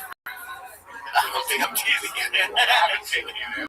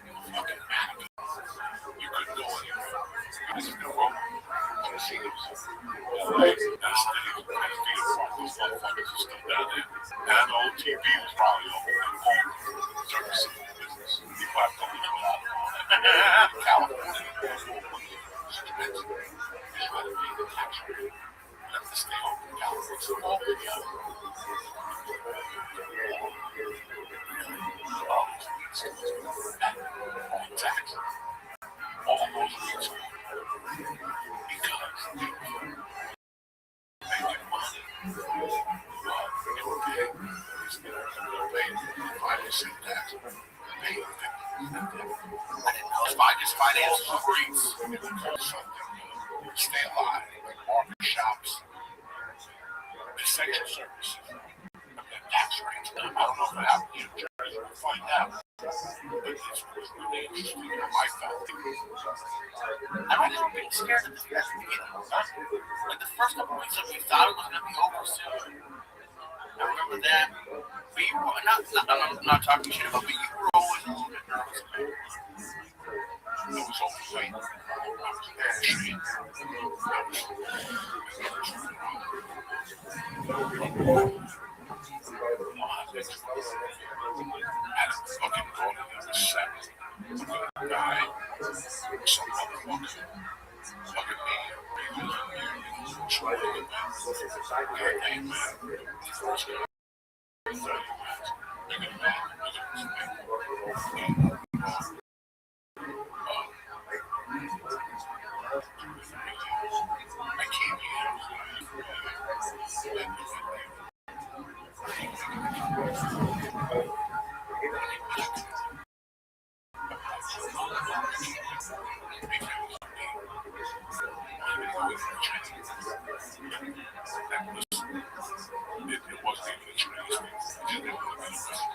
no, I called you the first time I saw a restaurant here. It was creepy. It was scary.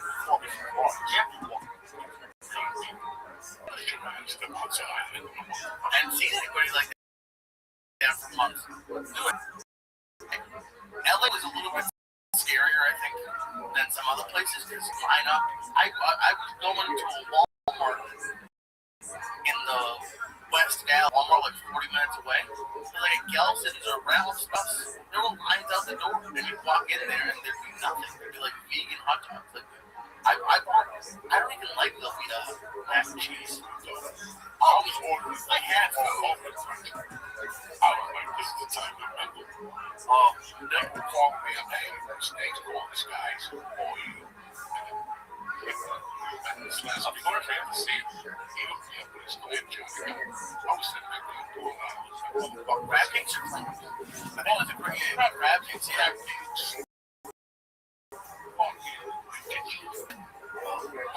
To the house, and that goes down like the steakhouse by a house was not serving. They were selling everything.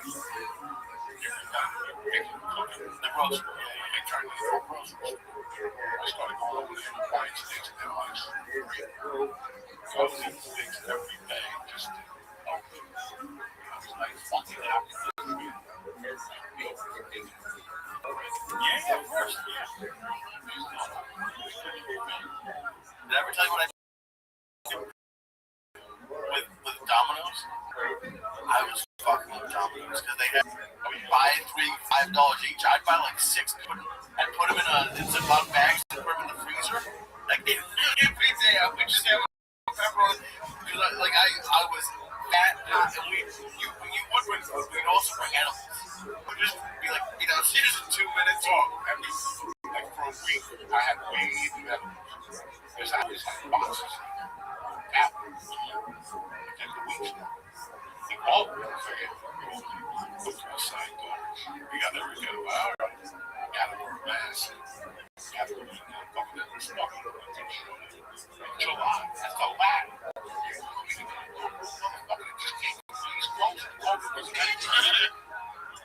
I just like get fucking out of here. He's out there free. And we got the bullshit. Oh, okay.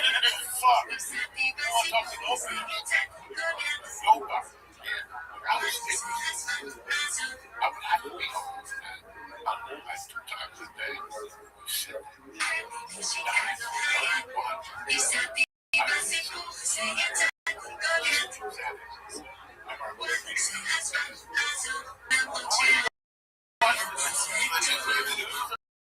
Why would you watch it? There's thousands of things. Tiger King. No, you don't look the gay guy. President attack the guy that we turned that shit on. Things were bad enough. I hate that. No reality TV, no 1,000 pounds. Like, oh, that would be watch the sports that way. And then they said no jiu-jitsu. The kickboxing man was all trained at the park. So we have to keep these shit with masks on their head.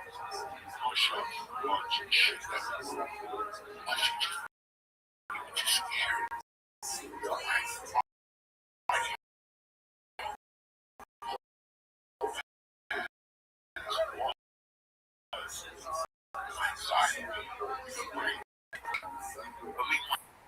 So mushrooms, you're perfectly fine. I love it. Now we grab like PlayStation trees that grows up there. And I'm like, smell it.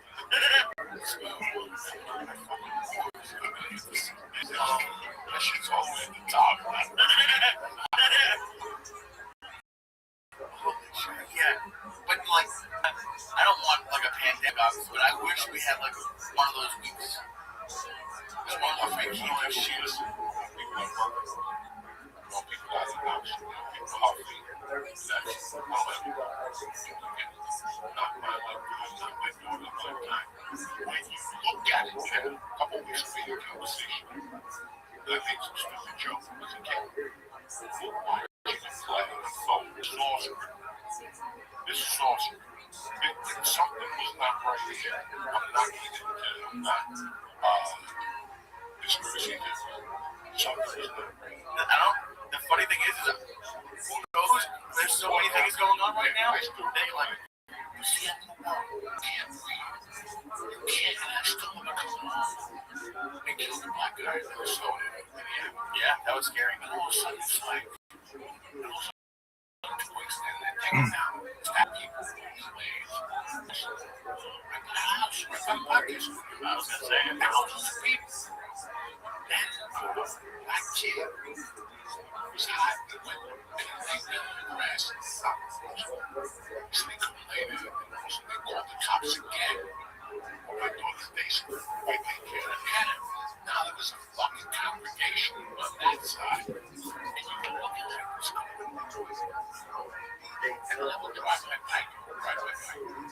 Now comes my access. I would drive my bike. Right. We had a mask on. Off. One day I trained up there and it looks like so I'm watching. I'm just overspending simulation. I'm like, what for this shit? I just saw every 10 feet. Wide. Come on, man. This is fucking all cancellation.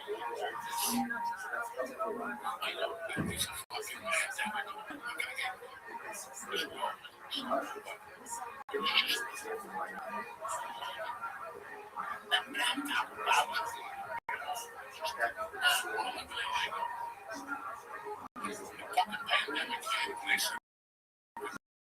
But it's just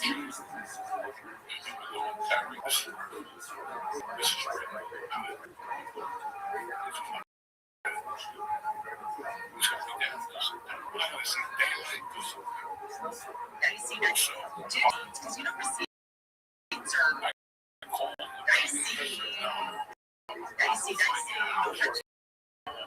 sometimes they even have real digital receipts because you don't receive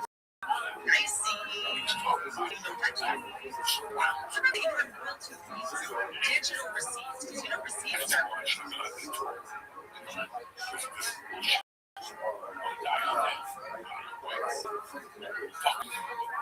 I don't believe in.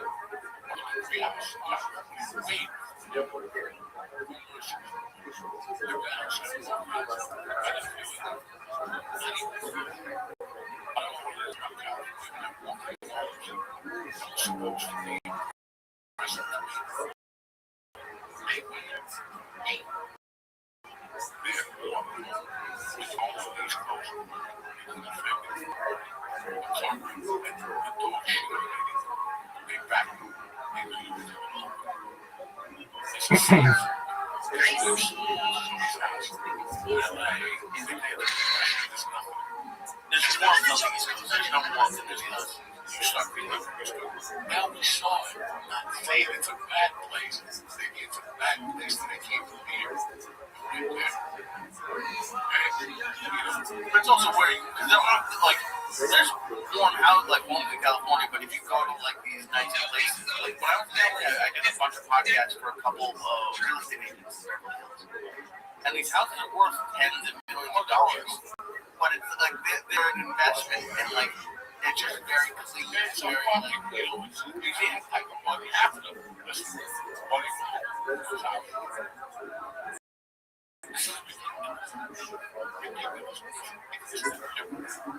I asked him how to say it. He asked me some shit.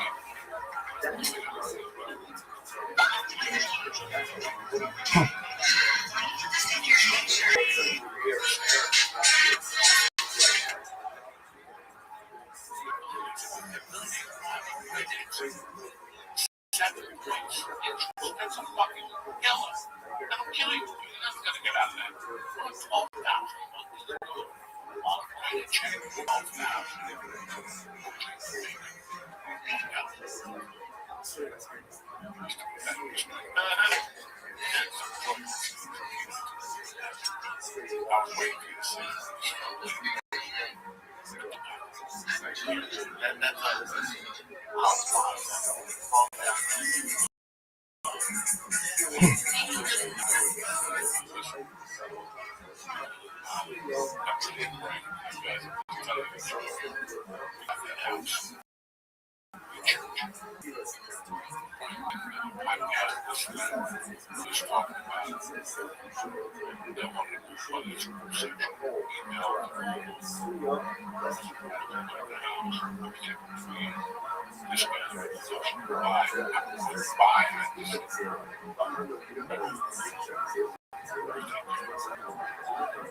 these people listen every day.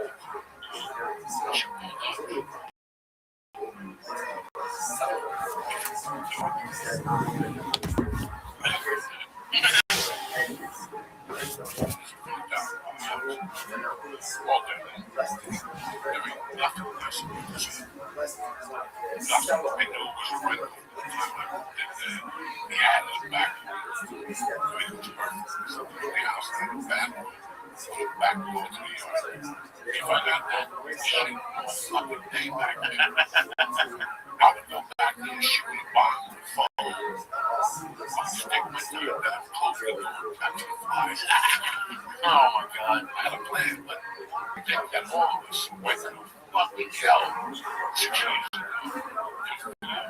Some people got checks, so you gotta do it. I fucking managing the deal with some. I ain't managing. Think of what they did to me. What fucking years 6 years later? Rock and rolling, yeah, Iraq, Israel, that's got nothing to do with me. Missiles, all that shit. That's got nothing to do with me. I'm just telling you what's going on. Listen, I'm on liberty. 100%. Mentally, I'll tell you this. Every fucking time. The top of your mind, low front mind. I was joking with this.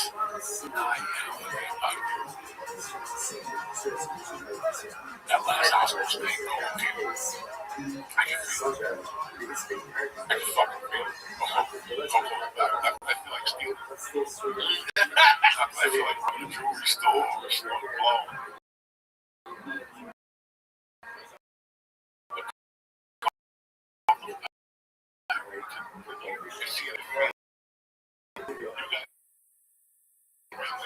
I finally got it. That's what I did.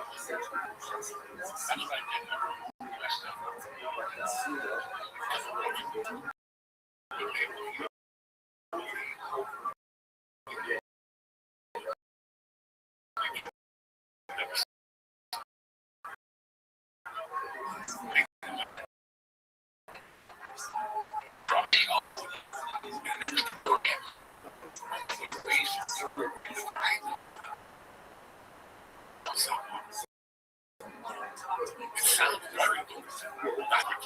It sounds very good. That's what you guys push. I really lost the kid. I'm not really listening. When I reached out today, you read to the degree. I'm not mad.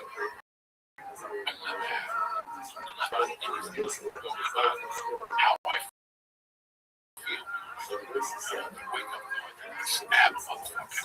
I'm trying to go to wake up. But it's easier. It's not easy.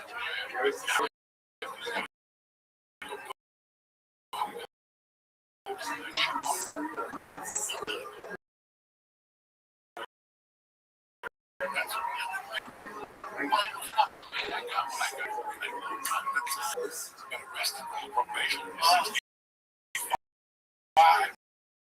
know what I'm saying? Oh yeah. Oh, I'm saying, what do you put the body for free? It's nothing. No, it's not. It's not shoplifting. I thought it was shoplifting.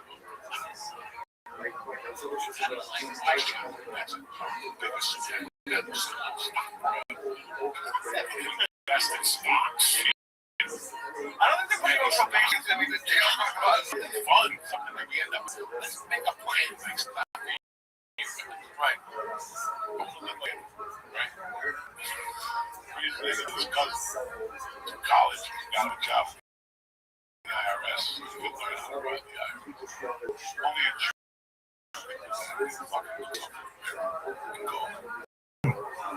Jew. Mission shit. Well, you said mercy to work or something like that. Maybe become a bunch of homeless. Become a fucking spy. Just look at it like a lot of different. A lot of point thought like this. I thought Shit. And George Paris, the village, Akron, Ohio. Yes, fucking. The taxpayers must come on, and a Cuba, Panama, you know.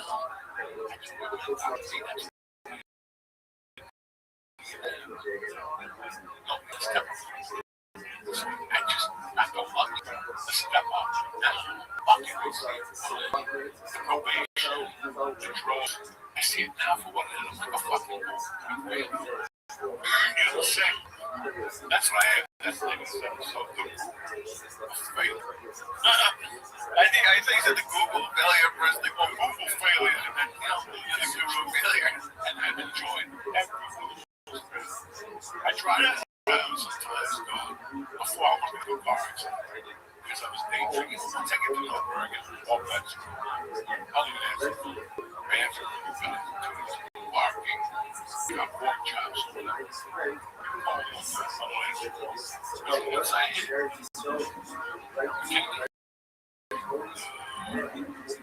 make that right. Remember that place? You make this job here. You get this here. You know, that's what it is. And it's fun. The failures have turned into fun now. They just broke past the papers. Again, I have 1,000 stories I can say. Oh my God, what is that? Drove past 50 Allegedly. That's the name of this episode. Allegedly. There was a shootout down there. They give me three.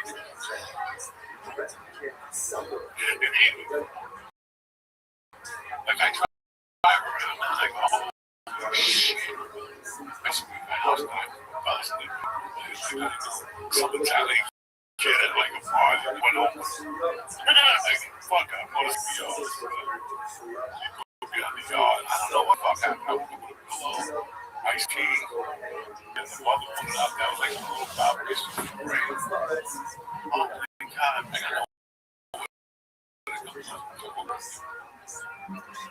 know. And I forgot all about it. Yeah. And what do you think, like, made this difference? Why do you think it was different? He came back.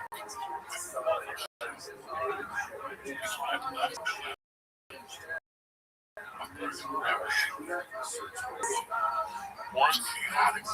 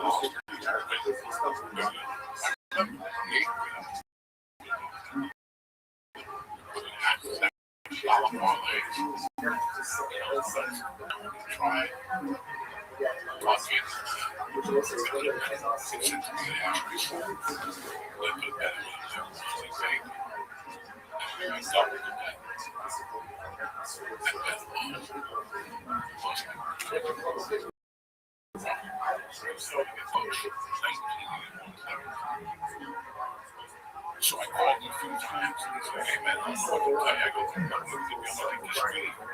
I'm going to go to the next week and give you an extra 50 weekend. I didn't like to do it. I just lost it.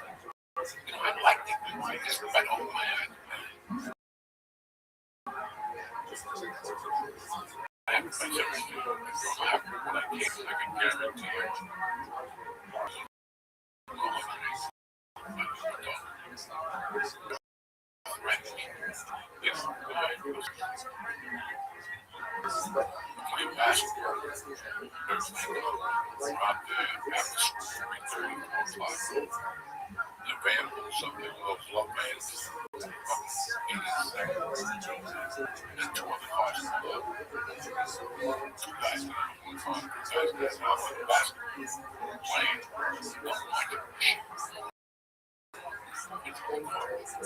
Half like Roger Rats.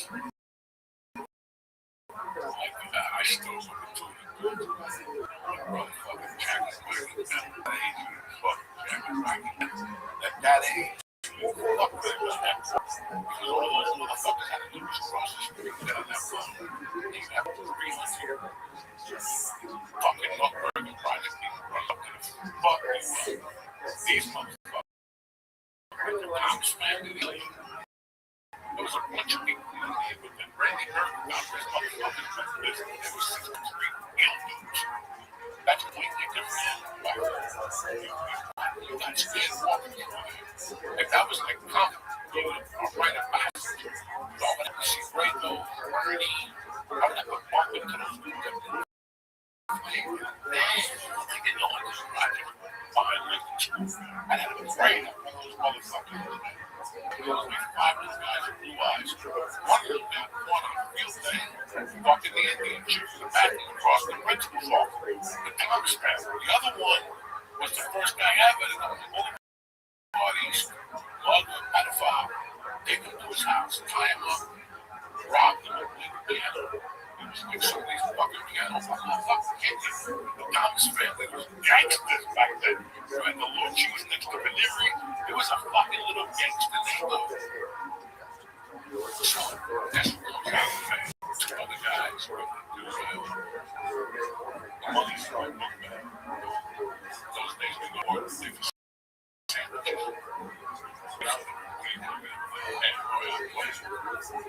The whole piece.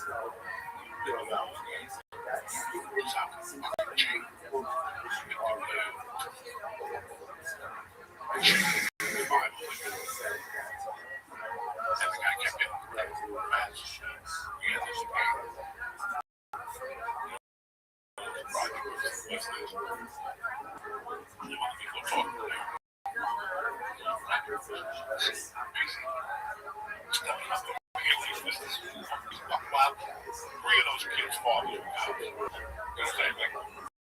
Come up here fucking around. Three of those fathers are out there working with Marco. And who's fucking this guy? You come up here and gang like that and shoot up those Roger Rats. James. James. He's gonna give you this one.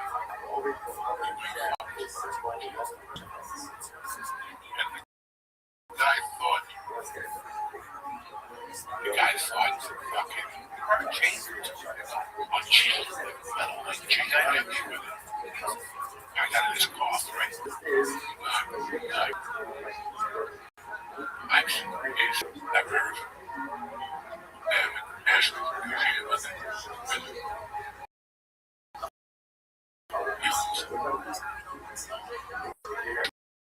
we'll be right back, cocksuckers. Hey, Uncle Joe here, coming at you on a Tuesday. Listen, if you want to be ready for action anytime, you got to get that Blue Joe. Blue Joe. It's a 4-in-1 that dissolves under you. It takes money to be ready as it hits you in 15 minutes. Listen, it took one time, forget about it. Bananas. It was harder than fuck for about 18 minutes. Then it just stopped working. So listen, if you got problems like me, then check out Blue Chew Gold. Make life easier by getting harder. Listen, she's not going to keep you around. Make long 63. If you're a young guy, you get that dick already on a Friday night. How long do you pick up one of those door guys that are built? They got a dick made of wood and get that, you know what I'm saying? Never fear, Uncle Joey's here. Go to BlueChew.com right now. Discover your options. We got a special deal. With church family going on right now. Listen, St. Patty's Day's coming. You want to have a kid that next February. You know what I'm saying? I've only got the math wrong on that. But anyway, Get 10% off your first month of Blue Chew Gold with code Joey, Joey. That's code Joey. Joey is the promo code. Now, write that down, promo code Joey. Now, you go to visit BlueChew.com for more details and important safety information. It's going to come to your house. Nobody's going to know nothing. And listen, in a week, you can forget about it. You can be that old selfie man. White shoes, easier than good. Forget about it. Thank you for supporting the podcast. And hey, Uncle Joe here. I want to thank you. That episode is sponsored by BetterHelp. Listen, everybody get used to it. I got problems, you got problems. Everybody can help you be a better version of yourself. Problems, what I call BetterHelp. We got the phone for a few weeks. They got exercise. They got some breathing exercises. And here I am years later, TikTok and 6 and still swinging. You know what I'm saying? Anyway, you got to answer a few questions to start. And BetterHelp will match you because someone works with you for you. This is the time. Over 30,000 therapists. BetterHelp is one of the world's largest online therapy platforms. Your emotional well-being matters. Find support and feel lighter in therapy. Trust me. You don't think it's going to work. BetterHelp works. Sign up and get this set at BetterHelp.com/Diaz. Again, 10% you put in BetterHelp.com/Diaz. Again, that's BetterHelp. HELP.com/Diaz.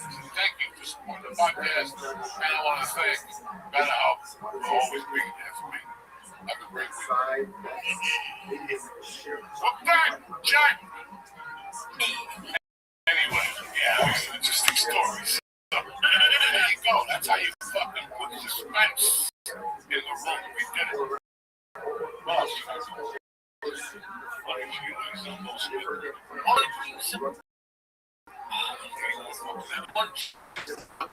and you say stuff like that, when you're surprised about like you give me that when I get fucked up, and then you leave the airport. Why are you so fucked up? And that's when the noise comes out.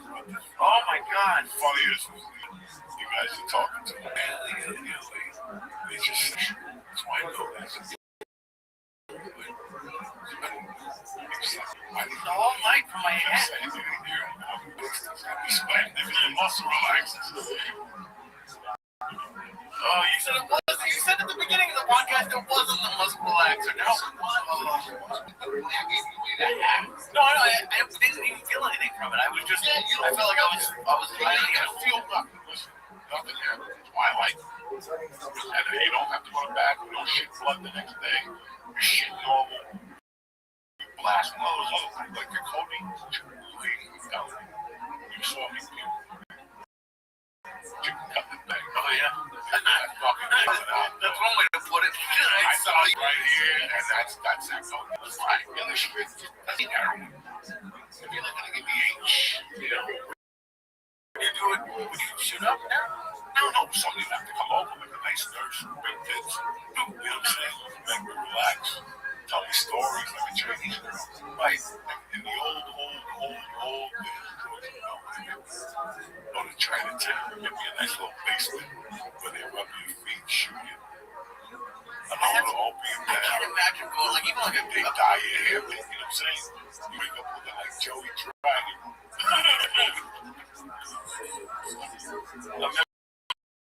Remember the triads? Oh my god, all those places. Is it creepy doing drugs with all the people you don't like one of the like that's the people who do drugs. People you don't know that you won't see them never come on. I didn't have to tell that.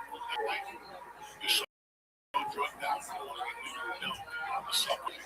Going down there, your ass with a fucking flower. You know, that's when you realize all the disgusting things you just did that made it also you read the sign. Get tested for HIV.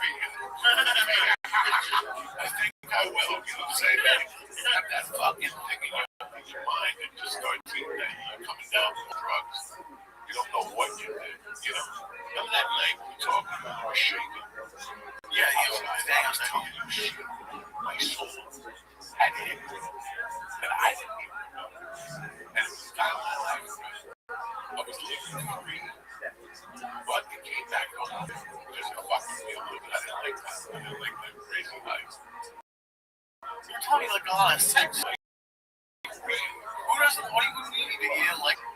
I never liked sex. It was not fucking. Those guys that bang out the DNA. Fucking thing. No, I'm just saying that. No, my neck was joined that one. Spoke about it. That ball out. It's gotta be creepy. If it was thought to get creepy, then it's like if I eat you, I'd buy you 4 or 5 dinners and get what I mean, I'd rather that happen organically. Fish. We end up fucking. Also, you want to make, that's a different fucking. That's a world that I can do. That's not a person. Yeah, people. Everybody's getting the dash. My friend, I can't give the Bible. I'm just like fishing. Back to the place. Did you get back to the camp? Oh, like from OnlyFans? Oh, shit. Yeah, but he had a mask on like a devil, and she would be like, welcome you back to Jones. It's getting weird out there. That's not what I am. You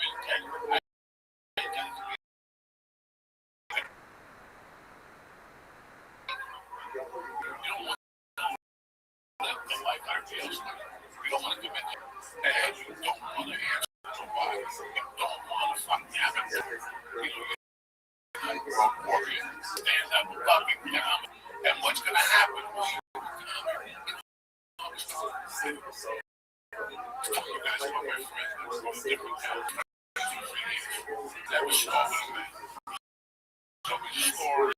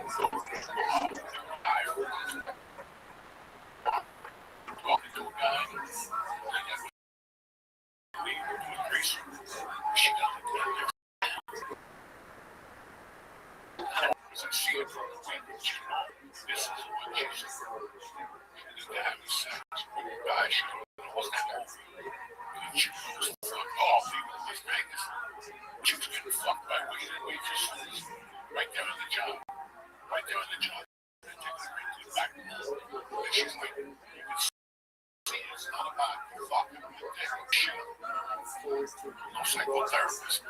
You haven't gone to look into this shit. I don't understand it. I pull a whip out, a ball,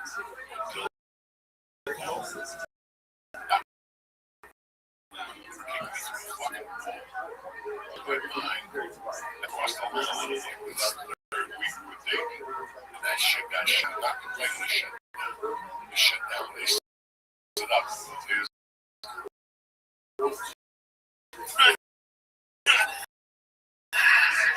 Don't break. I am up. Stab with toothpicks and all that shit. No, I don't understand anybody. No, but it's not though. That's people I used to want to okay? I knew a lot about things. I couldn't go back one day like cut my shirt and smoke. Because now I don't think it was that. When they actually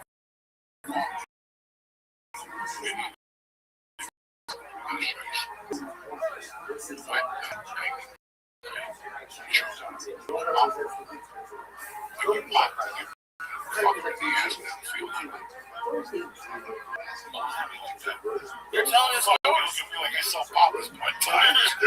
Papa was like a drug. Yeah, it was something like Papa. You actually doing something. I haven't been making it one time like this when I was a child. This is why you see a pattern. Now you go on Instagram and I saw Cindy Phil. Is that for hard on now as a kid? It was fucking fly. You got a powder, you put it in your water, you drink it, you saw what happened. And all experiments on one of our brothers. I had no grandmother at that time. Like they fucking, one of the kids in Buckbergen had a grandmother they gave him. There was nothing happened. I watched her for hours. She would scratch her pussy or nothing, you know.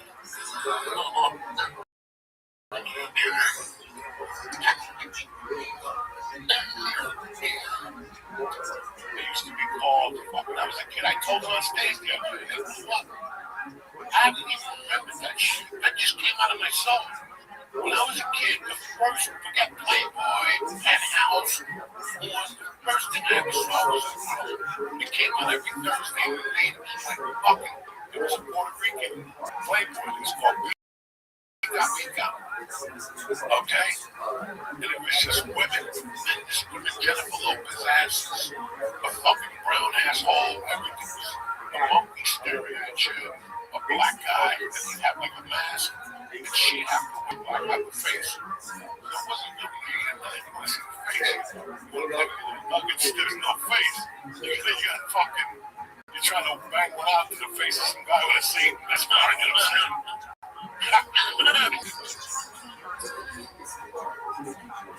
So now, you know, it's a different level. It's a different level. And it became popular. Somebody came to me and I was like, oh, bro, get this to a chick. She was a fucking woman, okay? I played CYO basketball. There was a mother out there one day that talked about those things. I don't think I came out of her name. It doesn't happen. It was like, she had sucked up these things. I knew that shit did work. We had so many levels of bullshit. Thank God for the internet now. There was a fucking woman that came out. In 77. George, and you got it. I did. But 2 years ago, my house. First of all, the guy that was listen, the guy who wrote the book here, he comes out like double 30 and the 31st. Listen, he was like that chicken Kill Bill 2. Saying everything. Ridiculous. The shit they put us as children. So now that's what I'm talking about being wiser. Now you see something like and then that 30 years ago. That's nothing different than this now. It's just the same scam with a different fucking pen. Oh yeah. And then you see the scam now. What program to go to Vegas, casinos full of but in our hearts, we think we're going to win. Yeah, but there was a famous, they said, lost just so you can talk about it. Looking like Charlamagne, but nothing out of it. Oh my God, he's such a fucking faggot, bro. I gotta tell you, man. What did Charlamagne do to you? They didn't do anything, but just look at her. It's just the epitome of moving madness. Right? And let me tell you something. Look at that. She had no shame. They should just call her pussy animation. She's like, Bonnie. She's like DMX's nephew, who's a little short guy that put this. You'd be better than you. No, she was the fucking badass rapper. That's not it. To baby daddy. She got a baby daddy already. Oh, she always has something watching the kids. One of them is.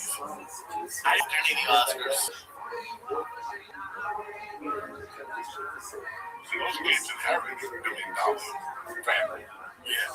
Because wait till that chapter comes out. They're going to have a show on forever. It's going to be nice kids. You Kardashian kids? Of course. It's like Turner. His name was father.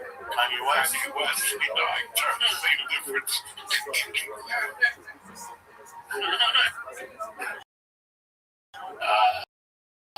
still got it. It's raining.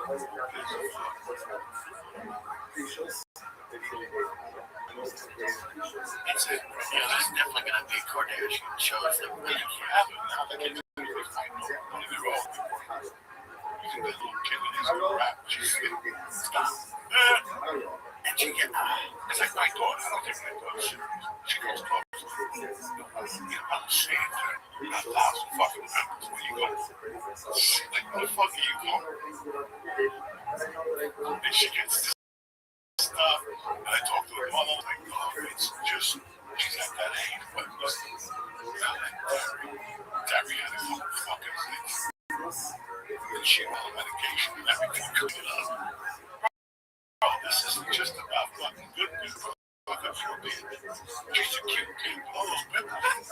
This time she get the lump on her head. Like, mercy, Jesus fucking Christ.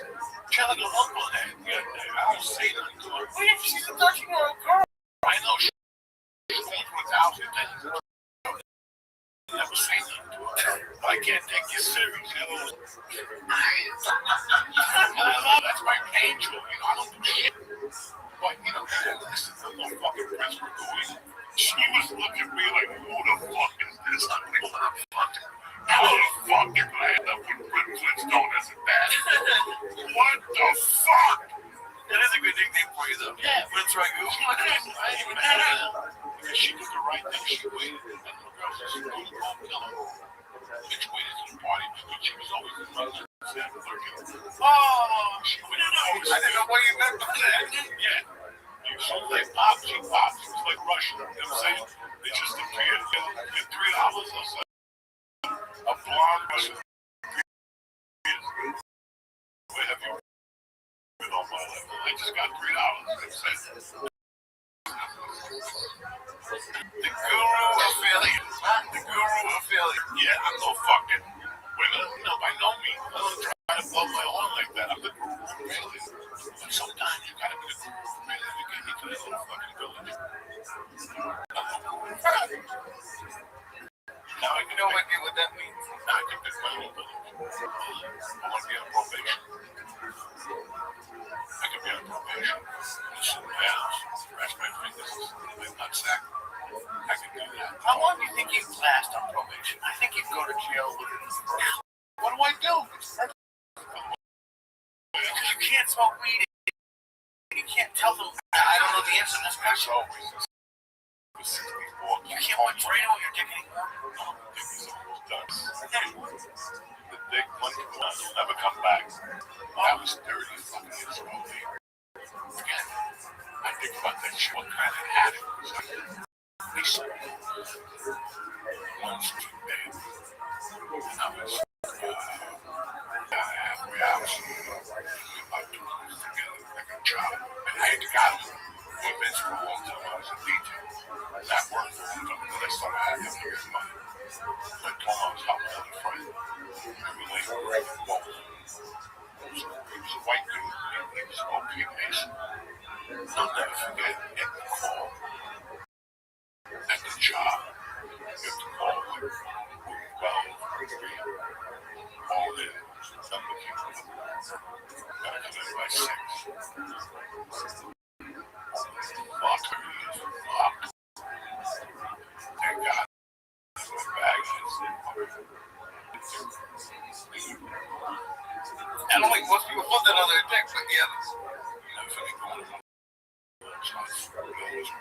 and already smoked these assholes that blew out the thing before.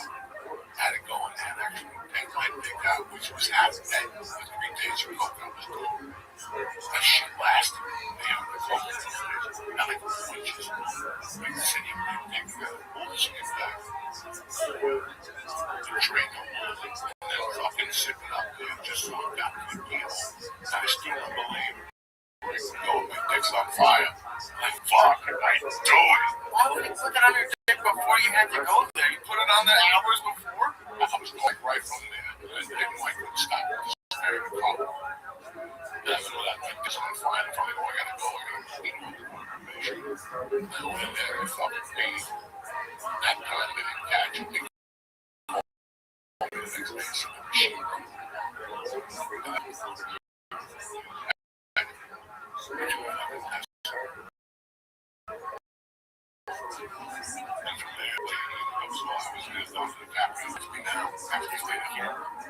Catch me if you can. just one of those games. It was hilarious. Mike Money told me.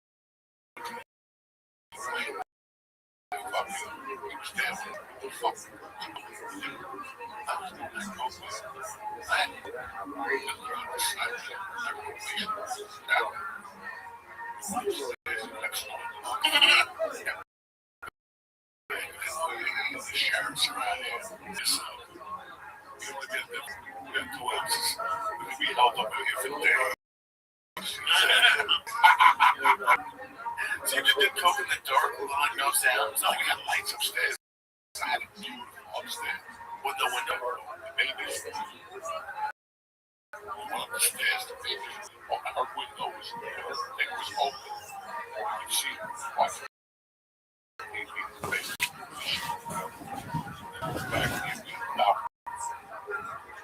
Back here, downstairs. It was fucking clear. Down. It was really classy. Now it's probably like a lower house. It's probably there. It's like I got 20 years. Now it's 30 years. 50.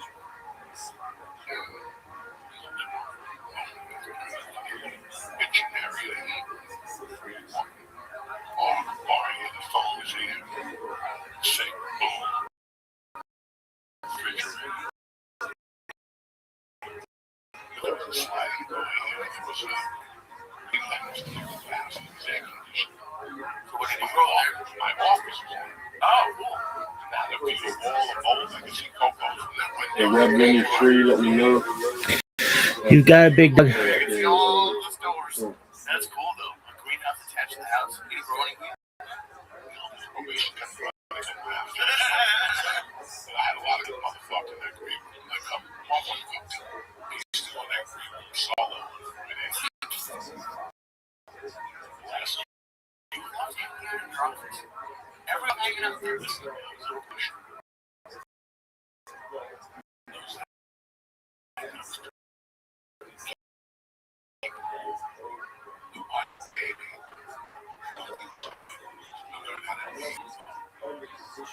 He was old, John. Fine. He was a great his name. Guys, this is 19. There's Jersey. And Lux. Irish workers. Mexicans. I need like 5 minutes. Perhaps even fewer.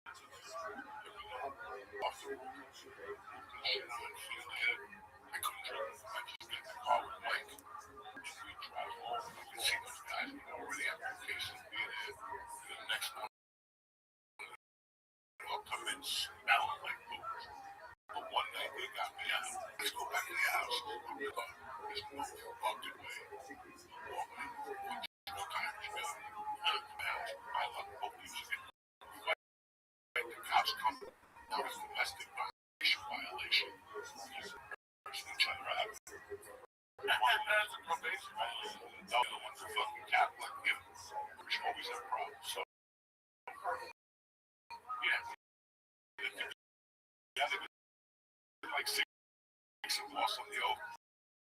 Once they hit it back pipe, they get a lot of funny stuff. Yeah.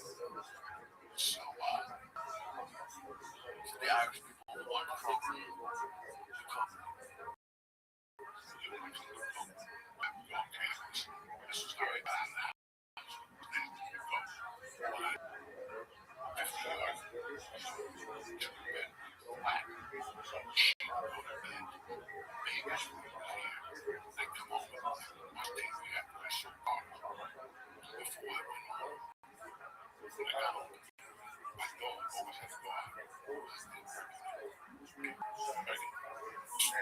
I gotta go. Did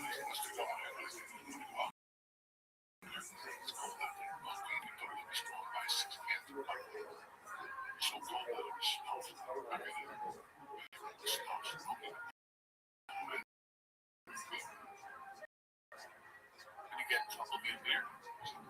watch them if I walked. She was serious. So, we come in, we called it. She comes back, Stage USA had a show at 9 o'clock. Our music, videos, up to in the morning, and a movie. We love that show. Midnight Sun, USA. All right, big dog, you ready to lose?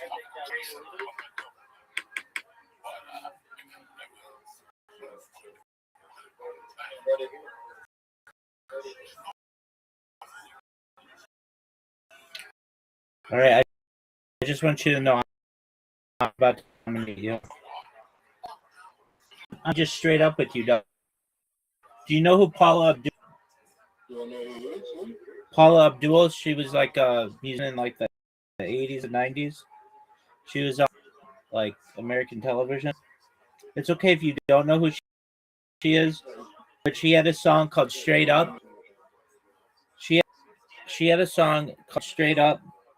It went straight up now. Tell me, do you really love me? Straight up now. Tell me, do you really want to love? Oh. Well, I'm gonna dominate you. That's all I want you to know. Oh, all right. 8-ball 1v1. Random breaks. Scoring normal. Sound good? Okay, that better sound like the best thing of all time. All right, dog.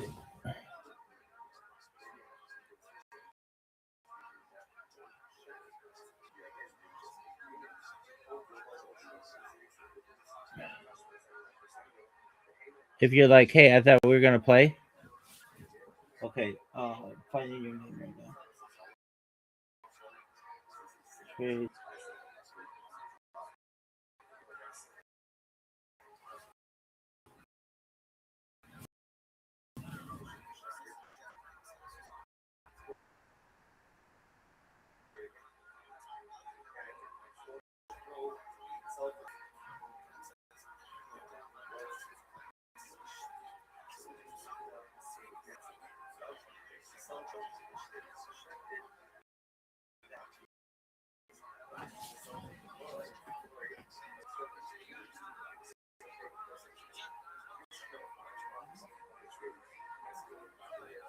I'm distracted. I'll be there in a second.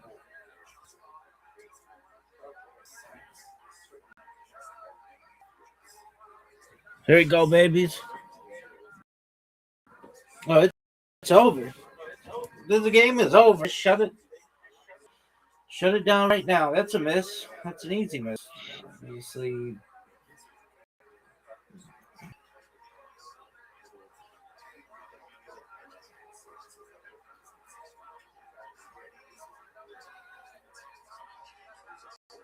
Trey's way. That was your shot? That was perhaps the most garbage shot in the history of shots. But I don't really have a good shot.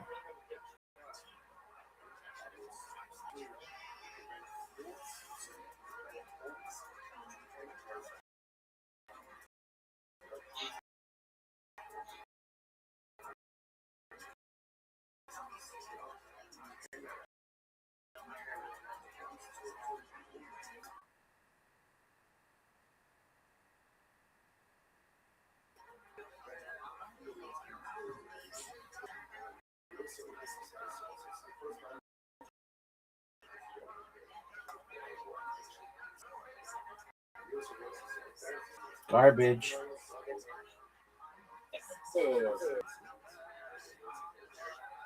There's no way you hit this. This is the most difficult shot in the history of the game. That's easy. I've seen you hit that 1,000 times. Maybe 10,000 times.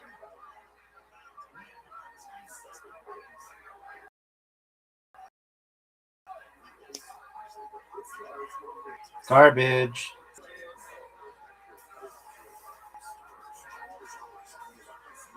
It's a miss. It's clearly a miss. Oh, no way. It's over, baby. That's my 69th win. That was easy. Yeah, them wings are all on basketball shit. No. Baby, that counts. It was the easiest win I've ever had against you.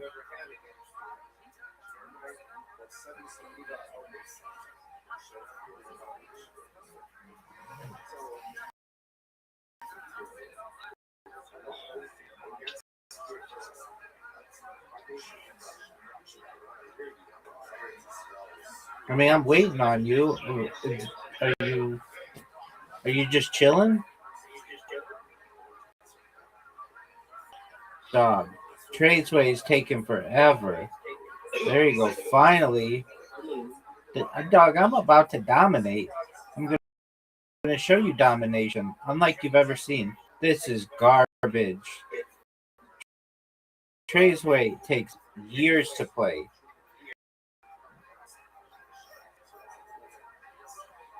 This is an illegal break, some kind of jazz technique.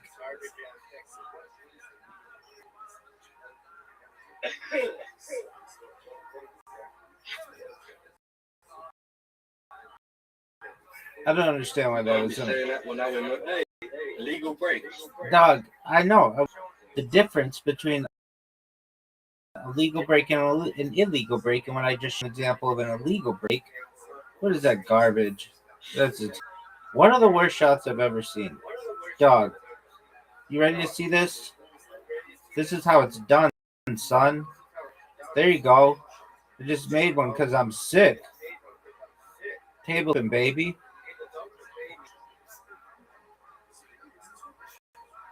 Is that a solid?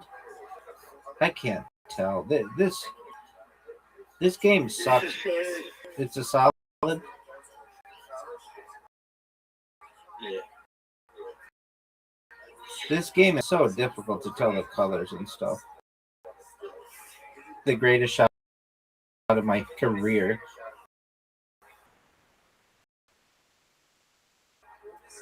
Table is still open, big dog. That's a miss. Glad to know that you're missing. That's easy. Too easy.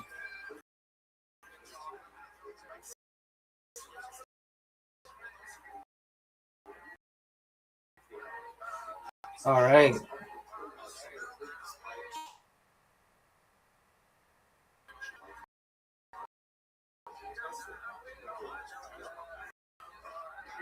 That was beautiful. Yeah, all right. I mean, I'm just waiting on you. Are you gonna go? That's a miss. That's obviously a miss. That's not even a thing. That's a miss. Look at the time ticking, dog.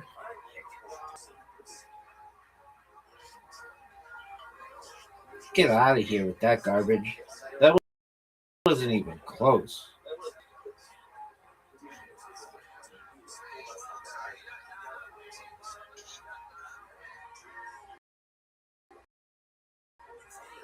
Look how beautiful this. One of the sexiest shots. Not only is it good, but I looked good doing it. Difficult combination. Look how amazing this shot is, folks. Oh, that is bullshit.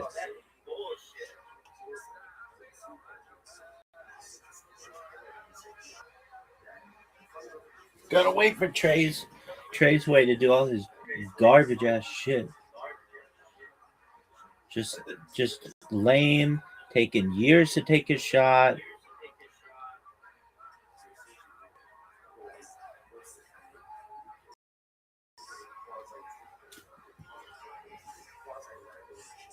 Garbage.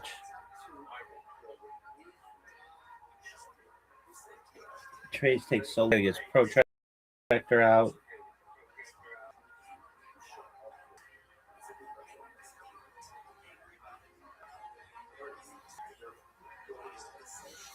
Motherfuckers lining up the moon and the stars to take a shot.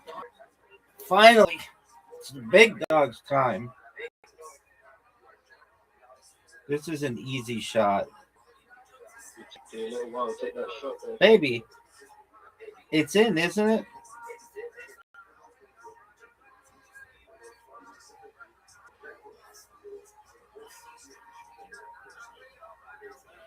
This might be the greatest shot. That was garbage.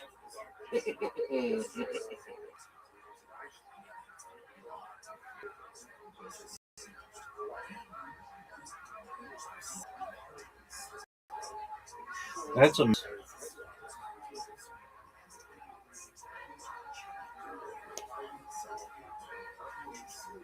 no,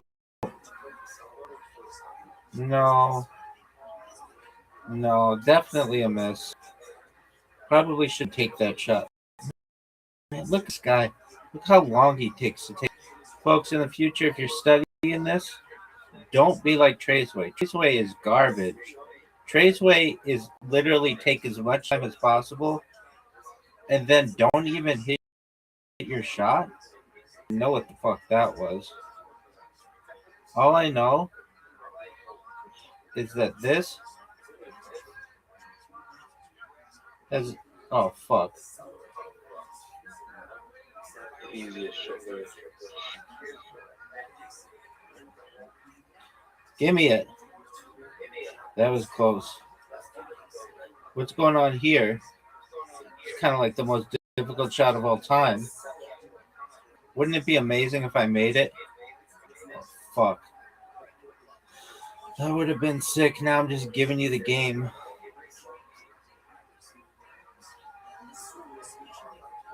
That was a mistake on my part.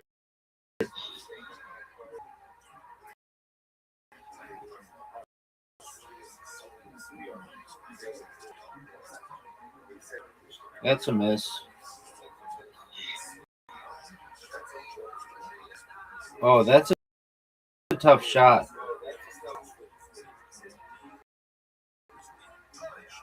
Not a tough shot. No one knows why he's shooting like the exact opposite way.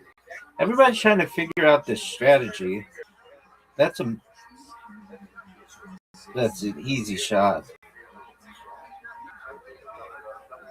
But the time is ticking down, son.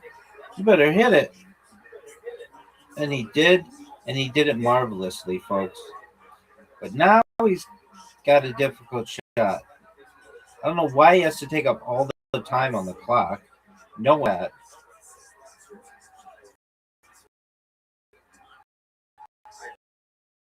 Oh, that was beautiful.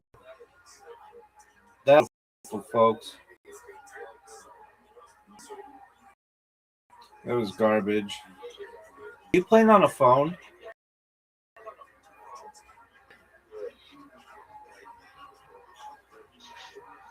That was garbage. I don't even want to talk after. You and I both know, bitch. You couldn't even break properly. Traceway's turn to break. Everybody get ready for an illegal break. I'm ready for an illegal break. You're ready. This might be the best shot in the history of the game.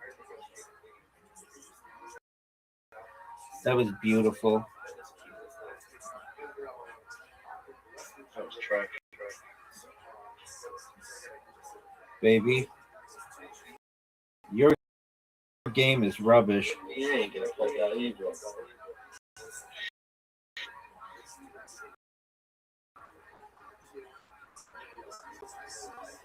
Fuck. Oh, he did put something. Quiet you. When I want your, give it to you.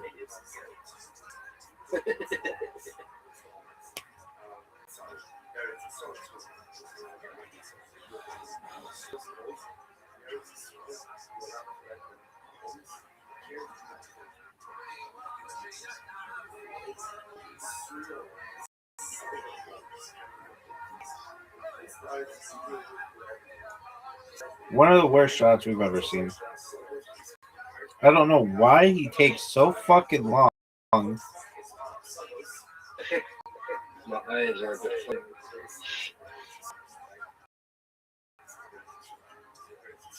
My ball.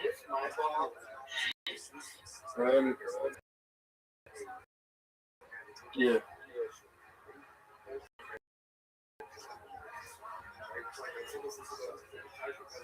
Thank you for your help.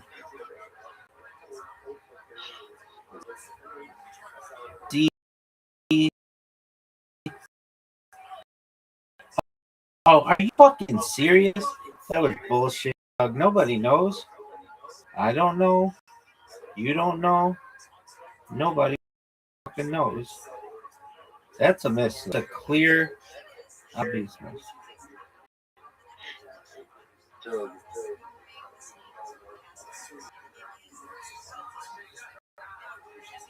Look at this shot, though. Beauty. Garbage.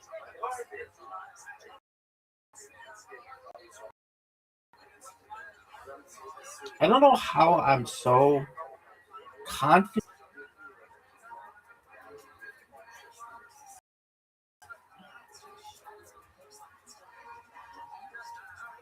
That's a miss. I know it's a miss. You know it's a miss. This is a great shot, though. That's one of the great shots of the game.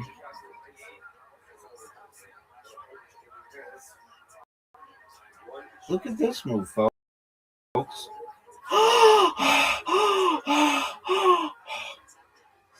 That was a screw job.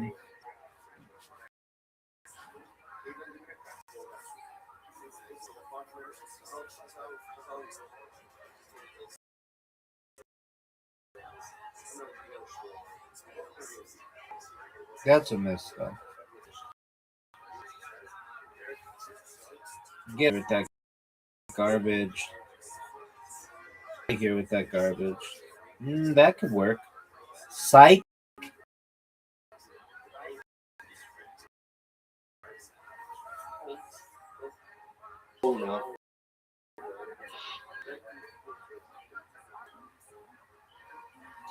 Maybe the greatest shot in the history of the game right there with a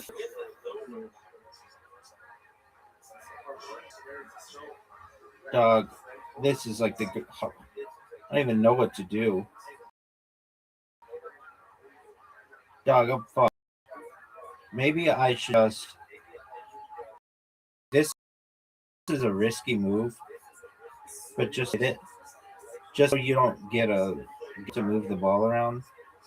I don't know if that was good. In fact, I think it was probably a bad move, but I didn't really have a choice. Oh, right there. Stay.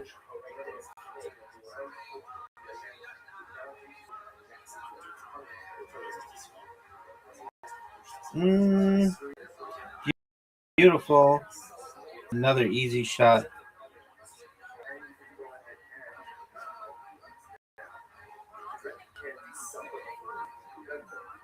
He's got his straight edge, folks.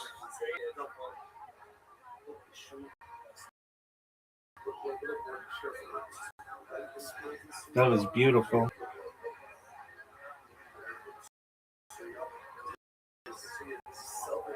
Miss it. Just a terrible shot. Maybe one of the worst shots we've ever seen.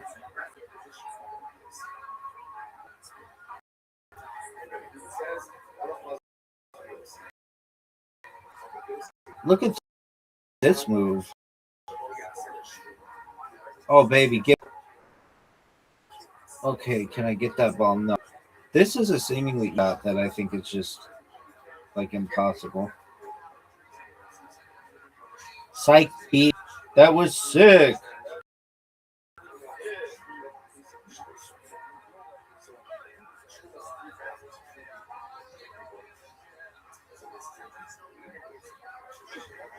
Give me this. Oh, no. The most difficult shot in the history of the game, folks.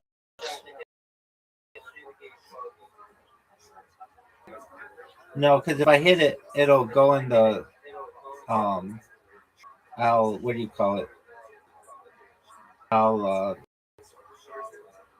scratch.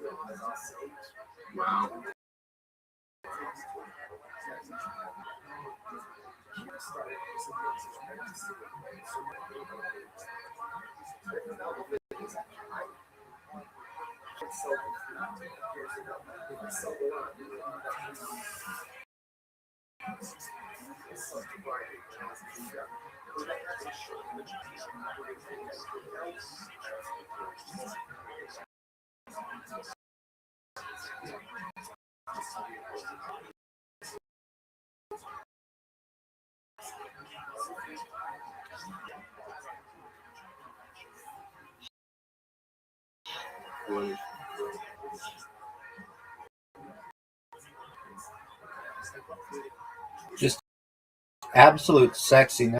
Make it. That would have been garbage. I don't know why that's on legal breaks.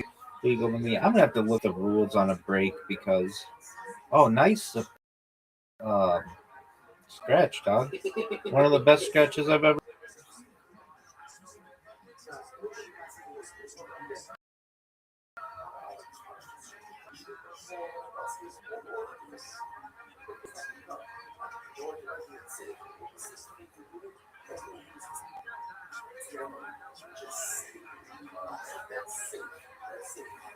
Just sexy.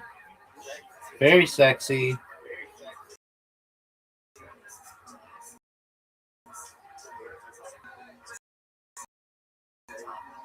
Look at this move.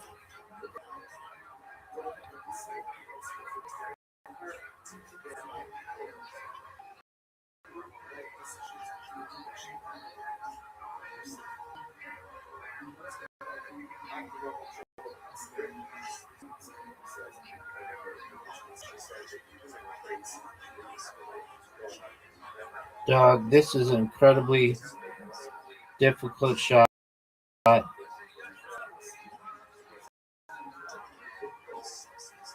Baby. That would have been so sick. That got me shaking up. It was close. But you don't have a good shot. No way. That was beautiful, Traceway. That was marvelous. One of the best shots that we've seen today. It was long. It was difficult. This is a miss. I don't know why you're trying at this shot because it's one of the worst shots I think that you could ever have. Worst shot ever. Oh, beautiful. Dog, this motherfucker has had to be practicing. Now he has no shots to him. Folks, if you're watching either now or in the future, just know that he had no shot there. He was done. All right. It's possible. Oh, that was so sick. One of the sickest things we've ever seen in humankind. We may have never so amazing as that shot. Look at this. Look at this. Look at this domination.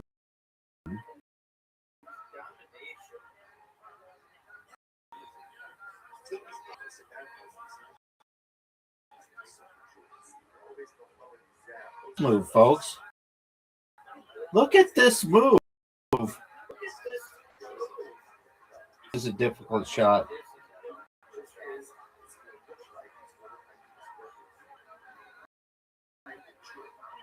Perhaps, no. Heartbreaking.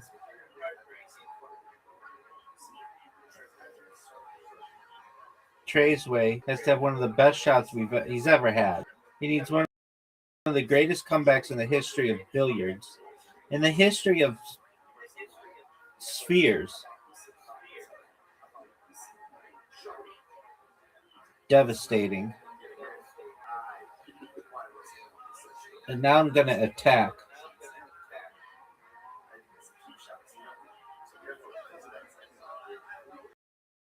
Sexy. Oh, can I thread the needle here?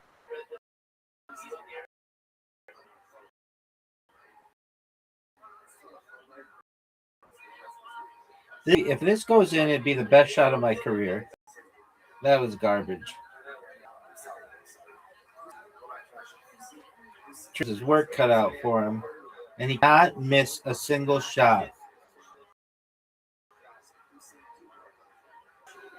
Devastating, but he actually is fine because that where that ball went.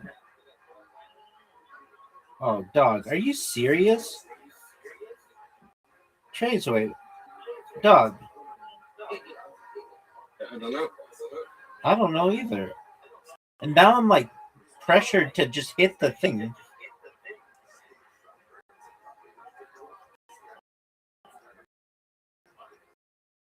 Oh. Now I give you free reign or the table. This is garbage. This is garbage. That's a miss. Fortunately, we do know that that's a miss. I know it's a miss. You know it's a miss. The world knows it's a miss. Traceway has one of the most difficult shots in the history of humankind right here. In the history of humankind. No way. All right. Now, this is easy. With the next shot, is a B. I could. Tell you what, once you separate them doors up there, game over.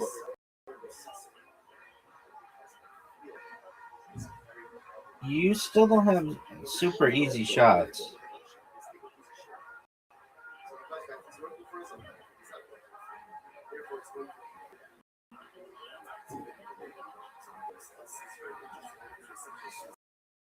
It keeps flipping, man. I see that.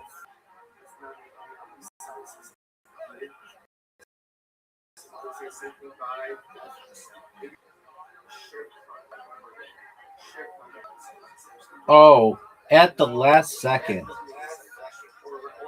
That was beautiful.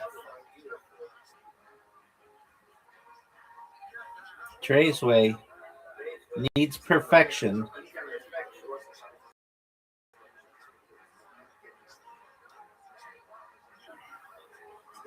Traceway needs absolute perfection.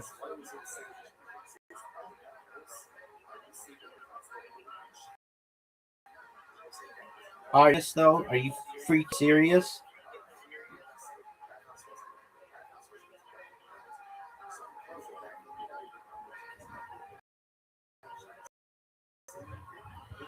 Oh, are you freaking serious? Traceway, oh man, that was a lot better than I thought it was gonna be. No way.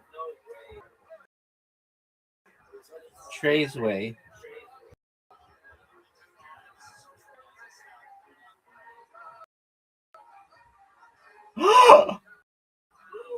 Did you see that? It almost went in twice, dude.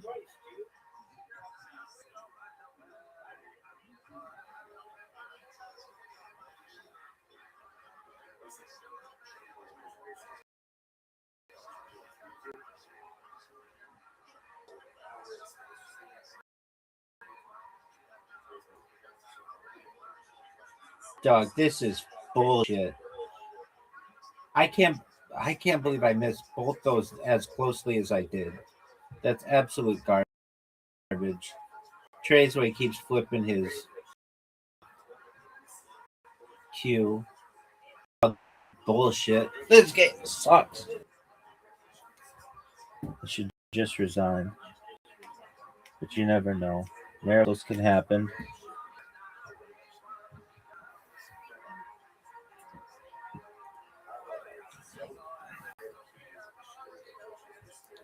Trey's way. Running out of time, son. Easy, breezy, beautiful cover girl. Great job, dude.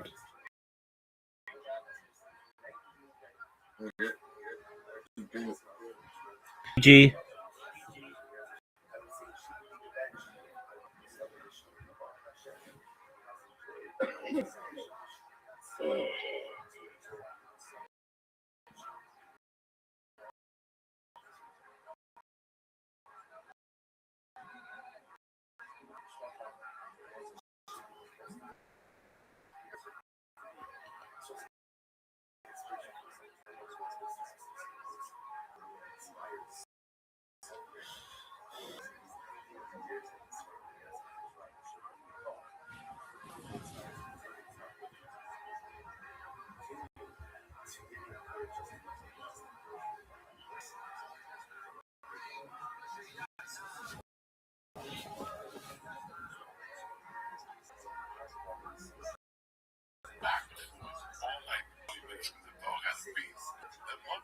So high. I let the dog out of the wheel. When he knocked the door. When that dog was a puppy, the puppy stayed on Friday. And by Monday, he was thankful for dog being there. The fuck I let him out. He was in the lake for the first time. He was ready to bust. And then he gotta stop jerking on him. They gotta go pee. But I was so high that the dog was sick.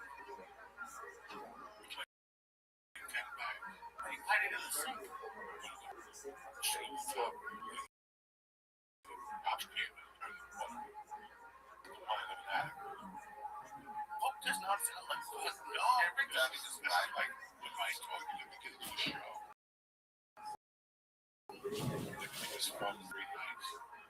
4 nights, then you see, get home, now you see, there's no jumping. What's that? Man, I'm fine. We're fucking. Ricky said, listen, I do on your next week's not the place. I'm not gonna do it. Like, let them know, like, you go on that side of the fence. There ain't no fucking way. I don't want that. Yeah, he goes, pick the house, and you're going to bring the money on the phone. Oh, right. School. Oh, yeah. So, yeah. So, that would be good.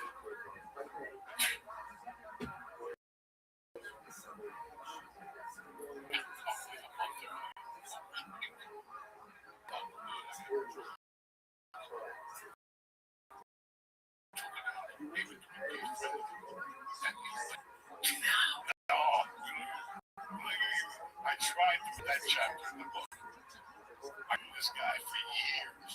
Something was never right.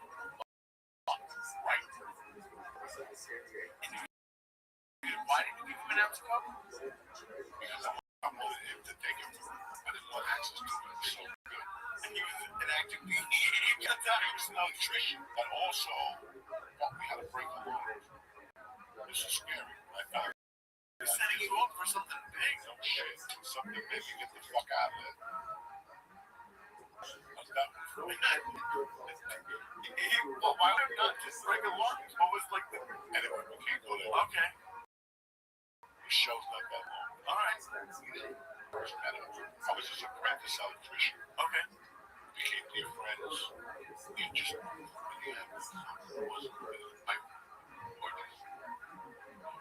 He could have kids. 19, 18. Have me home every Friday night.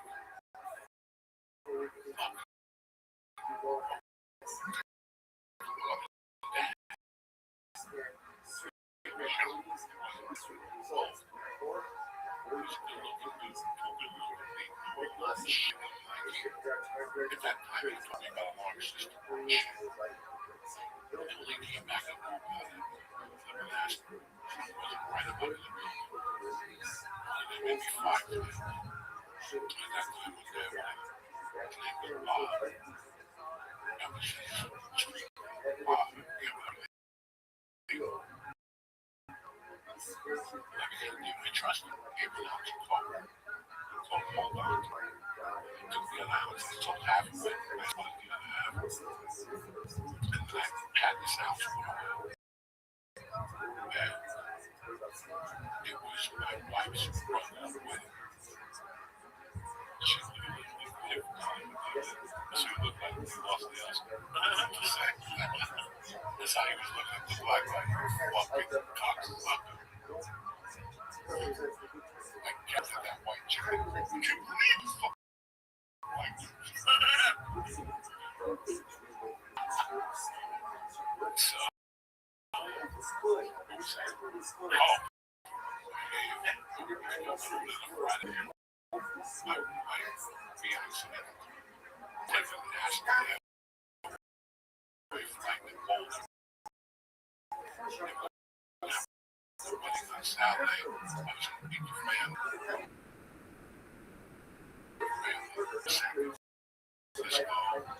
cops called the house. It was just like these people. It was like, the whole family. They got a whole movie, and it was over. What? We see shit. This house is too big. And I called my friend and I said, love me. That's it. And he called me and I left. I'm being that fucking house. 7 o'clock. They go for everything they need.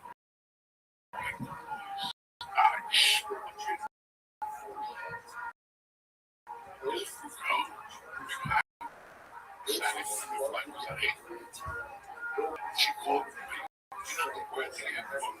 Where are you?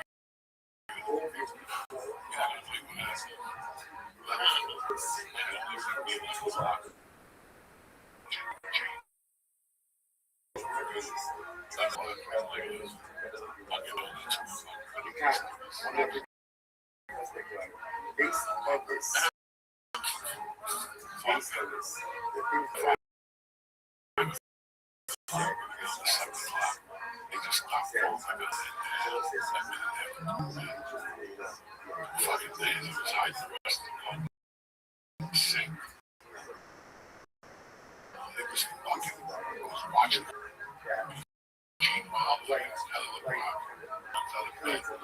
you see a bush and frozen on VHS. You know how good you gotta be to freeze it on VHS. It's at the house, banging it out, nothing would come out. Sunday morning, and then the come in. Basically, I feel hungry and water, you have to go chip. The day before, you know, that is nice. How many times do you have to go back and forth to actually freeze it at the right spot? Because you're not going to get out on the first try. I was a pro by then, because in the early 80s, we were in a hotel, we had the Royal Channel was still there, but it was crooked. Oh yeah, I remember that, like fucking wire, and then you see the guy come to your face, and it would slant and shit. Hold on 1 second, let me get this right. Shit.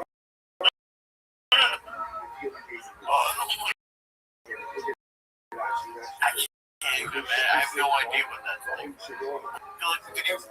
When you were on the phone, you like think you were gonna stop, you didn't know it was gonna. I was hoping it was get the carriage and drive to the I knew shoulder was big. Now we sat and I was going to get out. I got some beer.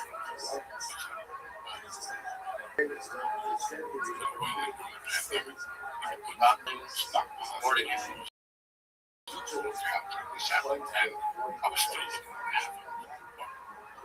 It's a lot. What do you start with? What do you I've done this and I was going shit. Things you always see my house that time at large. But I live in a garage in a man's house. She's like a hell. It's legit. I got a jacuzzi in the back and a steam room in the back. Oh yeah. I had a guest room. I had 10 guest rooms and a fucking like That's the house I showed you. You can rent the house and ask them. Excuses. Oh, you're a cheese. Bob, I fucking. Wait, Bob. They had to take me this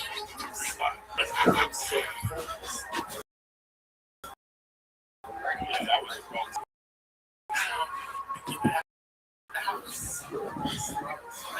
I got stuck.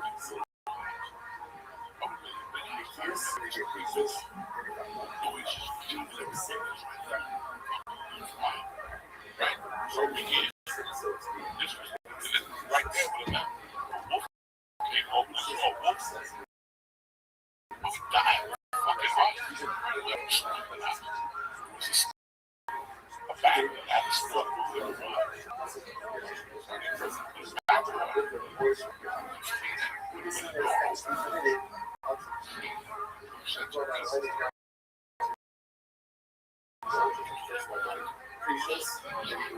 fucking paranoids coming out of this car because years later, no,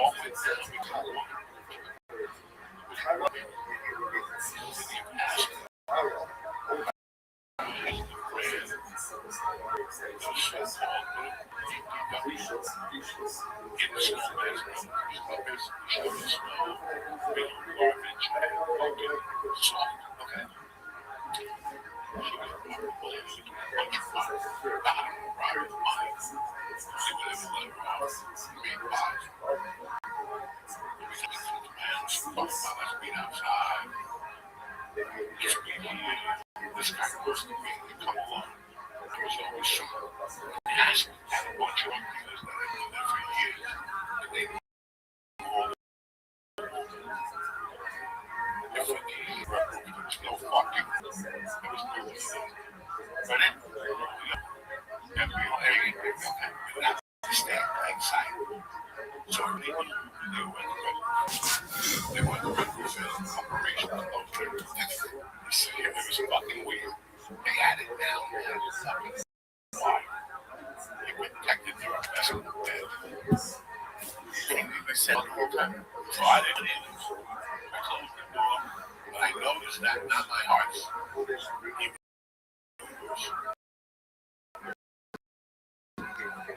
Now my paranoid grows. I got so fucked up.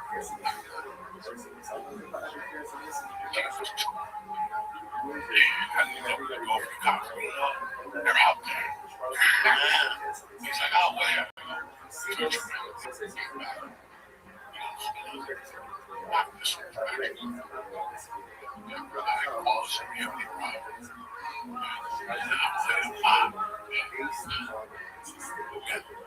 They're out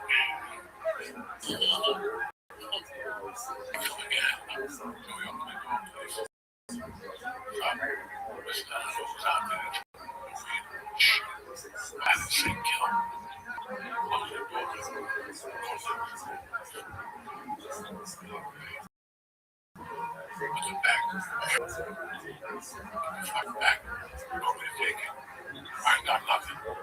And then he's gonna arrest me, bro. And meanwhile, the gloves over here. We go out there, he's pissing on the wall.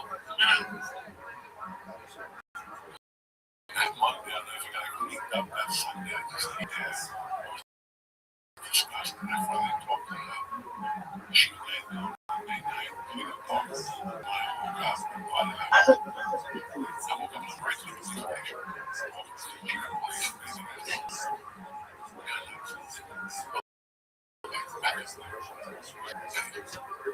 Oh, the water, like the water here, yeah, this is a fucking story. That was a fucking bomb. The whole town was just still there. Right down by from where. No way.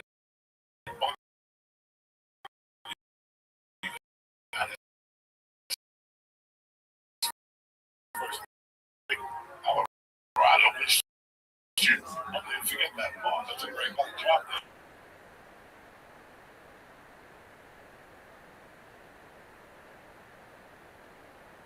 Thank you for doing great work, man. Thank you so much. I don't know what they were.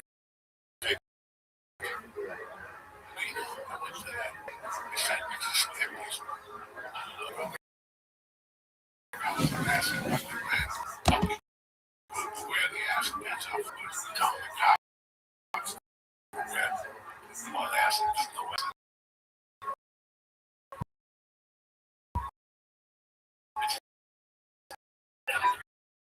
All this is okay. Leading is you're telling them you have cops looking for that. That's like 30 minutes.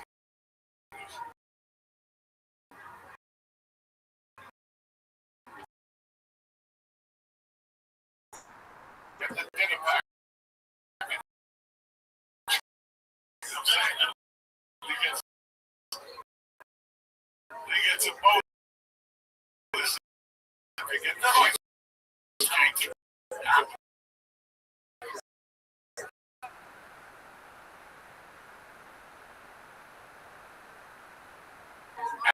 Motherfucking festival. April 18, 2 days before 20. I will not stay for 420. I got shit to do. I see this doctor that is 23.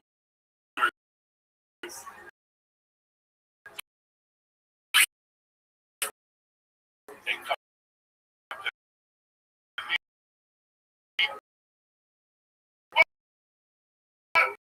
I'm back like the Bionic Man. Oh shit, Casino. Atlantic City. Book the room now. The rooms are fucking booked. I got a couple of Iranians coming in for the fucking show. With a drone. I got them all showing. I'll see you then, but see me. Fucking hell. We're putting shows together. A lot of fun. Back.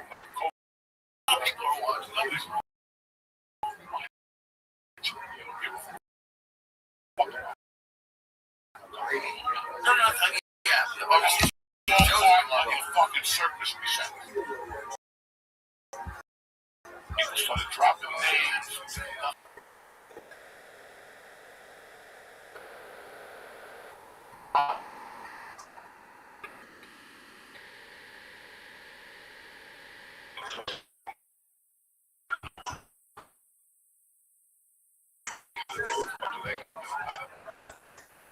Early show for this. They're selling tickets for like $2,000 online. That shit. Really? It's like a 35. But you can't. Just go for your ID. And you'll always be back.